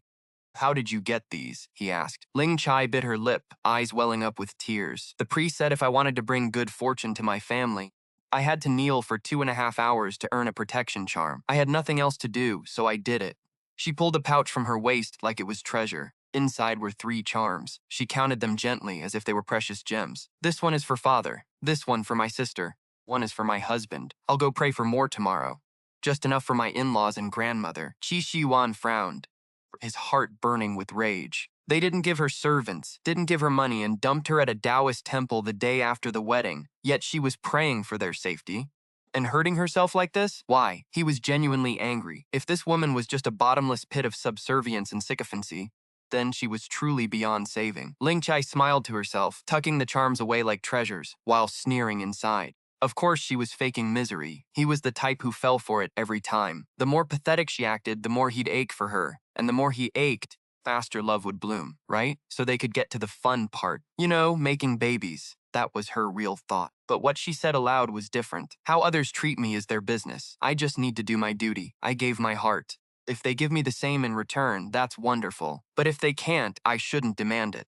If you keep expecting people to provide your emotional worth and they fall short, resentment grows. And once resentment takes root, follows, life becomes unbearable. After saying this, she saw Xiuyuan still frowning, so she flashed a gentle, serene smile. She reached out to brush a stray lock of hair from his forehead. Ever heard the saying, "The world kisses me with pain, but I repay it with song"? Don't torture yourself with others' mistakes. Not letting your joy or sorrow depend on anyone else. That's how you truly control your own heart. Xiuyuan frowned heavily. The world kisses me with pain, but I repay it with song? Who said that? Got some logic, but it's so frustrating. For someone in my position, it's completely useless. Lin Qiye muttered, an old scholar at my mother's village school, grandfather Tai Jir. She kowtowed in her mind, "Sorry, Mr. Tagore." Ling Chai applied medicine to her knees, blew out the candle, and pulled him down to sleep. He was asleep in moments. She clearly saw the heartache in that dog of an emperor's eyes. Her bitterness had paid off. Xiuyuan still thought there was just a strange woman by his side. He clearly saw the sympathy in the emperor's eyes. It seemed his little act of suffering wasn't for nothing. Xiuyuan still assumed this was a random woman at his side. He couldn't sleep. Every time he tossed and turned, accidentally brushing against her, a strange electric sensation surged through him. But he was overthinking it. Before he knew it, the night had deepened and the distant sound of a water clock jolted him awake. By the moonlight, he saw her sleeping face less than 2 inches away. On a sudden, inexplicable impulse, he pulled her into his arms and tucked the quilt around them, pressed against his wound, causing a dull ache. But he refused to let go. She smelled so sweet, and her lips were slightly puckered. Dreaming of something, she shifted restlessly, her body pressing closer as Xiuyuan tightened his hold. Her cheek rested against his chest, and her breath was sugary sweet. It was as if, for the first time, Xiuyuan felt the delicate beauty of a young girl. An unfamiliar, restless current stirred within him. He cleared his throat sharply and forcing down inappropriate desires. He thought if only she weren't already married. Yet she was, and for the sake of the man she wed, he had schemed, plotted, and even begged at the feet of the gods until his knees were ruined. His husband returned safely. He knew he couldn't harbor any selfish desires. He desperately tried to distract himself, replaying the day's events. Felt surreal, as if this night would be endless. But just as he thought back to losing contact with Enwei that morning, drifted off. The faint, sweet scent clinging to him acted like a lullaby. When he finally opened his eyes, broad daylight. Xiuyuan felt well rested, his body remarkably light. Lin Qiye was already dressing. Seeing Xiuyuan awake, Lin Qiye asked, puzzled, "Little Six, how did I end up sleeping on you? Did I crush your wound? Let me take a look." Xiuyuan shook his head. "I'm fine. It doesn't hurt, and you didn't touch the injury. You moved over to my side in the middle of the night. I'm the one who pulled you close." Xiuyuan lied through his teeth without blinking. Lin Qiye patted his chest in relief. "Oh, thank goodness. My fault, you keep resting. I'll bring you something delicious at noon. The Lion's Head meatballs at Zuxian Tower in the east are legendary. You need to eat more meat while you recover." Xiuyuan forced a laugh. Zuxian Tower was an hour away. "How will you get there?" "I'm fine, anything will do." Lin Qiye gave a giggle, revealing that playful, charming side of a young girl. "Don't worry, a merchant has her ways. Just wait for your treat." She tapped his nose, gesture of indulgence like an older sister, doting on a younger one, promising sweets upon her return. For the cold, ruthless sovereign and warlord, a blush crept from her cheeks to her ears. Chapter 82. Dominant Emperor and the Naive Green Tia Concubine. 3 days later, it was time for Lin Qiye to return home. Xiuyuan had already instructed Enwei to prepare fake household records. Signing a contract of servitude, he followed Lin Qiye back to the Marquis of Ningyuan's estate, eager to live a life of prayer and fasting. Lin Qiye had grown much thinner, making him look frail and even more pitiful. He had suffered so much lately. Getting up early to pray, ruining his knees, begging for protection charms for everyone, while surviving on simple temple food. He was so hungry at night he couldn't sleep. Any Iron Man would be moved to pity. He tried to head toward the bridal chamber, but a maid blocked his path. "The Marquis is already in the East Pavilion. We've cleaned up a separate room for you and moved your belongings there. You'll live there from now on. Don't come over to this side." Lin Qiye stiffened, lowering his head. "I understand." A profound bittersweet sense of loss washed over her beautiful face. Turning, she led Xiuyuan toward the East Pavilion, whispering, "If I were her sister, she wouldn't treat me this way." Xiuyuan scoffed. "You were the one desperate to marry into this family. You chose this life, so why the tears?" Lin Qiye glanced at him. Just as he was about to speak, Liang Yuxiao approached. He was quite handsome. It was mostly his presence, tall, with a bright, sunny smile. But that warmth was never meant for him. Upon seeing Lin Qiye, Liang Yuxiao showed no reaction, simply saying, "You must be exhausted after 3 days away." Hearing that greeting, a smile blossomed on Lin Qiye's face, as if he had received a rare treasure. And truly, it was a performance. He had to maintain the image of the neglected, mistreated spouse. Just like that, a target walked right into his trap. System, hold on tight. Get ready for Chow's immersive, one-take masterclass in acting. Thank you for your concern, my lord. I am not tired. It is my duty to pray for my family's well-being. Finishing that, pulled a talisman from his pouch. I prayed for this especially for you, my lord. Please accept it. I only wish for your good health and a long, prosperous life. He played the part perfectly, humble, obedient, and gentle. Even a hot-blooded man, or any woman for that matter, would have been moved. Even though Liang Yuxiao despised him, he had to admit, captivated by that face. He reached out, took the talisman, and shoved it into his pocket. Coldly he said, "Thank you, but you don't need to bring me these things in the future. I have no use for them." He turned to leave, then paused, as if remembering something. "Right. I've looked into the matter. I was wrong to blame you that night. It certainly wasn't your doing." Lin Qiye beamed with joy. "I am glad you understand, my lord. My name is finally cleared." Liang Yuxiao looked at him and said, word for word, "I won't make things difficult for you again. You will continue to be provided for, but I want this matter dropped." Regardless, Lin Qiye looked up at him, her small face still carrying the traces of a joy that was quickly fading. It was replaced by a wave of disbelief and crushing disappointment. As tears welled up, she choked out, "My lord, are you really asking me to take the blame and let this go?" "But she framed me." "That's enough," Liang Yuxiao snapped, his roar making Lin Qiye flinch. Xiuyuan stepped forward to steady her. He looked at Liang Yuxiao with chilling coldness. "She is your sister-in-law. Should you not consider her reputation instead of forcing this burden upon her? As her sister, shouldn't you be the one protecting her?" Liang Yuxiao retorted, "Are you asking me to admit to knocking out my own sister and stealing her spot in the bridal sedan just to cover for her? My lord, do you realize if I admit to this, it would be my complete ruin? If my sister's reputation matters, what about mine? Your reputation was already in the gutter, so a little more won't hurt." Liang Yuxiao's voice was icy as he closed the distance between them. "Besides, a person of your character and standing is lucky to even be my wife. What else could you possibly want? Do you think I don't know?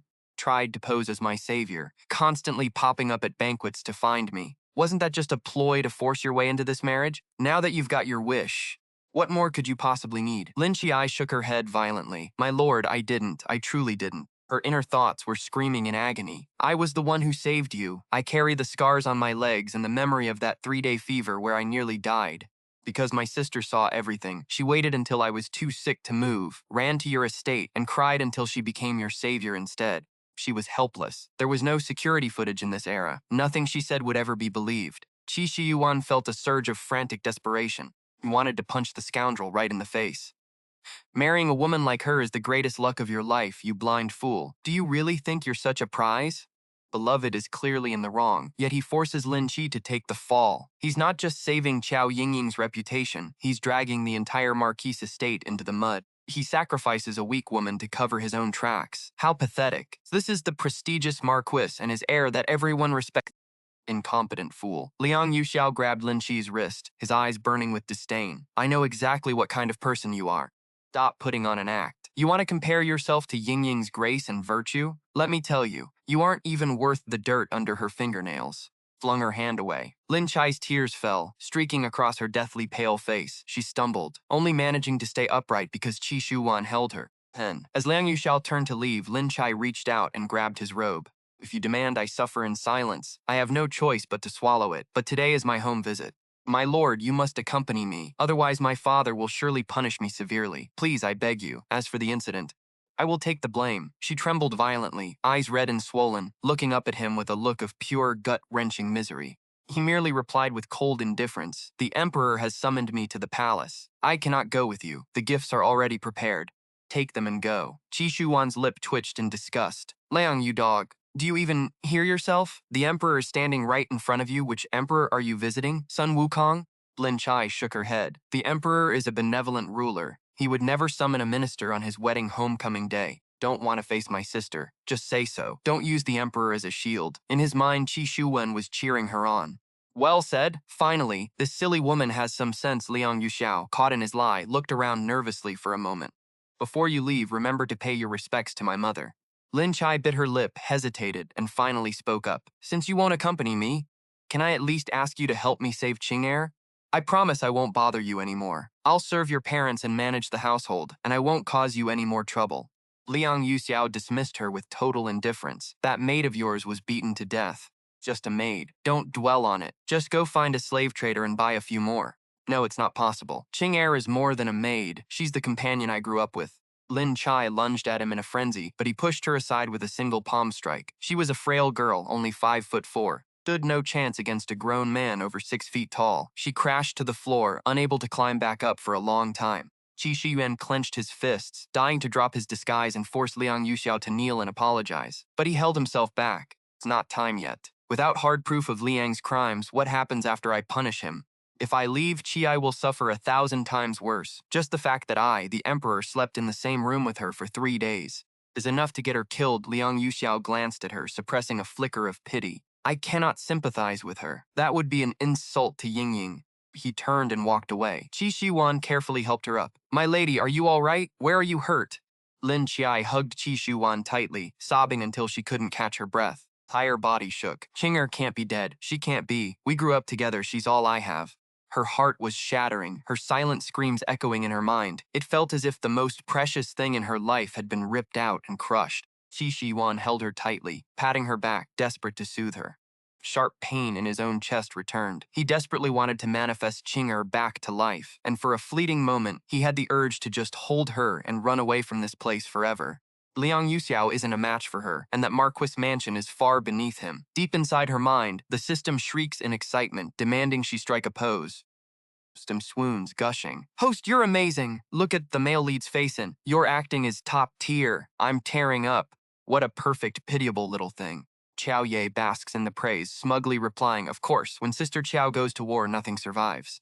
The system notes Liang Yuxiao's flickering expression. He doesn't seem as cold as he acts. Should we make this jerk fall for you? Then watch him pine away, unloved, until his dying day? Qiao Yi sneers, shaking her head. Dying day? I won't let him off that easily. Why should men get away with tormenting women? The ultimate punishment for a man like that is to leave him unloved, forever out of reach. Let him rot in his wealth, surrounded by concubines, lonely until the end. Only in his quiet moments will he dream of his so-called white moonlight. He'll wallow in sadness, and the world will call him loyal and devoted. It's sickening. Everyone who cheated, humiliated, and betrayed me. I want them all to rot in hell. I want the entire Lang family crushed. That is what you call a real punishment. The system is enlightened by her brutal logic. Wow, you're right. Why should the price of betrayal be so small? 1,000 chapters of tormenting the heroine, half a chapter for a chasing wife arc, and a happy ending, 8 babies in 1 litter? That's just ridiculous. System rages in agreement. After a good cry, Qiao Yi changes clothes, preparing to pay her respects to her mother-in-law. A maid claims the woman is still sleeping after staying up late with the accounts. Qiao Yi smirks, knowing better. She isn't fooled by the old woman's tricks. Let her scheme. The harder she bullies today, the more miserable her end will be. Besides, the mother-in-law isn't tired from counting money. She's exhausted because she spent the night plagued by nightmares. Dreams of the concubines and children she murdered have come back to claim her soul. She's too terrified to close her eyes. Qiao Yi credits her own supernatural props for that. She heads to the Qiao estate where the real show begins. Was the day her life turned into a living hell in her past life. She intends to let the emperor see exactly what kind of trash his loyal generals really are. As her carriage rolls toward the Qiao mansion, servants in tow, the townspeople whisper loudly. So that's the new bride from the Marquis's mansion? Why is her homecoming so lonely? Another replies, don't you know, she was supposed to marry the second daughter. But the eldest daughter, notorious as she is, knocked her sister out on her wedding night and stole the spot in the bridal sedan. Good heavens, such a shameless woman. She's only got a pretty face. In our village, nobody would take such a disgrace. How pitiful for the Marquis, and the Qiao family patriarch must be going out of his mind with worry. The Marquis has no choice but to swallow this humiliation. Inside the carriage, Qiao Ye sits, expression calm, though her hands grip her handkerchief white. Xiuyuan, sitting beside her, frowns in confusion. My lady, don't you find this strange? This is a private Marquis matter. How do the commoners know? Qiao Yi doesn't answer, but her heart sneers. It's obvious the Liang and Qiao families are spreading the rumors to save face. They're pinning everything on her, just like they did before. With her mother dead and no one to protect her, she was always the scapegoat for their dirtiest scandals. Xiuyuan stares at her, a broken girl desperately trying to piece herself back together at only 17. She's forced to carry burdens no one her age should ever have to bear. What really happened that night? He asks softly. Bites her lip, grabbing his hand. Do you believe me? It wasn't my doing. She stops herself, forcing the words back. She had promised not to tell.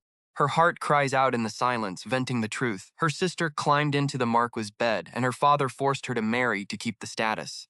Now they blame her. She wonders if her father even sees her as a daughter anymore. She longs to tell the world she isn't a villain, but who would listen? Her husband told her to stay silent to protect her sister's reputation, so she obeys. Xiuyuan feels a surge of resentment toward Liang Yuxiao. Why does she care so much about what that man thinks? Feels a strange fire burning in his veins. He realizes then that she isn't failing to fight back, she is trapped. She has no resources, no allies, and no weapons. But if that's the case, he will become her weapon. Chao Gates. The family waits in anticipation, but they aren't waiting for her. I will just have to endure it. Xiuyuan mentally tallied another grudge against Liang Yuxiao, feeling deeply irritated. Why did he care so much about what Liang Yuxia said? Was Lin Qiye really that fond of him? Chapter 84. The Emperor versus the Foolish Green Tea Concubine. 11. Xiuyuan felt a strange, inexplicable sensation racing through his veins, like a fire burning his heart. At the same time, finally understood. Lin Qiye wasn't unwilling to fight back, nor was he afraid, he simply couldn't. He had no capital to rebel. Surrounded by wolves and tigers, he had no allies and no weapons. How could he possibly fight back? If that was the case, then he would be his weapon. If Lin Qiye wanted it, he would lend a hand. Back at the Chao Manor, the family was already waiting expectantly at the gates. But they weren't waiting for him. They were waiting for Liang Yuxiao. When he failed to appear, the smiles on their faces froze. His father even scoffed, turned on his heel, and walked inside, ignoring him. Lin Qiye stepped off his sedan and walked in. Xiao Yingying, dressed to impress, had hoped to shine before her sister, seduced Liang Yuxiao into ignoring her sister entirely, leaving her humiliated and distraught. Who would have thought he wouldn't show up? Stepmother followed her father inside, leaving only Xiao Yingying. She sauntered over, acting arrogant. "Greetings, sister. You look thin. Has my brother-in-law been treating you poorly? I'll have to have a word with him later. How can he bully my sister? Liang Yuxiao and I grew up together. I even saved his life. He listens to everything I say." For once, Lin Qiye didn't play the weakling. He said coolly, "Sister, you should show respect to the lady of the manor. Have you forgotten your place?" Xiao Yingying was stunned. The Lin Qiye who usually couldn't utter a word and acted so pathetically was actually talking back to her. She looked him up and down before sneering, "Lady of the manor? You? What are you, really? Keep up the act in front of outsiders if you want. Do you think you can fool me? You shameless brat, just like your dead mother, always trying to seduce men. You'll get what's coming to you. You can't even hold on to your own husband. Liang Yuxiao didn't even come with you today. Father won't give you the time of day, little concubine." She took 2 steps back, mocked him with a bow, rolled her eyes, and sashayed away. Lin Qiye had caught the flash of jealousy and rage on her face. That was exactly what he wanted. He didn't care, he just lifted his skirt and walked inside. He would pay his respects to his ancestors first, then his parents. Throughout, the Chao couple didn't say a word, sipping tea and watching him offer gifts. Lin Qiye pulled several talismans from his pouch, placed them on a tray, and knelt before his father. "Father, mother, I went to Sanqing Pass to pray for these. For the 2 of you, my sister, and my 2 brothers. They aren't expensive items, but they are a gesture of my heart. Please accept them." Xiao Wendao gave them a fleeting, unimpressed glance. You have a heart. Just leave them there." He didn't even want to pick them up. Xiao Yingying gave a mocking laugh, walked over with tea, and pretended to take a sip. She chuckled. "Let me see what treasure this is." She then deliberately spilled her tea, soaking every single talisman on the tray. Lin Qiye cried out, trying to pull the tray back, but Xiao Yingying knocked it over. The soggy paper and tea splashed right onto his head, dripped all over his face. "Oh, sister, I'm so sorry. My hand slipped. I've wasted your kind gesture. I heard you have to kneel for 5 hours to get these blessed, and you can only get 3 at a time, too." The younger sister pleaded, "Sister, I am truly sorry for trouble. Please, I meant no harm. Don't be angry." Demu sneered, "Don't ever bring such trash into this house again. Who knows what cursed temple you found it in? What if it brings bad luck? You petty wretch, I bet you are trying to use dark magic against us." Lin Qiye knelt there in silence. She wiped the water from her face with a handkerchief, not saying a word. Xiuyuan, not yet inside, stood watching from the doorway. A vein bulged on his forehead in pure rage. Others didn't know, but he was painfully aware that Lin Qiye had ruined her knees begging for that gift. Then, she had spent 3 straight days kneeling until her legs were swollen and raw, barely able to walk, and that wretch had the nerve to trample her heart like that. Xiao Wendao drooped his eyelids, speaking with icy indifference. "Since your mother doesn't like it, don't bring such things to me anymore.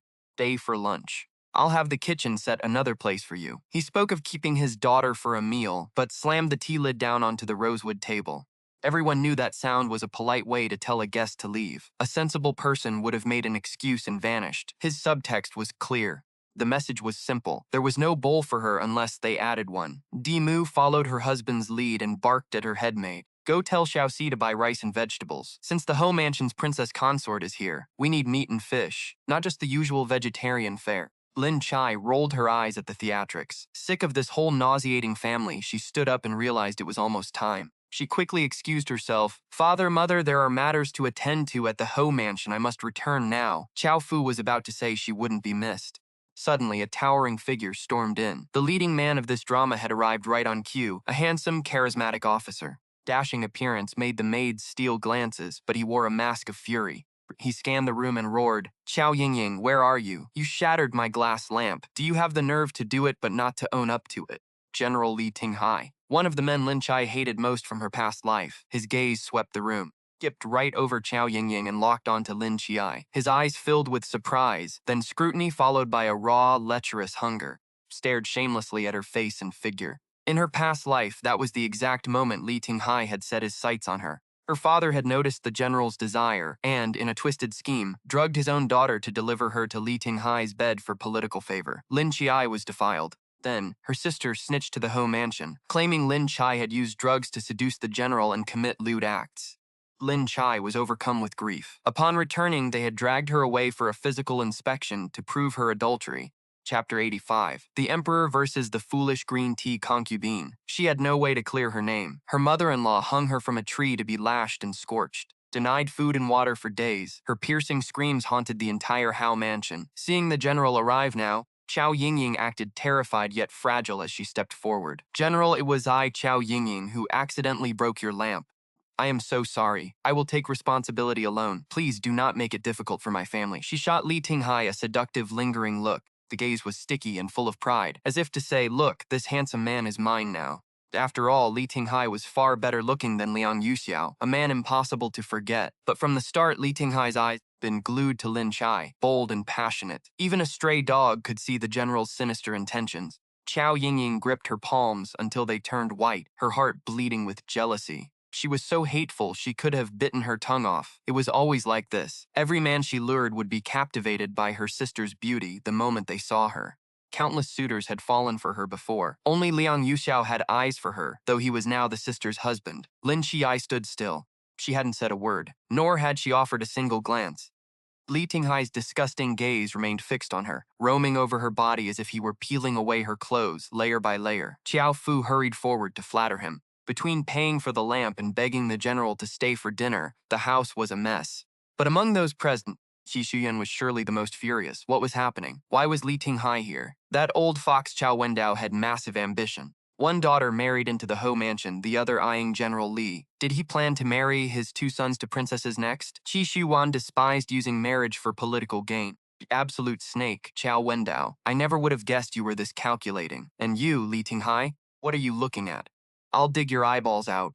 Xiuyuan took out his notebook to document Qiao Wendao and Li Tinghai's crimes. Lin Qiye bowed, Father, I must depart. Wait, how can you return home without staying for a meal? Tell me what you want to eat. The usual dishes? Qiao Fu insisted, his mind spinning with schemes. Lin Qiye knew exactly what he was planning, but she acted flattered and thanked him. Li Tinghai approached Lin Qiye, smiling as he asked, Are you the eldest Qiao daughter, the princess consort of the Ho Mansion? Lin Qiye took a step back and bowed politely. That is me.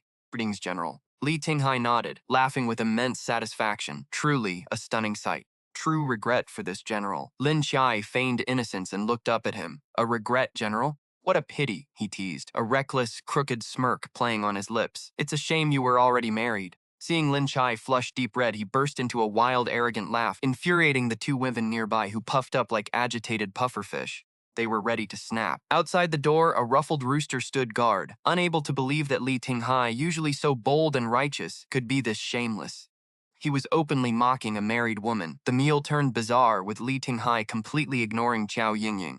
No matter how she tried to start a conversation, it was just like the countless times before. Once the man saw his sister's role, he lost all interest in someone as plain as her. After all, who would care for a mediocre stone when they'd already seen a flawless, priceless gem? Lin Qiye kept his head down, focused on his food. His stepmother kept piling dishes onto his plate. Lin Qiye ate with a look of overwhelmed gratitude. Even though it was salty, spicy, and hard to swallow, he finished every bite. parched and breathless from the heat. His flushed face only seemed to delight Li Tinghai more. He was already imagining this beauty, shy and yielding, face flushed pink, lying beneath him waiting to be taken. He didn't even need to eat. Just looking at this beauty was better than any wine. He drank cup after cup, his own face soon turning red. Xiao Fu brought up the glazed lamp again, promising to compensate him with a new one. Li Tinghai slammed his hand on the table. Compensate? That lamp is worth $1 million. Selling this whole house wouldn't cover it. He downed another cup. His eyes scanned over to Lin Qiye as he patted Xiao Fu. But General knows, Magistrate, you are clever and sharp. You can even keep the Emperor happy. Surely you have a way to satisfy me, right? He laughed, swaying as he stood up. Stumbled, nearly falling. Xiao Fu immediately ordered someone to support Li Tinghai to the back courtyard. He was terrified. General was a reckless madman. How could he speak so openly about the Emperor without fear of being reported? But then he realized Li Tinghai was a new favorite at court. His blunt, unfiltered nature only made the Emperor praise him as sincere and charming. Did this not prove he held great favor? Deserved to be courted. Xiao Fu's calculating gaze shifted to Lin Qiye, his mind spinning with schemes. As they left the dining hall, Lin Qiye took Xiuyuan to the back, claiming he needed to seize his parents. He knew all too well, once he went back there, he wouldn't be allowed to leave easily. As they walked, Qiye called out to the system. How much are the little mischief props? The system chuckled. 20 points each. Qiye replied, give me 3 for my dear family. 1 for each, the system chimed. The points were deducted, and the little mischief props activated. Xiuyuan was anxious, gripping his arm. Miss, are you sure about this? It's too dangerous. Lingxi took a deep breath. Xiaolu, you will help me, right? In this whole world, you are the only one I can trust, the only one. I have a way to protect myself. Don't worry about me. Xiuyuan opened his mouth, then nodded firmly. Okay, I'll help you. Thank you. Now go quickly. Don't let anyone see you. Nothing is more important than you are. If there's any danger, just run. Dud? Xiuyuan nodded, gave his hand a squeeze, and turned to leave. He had mapped out his plan on the ride over. He would find a way to stay behind so Xiuyuan could retrieve his mother's jade pendant while he handled something much more interesting. Lin Qiye returned to his former room to change. The moment he stepped inside, he saw a large pitcher of cold tea on the table, just like in his past life. Back then, his stepmother forced him to eat spicy, salty food. She wouldn't give him any water. When he returned to his room and found that cool tea, he drank a large glass without a second thought.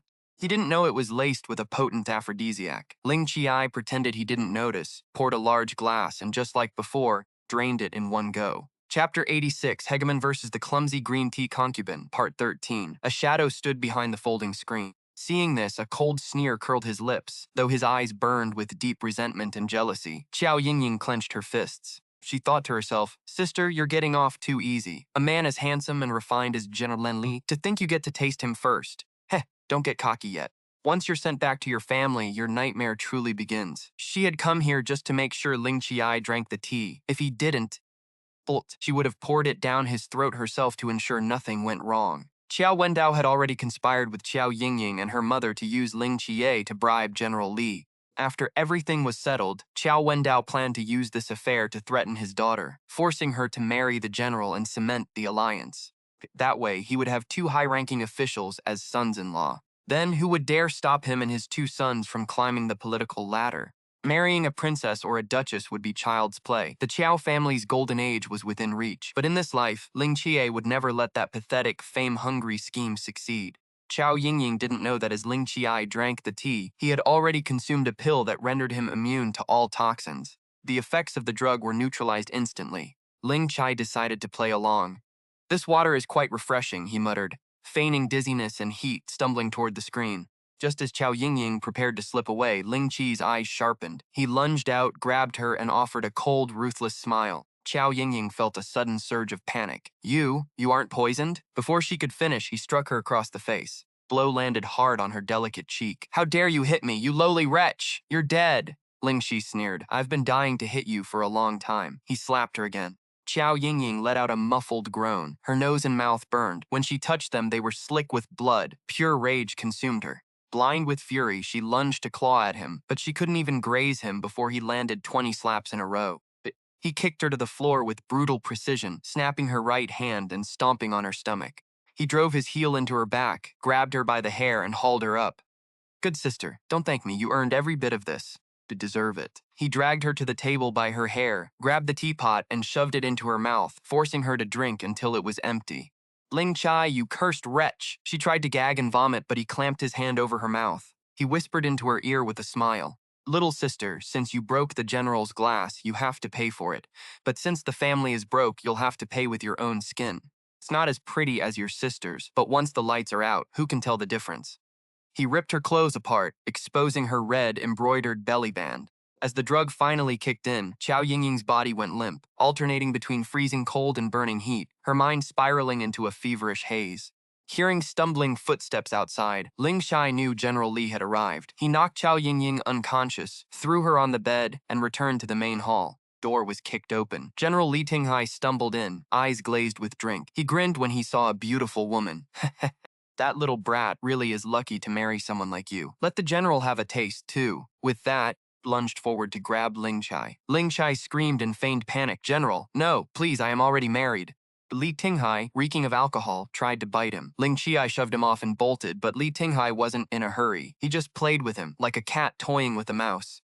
Hearing rapid footsteps outside, Ling Qiye knew Xiuyuan had arrived. He shouted, General Li, this behavior is base. If the emperor hears of this, he will punish you severely. At the mention of the emperor, Li Tinghai burst into raucous laughter, as if he had just heard a hilarious joke. The emperor is just a fool, who only sees what's right in front of him. Does he even know what's happening? Even if he did? He would just think you tried to seduce me. He won't punish me. He'll have you thrown into a pig cage to drown. As long as he sits on that throne, he will never see the truth. Li Tinghai chuckled, beginning to unbutton his outer robes. He leaned in close to Ling Qiye. He is the emperor. He only ever sees what we want him to see. For instance, in his eyes, I am a refined, upright general who stays away from women. But in reality, soldiers do all the fighting while I stay safe. I've ruined more women than he has concubines in his palace. I have his personality figured out. I know exactly what he wants to hear. I just feed him those lines, and it's like keeping a child happy. So easy. As long as I make him smile, the rewards pour in like mountains. Ha ha ha ha ha. The emperor? Just a blind, foolish man, that's all. People said men turned into grand strategists when drunk. Statesmen, philosophers, revolutionaries. Li Tinghai was the same. His arrogance and debauchery were only because he didn't view Qiye as a threat. These treasonous words were meant for her just as one would speak to a stray cat or dog. He grew more manic, his eyes focused only on his target, swaying as he cornered Qiye. She shook her head in terror. Don't come closer. Don't touch me. Outside, Xiuyuan was livid, his entire body trembling. The general he served viewed him as nothing more than a fool. His so-called high-minded talk was just a way to pacify a child. Xiuyuan couldn't take it anymore. He drew his sword ready to rush in and hack the bastard's head off. Suddenly, the noise inside stopped. Just as he grew confused, Qiye walked out, looking calm and collected. She turned to close the door as if nothing had happened. Xiuyuan rushed up to grab her, looking her over. Miss, are you okay? Lin Qiye held his hand. Don't worry, I'm fine. General passed out, so I left. Nothing happened. Are you all right? Xiuyuan opened his palm. A jade pendant sat there. It was the piece Lin Qiye's mother had left behind. Qiye grabbed it, tears of joy streaming down her face, and hugged Xiuyuan tight. Thank you, Xiao Liu. Thank you. Xiuyuan's face flushed red, and he hesitantly hugged her back. All right, let's go now. It's a dangerous place. We shouldn't stay. Qiye let go and nodded, ready to leave. From inside the room, scandalous sounds erupted. The noise grew several times louder, deafeningly so. Deep, guttural roars from the man mixed with the sounds of a struggle, and a woman's desperate, tearful pleas to escape. Two were mortified, locking eyes as their faces burned crimson. Suddenly, rushed footsteps approached. It must have been the Chow couple coming to catch them in the act. Xiuyuan immediately grabbed Qiye's waist, leaping onto the roof. No sooner had they landed than the door was kicked open. The stepmother was still muttering, Qiye, this child is so rude. How could she? Yingying, my sweet daughter. The stepmother had figured it out. The woman beneath Li Tinghai was Xiao Yingying. She broke down in hysterics, lunging forward to pull her daughter away, but the two were inextricably locked. Tugging hurt Li Tinghai. In his frenzy, he punched the stepmother in the face. Qiao Fu stepped up to see which daughter it was and was kicked away by Li Tinghai. He vomited blood. As they tried to separate them, Li Tinghai suddenly suffered a medical emergency, locked tight to his partner like a USB port in a hard drive. Lin Qiye immediately grabs Xiuyuan's hand. My sister is in that room? How could this happen? We have to help her. I need to get a doctor. Lin Qiye feigns distress. I thought knocking out General Li would be enough. I never imagined my sister would be inside. This is all my fault. Lin Qiye plays his role perfectly. The fragile, kind-hearted victim who repays evil with good. He cannot seem too calculated, or the emperor might suspect him. Xiuyuan hears these thoughts, his lingering doubts fading. Wait here. I'll get a doctor and be back in a flash. Lin Qiye hesitates. Please, don't tell anyone. Keep it quiet or my sister and General Li will be ruined. A cold smirk touches Xiuyuan's lips. Of course, he promises. I'll make sure the whole country hears about it. He vanishes into the night in a few leaps. Lin Qiye exhales, a playful grin appearing on his face as he lounges on the roof, pulls out a bottle of Wahaha, inserts a straw, and takes a sip. So sweet. Shortly after, two maids rush out for a doctor, while the general inside bellows, if a single outsider finds out, I'll have you all buried with me. Between General Li's cursing and Qiao Yingying's screams, the scene is music to Lin Qiye's ears. Within minutes, 5 doctors arrive, bearing knowing smiles and medicine chests winking at each other as they enter. Inside, Qiao Yingying shrieks, so many men, no get out, don't look at me. Shut up. It hurts like hell, separate us first. Xiuyuan lands on the roof beside Lin Qiye. The crowds will grow, we should leave now. Lin Qiye nods, eyes red-rimmed and innocent, clinging to Xiuyuan's neck as they escape the Qiao estate and return to their carriage. Once inside, a joyous voice cries out, Miss! Lin Qiye turns to see Qing'e battered and pale and pulls her into a tearful embrace. Thank God you're alive. I thought you were dead. Qing'e, afraid of getting him dirty, pushes him away. Sister Xiaolu saved me from the basement. Xiuyuan explains, I noticed the secret chamber you mentioned while grabbing the jade pendant. I took a look, saw she was alive, and brought her along. Enough. It hurts like hell. Let's just separate. Xiuyuan hopped to the rafters, warning Lin Qiye that more people were coming. We should go. Lin Qiye played the part of a timid rabbit, nodding through tear-reddened eyes. Clinging to his neck, she fled the Qiao manor and reached the carriage. A voice cried out in shock, Miss! Lin Qiye turned to see Qing'e sallow and covered in wounds. She gasped, grabbing her tight. Tringer, you're alive. I thought you were dead. Tring worried about dirtying her lady with her filth. Xiuyuan pushed past them. Little Six saved me from the cellar. He explained how he noticed the secret room while grabbing the jade. The girl was still breathing, so I brought her along. Thought, and that wasn't all. He had thoroughly searched Qiao Wendao's study, digging through scrolls filled with grand, delusional ambitions. The most laughable line claimed he could command a dragon to bestow favor, a real genius planning to rule the world. The old geezer actually wanted to be prime minister. He wanted to snap his fingers and shift the heavens, wanted to dictate the world's fate, even dreamt of a true dragon emperor bowing and scraping before him. Pathetic. Lin Qiye didn't care about his brooding. Overjoyed, she let out a happy cry, hugged Xiuyuan, and planted a loud kiss right on his cheek.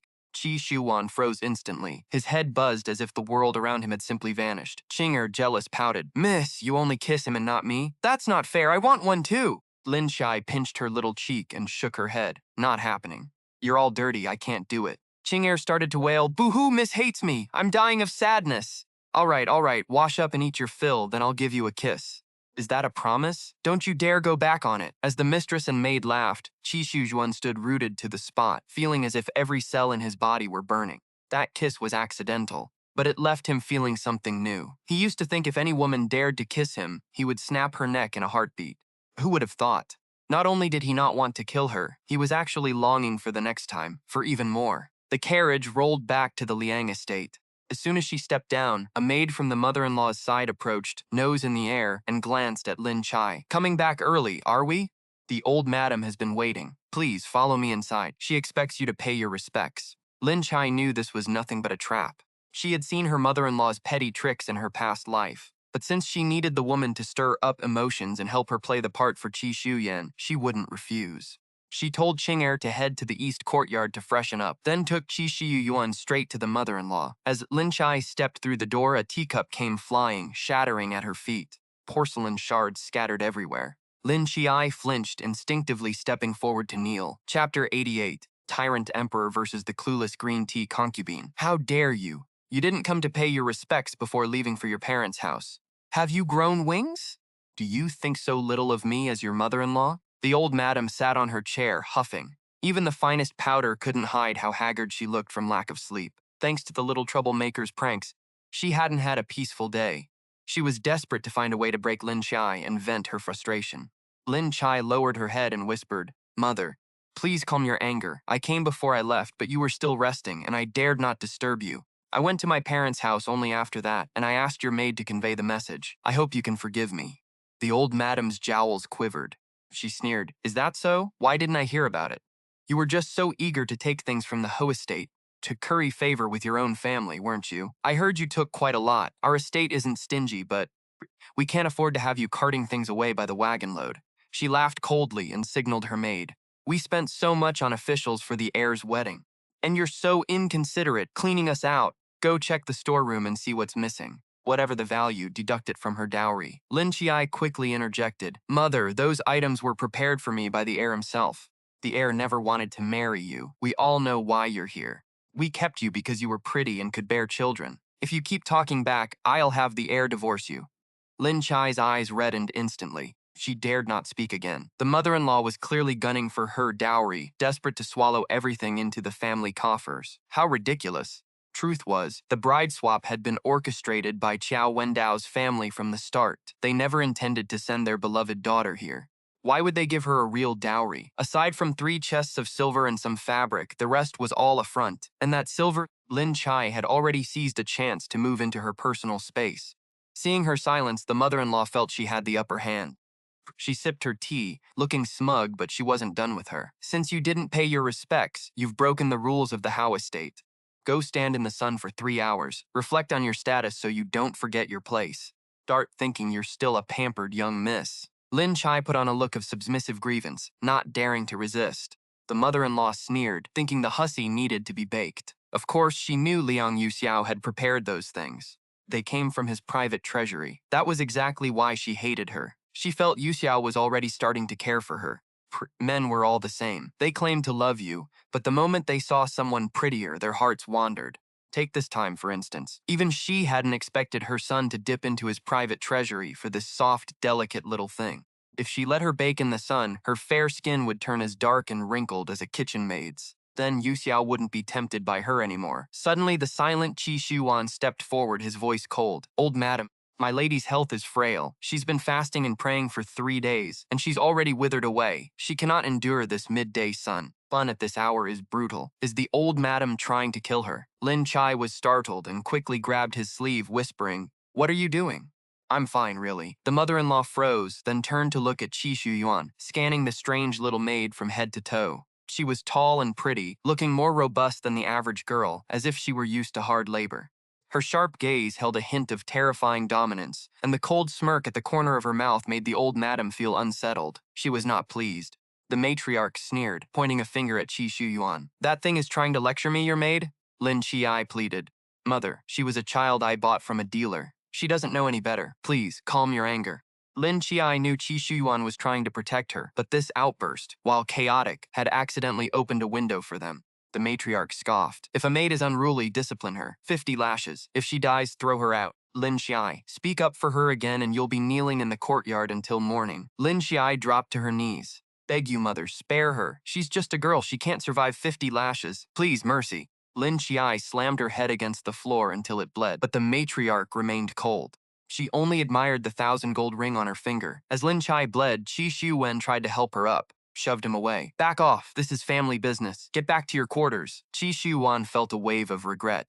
He wanted to slap himself. By trying to protect her, he had only brought her more pain. He wasn't the emperor anymore. Stray girl, with no voice or power. The matriarch waved a hand. Stop the bowing. You're making a mess. Get out and kneel. The lashes still stand. When did a servant start running this manor? You think you can do as you please? Not today. Guards dragged Xiuyuan away. Lin Qiye tried to run to him, but the maids held her back. Xiuyuan didn't resist, just grit his teeth in silence. He endured the beating, pain searing his body. It was a lesson, a brutal reminder. Never forget the art of endurance. Never act impulsively when powerless, or you only hurt yourself and others. In the cold palace, he had been humiliated 1,000 times without reacting, but today he'd acted like a fool. Lin Qiye, fueled by desperation, threw herself over his body to take the blows, screaming in agony yet refusing to let go. The matriarch roared from the doorway, "Pull her away! Kill that wretched slave," as onlookers prepared to intervene. Bellowed, "Enough! Stop it!" Liang Yuxiao burst in, his face dark with fury.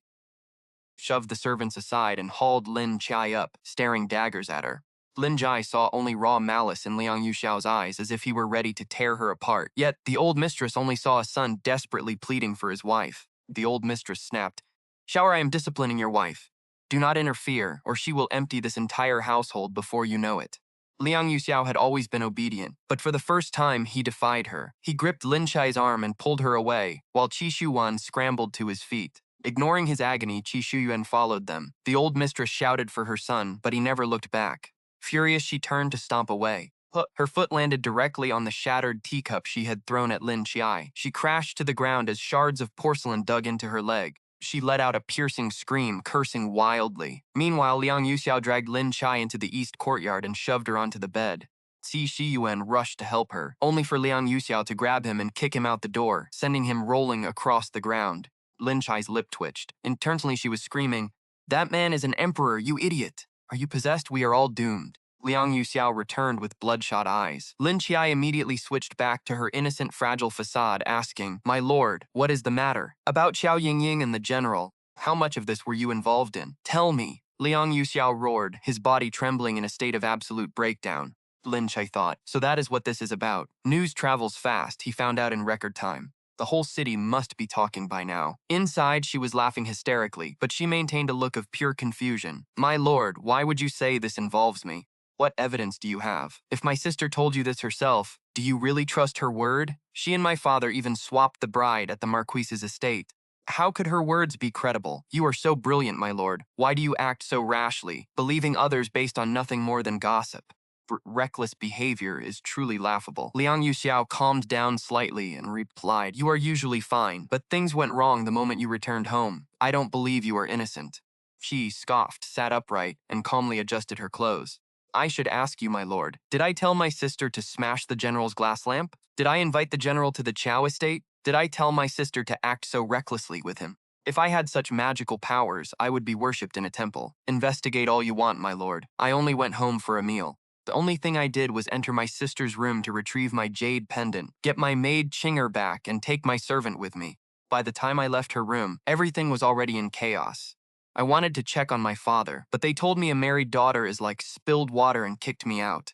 My sister's affairs have nothing to do with me. If you believe me, fine. If not, you want to beat or punish me, I will not protest. I will simply accept it." Her sharp retort left Liang Yuxiao speechless. He realized Lin Qiye had only cared about her mother's pendant and that maid. She likely had no time to worry about Xiao Yingying. This mess was clearly Xiao Yingying's own doing. The woman he loved toyed with him, dumped him, and is now set to marry another. He'd hoped, just maybe, they'd find a way back together. But now that dream is shattered. Liang Yuxiao slumps to the floor, sobbing like a child who just lost his favorite toy. Lin Qiye walks over, gently patting his back. "Want some persimmons and wine?" Liang ukes up, his eyes bloodshot. He roars in disgust. "Get away!" Lin Qiye calmly pulls his hand back. "These are East Courtyard persimmons. Where do you want me to roll off to?" Liang Yuxiao pauses, wipes his tears, and storms toward the door. Lin Qiye chuckles. Liang Yuxiao shoots him a sharp glare before leaving. Blams the door shut. Once he's truly gone, Lin Qiye rushes to help Xiuyuan, who's been waiting by the entrance, into the room. "Xiaolu, are you okay? It's all my fault. Are you hurting anywhere?" Xiuyuan clutches his backside, gritting his teeth with a strained smile. "I'm fine, miss. I spent years doing farm labor in the countryside. My body is tough, so don't you worry. But your forehead injury needs attention right now." Lin Qiye cuts him off, face stern. "My scratch is nothing. Your injuries are serious. Drop your trousers so I can check." Before he can argue, Lin Qiye reaches for his waistband. "No!" Xiuyuan screams, panic rising. "I'm telling you, I'm not in pain." Lin Qiye pinches his cheek, scolding him. "Don't talk nonsense. Those servants were vicious. You can't be fine. We're both girls. Why are you acting so shy?" She forces Xiuyuan onto the bed and peels back his pants. The man's backside is firm, the muscles well-defined. That's something bone-shrinking magic can't change just by making him shorter. So shapely, she really wants to give it a squeeze. She fights the urge, finds some ointment, and applies it to his swollen skin. At least he's tough.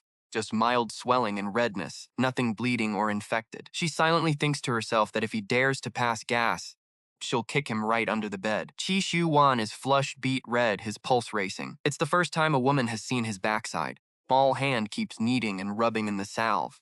Suddenly he hears Lin Qiye's inner thoughts. This little girl has such a pale backside.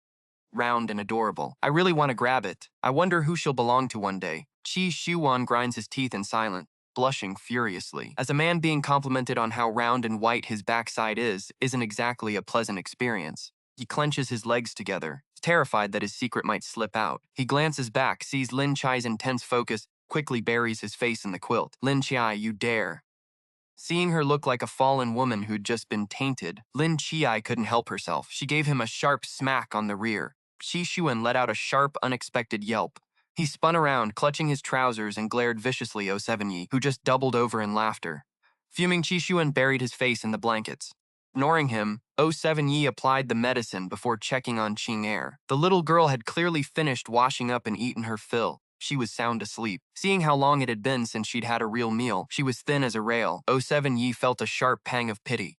07 Yi brushed her cheek, tucked her in, and walked back out. The massive east courtyard felt empty with only him and the two maids, both of whom were currently out of commission.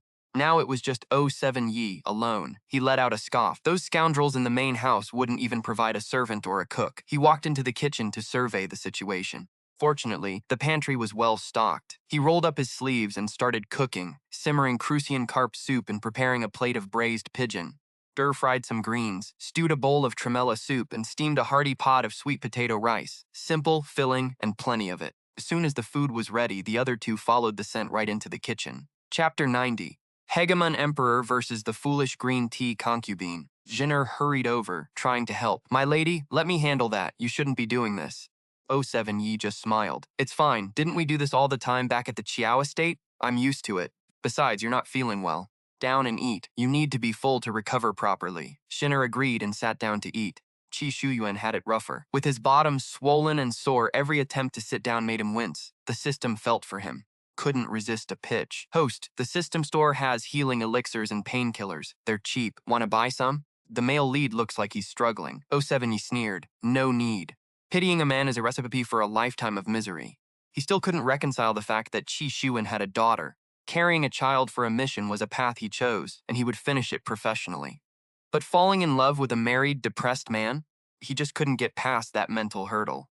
A divorced father would be one thing, but the man was still married, with a harem of 3,000. One night he's with this concubine, the next he's with another. And here he was, pregnant with his child, just to pass the time off with other women. A mission is a mission, but he wasn't going to fall for a rotten cucumber, let alone pity one. He planned to leave as soon as the baby was born.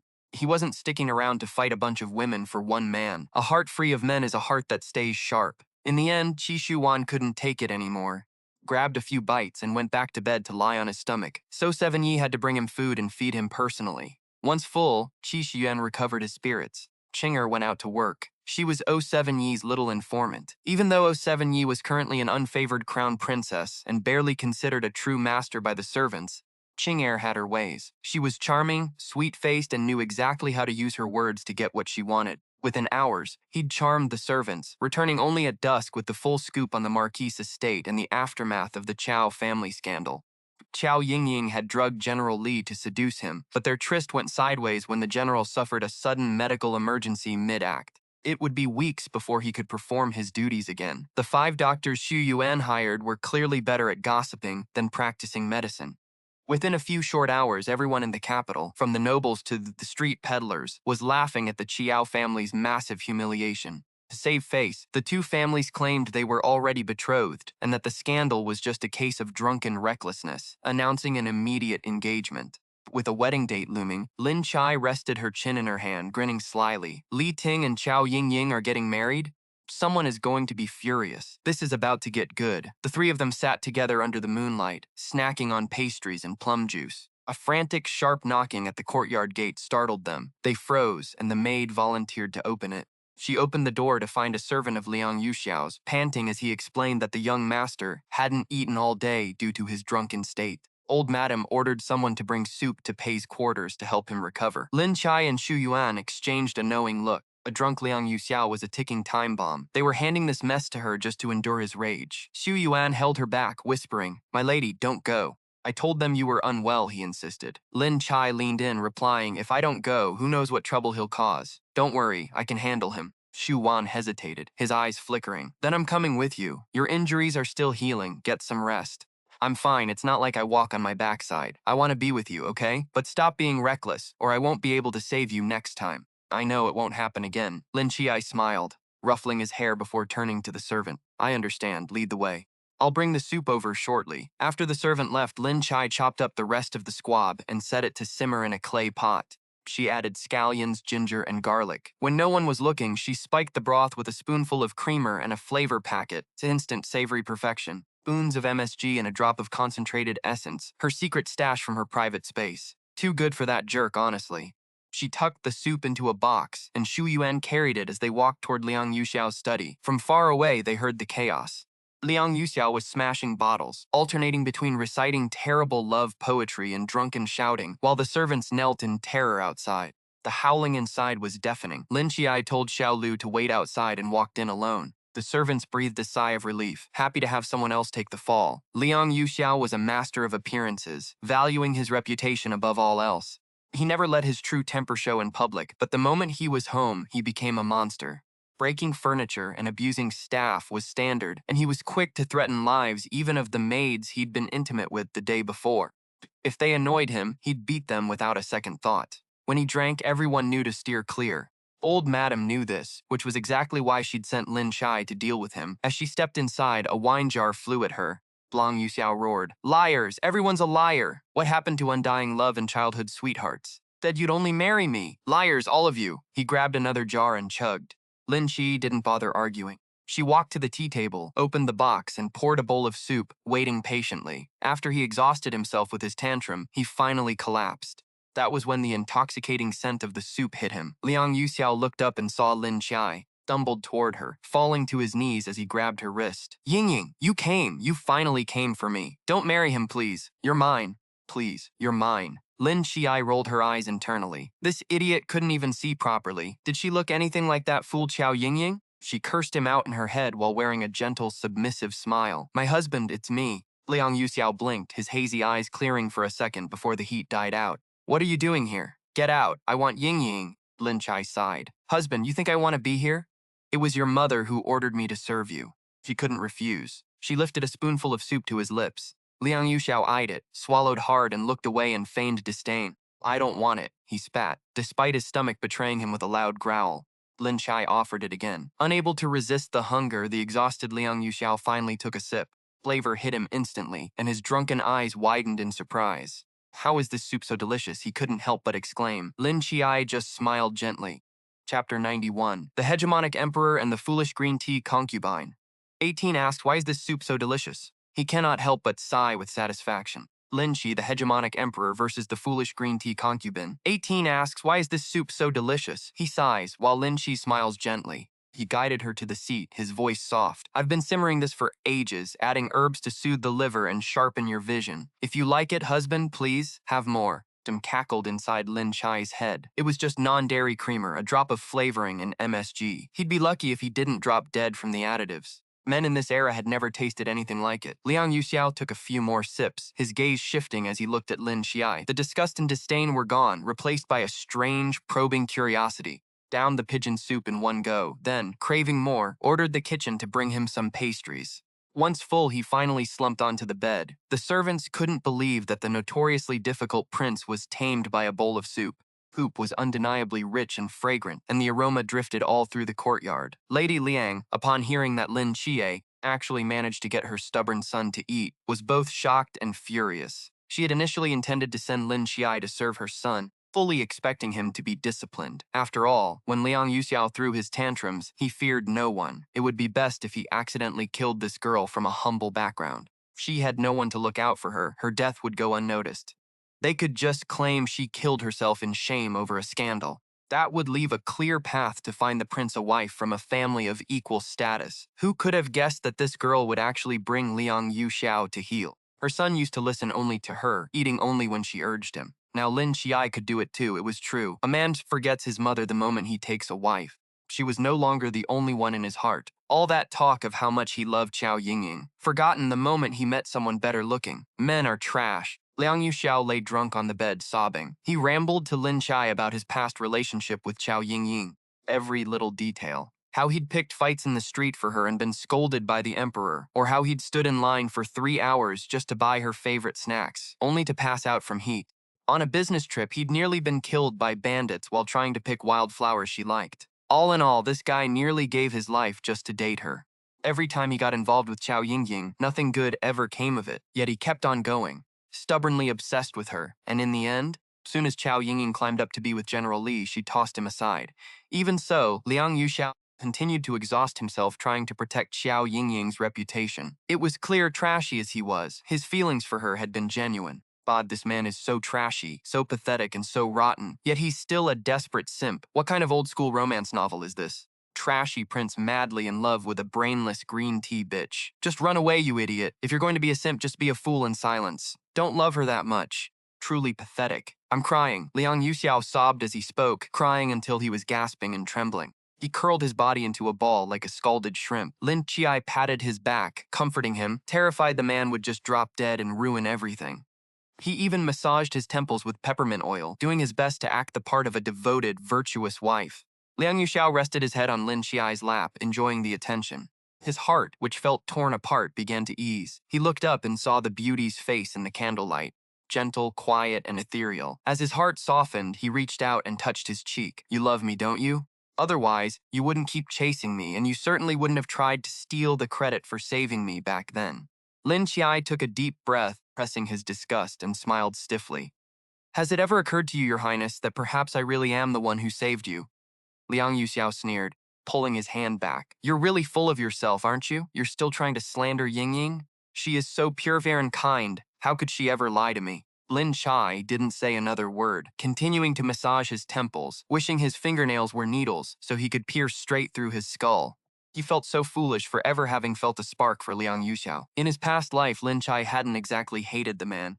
He just thought he was the best man he'd ever met, someone suitable to marry and entrust his life to. In the end, he was only interested in his status and background, not the man himself. Some men have good families, but zero personal charm, no character, and no sense of responsibility. Plus, they're trash. Take Liang Yuxiao, for instance. In his past life, Liang Yuxiao refused to look at the facts and, based solely on Qiao Yingying's words, along with his own biases, nailed Lin Qiye to the pillar of shame, refusing to hear a single word of defense. Remembering how he ended up in that life, Lin Qiye felt a bone-chilling hatred. Ever since he was drugged and assaulted by General Li at the Chao estate, he became a disgrace to both the Chao and Liang families and the main target of Princess Ningrong. The princess was 14 this year, infatuated with Li Tinghai and determined to marry him.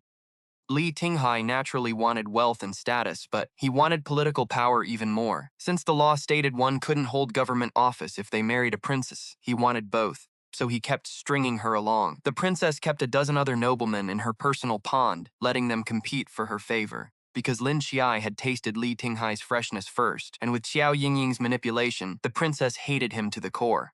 A month later, at a flower viewing party, Lin Qiye was set up by his younger sister to be tangled up with Li Tinghai in the garden, right as the princess walked. Back then, the princess had kidnapped Lin Qiye and tossed him into a brothel. After the workers were done with him, Liang Yuxiao had happened upon the scene while out drinking. Enraged, he dragged Lin Qiye back and beat him nearly to death. Lin Qiye had wanted to die, but he didn't get that mercy. When Liang Yuxiao's political career hit a wall, he had a deranged thought. He remembered Lin Qiye.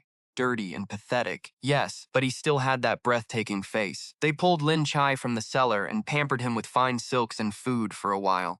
Lin Qiye shone with a dazzling, fragile beauty. Back then, he was naive enough to hold on to hope, thinking Liang Yuxiao had found a conscience and finally trusted him. That changed one night while he was pouring wine. Once Liang Yuxiao left under the guise of being drunk, 4 strange men burst into the room. That night, Lin Qiye was shattered completely, reduced to a porcelain doll too broken to ever be put back together. He endured inhuman torture. The next day, Liang Yuxiao received a promotion. Lin Qiye had become a piece of currency, traded between men. The Liang residence became crowded with dignitaries and officials looking for a night of indulgence. Every wealthy household kept beautiful concubines to entertain guests, didn't they? But those were just concubines, lower than servants. No one used a legitimate wife to entertain guests. The Lang family was shameless. When the Chao family finally found out, one might think they came to demand an explanation. Instead, they saw a business opportunity, using the excuse of bringing Lin Qiye home to visit his parents. In reality, they were shipping him off to even more beds. He screamed in agony all night, left covered in blood and filth. In exchange, his father and brother were promoted and flourished. At first, Lin Qiye refused, begging his father for protection. Force his compliance. Xiao Wentao had threatened to chop off his wife and son's fingers one by one to feed to the dogs. Qinger died protecting her master, throwing herself onto a blade Xiao Wentao held. Lin Qiye would never forget the look of disgust on Liang Yuxiao's face as he shoved him into that room. He would never forget his father's twisted expression as he forced him to serve those men. His father, brother, and husband all climbed to the top. Meanwhile, he was left rotting in the mud, and this wasn't the end of his suffering, it was just the start. Chai, a voice snapped him back to reality. Liang Yuxiao. A tear fell onto his face, startling him awake. He climbed up and asked, "Why are you crying?" Lin Qiye suppressed the urge to kill him right there. "It's nothing. I just heard you speak so fondly of your sister. Yet she returned your kindness with betrayal. My heart aches for you." Liang Yuxiao let out a bitter laugh, lying back down on his lap. "You actually feel for me?" Unlike her, she's spoiled and ungrateful. If a man treated me like that, I'd give him my life. The words landed hard. Both men felt a strange sting. Subconsciously, they thought, I would. Liang Yuxiao sat up, gripping his wrist. "Still thinking of other men? Remember, you belong only to me." Lin Qiye feigned a shy smile. "Don't worry, husband, my heart belongs only to you. Always be loyal." That satisfied him. He lay back down, confused by his own sudden intensity. Regardless, his woman belonged to him. On the side, Xiuyuan gritted his teeth, his ears burning from the nauseating display. Only him? Loyal to him? What about himself? He'd seen his backside, he was his person now. He had to be held responsible for that. He hadn't even looked at Liang Yuxiao's backside, yet the man was already calling him husband. Xiuyuan clenched his fists. He wanted to walk over and knock that jerk out cold. Lin Qiye coaxed Liang Yuxiao to sleep, gently fanning him to make sure he stayed under. He hummed a soft tune until he finally drifted off, while Lin Qiye dozed off against the bedside, his head bobbing until the second rooster crowed. When Liang Yuxiao opened his eyes, he saw Lin Qiye looking like a sleepy kitten. It was incredibly cute. He didn't even seem to realize it. He was using a word like cute to describe the woman he once despised most. The madness and the hangover of the previous night had dulled his feelings for Xiao Yingying. Whether it was relief or hatred suppressing the pain, he reached out and nudged Lin Qiye awake. "Why didn't you sleep in the bed?" Lin Qiye was dazed with exhaustion, but the smell of Liang Yuxiao's morning breath woke him up fast. He jumped up. "I was just worried you wouldn't be comfortable, husband.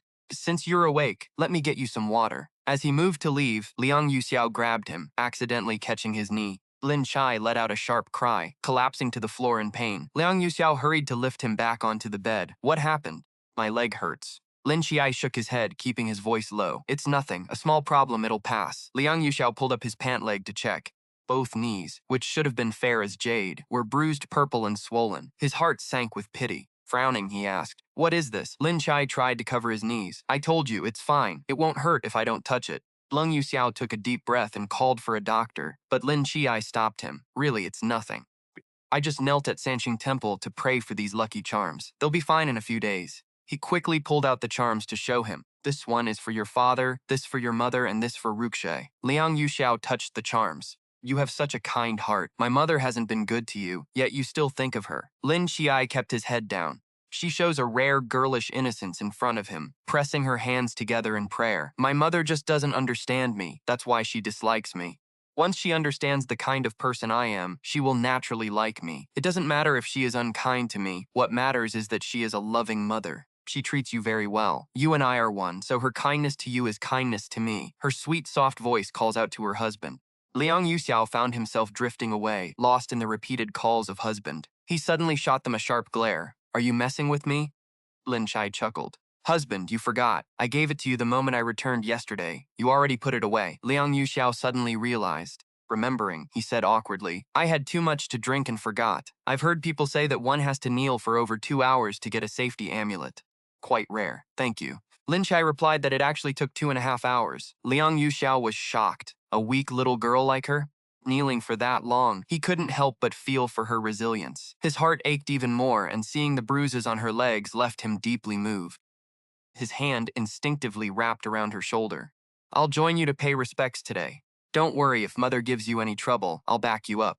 This was exactly what Lin Qiye wanted. She still had a show to put on today. She smiled in agreement, happily rising to fetch water for Liang Yuxiao to wash. After washing, she returned to her east courtyard to change. Xiuyuan stayed sullen and silent the whole way. Lin Qiye sensed something was wrong. She asked, "Little Six, not feeling well, what's the matter?" A gloomy Xiuyuan glanced at her. "It's nothing. Just thinking how some people repay malice with kindness. So understanding. I lack such a generous spirit, so I'm just blaming myself. Guess I need to practice harder to keep up with you." Lin Qiye burst into laughter, wrapping her arm around the girl's waist. "Our little Six is jealous, aren't you?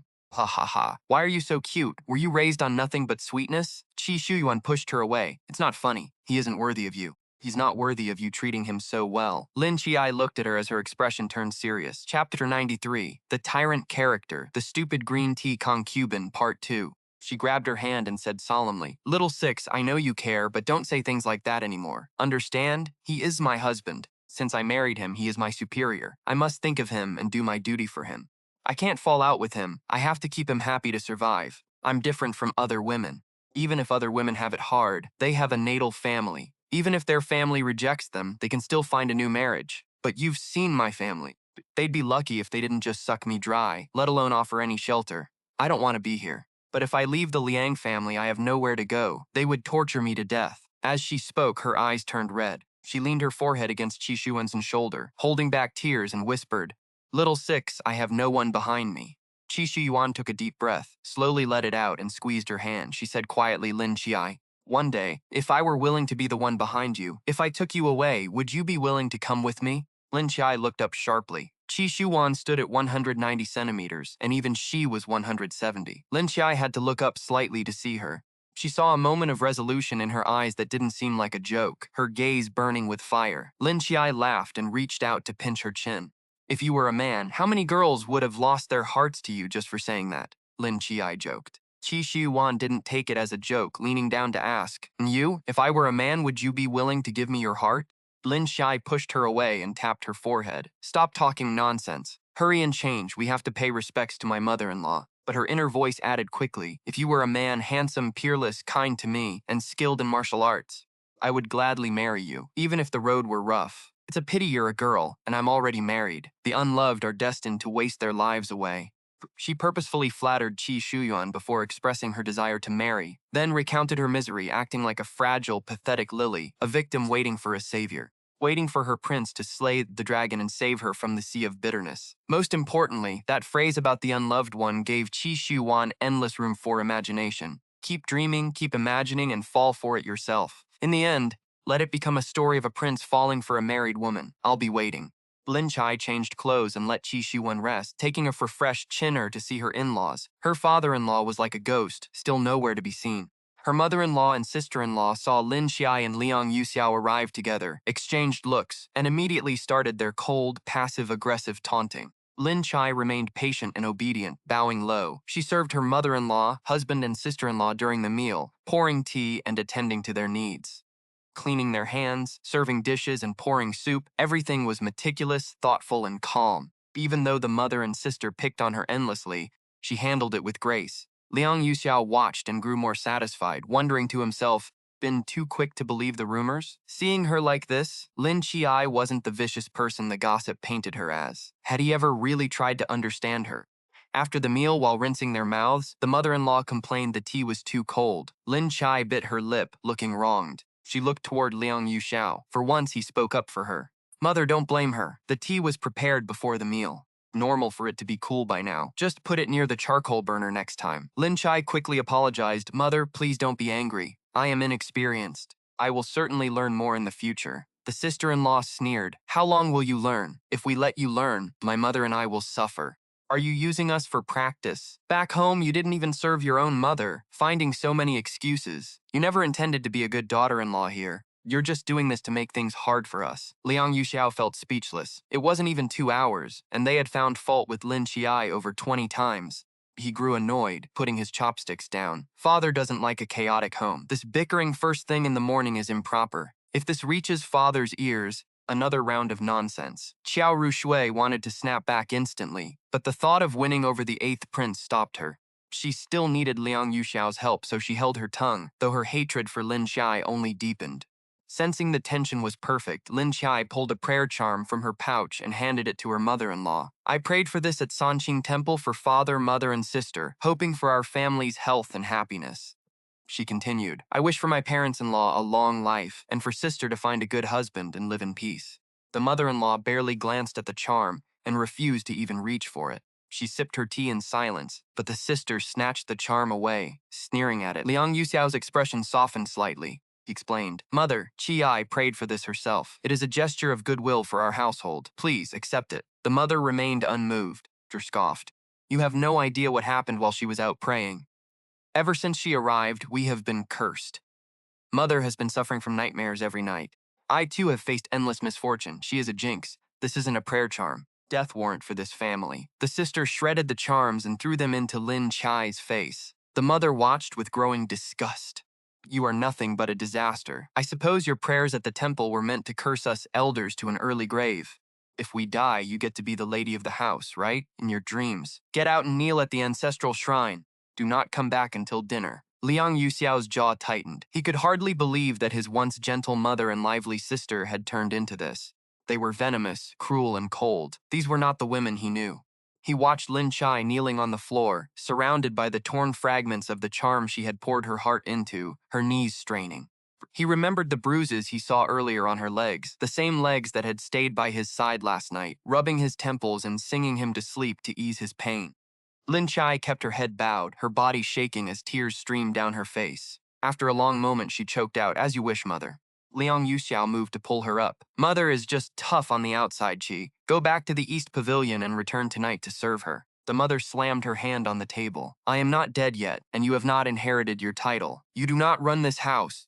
Lin Qiye quickly grabbed Liang Yuxiao's hem. "My husband, please stop. I am fine." The sister laughed coldly. "Brother, are you really going to defy mother for a woman? Do you want to be unfilial?" Liang Yuxiao froze. He hesitated for a moment, but ultimately he sat back down. He looked at Lin Qiye with a pang of guilt, but said nothing more. Lin Qiye hadn't expected this spineless mama's boy to help her anyway. She rose to head to the shrine, followed by the mother and sister's venomous insults. They had no idea that the prayer charm held a secret property. Once the receiver bullies the giver, their misfortune multiplies. Neither the mother nor the sister would be getting any sleep tonight. Let the nightmares begin. System didn't quite get it. It asked, "Qiye, what is the point of this? Didn't you say that Liang Yuxiao doesn't fall for pathetic displays?" Lin Qiye replied, "He didn't, because back then it had nothing to do with him.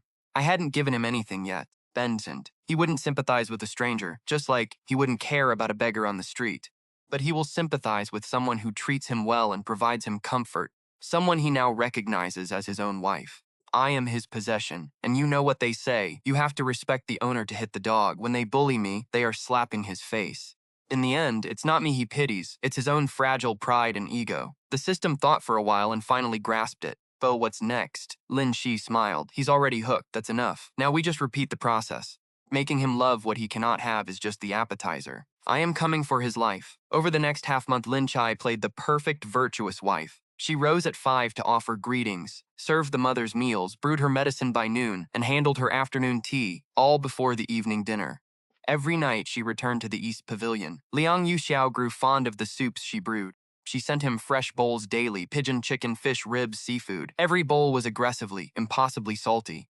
Scent clung to his clothes for days, while other young lords smelled of elegant incense, plum, orchid, bamboo. Liang Yuxiao walked around smelling like a walking soup kitchen. Anyone who passed him knew exactly what his family had for lunch. Thanks to Lin Qiye's scientific concoctions, adding seafood essence, rib flavoring, chicken broth base, and every fake additive in the book, a spoonful of creamer, a dash of phosphates, and a heap of industrial-grade MSG. It was all pure chemical-laden filth. Drink up and watch your hair fall out. Because of these little meals, Liang Yuxiao's attitude began to shift. He would pull her aside to chat, recite poetry, and admire the moon. Lin Qiye countered every verse with ease, leaving him truly impressed. Sometimes he'd buy her small snacks, and Lin Qiye would react with such pure joy, like a cute little rabbit, absolutely delighted. Liang Yuxiao told himself he only felt pity and compassion for her, believing Qiao Yingying was still his one true love. He had no idea his heart had already quietly changed. With the mother-in-law and sister distracted, Qiao Qi felt a rare peace. Xiuyuan had orchestrated a clever diversion, planting 2 cunning Yangzhou beauties into the Ningyuan Marquis' estate.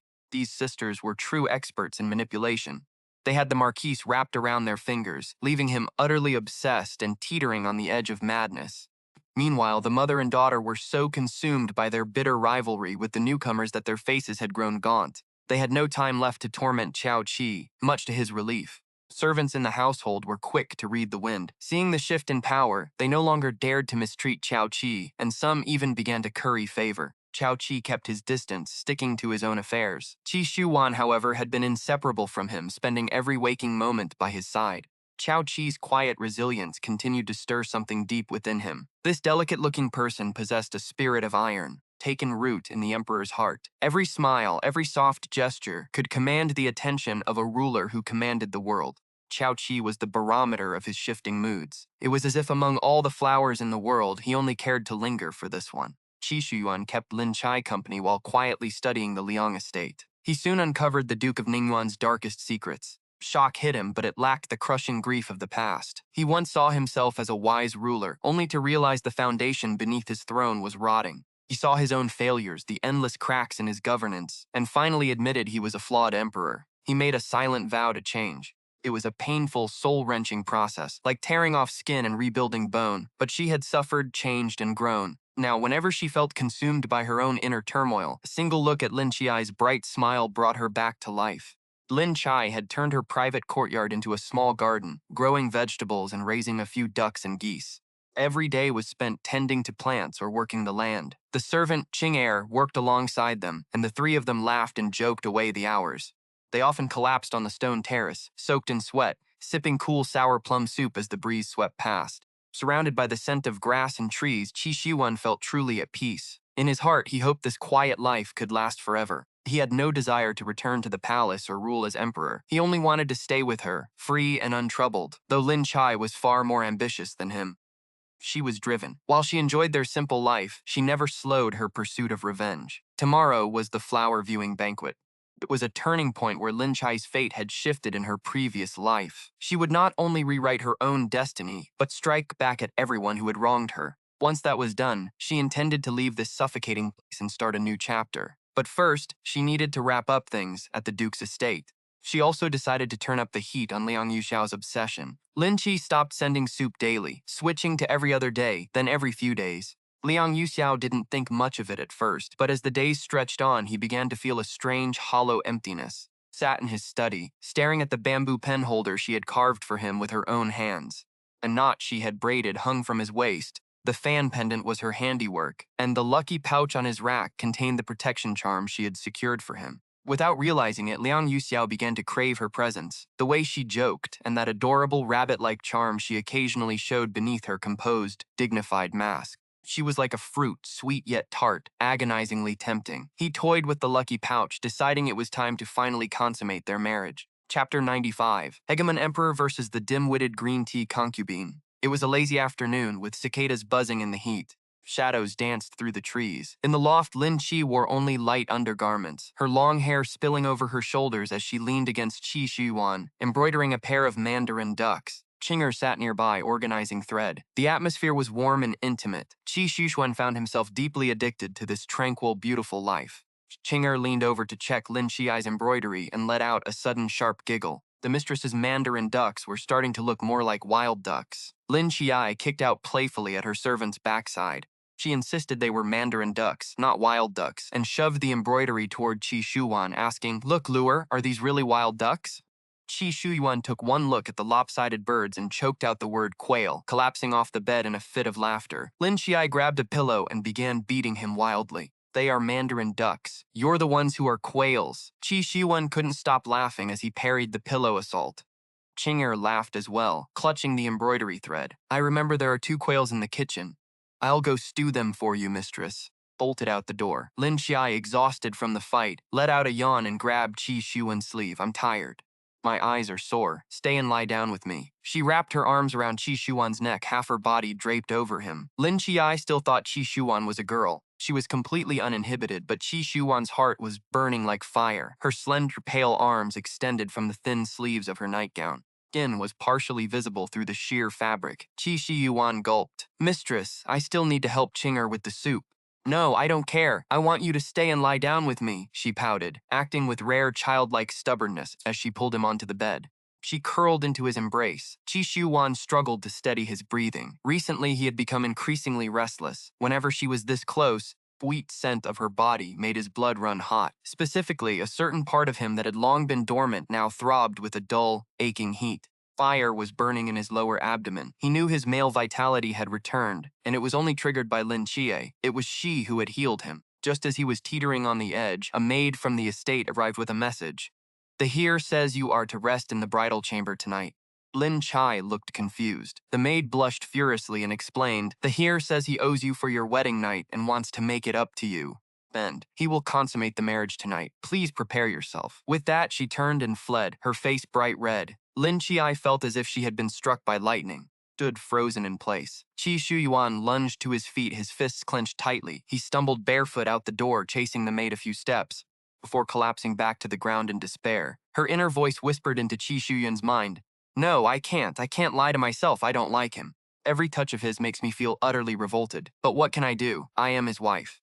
I wouldn't survive the rest of my life without him." Xiuxi knelt beside her, pulling her close. "Mistress, no. Qiye, I will ask you one last time. If I take you away, will you come with me?" Lin Qiye looked up, her large eyes swimming with tears. She looked as pitiful as a rabbit that had been clipped by a predator. Her lips trembled for a long time, but eventually she shook her head. "No, it's impossible. I am his wife. This day was bound to come sooner or later. As much as I loathe being his, he is the one I must rely on for decades to come. No matter how much I despise it, I have no choice but to submit, to bear his children. That is my fate. Xiao Liu, this is simply the life I have to lead."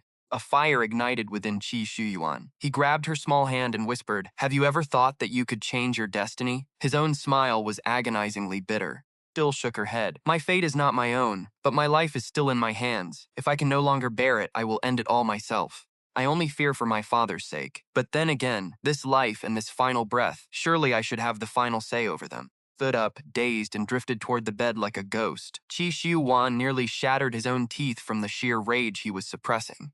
He bowed his head in deep thought, then suddenly looked up with a smile. The whites of his eyes showed, revealing a bone-chilling, lethal, murderous intent. Flowed from his eyes just as it had 5 years ago, back when he had personally executed the brothers who dared to defy him. Split second, he made his choice. Morality meant nothing. What did it matter if a ruler took a subject's wife?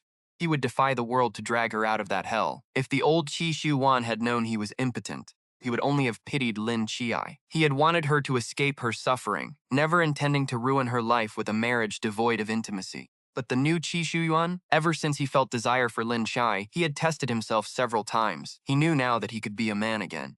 A flame that even 1,000 years of ice could not extinguish burned in his heart. He had to have her. He was certain that Lin Qiye was his true destiny. "If you are unwilling, I will defy heaven and earth to change your fate myself. I will shoulder every sin. You will no longer live a life of misery." The emperor promised a bright future. Yet that night, they still did not consummate the marriage. Lin Qi took the medicine Xiuyuan provided, and soon she showed signs of bleeding. Supposed to take a few days. But the medicine sped up the process without causing real harm. The timing matched perfectly. Liang Yuxiao listened. He glared at her, seeing her pale and sickly on the bed, feeling stifled and impatient. He demanded, "Are you truly unable to?"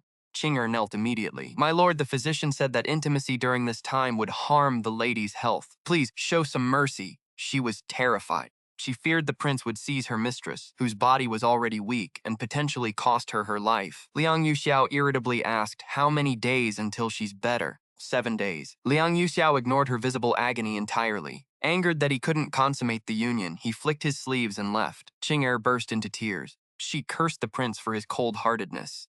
Lin Qiye felt unwell, but she comforted Qing'er, told her to prepare for tomorrow's 100 Flowers banquet, and went to sleep. As for Liang Yuxiao, she didn't care for him in the slightest. Who would care about him? Why would she dwell on his petty grievances? It's like wondering what a security guard had for lunch, braised eggplant or shredded pork. He wasn't worth her concern. Once Qing'er left, Xiuyuan approached the bedside. He had already laid out his entire plan. He reached out to gently stroke Lin Qiye's cheek. "Listen, Qiye, I am taking you away soon, whether you want to or not. From now on, you are mine." He leaned down and kissed her ear. Instantly, that burning sensation spread through his body once more. Time, it was even more intense. Even that part of him which had always been dormant began to react. Xiuyuan gasped, sat up, clutching his abdomen, his mind reeling. Was this fate? The partner that had never responded to him was finally waking up. He actually had feelings for a woman. Xiuyuan gently patted her back. The little thing stirred instantly. While overjoyed, he also felt his behavior was incredibly lewd. Pulled back quickly. He couldn't tarnish her purity. Lin Qiye was a loyal woman who guarded her virtue for her husband. Even if he used his power as emperor to force her, she would never agree. Adultery within her marriage would only make her despise him.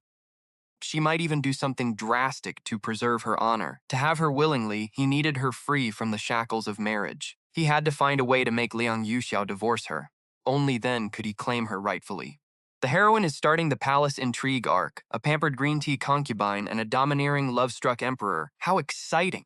Oh, I am loving this. Princess Nerong had sent out invitations to all the noble families a month and a half ago. They were invited to her flower viewing party. Girls from minor families like the Chao clan wouldn't normally be on the list, but Lin Qiye was now the prince's consort. Naturally, she received an invitation. Xiao Yingying was engaged to General Li, so Princess Nirong would never let her slide. That is why she was the main target today. Xiao Yingying knew this was a trap, but she dared not refuse. The princess wouldn't allow a refusal. Not showing up was basically a declaration of war. How could the Qiao family pass up a chance to cozy up to royalty? Her supposed support system had finally turned into a blade aimed at her own heart. Lin Qiye arrived almost at the same time as her sister. They held hands, putting on a show of sisterly affection. Xiao Yingying knew she would be targeted. She dressed low-key on purpose. Lin Qiye was also trying to keep a low profile, intentionally wearing a modest, plain-colored outfit. She wore only a few simple pins in her hair, not wanting to draw attention. But that flawless skin and peerless beauty, her every movement dripping with charm, simply could not be hidden. Even without makeup, she outshone everyone. Her beauty was impossible to ignore. Guests complimented her to her face, but were seething with jealousy inside. They mocked her stupidity to those around them, claiming she was trying to upstage the princess with her plain appearance. Everyone knew Princess Nirong was narrow-minded, jealous, and prone to cruel, underhanded revenge. Yet they all kept their mouths shut. After all, she was the emperor's only daughter and the empress's legitimate child. Naturally, she was the pampered darling of the entire royal family, spoiled rotten since birth. Nobody dared to cross him. Doing so was suicide. Fools, it seemed, never learned, no matter the cost. The flower banquet took place in the princess's private garden. Sprawling oasis filled with exotic blooms, elegant pavilions, and hidden alcoves, dripping with luxury and fragrance. The eldest princess stood at the center, surrounded by fawning noblewomen. She clutched a small white dog draped in silk that cost a fortune. She moved, and the jewels in her hair glittered blindingly under the sun. Her gown shimmered like the tail of a legendary mermaid. The only flaw was her appearance, which she had unfortunately inherited from the Empress. The Empress's looks were, to put it mildly, quite peculiar. Her features lacked grace, a strange mix that even the Emperor's superior genes couldn't fix. Even with heavy makeup, the result was remarkably plain. Qiao Qi slowly approached. The princess locked eyes with him. Her gaze dripped with malice and disdain, and she let out a cold snort. A murderous intent hung in the air, the start of a power struggle between an emperor and a crafty beauty, though the others remained blissfully unaware. Sudden spike in the princess's grip made the white dog yelp in pain. It leaped to the ground and scrambled out of the crowd. The guests laughed, fawning over her. They praised how well she raised the dog, calling it a fierce little tiger, all thanks to her inherent kindness. They lauded her benevolence, insisting that even her pets were pampered with delicacies ordinary people could only dream of. Princess offered a boast. Her brother kept the finest hunting dogs in the western suburbs, both local breeds and foreign tributes, which she could share if the guests were interested. Princess Mingrong lifted her chin, preening. She muttered that since her little beast had run off, new playthings had arrived to take its place. She invited them to play with her guests as they pleased, her eyes fixated on the Chow sisters as they made their way over. The noblewomen exchanged knowing, catty glances. It was clear the real entertainment for the afternoon was meant to be the Chow sisters themselves. Qiao Qi brought his younger sister forward to pay his respects and offer a small gift. A noblewoman stepped out, eager to be the first to draw blood. She sneered, asking how the young lady was faring, noting that she looked fuller than before, surely a sign of a blissful marriage with the Marquise. It was a calculated jab at an old wound. Everyone knew how Liang Yuxiao had once pursued Xiao Yingying with earth-shattering devotion, yet it was Qiao Qi who had married him instead. Qiao Qi offered a calm, steady smile. He thanked her for her concern, masking his true thoughts effortlessly. He remarked that his relationship with the Marquise had grown harmonious, noting that his parents were quite pleased with their son-in-law's talents and military prowess. Then, he added that with his own affairs settled, his parents were finally free to focus on his younger sister's marriage prospects. Spoke of General Li, a pillar of the nation and a hero honored by the emperor himself, acting the part of the doting older brother perfectly. As he smoothed his sister's hair, he was effectively shifting the target. Let the princess focus her fire on the real threat, Xiao Yingying. By the time he finished, he had subtly diverted the malice away from himself. After all, he was already married. Xiao Yingying was the one vying for the spotlight today. Princess's gaze snapped to Xiao Yingying instantly. Xiao Yingying, furious, scrambled to find a way to redirect the attention back to her sister. Just then, Xiuyuan stepped forward. He spoke loudly enough for the whole garden to hear, telling his lady it was time for her medicine. He insisted the doctor's orders were strict and could not be ignored. Qiao Qi apologized to the princess and took his leave. Xiuyuan watched his daughter stand there, graceful and composed. Even if she was a bit rebellious, she held the dignity of the royal house. Felt a wave of relief. At least one of them hadn't disappointed him, or so he thought. until he heard Qiao Qi's internal voice. He heard him thinking about the garden, describing it as haunted. He claimed those rare, exotic flowers were fed with the flesh of young boys and girls. Qiao Qi wondered aloud how the noble women could wear such cursed blooms in their hair without fearing the souls of the dead demanding retribution. Xiuyuan's mouth twitched. He squeezed his eyes shut and reopened them. He knew the truth. This girl was not his daughter. On his wedding night with the Empress, he had been too drunk to consummate the marriage. He had listened from behind a screen as the Empress took another man, yet he hadn't cared. Bent. He had welcomed the child, knowing that for the Empress's clan to maintain their grip on power, they desperately needed an heir to the throne. That night, he listens to his Empress behind the screen, engage with another man. He hears the stifled crying and moans, yet he does not care. He even happily accepts the child. The reason is simple. The Empress's clan needs an heir to solidify their influence. Xiuyuan is willing to tolerate this for now. After all, his throne still relies on them, and as emperor, he needs Princess Ningrong to show the world that he is fertile, that this struggle is just temporary. He must protect his imperial dignity. He needs the realm to stay stable. As long as the Queen's clan remains obedient and avoids his bottom line, he's content to let things be. He has endured enough humiliation. What is a little infidelity? If it secures the country and gives the Empress Dowager a peaceful twilight, does not care. That is why he spoils Ningrong until she runs wild. Petty antics in the palace are one thing, but harming the innocent, Xiuyuan knows he cannot overlook that. He intends to investigate, and if the rumors are true, he will show no mercy. People are the foundation of the state. Children are its hope. If Ningrong is killing recklessly, he must intervene. Lost in thought, they reach a secluded corner. Lin Qiye stands in the shade, breathing heavily. His exhaustion makes even a short walk a struggle, and he isn't faking it. Moments later, a commotion rises nearby. Lin Qiye cranes his neck to look. Ying is kneeling, face tilted up, enduring Princess Ningrong's slaps while the noble women around them clap and giggle. It is quite the spectacle. Lin Qiye watches with hidden amusement, but his inner voice screams, "The princess is bullying her sister again. I have to help her." As he moves to step out, Xiuyuan grips his arm. "The princess looks like trouble," he whispers. "Let's not get involved." He pauses. Does the princess often bully people like this? Lin Qiye clears his throat, leans close, and whispers, "The princess adores General Li. Any noblewoman who dares to approach the general meets a grim end. See that river they say several girls are chained to the bottom, drowned. Their families are too terrified to seek justice. Rumor has it the princess wants those girls to witness her future happiness and children with General Li, so they suffer even in the afterlife." Xiuyuan clenches his fists, sneering, "Pure hearsay. Princess is kind-hearted. She wouldn't do that." Lin Qiye pinches his cheek with a grin. "You're right, let's not speak ill of others. Who knows if it's true? It has nothing to do with us. We'll just find a chance to slip away home soon."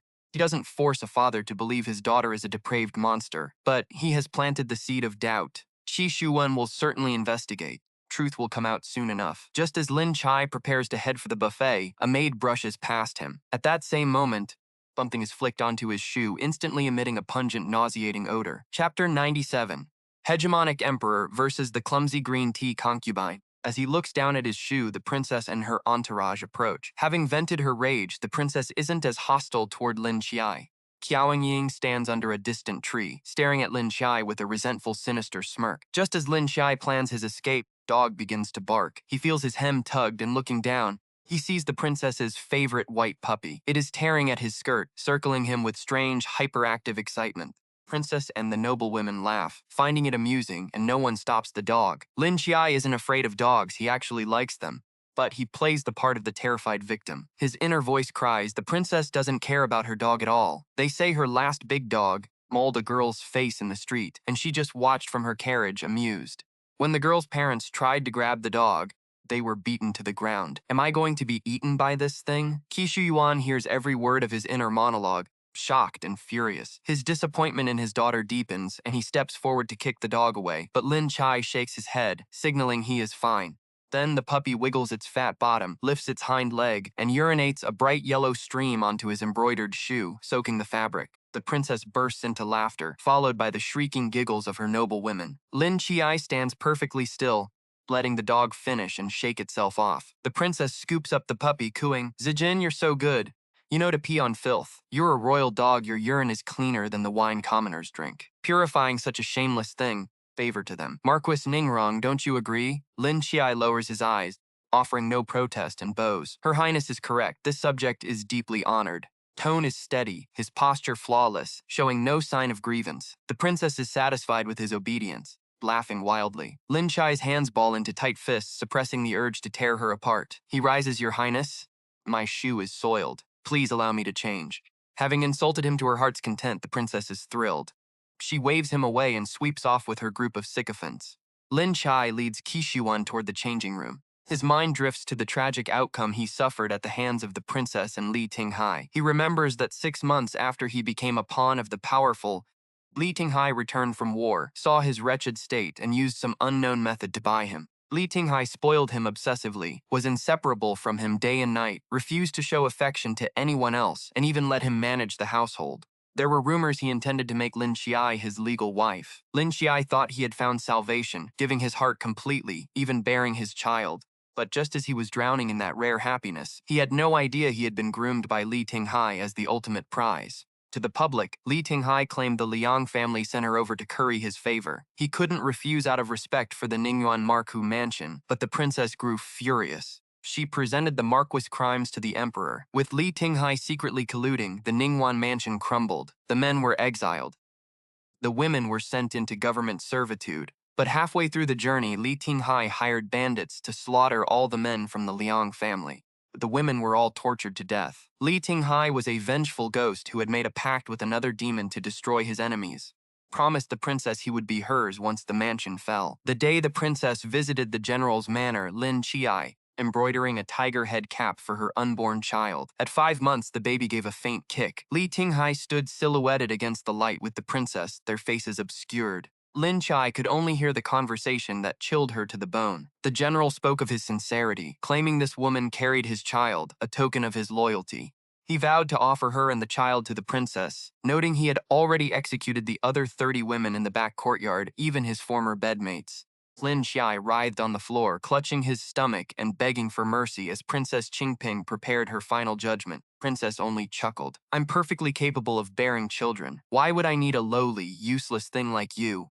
With a flick of her hand, guards pinned his limbs. They stripped him bare, and the blade carved into his gut. Princess Qingping had her men carve the unborn child out and feed it to the hounds. Qiye, half dead, was tossed to the dogs next. Lin Qiye took a sharp breath, forcing his system to suppress the sheer terror and hatred. He couldn't break now. He had to keep his composure.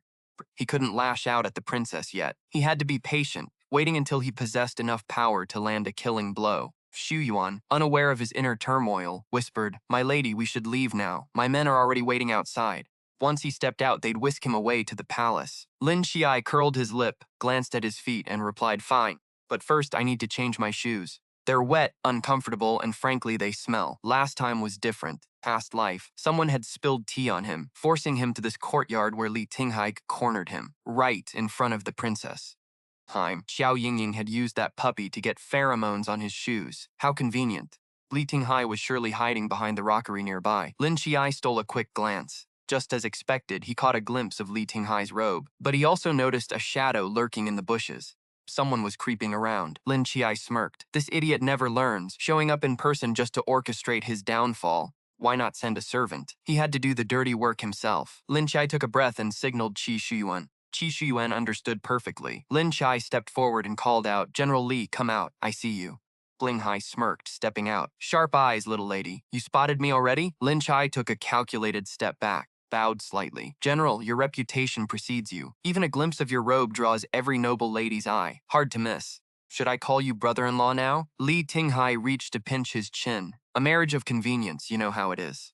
My heart belongs only to you." His hand grabbed something, but it wasn't Qiye's face. It was Qiao Yingying's, shoved forward by Xiuyuan. Xiuyuan had yanked Qiao Yingying by her hair and twisted her wrist, forcing her to shield Lin Qiye. Li Tinghai's expression soured. Before he could react, Xiuyuan shoved Qiao Yingying into his arms. She tripped on her hem and collapsed against the general. Coincidentally, the princess charged in at that exact moment. Lin Qiye put on a fake shocked "Oh my!" Mr. Brother-in-law, this is the princess's garden party. How can you be so intimate in public? Where is your decency? You want privacy, go to the general's estate. You're engaged anyway, why act like wild lovers here? Qiao Yingying turned bright red. The princess stormed over and slapped her hard. "You slut, are you trying to humiliate me?" Slap after slap rained down. Qiao Yingying knelt in the dirt, terrified to dodge or flee. Li Tinghai hurried to intervene. Princess, please, calm down. My apologies for her conduct. The princess shook her hand, forcing a smile. General, why apologize? This is how you treat a low-born official's daughter. You're too soft-hearted. After we marry, I'll be the mistress. I'll handle the concubines. Xiao Yingying looked up in horror. Princess, surely you didn't know. I've already petitioned the emperor to marry the general. Out of pity for your previous engagement, I'm allowing you to serve as a concubine. Be grateful. Why are you staring at me like that? Xiao Yingying was sobbing, utterly crushed. The princess married Li Tinghai, and she was stuck as a concubine. She knew she wouldn't last a month before being tortured to death. She dared not resist the princess, so she looked to Li Tinghai for help. He glared at her. Your status? Marrying into my house is a blessing. Being a concubine is a privilege. Be grateful and thank the princess for her grace. Lin Qiye nearly laughed but stepped in to advise her. Sister, just accept it. The princess is being incredibly generous. A princess allowing a concubine for her husband? It's unheard of. Don't be so ungrateful and embarrass the Qiao family. The princess looked at Lin Qiye with newfound approval, nodding. Xiao Yingying finally found her scapegoat. She lunged at Qiye, screaming, "It was you! You're the one acting trashy and shaming us. Why are you interfering in my life?" Xiuyuan kicked Xiao Yingying away, shielding Qiye. The princess began to cackle. You fool! You really thought you could trick me? As she spoke, the scent of heavy incense drifted from the bushes nearby. It was Xiao Yingying's trap, intended to catch Qiye and the general, but they had just overheard the princess's bombshell.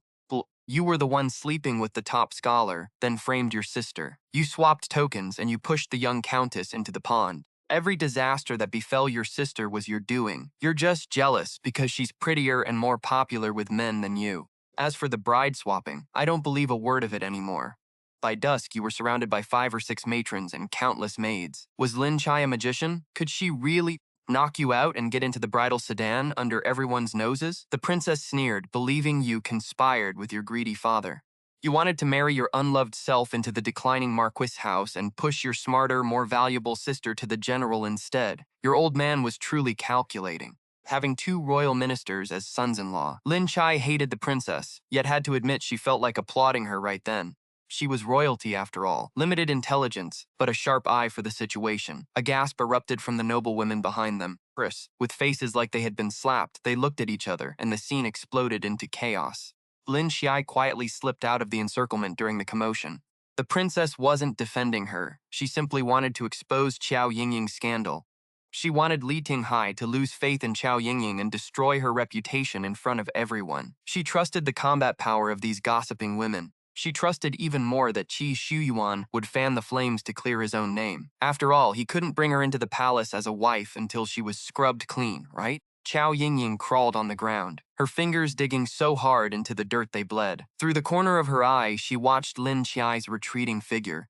Lin Qiye, what are you so proud of? You will soon meet a gruesome end. Lin Qiye walked into the changing room and took off the shoes soiled by dog urine. Xiuyuan brought a basin of hot water to wash her feet. The beauty's jade-like feet were delicate, looking like translucent crystal in the sunlight. Joints of her toes were a pale pink. Xiuyuan carefully held her small feet, massaging them gently in the scented water for a long time. Xiuyuan felt his fingers going numb, yet couldn't bear to let go of her velvety skin. Lin Qiye said, "That should be enough, the smell is gone.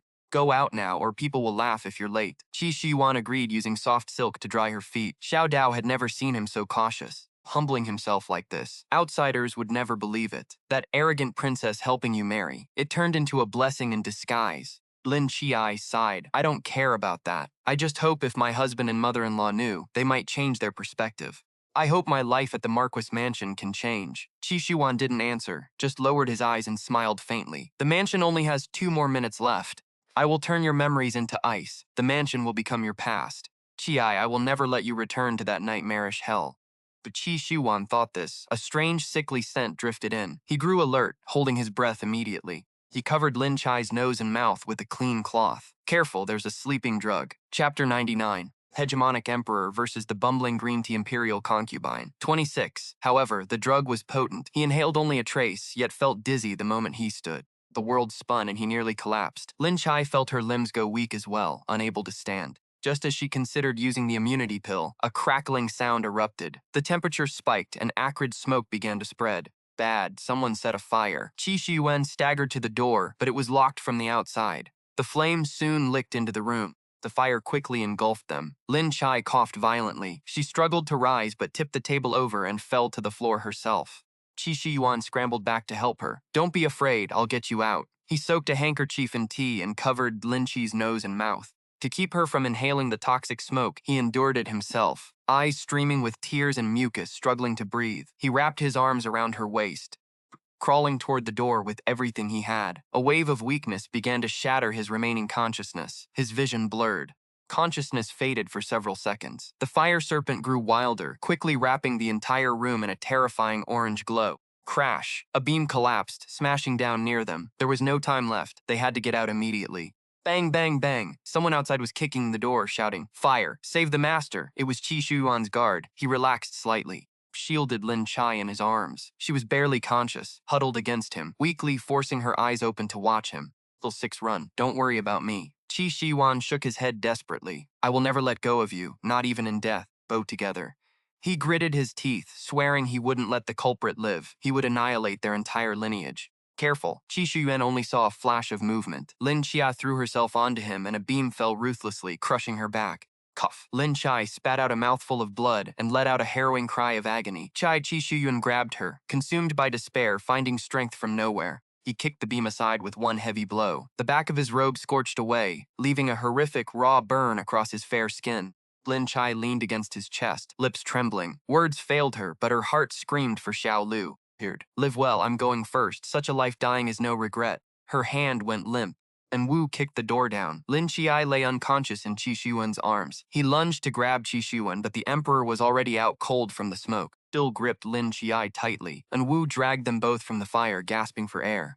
Lin Qiye wasn't breathing, but Xiuyuan was alive. Hasty footsteps approached. Someone had discovered the blaze. No time to waste. He hoisted Xiuyuan up to the rafters, slipping away unseen. Imagine causing this much chaos at a simple banquet. What a disaster. In the east garden of the Liang estate, Lin Qiye lay unconscious on a couch, Qinger kneeling nearby, crying silently. Lang Yuxiao sat by the bedside, anxious and gripping his hand. Nearby, his mother and sister sneered, rolling their eyes to the heavens. "Look at those expensive clothes, completely ruined," they hissed. "And who knows who touched her while everyone was in chaos? What a jinx." Since she married in, this estate hasn't seen a single peaceful day. Why didn't she just die there? Now the princess will surely target us. Enough, Liang Yuxiao snapped, unable to take it anymore. "She is severely wounded and you are still gossiping? Do you have no conscience?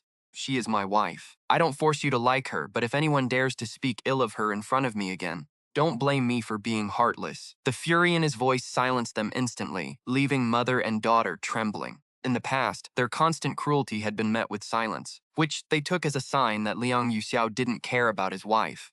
They could bully her as they pleased. But the moment Liang Yuxiao lost his temper, they folded. It turns out, a husband holds 80% of the power in a household.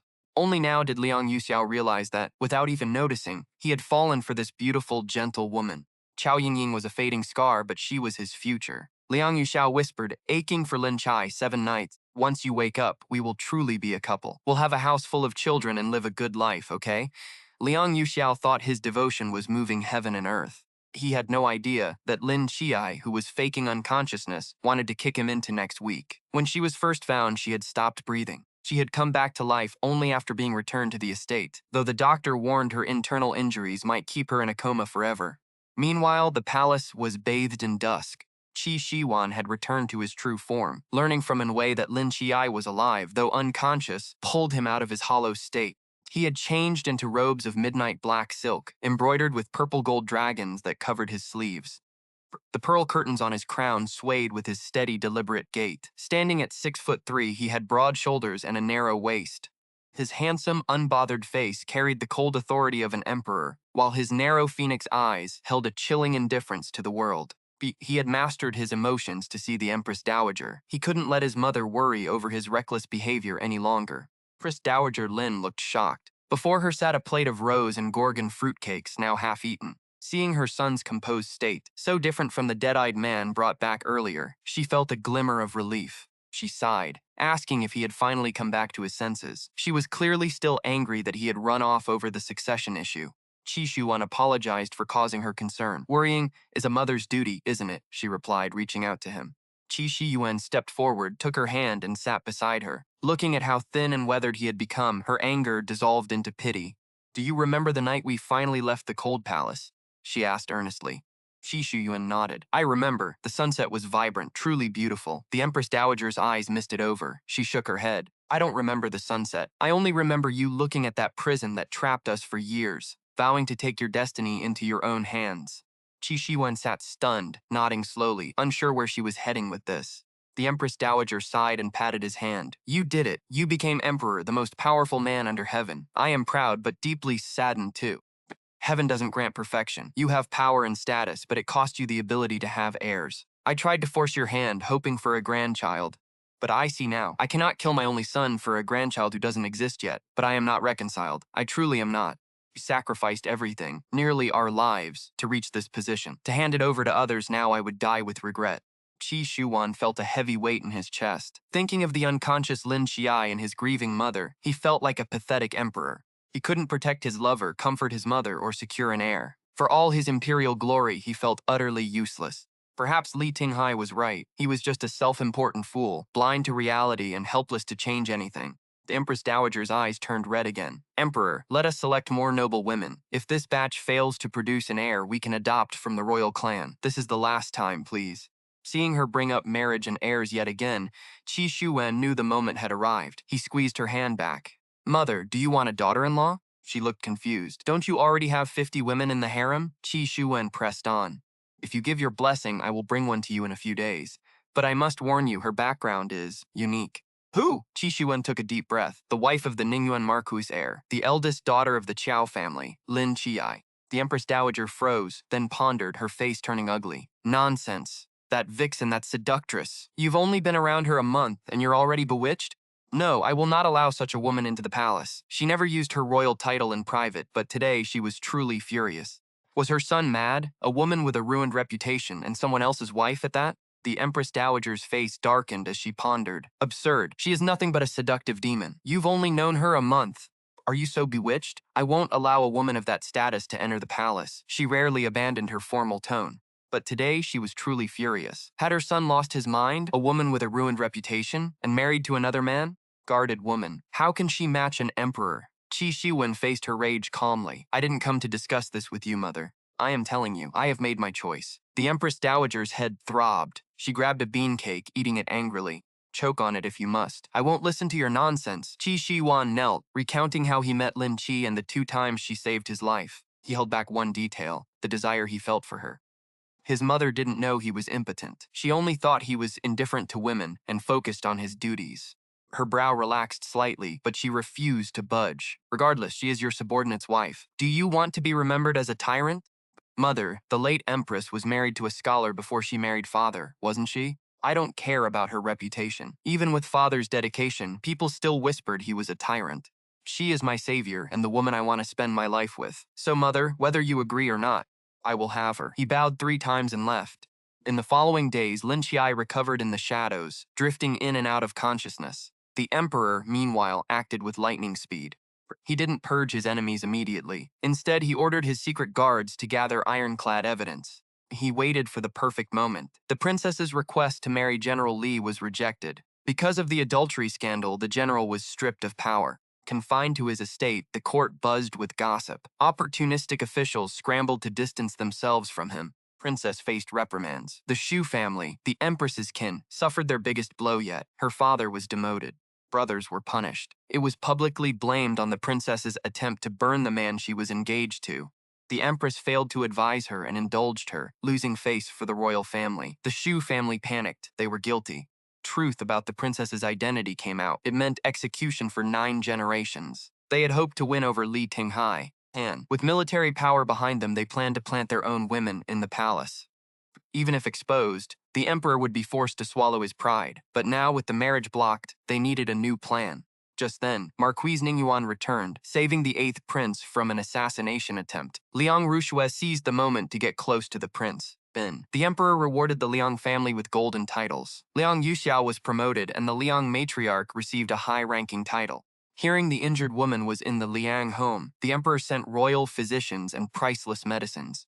Declining Marquis estate suddenly thrived, crowded with guests. The Xiu family was left running in circles like flies. New influence was the current trend. Liang Yuxiao became highly sought after. Princess Ni Rong was forced to pursue him, and they seemed to get along. When Lin Qiye first fell ill, Liang Yuxiao watched over her. But after the estate was rewarded and the princess showed interest, visits dropped from daily to every other day, then to once every few days. Lin Qiye was now fully awake. But nobody in the house cared. They were all busy playing politics and sucking up to the princess. She kept to herself. Half a month had passed since Xiuyuan left. She asked after her maid Xiao Lu. No one knew. They said she either ran off or died. No one cared about a maid's life, just like Jewer, who had vanished without a trace. She wept daily, unable to eat, and her wounds festered. Her mother-in-law disliked her. She only visited to keep up appearances for the physicians.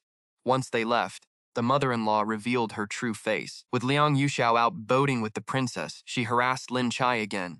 The next few chapters lean into the obsessive emperor romance, a bit of forced love, as we head into the palace intrigue and motherhood arc. Chapter 101. The arrogant emperor and his supposedly green tea consort. Same old power trip.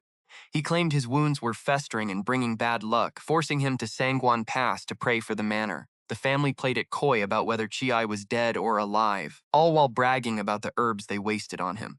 They kept up the ruse of being doting in-laws, waiting for the princess to cancel the marriage so they could finally finish him off. Qiye was thrilled to pack his bags and vanish. He cleared out every last vegetable and fruit from the courtyard, slaughtered the poultry, packed the jewelry, and even stuffed the pots and pans into his hidden storage space.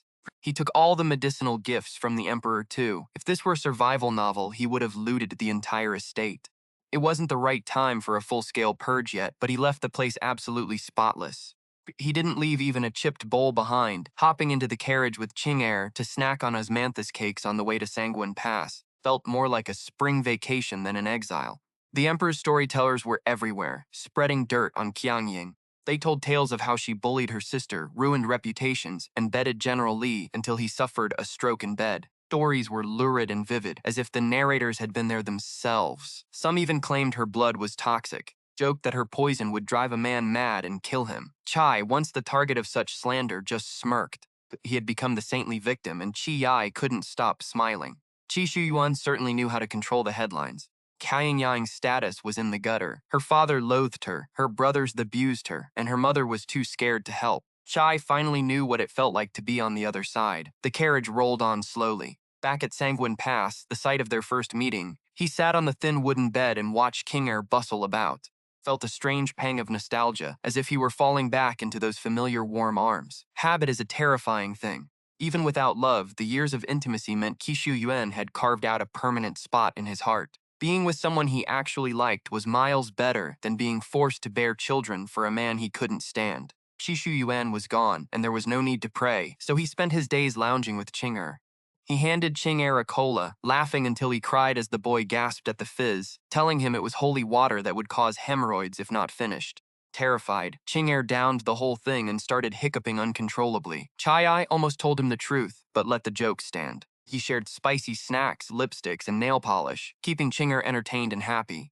They lived quite well, with the servant boy admiring his colorful fingernails every single day. By the third night, Qi's wounds had healed. As they slept, a thin bamboo tube poked through the door. A wisp of smoke drifted inside, plunging the two into a deep sleep before two shadows slipped into the room. One shadow rolled Qing'er in his quilt, deposited him on the floor, and quietly retreated. The other shadow moved with ease, sliding into bed to hold Chai close. Xiuyuan inhaled deeply. It had been too long. He whispered that he was going insane from missing him so much. He nuzzled his nose against Chiai's neck, terrified of crossing a line and tarnishing the purity he worshipped. Before long, the familiar suffocating heat flared up and sweat began to bead on his skin. He shifted back, giving his young lover space. He complained about the exhaustion of the court and how much he missed him. He confessed that being with him was the happiest time of his life, even more than his own coronation. He swore to take him away soon, to end the suffering and marry him so they could be together forever. Promised to protect him and let him live freely, without the need for constant, fearful compromise. He wanted him happy above all else, pressing a solemn, tender kiss to his forehead. It was a kiss of pure adoration and pity, not lust. Chai stirred in his dream, murmuring a name. Xiuyuan chuckled softly and pulled him closer, promising to stay by his side forever. Chai nuzzled into his chest, finally finding rest. At dawn, Xiuyuan watched him for a moment before leaving, unwillingly tearing himself away to tuck the quilt in.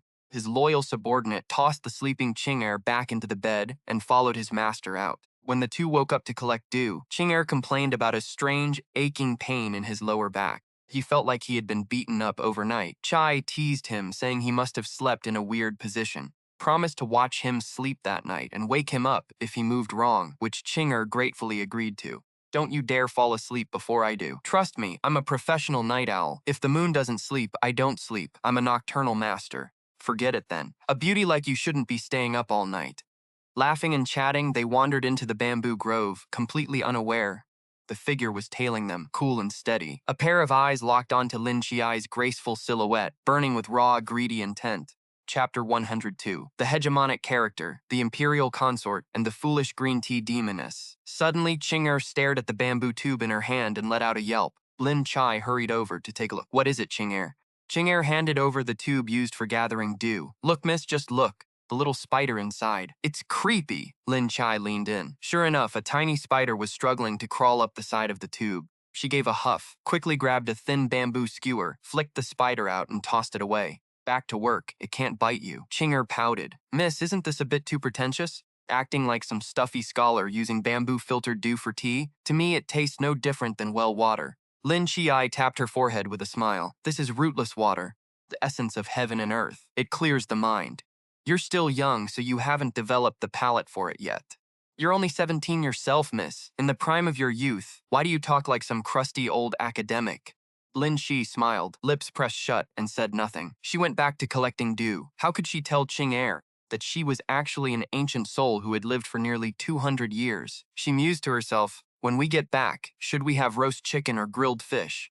Qing'er, still want some of that immortal joy water. The more you drink, the more merit you gain. She turned to tease the girl, but there was no response. She turned in confusion and saw Li Tinghai standing right behind her, his face twisted into a sinister, jagged grin. Qing'er lay silently on the ground. She had been knocked unconscious. The bamboo tube fell with a clatter. Lin Qiye let out a sharp scream, stumbling backward in terror. Li Tinghai stepped forward, closing the distance. You little brat, you ruined me. Did you really think there wouldn't be a price to pay? He sneered. Immortal Joywater, I'll show you what true joy feels like. He wasn't a complete fool. He knew Lin Qiye had been pulling the strings, forcing him into a corner and ruining his plans.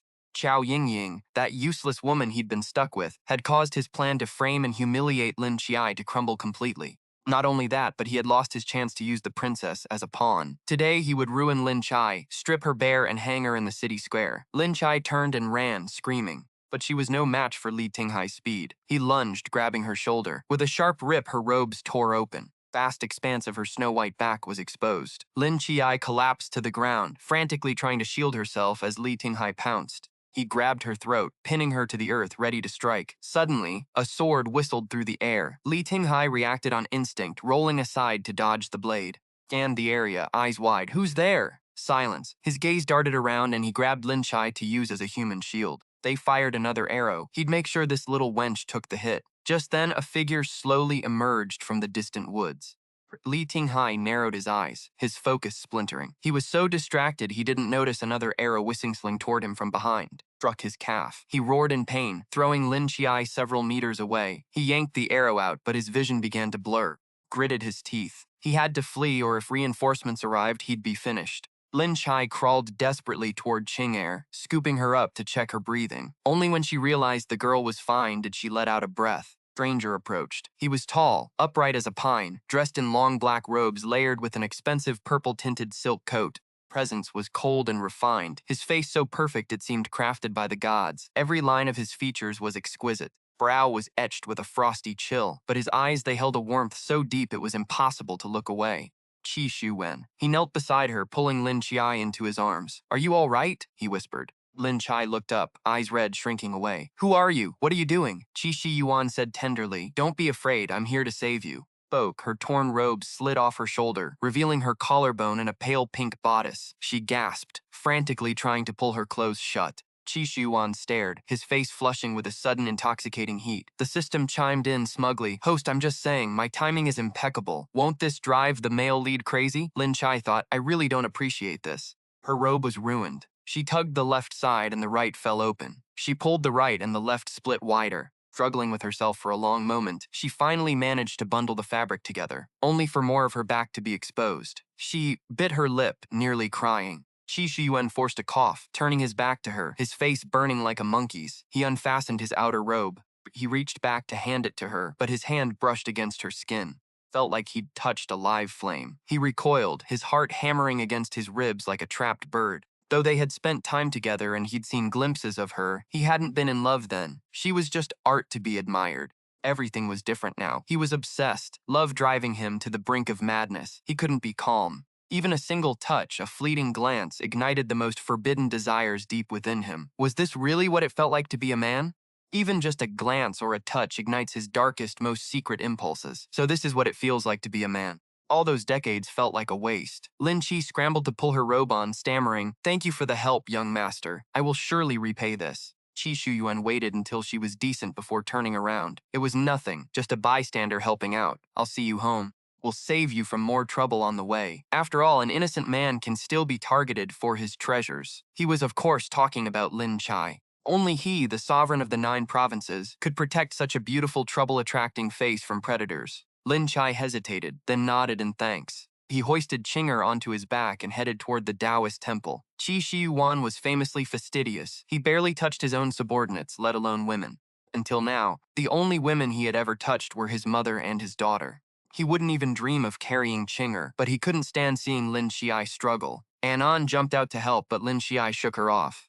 Lin Qiye insisted men and women shouldn't be too close. "Let me carry her. She isn't heavy." He even did 2 squats to prove it. He made it look effortless. Xiuyuan twitched an eye. What a unique way to show off. Chapter 103, The Hegemonic Emperor. Lin Qiye knew her own nature well. Beneath a dignified, elegant exterior hid a bit of a ditzy soul. She slipped up now and then, which was honestly her most charming trait. Xiuyuan stopped resisting and escorted them all the way back. "May I ask for the lady's name?" Xiuyuan wouldn't dream of giving his real name, though he wasn't exactly lying. Xiuyuan was his name. Before ascending the throne, he was known as Prince Yu. Lin Qiye kept her distance, her attitude cold and aloof, yet the onlookers whispered about how handsome he was. Breathtaking beauty. Everyone wondered whose hand he would eventually end up in. Xiuyuan smiled to himself. It would obviously be in Lin Qiye's hands.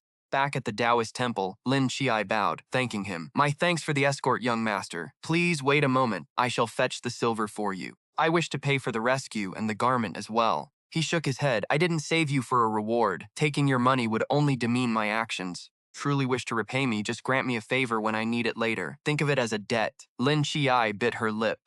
She feigned hesitation, though she was practically dying to agree. This was the first step toward their illicit affair. She hadn't realized he was actually quite a gentleman. Even when she was his maid, he was never inappropriate. He never once peeked while she bathed, and he hadn't taken advantage of the situation now either. He was much better than she had imagined. Lin Qiye shook her head, not troubled. "If you ever need help, young master, you can go to the Ningyuan Marquis residence and find my husband, the Herr Liang Yuxiao. He treats me very well. If he knew you were my savior, he would certainly offer his full support." She was making it clear she was a married woman. Anyone could see the look in Xiuyuan's eyes when he looked at his little rabbit, a predator caught in the act. Both knew an affair was inevitable, but they had to keep up appearances. Xiuyuan nodded and they walked toward the temple's back gate.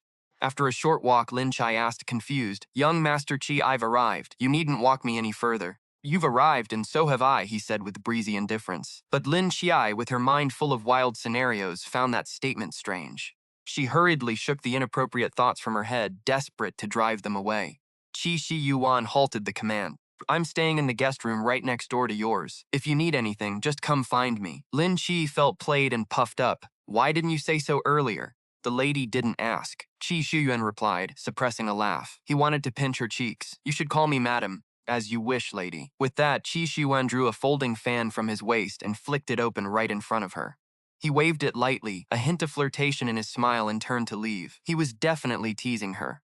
Lin Qiye cursed him under her breath. How many women had this dog emperor flirted with to be this smooth? His innocent persona was shattered. For the next few days, Xiuyuan shadowed Lin Qiye everywhere, turning his pursuit into a relentless game. When she cooked in the kitchen, shamelessly came to share the meal. When she prayed before the statue, he knelt right beside her. When she went to collect morning dew, he went to collect it too. In short, he was inseparable, doting on his lady, showing up first when things went wrong, and appearing instantly when she was in trouble. His constant outfit changes were a spectacle. Moon-white robes with gold embroidery, turquoise silk with gold accents, or ink-colored sleeves. He changed once or twice a day, every outfit paired with different boots and accessories. He was like a peacock, strutting and fanning his feathers in front of Lin Qiye. The thing was, every outfit looked incredible on him. If anyone else happened to wear something similar, they were instantly outclassed. Lin Qiye kept her guard up, maintaining the distance expected of a married woman, showing not a flicker of being moved. Men prized female chastity above all else. Xiuyuan was the intruder here. He wanted her to fall for him, to be his lover. But if they ever truly ended up together, what would Xiuyuan think? Since she had been with him while still married to Liang Yuxiao, would she eventually cheat on him with someone else too? Didn't want to sow the seeds of future insecurity. From the outside looking in, he remained faithful to Liang Yuxiao, upholding her image as a virtuous wife. This was forcing Xiuyuan to find a way to make her single. Of course, he never failed to deliver. Meanwhile, at the Ningyuan Marquise residence, mother and son were in the middle of a heated argument. That is a princess, the most powerful woman you could ever hope to marry. Do you want to reach the heavens and marry the queen mother herself? Lady Liang threw plates to the floor in a fit of rage. Liang Yuxiao's eyes were red. I will not betray Qi. The princess asked me to accompany her, and I couldn't refuse.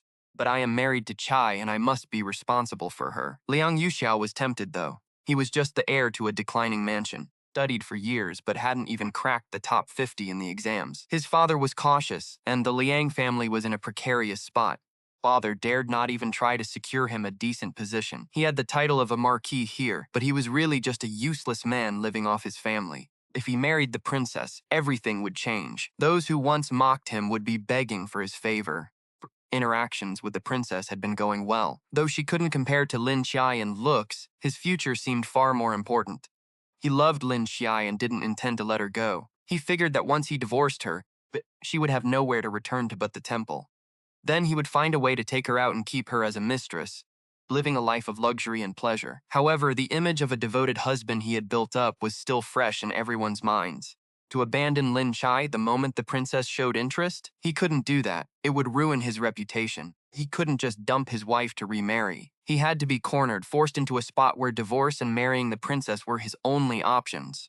That way, nobody could call him heartless. He kept arguing with his mother to prove the point. The old lady saw her son was dead set against it.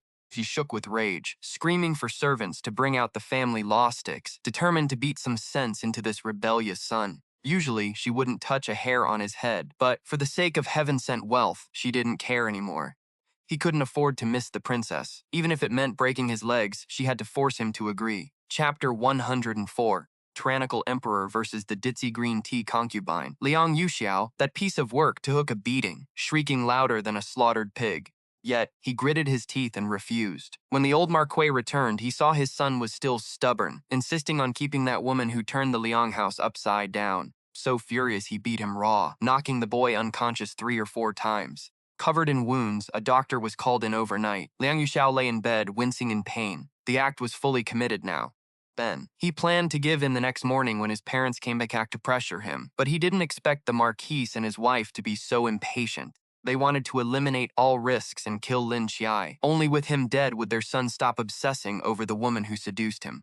Liang Yuxiao used to be obedient and filial. Ever since that woman arrived, there was trouble every other day. She was corrupting their son. Such a woman deserved to die. Since he had been badly hurt lately, the family claimed he was recovering in seclusion.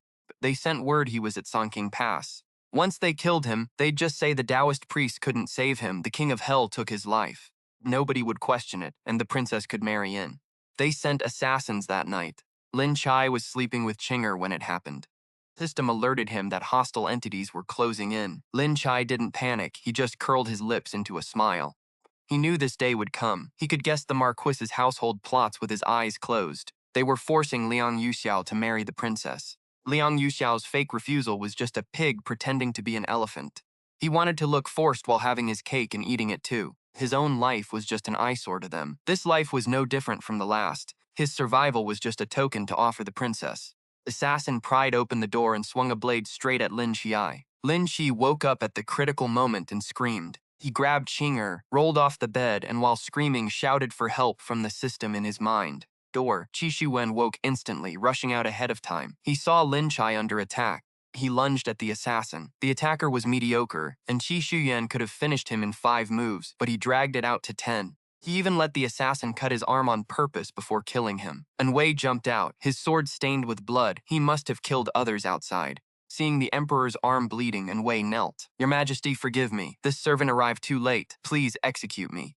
Xiuyuan was actually happy, and Wei couldn't have arrived sooner. He wouldn't ruin his own hero saves the damsel moment. Told him to get up. Lin Qiye was huddled with Qinger, trembling. Xiuyuan walked over and crouched down. He brushed the messy hair from Lin Qiye's forehead. "It's okay. You're safe." Lin Qiye scrambled back, shaken, and asked, You are the Emperor." Xiuyuan nodded. Qinger shrieked, "Oh my God, I'm seeing a live one." Before she could finish, Lin Qiye covered her mouth. "Your Majesty, forgive us. The girl is uneducated and offended you." Xiuyuan chuckled. Ignoring his struggle, he picked him up and headed toward the bed. Lin Qiye turned pale. "Your Majesty, no, we shouldn't." Xiuyuan asked, "Oh, then I shall let go." He pretended to drop him, and the sudden weightlessness made Lin Qiye shriek. He hurriedly wrapped his arms around Xiuyuan's neck. Xiuyuan smiled triumphantly, holding him tighter and refusing to let go even after placing him on the bed. He kept his arm around that slender waist. Lin Qiye panted softly, leaning against that broad, solid chest. It actually felt pretty good.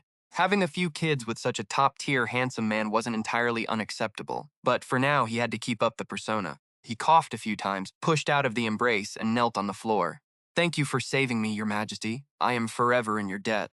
Xiuyuan noted that this was the second time he'd saved him. "You keep saying you want to repay me. Does it count?" Lin Qiye raised his little face. Tears in his eyes, he looked pitiful and endearing. He nodded. "Anything I can do, I promise. Then come to my side and be my woman." The declarative tone, this was an order, not a negotiation. Lin Qiye was terrified. "Your Majesty, no, I am the Marquis's wife. I cannot enter the palace. I am not worthy." Xiuyuan narrowed his eyes, a sharp glint piercing through his gentle gaze. Pulled him up from the floor. "Do not refer to yourself like that again. You are my woman. You know how you should address yourself." Lin Qiye turned pale with fright.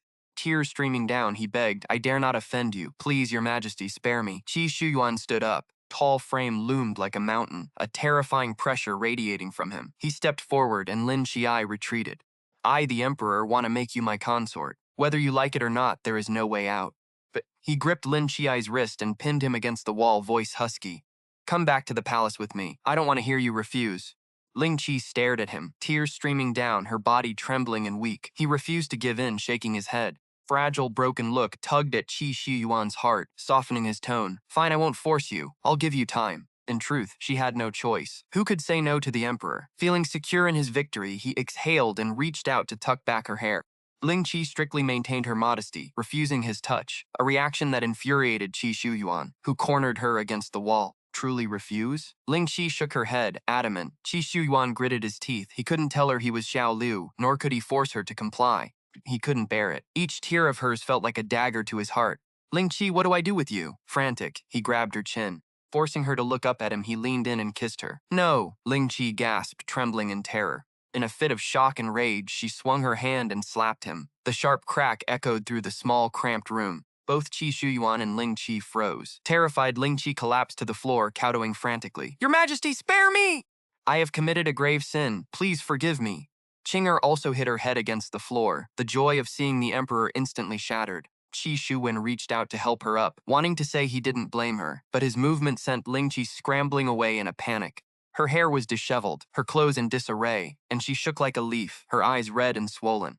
Like a frightened rabbit, she shrieked, "He's going to kill me, isn't he? I slapped the Emperor. I'm doomed, but I can't let this drag down my father and husband." Looking around, she grabbed the assassin's sword. Pressing the blade to her throat, she cried, "Your Majesty, I'd rather die than betray my husband. Please just don't punish them. My father offended the throne. I will pay with my life." She closed her eyes, ready to end it. The next second, the sword was kicked away. She crumpled to the ground, a thin line of blood marking her neck. "Are you insane?" Xiuyuan lunged, grabbing her wrist, his eyes bloodshot. He pointed at the assassin with a cold sneer. "You want to remain faithful? But he doesn't care if you live. This assassin was sent by him. He's already in the arms of the princess. And you still want to stay faithful?" Ling Qi shook her head. "He may be unworthy, but I cannot break my vows. He is my husband, and I am his wife. I will not betray him. I will die before I break my word. Even if you are the Emperor, even with your decrees or your threats against my life, I will not waver." Ling Qi was fully immersed in her performance, almost convincing herself. Perfect. The persona was set. Drive him crazy? Xiuyuan laughed instead of getting angry. A virtuous woman to the end? Fine, he isn't your husband. You don't have to keep vows for him, right? Let's wait. We'll see if he sends you divorce papers tomorrow. Lin Qiye was terrified. She opened her mouth to speak, but started coughing violently. As she swayed, Xiuyuan instinctively reached out to catch her. Lin Qiye leaned into Qinger instead. Qinger patted her back, crying, "Your Majesty, my mistress was choked by smoke and crushed by a beam. She cannot handle such a shock. Please have mercy." Xiuyuan only now realized she had suffered those injuries in the fire. He picked her up, placed her back on the bed, and told Qinger to call a physician. Lin Qiye's face was deathly pale. She gasped for air on the bed, and Xiuyuan broke into a cold sweat. It took a long time and some water for her to steady her breathing. He noticed the wound on the Emperor's arm. She told Qinger to bring the medicine, but Xiuyuan waved her off. "I'll do it myself." Lin Qiye wondered to herself, why is the Emperor just like Xiaolu, stubborn and refusing help? Xiuyuan almost tripped when he realized what she was thinking about, his behind. He thought, "Fine, I'll let you see plenty once we're in the palace." Without hesitation, Xiuyuan took off his ceremonial robes in front of her, revealing his muscular upper body. Chest, abs, biceps, collarbone, and neckline were enough to make anyone dizzy with admiration. Lin Qiye was practically drooling, itching to pounce. No, she couldn't rush this. Months of work couldn't be wasted. Xiuyuan was satisfied with his physique. He had been training hard before coming out. "How is it? Enough to keep you interested?" Lin Qiye stared at him, torn between desire and fear. When their eyes met, she quickly looked away. Qinger was already kneeling, head bowed. Lin Qiye tried to kneel too, but Xiuyuan grabbed her. "You do it. Apply the medicine." Lin Qiye muttered that he could do it himself. He feigned annoyance and slapped her lower back. "How bold," he scolded, though his eyes were full of affection.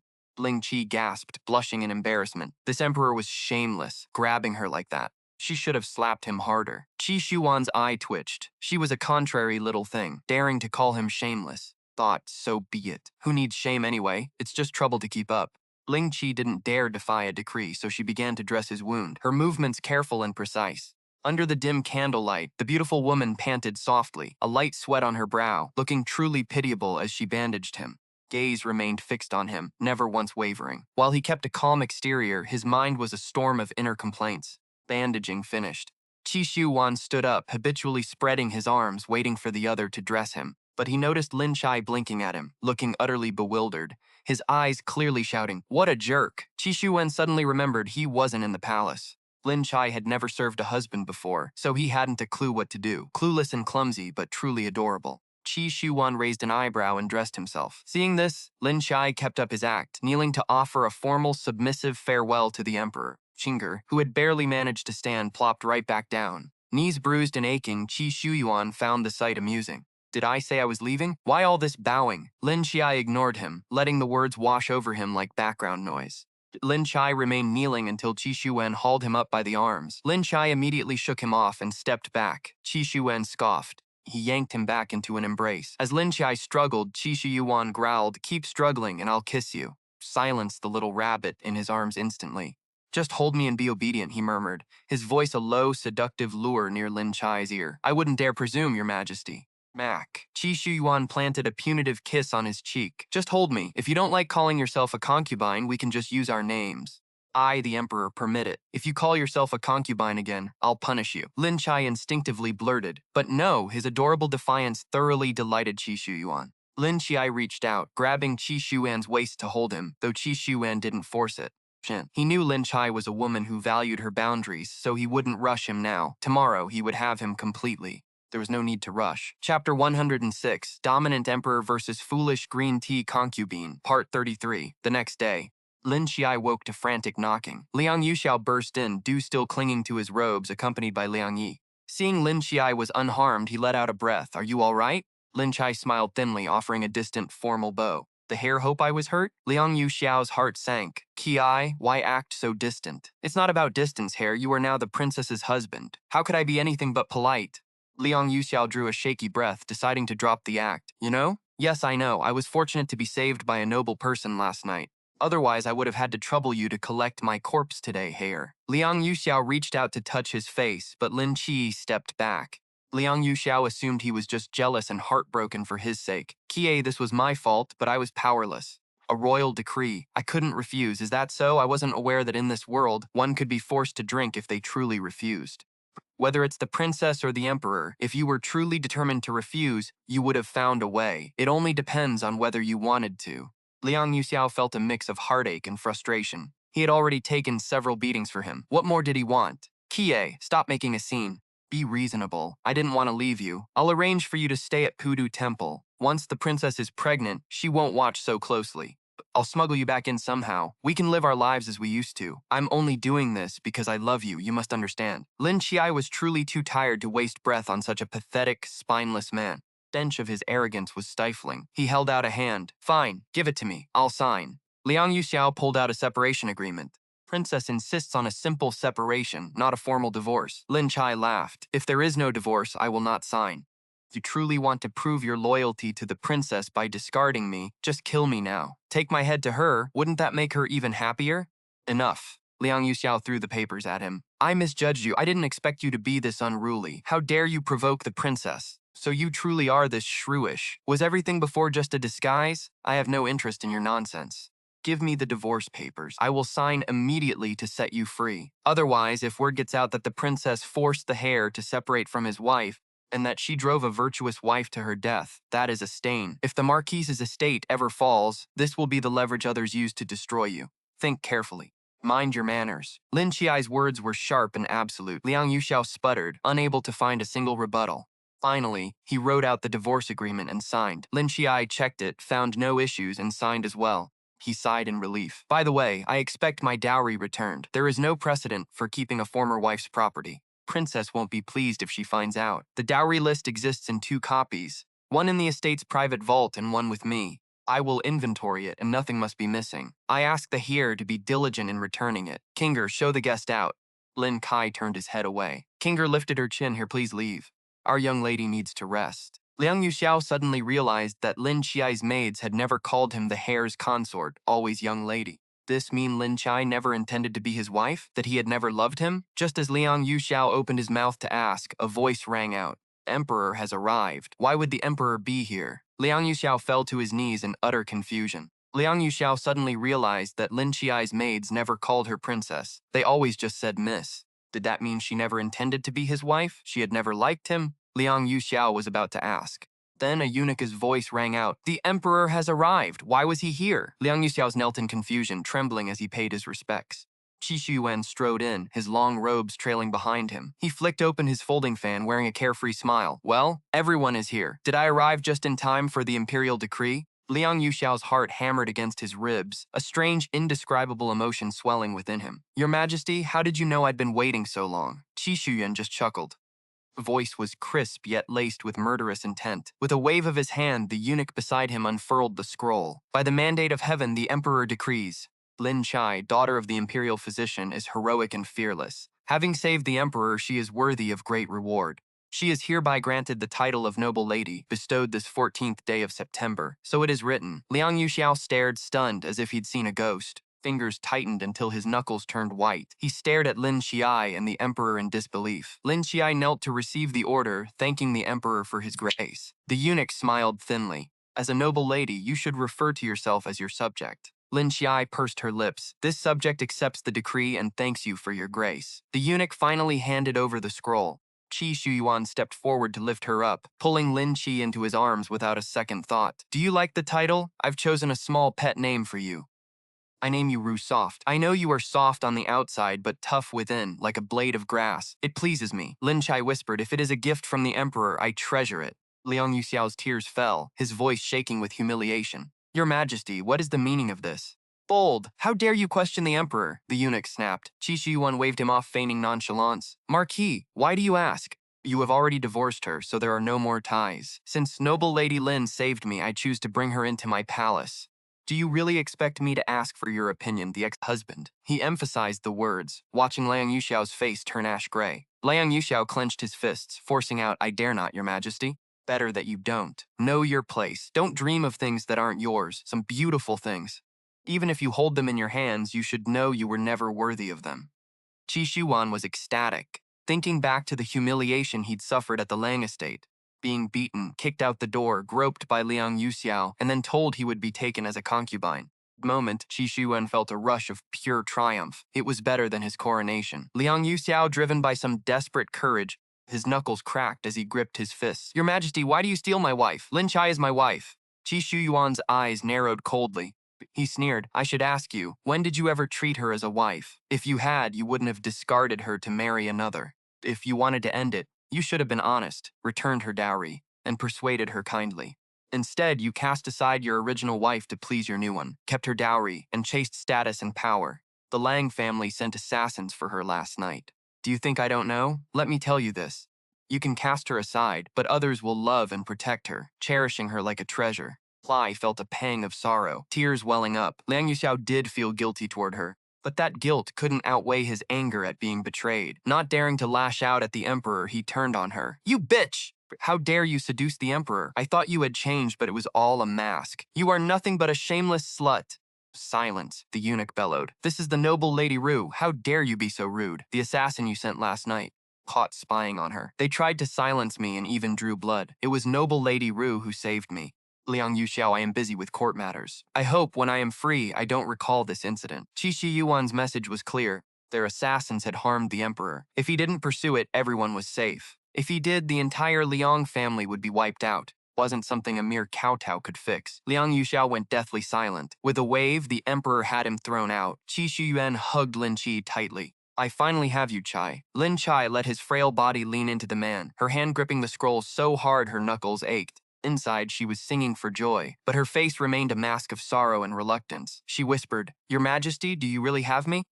You have an interstellar toy you saw and decided to take. When my beauty fades, will you still love me? Xiuyuan heard her clearly, but he felt no blame, only a sharp, aching pity. He had never been loved. People who have never been firmly chosen don't know what love looks like. Xiuyuan swore to himself he would show her love had color. Love had a shape, a sound, a scent, and his love would stay by her side forever. He lifted her face, tasting her lips. His kisses drifted from her mouth to her cheeks and ears. Finally, he kissed the wound on her neck with heartbreaking tenderness. Lin Qiye clung to the towering man, bearing her pale, slender throat to his greedy kisses. He inhaled her sweet scent, obsessed. Her dark hair fell, and deep in her eyes, a freezing, murderous glare emerged. Through the door crack, she watched the man outside, her resentment and disgust pouring out unchecked. Liang Yuxiao felt a sudden icy chill. A bone-deep fear crept up his spine. Could she really hate him this much? But what had he done wrong? Liang Yuxiao's eyes were bloodshot, his body trembling. He took 2 steps forward, wanting to charge in and snatch her back, to hold her and never let go. For a second, he didn't even want the princess anymore, but in the end, he held back. Before, Lin Qiye had been right by his side, gentle and small, her whole world revolving around him, and yet he had rejected her at every turn. Liang Yuxiao crushed a sincere heart under his heel. Now, held in another's arms, he finally understood the meaning of true regret and agony. Only he could turn back time. If he had just one more chance, he would hold Qiye firmly, never letting him go again. But it was all a delusion. That gentle, beautiful soul would never be his. As the door slammed shut, Liang Yuxiao collapsed, as if every ounce of strength had been drained from him. He pulled the small embroidered pouch from his robes, tears spilling as he mourned. At high noon, the Qiao family stood at the gates to welcome concubine Ru. 2 days remained until September 14th. The emperor ordered Qiye to stay at his family estate before entering the palace, a royal decree that Qiao Wendao had to follow. During his last visit home, Qiye had looked wretched and disgraced, with no husband by his side and no gifts to show. He had arrived alone. Now, just a month later, he had transformed into an imperial concubine, arriving in a magnificent carriage. As the procession passed the harbor streets and the earth road, drums thundered, followed by the Royal Imperial Guard. He stepped elegantly from his palanquin, ported by Qiner. His simple silk dress cost more than the entire Qiao estate, and his hairpins, though understated, were worth 10 years of luxury for any common family. The moment he appeared, everyone knelt in submission, including his arrogant father, his wicked stepmother, his haughty stepsister, and the servants who once mocked him. They all knelt in silence.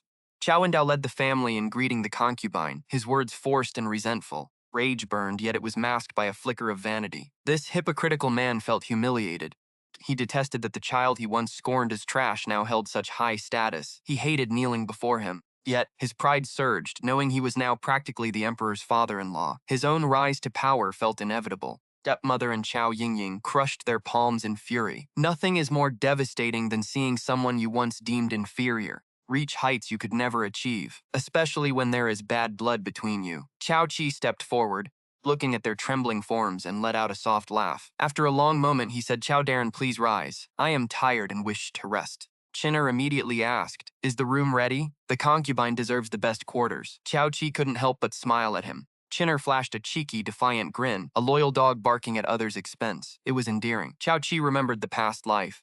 Chinner had his fingers severed for protecting him, then threw himself at Xiao Wendao with a blade, only to have his throat slit. Unable to speak, lying in a pool of blood, neck spurting red, he had still desperately mouthed, "Miss, do not give in. They were so cruel." Chinner's sacrifice had saved nothing, and Chow Chi had become a stepping stone for his father's promotion. But in this life, he finally protected him. Xiao Wendao replied, "All is prepared, Your Grace. Please, this way." Chow Chi, surrounded by his entourage, finally entered the Chow estate. Chow Yingying's room was the brightest and most spacious. To accommodate him, she had to move out. Chow Chi thought of his own dark, filthy room from before. Now the chamber was filled with fine silks and plush rugs, luxuries Qiao Qi never dared to dream of. Yet he refused to touch them. Specifically, Xiuyuan was wary of the Qiao family. He had laborers strip the room bare and replace everything, especially the incense burners, skincare products, and candles, with items from the palace. Stepmother and daughter were already jealous of Qiao Qi's grand display. Seeing him toss aside the skincare set they had prepared made them lose their composure. That set had cost a fortune, specifically blended to ruin his skin. Chapter 108, The Emperor versus the Clueless Tea Concubine. Stepmother forced a smile, stepping forward. "Qiao Qi, your sister loved this brand. A set from Ruidi Pavilion costs 50 taels, you know. Don't be so formal. Let your sister try it. If it doesn't suit, we can swap it." Qiao Qi hadn't cared about the set, but seeing her reaction made him suspicious. "Oh, if it is that expensive, let sister use it. I don't need it." She laughed awkwardly. "You are a palace concubine now. Naturally, the best must be yours. Besides, your sister has another set. It was bought recently and might spoil." Qiao Qi reached out, took the ceramic bottle, and opened it. The creamy ointment smelled faint and pleasant. He sniffed it. It was indeed high quality. "Since you insist it is for me, and you are so kind," he said. The stepmother breathed a sigh of relief, only to hear Qiao Qi add, "I shall have the Imperial Hospital inspect it first. And the Emperor ordered that everything I use must be cleared by the physicians. You wouldn't question the Emperor's command, would you, Mother?" Stepmother broke into a cold sweat, frozen and speechless. If they inspected those contents, the Chow family would face absolute ruin. Spent a fortune on Western powders. They would have no effect for a week, but eventually his face would break out in pustules, rot, and ooze, foul-smelling liquid, resembling a corpse. Once that face was ruined, Qiao Qi would have nothing to be arrogant about. Qiao Wendao hoped to use this daughter for his own advancement, but the stepmother believed that once Qiao Qi gained power, his first move would be a counterattack, to wipe out the Chow family. With her husband ignoring her warnings, she had to act. She would let him be pampered for a while, until he was secure in the palace. The Chow family posed no real threat. With Qiao Wendao's third-rank official status, his sons holding positions, and the daughters married into noble families, Lin Qiye was essentially useless to them now. Destroying her face and banishing her to the cold palace was their goal, but the plan backfired. As the stepmother stood there in a panic, Xiao Yingying burst in. "Sister, if you don't want it, why not gift it to me?" Lin Qiye smiled. "You want it? Really?" "Of course. Someone, send this to my sister's room. Tell her to use it 3 times a day until it's finished. The Emperor hates waste and values frugality. Sister, as a member of the official family, you must obey the imperial decree, no wasting resources." Lin Qiye's words left Xiao Yingying flushed with rage. The spiteful woman must have known the skincare product was tainted and was setting a trap. Was she trying to ruin her face? Xiao Yingying's eyes darted around, her mind spinning with malice, and she suddenly grabbed the container, mashed on the floor. "Oh, sorry, sister, it was an accident. Someone hurry up and clean this trash out." As she tried to destroy the evidence, the stepmother breathed a sigh of relief, thinking her daughter was clever. But Lin Qiye signaled Qinger. Qinger immediately ordered her people to gather the shards. "Take these to the Imperial Hospital for a thorough examination." Xiao Yingying panicked, tried to stop them, but these were palace maids. To put it bluntly, anyone serving in the palace carried more weight than a daughter from a small official's home. These girls had status and their own futures. Some might climb the emperor's bed, others would marry into good families after their service. The maid glared and Xiao Yingying froze. She could only watch as the evidence was seized. Xiao Yingying turned to Lin Qiye. "Do you really have to drive us to our deaths? Chow family's downfall won't help you," she spat. Lin Qiye laughed. "Sister, how would you know that? Why don't you fall and let me see?" Stepmother sneered. "Lin Qiye, don't think you're a phoenix just because you climbed a branch. A pheasant is a pheasant forever." A mere noble lady, acting so arrogant. What are you? The maid nearby finally snapped, stepped forward and slapped the stepmother across the face. Presumptuous! You dare insult a noble consort? If the emperor hears this, you won't keep your tongue. Kneel and slap yourself. The stepmother was stunned, glancing at Lin Qiye, expecting her to protect them as she always had. But Lin Qiye didn't move. She simply ate a palace pastry and sipped the incredibly expensive Qinluo fragrance tea, watching the scene with calm indifference. With no help, the stepmother had to kneel and slap herself. Lin Qiye just kept eating. The maid, ever the expert, read the room. Madam, did you not have breakfast? These slaps are too light to be sincere. Choose carefully. If I have to do it myself, I won't hold back. The stepmother had to strike harder, and soon her face was swollen. Lin Qiye enjoyed her snacks, only calling for a stop after finishing half the plate. Qinger was already thrilled. She was so excited she wanted to spin in circles. Her mistress was finally showing some backbone. Thank you, mother and sister, for keeping me company. I'm tired now. Let's continue tomorrow. Qinger, show them out. Lin Qiye calmly took some valuables from her pocket and slipped them to the maid, both to thank her for the support and to leave a good impression. The maid had doubted Lin Qiye's wealth until she saw the 3 gold leaves pressed into her hand. She knelt in gratitude. It was clear this consort had a bright future, considering the emperor risked everything to bring her into the palace. Lin Qiye wasn't just beautiful. She spotted the tainted product immediately and wasn't afraid to punish those who wronged her. Plus, she was wealthy and generous. Who wouldn't love a mistress with style, money, and wit? Lin Qiye spent 2 days at the Chao estate, mostly quiet, staying in her courtyard and learning palace etiquette from Nurse Zhao. She only ate food prepared by imperial chefs brought by the emperor, refusing to touch a drop of the Chao family's water. Chao Wendao tried to lobby her for favors, but she brushed him off with empty polite talk. The couple even sent 2 beautiful, smooth-talking maids to serve as her dowry attendants. Lin Qiye accepted them openly, but secretly had them sold off by a human trafficker. The whole family was furious, but they were powerless to stop her. Finally, September 14th arrived, and the palace entourage came to collect her. She entered the palace through a side gate and was escorted to the Qiyu Pavilion. It was a beautiful, serene residence. The emperor had personally designed it, picking every item himself, obsessed with creating a perfect space. Everyone in the palace knew the emperor doted on this consort Ru to the point of absurdity. Some had gossiped that Lin Qiye was a divorcee, but when someone pointed out that a former empress had been married before, no one dared to speak a word against her again. Lin Qiye didn't care about the luxury. She had her own space packed with supplies. Even in the cold palace, she wouldn't starve. Besides, the silly emperor was currently in the honeymoon phase. She wouldn't be sent to the cold palace anytime soon. By the time his passion faded, she would likely be pregnant, closing the door on that possibility forever. She probably wouldn't make it to the cold palace that fast. If she got pregnant before his interest faded, she'd have no chance of getting in. She couldn't see the emperor for 3 days. She stayed in her quarters, receiving gifts from the palace. On the 3rd morning, a maid told her she had to visit the empress and the consorts at Kunming Palace. Lin Qiye woke early, yawning while she washed and dressed. She looked into the mirror. She was so beautiful she could almost imagine turning into a man just to chase herself. But that wasn't enough. Since she was playing the part of a green tea concubine, she had to make the whole palace drink her tea. Once the maids left, she started her makeup. First a sheet mask, then moisturizing essence, followed by light cream, eye cream, and sunscreen. Her skin was already perfect, and with high-end care from her space, tender as a boiled egg. She didn't need heavy foundation, a quick dab of cushion, a precise brow pencil all set, eyeshadow and blush. She used a dusty pink on her cheeks and chin to create a look of innocent, pathetic cuteness. Droopy eyeliner and a subtle aegyo sal, finished with glossy peach lips, a total seductress. She also strategically sprayed a long-lasting, elegant perfume. Top notes of rose and jasmine, base notes of bergamot and white peach. Air bangs paired with a simple, youthful hairstyle. She looked both like a sweet girl and a dignified consort. She wore a low-saturation cyan green outfit, daringly paired with a pink accessory. It was what modern people call dopamine dressing. On anyone else, it would be gaudy. But on her, it looked fresh, youthful, and ethereal. The moment she stepped out, the passing maids and eunuchs were stunned. Heavens, the emperor had such an eye for talent. A woman like this, so what if she'd been married before? If they were the emperor, they would snatched her up too. They understood the emperor. They wanted to be the emperor. The moment she walked into Kunming Palace, the empress, the other consorts, they all turned to look at her, their eyes locking onto her face and clothes, shamelessly scrutinizing her as if to see right through her. Lin Qiye stood her ground, walking calmly to the empress to bow. Concubine Ru greets the empress and all the ladies. In an instant, The room went deathly silent. Everyone was completely shocked by her beauty. It was said she was a flower, and the emperor had fallen for her at first sight, leaving Liang Yuxiao heartbroken. Now seeing it for themselves, they realized what real beauty was. It wasn't just her looks.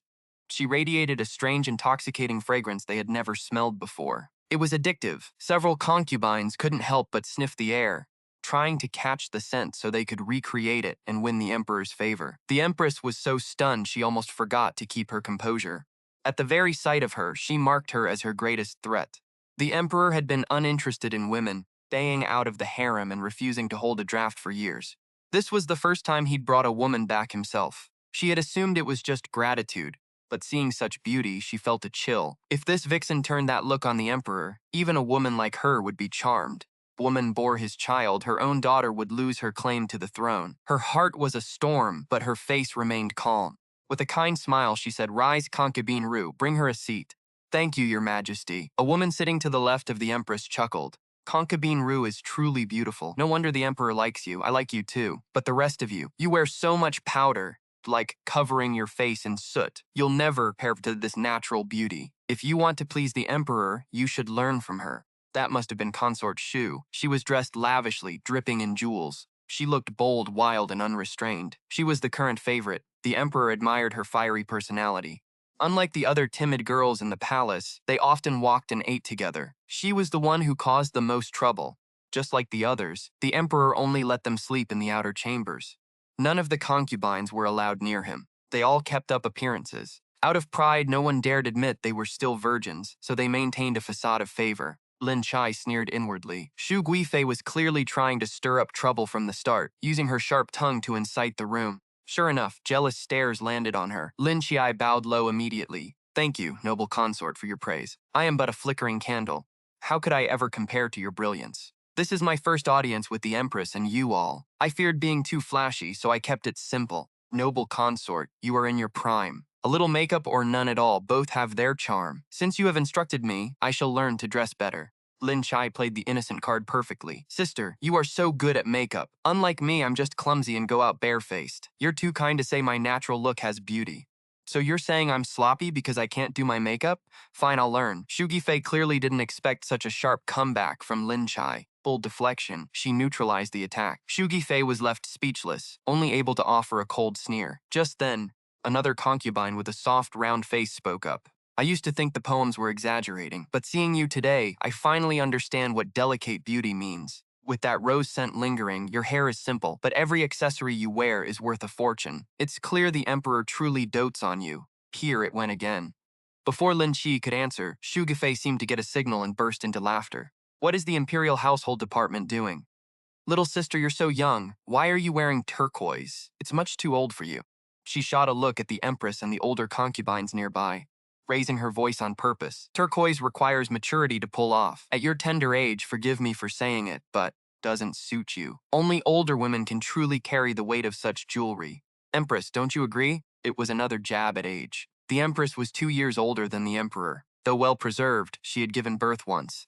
Between years of overwork and constant worrying, the strain had taken its toll on her. Fine wrinkles had formed around her eyes, and her face looked weary. Yet, perched on her head was a hairpin, featuring a large bean-sized piece of turquoise. Several other concubines wore it too. The air in the room turned ice-cold.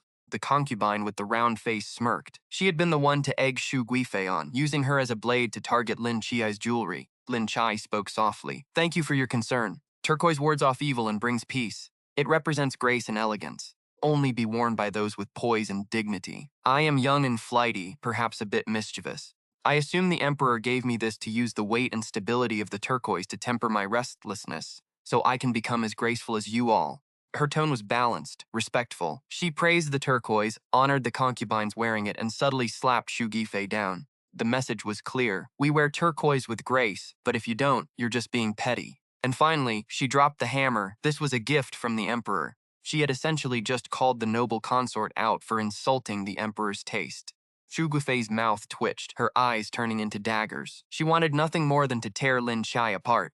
The grudge was set in stone. But Lin Qiye wasn't afraid. She wasn't here to play nice. She was here to settle scores. She was here for a mission. From the moment the imperial decree was signed, they were destined enemies. She just wanted to finish the job and leave. Who cared about these petty games? Besides, since she was playing the role of a devious vixen, she might as well enjoy herself. Bother holding back. The Empress stepped in to keep the peace. That's enough. You've all met the new arrival. Get along from now on. Serve the Emperor together. No squabbling allowed. After speaking, she signaled a maid to bring out a jade ruyi. It was carved with a cricket. Lin Qiye knew what it was, a symbol from the Book of Songs, representing fertility and many descendants. Cruel gift. In this entire palace, everyone knew the Emperor only had one daughter. By giving her this, the Empress was taunting her to produce a child. If she failed to bear an heir, no matter how beautiful she was or how much the Emperor favored her, she'd end up like them, desolate and abandoned. The Empress spoke kindly. Take this, little one. Keep it close to increase your luck. Remember, you are a concubine. You must be diligent and help the Emperor carry on the royal line. Lin Qiye took the ruyi. The concubines watched with sneers and disdain. Amidst the mockery, she knelt and thanked the Empress. Thank you, Empress. I will serve the Emperor with all my heart and will not let you down. In the main hall, the officials stood in silence. The Emperor sat on the throne, his face as dark as iron, clicking his expensive white jade prayer beads. It was the only sound in the hall. The atmosphere was heavy, suffocating. It was happening again. These old men were pushing him to name an heir again, claiming it was for the stability of the state. But everyone knew they had already picked their sides. They had made their choices. He wasn't even 30 yet, and they were forcing this on him. Did they want him to drop dead the moment he named a successor? Might as well hand the throne over to them and be done with it. A pack of old fossils. Half an hour had passed, and the court officials were still kneeling in the hall. Not a word spoken. They were staging a standoff with the Emperor. Xiuyuan held his tongue, playing along for a bit, but his patience was wearing thin. After finishing a pot of tea, he rolled the prayer beads between his fingers with a look of indifference. Lifting his gaze, he asked in a low, heavy voice, "My esteemed officials, how much longer do you intend to kneel?" A bearded official spoke up. "We shall not rise until your majesty agrees to appoint an heir. Please, for the sake of the empire, name a crown prince immediately, so the foundation of the state may be secured." Other officials chimed in, echoing. Xiuyuan suppressed his rage, his lips curling into a cold, sharp smile. "So, you refuse to budge?" Bearded old man jumped up instantly, face twisted as if he were constipated, and bellowed, "Then I shall die to prove my loyalty to the throne and the nation." No sooner had he finished than he went berserk, hurling himself at a nearby pillar. Blood splattered everywhere as he collapsed to the floor, moaning and groaning. The entire court erupted in shrill cries. For a moment, the hall was filled with wails, screams, and desperate shouts for the Emperor to summon the imperial physicians. Xiuyuan watched the scene with a cold sneer. Only after the doctor arrived and examined the official did he ask, "Physician, tell the Emperor, how is he?" "Lord Gao is fine, your majesty. Just a minor head injury. His life is not in danger." "Not in danger?" Xiuyuan chuckled sharply. "Lord Gao is so fiercely loyal, he claimed he could only prove it through death. His life is not in danger. How can that show his devotion?" "Guards, Gao Mian committed treason by deceiving the throne for clout. Execute him and hang his head at the vegetable market. Leave it there for 3 years. If anyone else wants to prove their loyalty by dying, go ahead and ask. I'll be happy to oblige." Flicked his prayer beads aside and turned to leave. Gao Mian's regret was instant. Damn it, he'd overplayed his hand. He started begging for his life at the top of his lungs, but the wrath of the Son of Heaven was not something he could withstand. The officials stared at each other, terrified, not daring to utter another peep. It wasn't that Xiuyuan didn't want an heir. He simply had no suitable candidate. His surviving brothers lived in fear of him, so they had long ago figured out ways to make their own sons or grandsons incompetent, or else they disfigured them. The children recommended by the clan were all pathetic excuses for humans. Either they looked like fools or they were fools. Everyone just wanted to push a puppet emperor onto the throne to hold power behind the scenes. Empress's faction was even more desperate to seat her daughter on the throne. If Ni Rong were truly his daughter, he would have named her crown princess long ago. But she wasn't. Plus, his investigators confirmed the reports from Lin Qiye were essentially true. There were even more sordid, shocking details he kept hidden. Therefore, regardless of her birth or character, Ni Rong had no claim to the throne. Just then, his eunuch reminded him, "Your Majesty, Lady Ru is eligible to serve tonight. Shall I put her name plaque-lac?" Xiuyuan replied coldly, "No need." Chapter 111, Emperor versus the Idiot Green Tea Concubine. 38, the eunuch sighed. So it was the same as ever. No one knew that for years the Emperor hadn't touched a single woman. The harem looked vibrant and bustling, but in reality, it was just a collection of miserable women. Now, the new Lady Ru was a stunning beauty, yet was she to be wasted in this palace too? While the eunuch was lost in thought, Xiuyuan added, "Hide her plaque. Hide it well, count to 3 and let me go find it." If I find it, I'll summon her. If I don't, I'll sleep alone. How about that? The eunuch paused. Lips twitched. He finally realized the emperor was mocking him. It seemed that whenever Lady Ru was mentioned, the emperor's mood instantly improved. He was even in the mood for a joke. The eunuch quickly forced a smile. Your Majesty is joking. I was only asking. I'll go tell the palace staff right away. He was about to run off happily when Xiuyuan called him back. Let your subordinates handle that. You go get those clothes I had made recently and sent them. Make sure the fragrance isn't too strong or too light, just right. Also, arrange the room exactly as I specified previously. Not a single mistake allowed. As he spoke of these details, the mighty emperor seemed uncharacteristically nervous, his fingers constantly rubbing his beads. The eunuch knew this was the emperor's tell when he felt insecure, a rare sight. He quickly handed back the white jade beads the emperor had tossed on the table. Xiuyuan's lips curved upward. He felt the guy was getting sharper by the day. The eunuch chuckled to himself. Despite his age and dozens of concubines, why did he act like a lovesick youth the moment Lady Ru was mentioned? It was clear the emperor truly adored her, to the point of being this meticulous just to please a girl.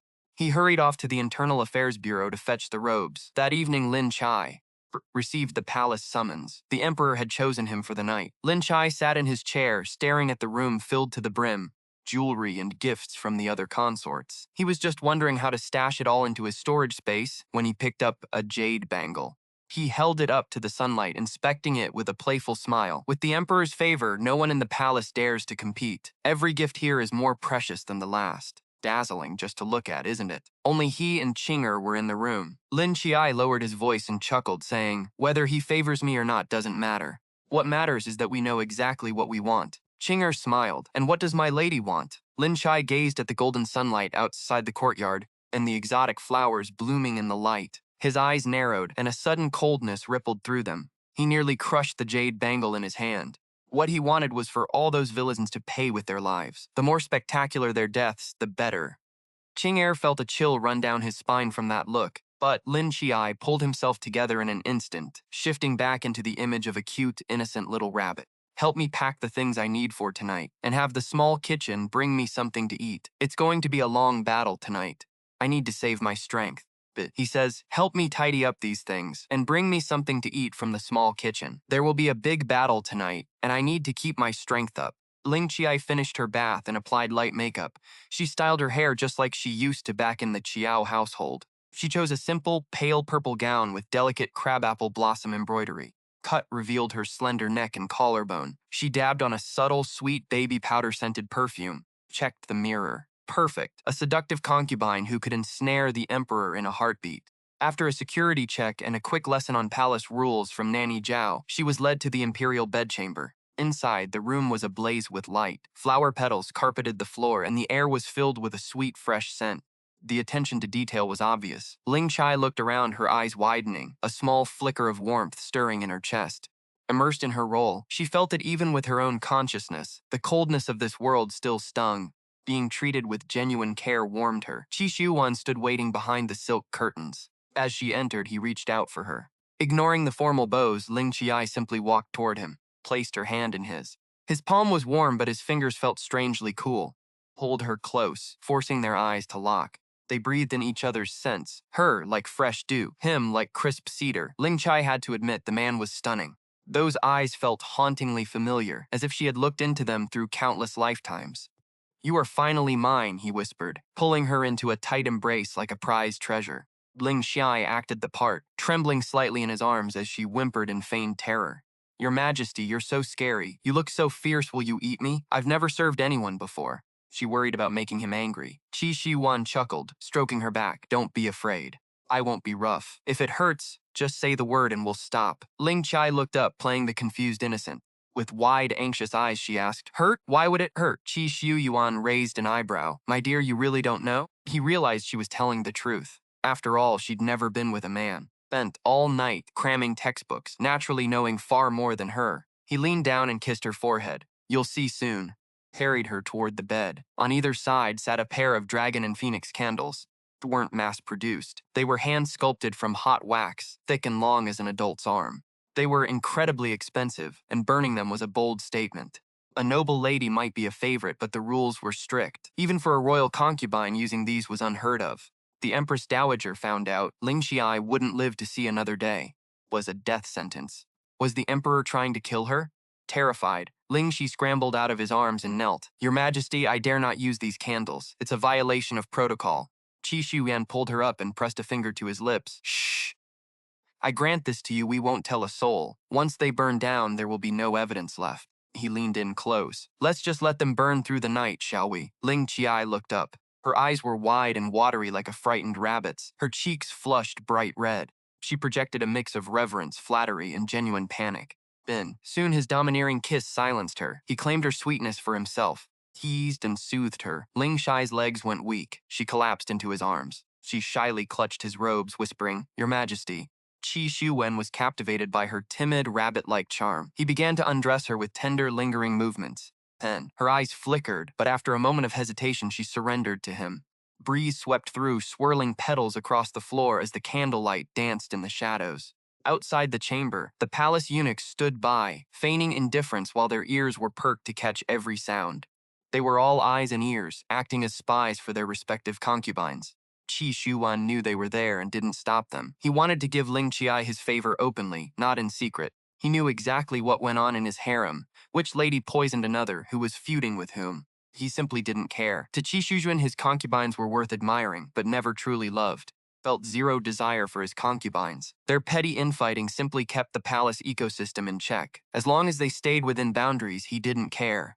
Yet, the moment he chose to intervene, he held total control. One word from him and they would all fall silent. Take the Rue Noble Lady incident. The water-pouring ritual shocked the entire harem. To clarify, after their night together, he ordered servants to bring water to wash his body. None of the other concubines had ever experienced such a thing. Rue Noble Lady didn't just get the water service, she received it 5 times. If this palace had social media, the name Qiye would be trending #1 with a literal flame icon attached. But everything stayed underground. Everyone was hiding their own lack of royal favor, so naturally, nobody dared to speak openly. Instead, the jealousy toward Qiye reached an all-time high. Emperor wasn't impotent or averse to women. He just didn't love them, not any of them, except for Qiye. At dawn, Qiye remained unaware of the chaos. He had finally fallen asleep just as the sky turned light, but now he tossed and turned in bed, unable to find a comfortable position. He even woke up from a dream, his waist aching. It was a brutal lesson. Never easily provoke a man who has been celibate for 30 years. God, that is incredibly painful, Qiye hissed. Xiuyuan, however, felt fully energized. He rested his chin on his palm, watching the half-asleep man toss and turn with a look of adoration. If not for the morning court session, he would have loved to go another round. He planned to keep calling for him tonight. Tomorrow, too. The day after as well. Honestly, he should just hang Qiye's name plaque around his own neck. Thought delighted him so much, he couldn't resist leaning in and planting a kiss on him. Qiye jolted awake, blinking in confusion. He saw Xiuyuan's handsome face looming over him. Remembering last night's madness, he realized that even when he begged through tears, the man had acted like a perpetual soul machine, refusing to stop. Furious, and cursed him silently in his heart. But the more he cursed, the more excited Xiuyuan became. Xiuyuan chuckled, leaning in to wrap his arms around his waist. Lin Qiye buried his face into the emperor's chest, huffing, You're bullying me, your majesty. The emperor laughed. I just love teasing you, Ruer. Gently nibbled her earlobe, making Lin Qiye gasp. She wanted to hide but couldn't, and she was too afraid to resist. Her body went stiff, face burning crimson. Xiuyuan chuckled, pulling her closer, his clothes already hanging open from their intimacy. The playful back and forth continued. Lin Qiye acted shy and fearful, yet she couldn't help but ignite his desire further with her feigned resistance. Seeing her panicked, helpless expression, Xiuyuan wanted to go another round, but she stopped him. Your Majesty, the morning court starts soon. She offered to help him dress. Xiuyuan glanced outside and dismissed the concern. There's still time, Ruer. Stay with me a little longer. She begged him to stop, gripping his hands as he tried to pull her back. Only when the eunuch announced court was starting did they finally separate. They rolled out of bed. In the soft morning light, the man's physique was stunning, his chest muscles glistening. Pack abs as defined as honey bread, broad shoulders, a narrow waist, and strong legs. Skin was fair and tight, sculpted like a statue from ancient Greece. Lin Qiye couldn't help but admire him as he stepped off the bed. She tried to help him with his robes, but she had no experience with the complex ancient garments, full of ties and buttons. After a mess of fumbling, she looked up at him bewildered. Your Majesty, I've never served anyone like this. I am guilty. She began to curtsy, but Xiuyuan pulled her waist back toward him. He pointed to the bedsheets on the table, where a faint blood-stained camellia flower bloomed, the mark of their night together. I know you are a new bride and haven't had to dress a husband yet." Seeing her blushing and covering her face, he felt his heart soften. He couldn't help but laugh, tenderly stroking her damp hair, remembering how she had begged him for mercy through tears just hours before. Felt a pang of guilt. If only he had been gentler. But she was so tempting, and as a novice in such matters, he had lost control. He vowed to be more careful and tender in the future, hoping to make her comfortable so she might grow to love him sooner. Chapter 113. The Domineering Emperor versus the Bumbling Green Qiye Imperial Concubine. After dressing, Xiuyuan told her to rest more, but Lin Qiye shook her head. She had to greet the Empress and the Empress Dowager. "I'll sleep when I get back." Xiuyuan frowned. The Empress Dowager might not trouble her, but the Empress? She isn't as tolerant as she pretends. "Rest for now, I'll go with you after court." Lin Qiye pretended to straighten his clothes. "Your Majesty, please don't. Your favoritism will only make the other concubines jealous. I can handle this." Seeing her fumbling attempts to fix his robes, he laughed and grabbed her hands. "Enough. You don't need to do these chores, you little fool." Lin Qiye pouted. "I will learn." He pulled her waist into his arms again, kissed her hands. "No need, I don't lack servants. I brought you into this palace for your company, not to be a maid. Be yourself. I will protect you. You just need to keep your heart safe." Lin Qiye looked at him, her eyes sparkling like stars. "See? If you can't do the work, you don't have to." "Thank you, Your Majesty." "Oh, happy. Call me by my name. Always calling me Your Majesty if you feel so distant and tense. Besides, I do have a name. We met outside the palace as old friends. Why be so formal? We've only known each other a few days. How can we be old friends?" I dare not. I grant you special permission." Hissed the tip of her nose. "Only you." She bit her lip and softly called Yugik. It was so sugary it made his teeth ache. But this stubborn man loved it. Xiuyuan was completely won over. He held her soft body, whispering sweet nothings until the eunuch had to interrupt them again. Finally parted. Xiuyuan went to court, and Lin Qiye returned to her quarters to apply her makeup. Her look today was a masterclass in manipulation. Her face was deathly pale, and her dark circles were intentionally prominent. She looked exhausted, showcasing just how intense the previous night had been, while a hint of pink at her eyes hinted at her lingering passion. She deliberately tried to hide the red marks on her collarbone with powder, but it was practically a display for everyone to see. Her hairstyle had changed too. Yesterday was a maiden style. Today, it was the elaborate updo of a married noblewoman. Her outfit was made of expensive, embroidered materials with gold thread and gems, a flamboyant display of power meant to provoke the Empress. It was a clear message. I am the Emperor's woman. He spent the night studying military strategy with me, and the results were thorough. It wasn't my doing. It was his. I was loved so fiercely, a child is sure to follow soon. You want your princess to ascend the throne? Keep dreaming. So hurry up and try to take me down. I dare you. Dare to make a move. I'll use your own strength to destroy your entire house. Lin Qiye understood this from the start. Princess and the Empress were two sides of the same coin. With the Empress's clan, the Emperor had to think twice before acting against the Princess. The Empress and her clan operate with total impunity, flaunting their power even before the Emperor. To take down the Princess, the entire clan must be uprooted. Every move made before the Emperor, every calculated act of pretense, was designed to guide him, using the maid's identity to see Li Tinghai for who he truly is. The goal is to expose the Qiao family, the Ningyuan Marquis mansion, and the princess's own circle for the monsters they are. The Emperor has zero tolerance for betrayal. He will handle them himself. And it's working. The Emperor's recent aggressive maneuvers in court have sent them into a panic. They are walking on eggshells now, desperate to save their own skins. But they are mistaken. Xiuyuan will never give them the chance to survive.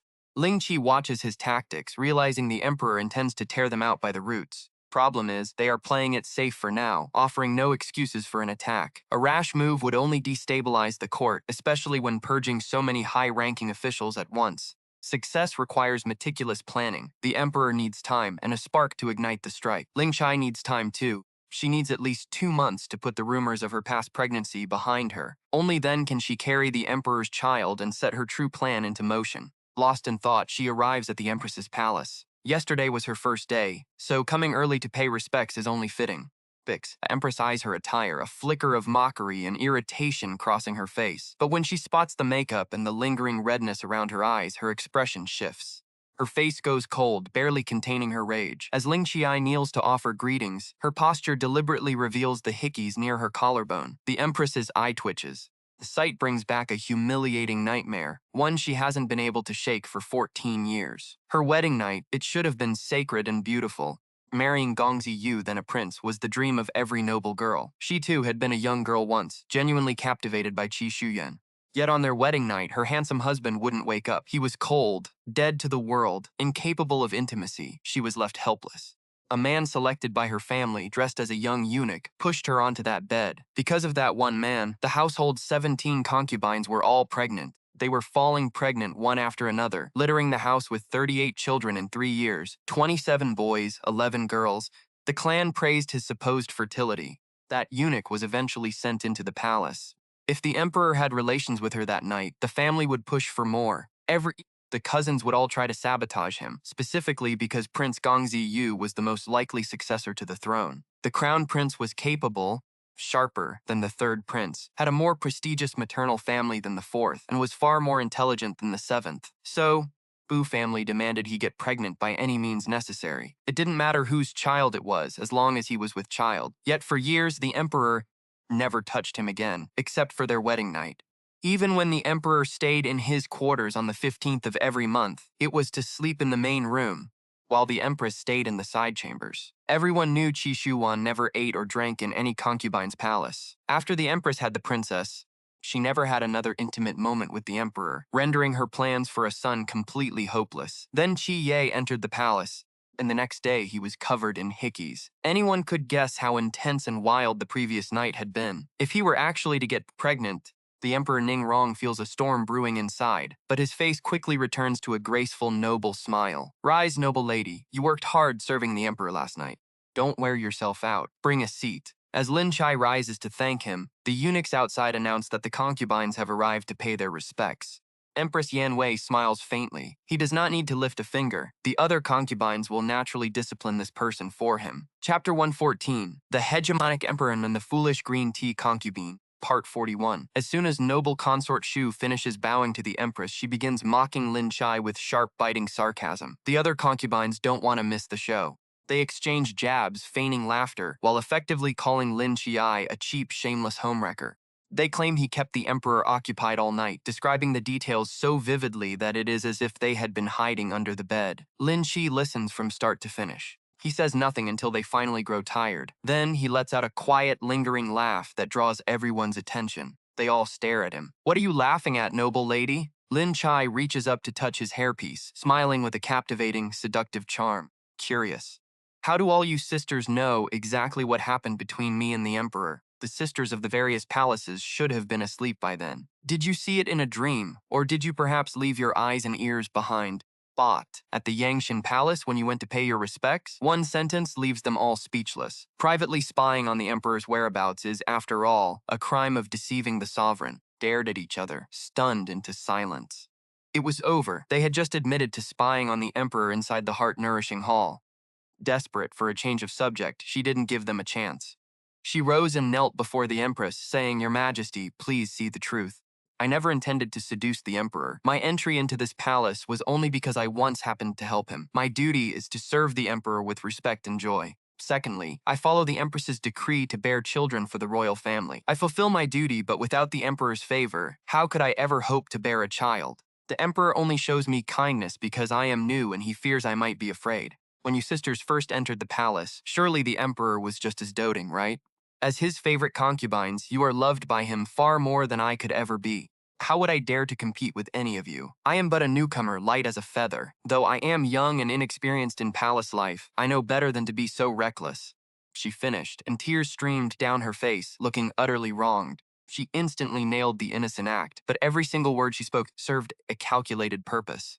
Lin Qiye told everyone he was the emperor's savior, then claimed the empress ordered him to serve the emperor well and carry on the royal line. He kept chirping on and on. He asked if they didn't experience the emperor's affection 5 times a night when they first entered the palace. He acted shocked, wondering if they'd truly never known such blissful nights. Played the part of a poor, young, and naive victim, essentially boosting everyone's ego while acting humble himself.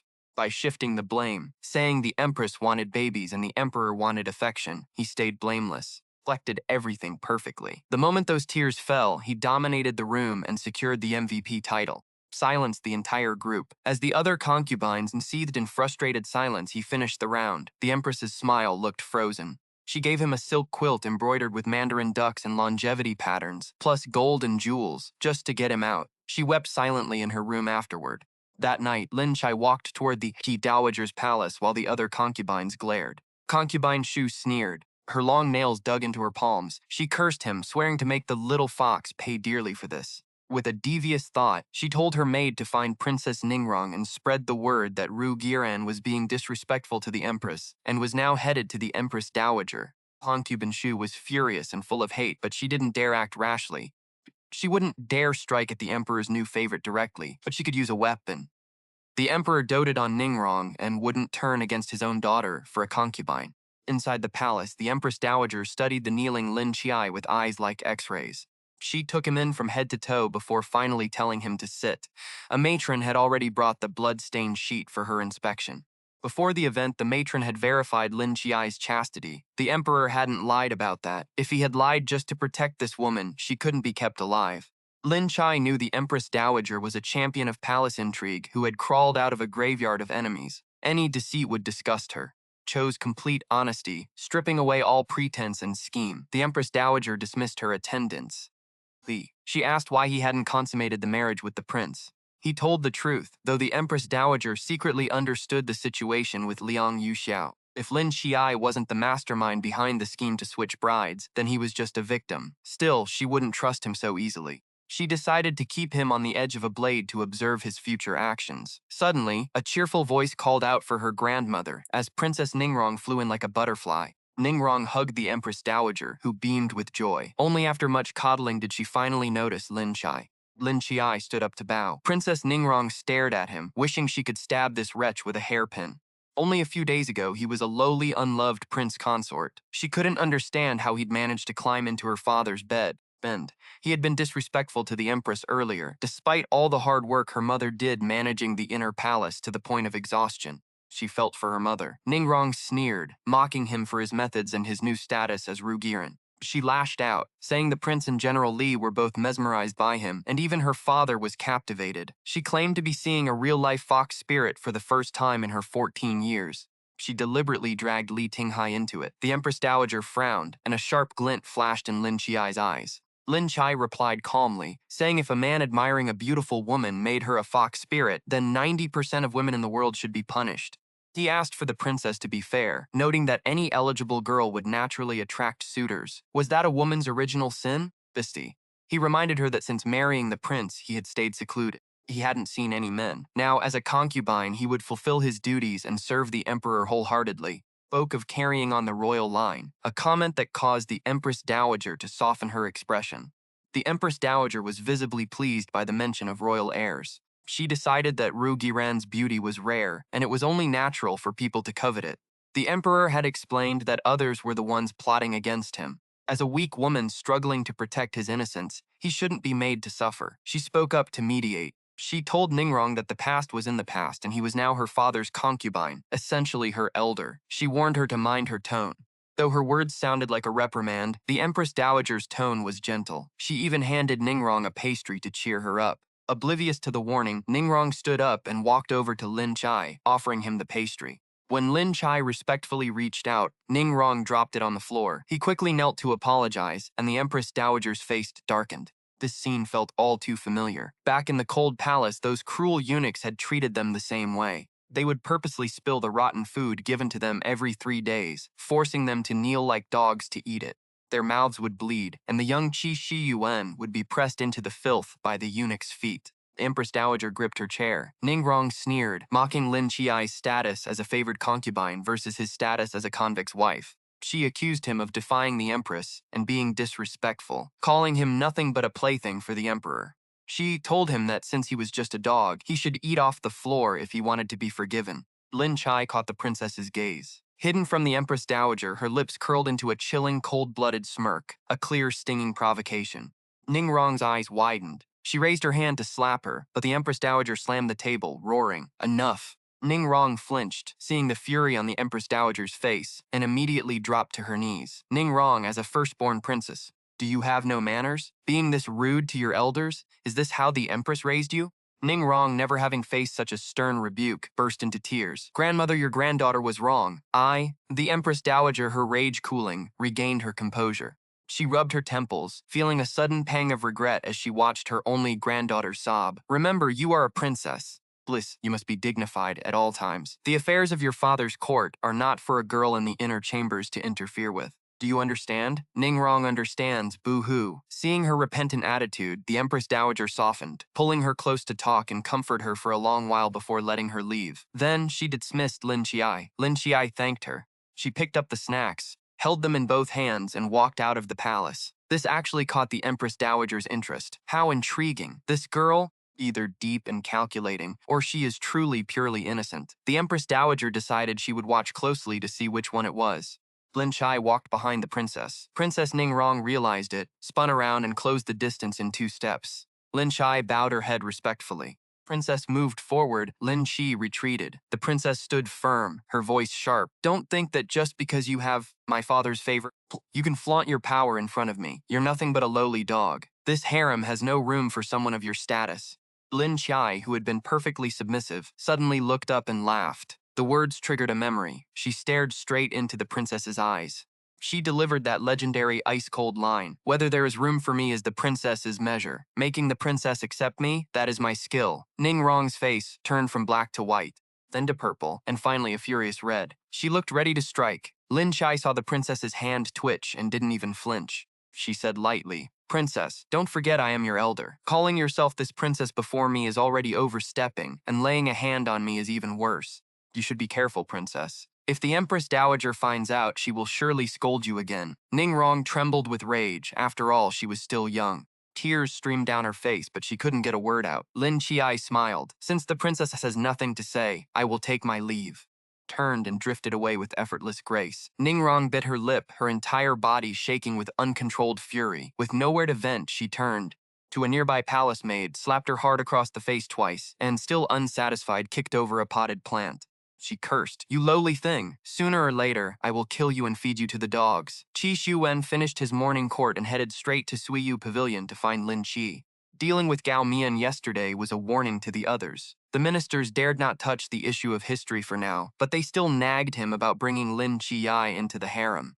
Out of respect for the late empress, they didn't speak too bluntly. Xiuyuan hated being told what to do. He told them he dreamed of Minister Gao Mian, saying Gao was lonely swinging on a swing at the market, looking for colleagues to keep him company, and asked who wanted to join him. Everyone fell silent. They immediately started reporting on the southern floods, changing the subject. Xiuyuan wouldn't dream of bringing court frustrations into the harem. He wouldn't use Lin Qiye as his punching bag. Besides, the moment he saw her, he felt nothing but joy and sweetness. How could he ever show her a cold face? At that moment, Lin Qiye was in the courtyard drying apple slices. Apple slices processed through 9 steamings and 9 dryings were top-tier snacks. The apples of this era weren't like modern ones. They weren't oversized or sugary sweet, but they were tart, crisp, and fragrant. She chatted and laughed with Chinger while arranging the slices. Xianglian, the maid who had helped her stand her ground at the Chow estate, had also grown close. The 3 of them giggled together. For a fleeting moment, Xiuyuan felt like he was back at the Ningyuan Marquis mansion, working alongside Lin Qiye and Chinger in those peaceful times. He wanted to call out his arrival, but held back with a wave of his hand. Xiuyuan rolled up his sleeves and silently joined in the work of drying the apple slices. Chinger, being a bit dim, didn't notice the extra person at first. She saw a pair of fair, slender hands turning the slices, but the grip was way too strong. He was practically crushing them. She laughed, mocking. "These are apple slices, not beetles. Why are you pinching them so hard? They won't taste good if they're smashed." "Is that so? I'll be more careful." A voice brimming with imperial authority echoed above them. Chinger turned and her entire body froze. Heavens! She was seeing the emperor in the flesh. Everyone else scrambled to their knees to offer their greetings. Xiuyuan laughed and pulled Lin Qiye up. "From now on, when we are alone, you don't need to be so distant or formal." Lin Qiye shook her head. "Your Majesty, though you cherish me, I cannot overstep." Xiuyuan pretended to be stern and poked her cheek. "What did you call me?" "Brother Wu Yu." "That's better." He beamed, pinching her soft cheek. Chinger and Xianglian exchanged a look, both wearing expressions of pure giddy delight as they quietly backed away. Xiuyuan helped her turn the slices, and the aroma made him crave a snack. He reached out, grabbed one, and popped it into his mouth. Tart, sweet, chewy, and tender. Delicious. Lin Qiye wouldn't mind the boss eating one slice, but he kept feeding them into his mouth, and that was a different story. Watching all the slices in front of him peer into his mouth, she thought, "Who is this guy?" Just then, Xiuyuan grabbed another. It was all gone. He had eaten it all. What kind of person was he? Just then, Xiuyuan grabbed another piece to stuff into his mouth. Lin Qiye snatched the claw away, snapping, "No more. You're the emperor, for heaven's sake. How can you be this greedy?" Xiuyuan gave a sheepish grin. "Just one more piece, the last one, please?" He added a puppy dog gaze, practically purring. Lin Qiye finally relented, shoving a piece into his hand. Xiuyuan savored every bite, looking completely content. Behind them, Wu Shan broke into a cold sweat. This noble consort Ru seemed gentle, but in the palace, that temper was no joke. He was the only one who dared talk to the emperor like that, yet Xiuyuan was clearly obsessed. It was like a forced, lopsided union. "Too hot out here. Let's go inside to rest. I'm hungry too. Ronger, can you handle a real meal?" Lin Qiye chuckled. "Brother you've eaten so much dried apple already." As they walked in, Chai teased him, but still ordered the servants to prepare food. Wu Shan stood by, head bowed and silent, but his mind was racing. For years, the emperor never ate or drank in any consort's quarters. He feared being drugged to hide his secret, his inability to perform. Now that the wall was broken, things were different. If the harem found out the emperor had eaten in Lin Qiye's quarters, the place would turn into a war zone. Noble consort Ru was a walking disaster for the harem's ecosystem. While waiting, Xiuyuan casually raised a topic. He asked if anyone had bullied him today. Lin Qiye blinked innocently, shaking his head. "Bully me? The ladies are all so kind." He countered, "That doesn't count as bullying. Compared to my stepmother and stepsister, they're being way too gentle. Besides, if a new kitten enters a group, the older ones will swipe at it. People are the same. If I'm sincere, we'll be friends." Xiuyuan chuckled inwardly at his naivety. Comparing people to cats? Cats stay cats, but people, they aren't always human. Truth be told, Xiuyuan knew exactly what had happened in the Kunming and Shukong palaces. He understood the concubines not accepting him, but the princess reaching out to harass Lin Qiye angered him. Even if the princess wasn't his own flesh and blood, he wouldn't tolerate disrespect toward his consort. That was why, when someone raised the princess's marriage in court earlier, he flatly refused, claiming she was too young. He intended to stall for another 10 days. The Su and Liang families must be frantic right now, like ants on a hot pan. Xiuyuan pulled Qi into a gentle embrace and whispered, "Let them sweat. I've got this, don't you worry." Lin Qiye shook his head instantly. "Brother Yu, don't make things difficult for yourself on my account. That'll just make everyone hate me. I know you care, that's enough. If you target the others for me, the harem will lose its balance.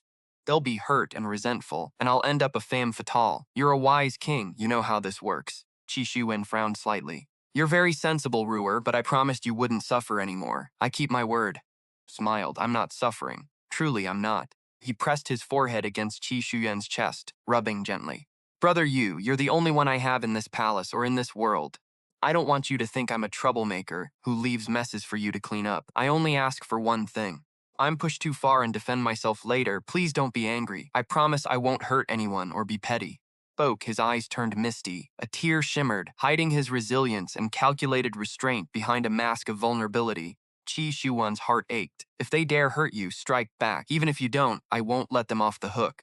Xiuyuan pinched his cheek, his gaze filled with indulgence. His wronger was always right. Even when he was wrong, he was right. Deep down, Lin Qiye sneered. Men in the throes of infatuation say anything, don't they? Coddling was all an act. He'd be just as fake with the other concubines. What a joke, this dog of an emperor. It didn't matter. Now that he had the emperor's blessing, he could finish his revenge while the infatuation lasted.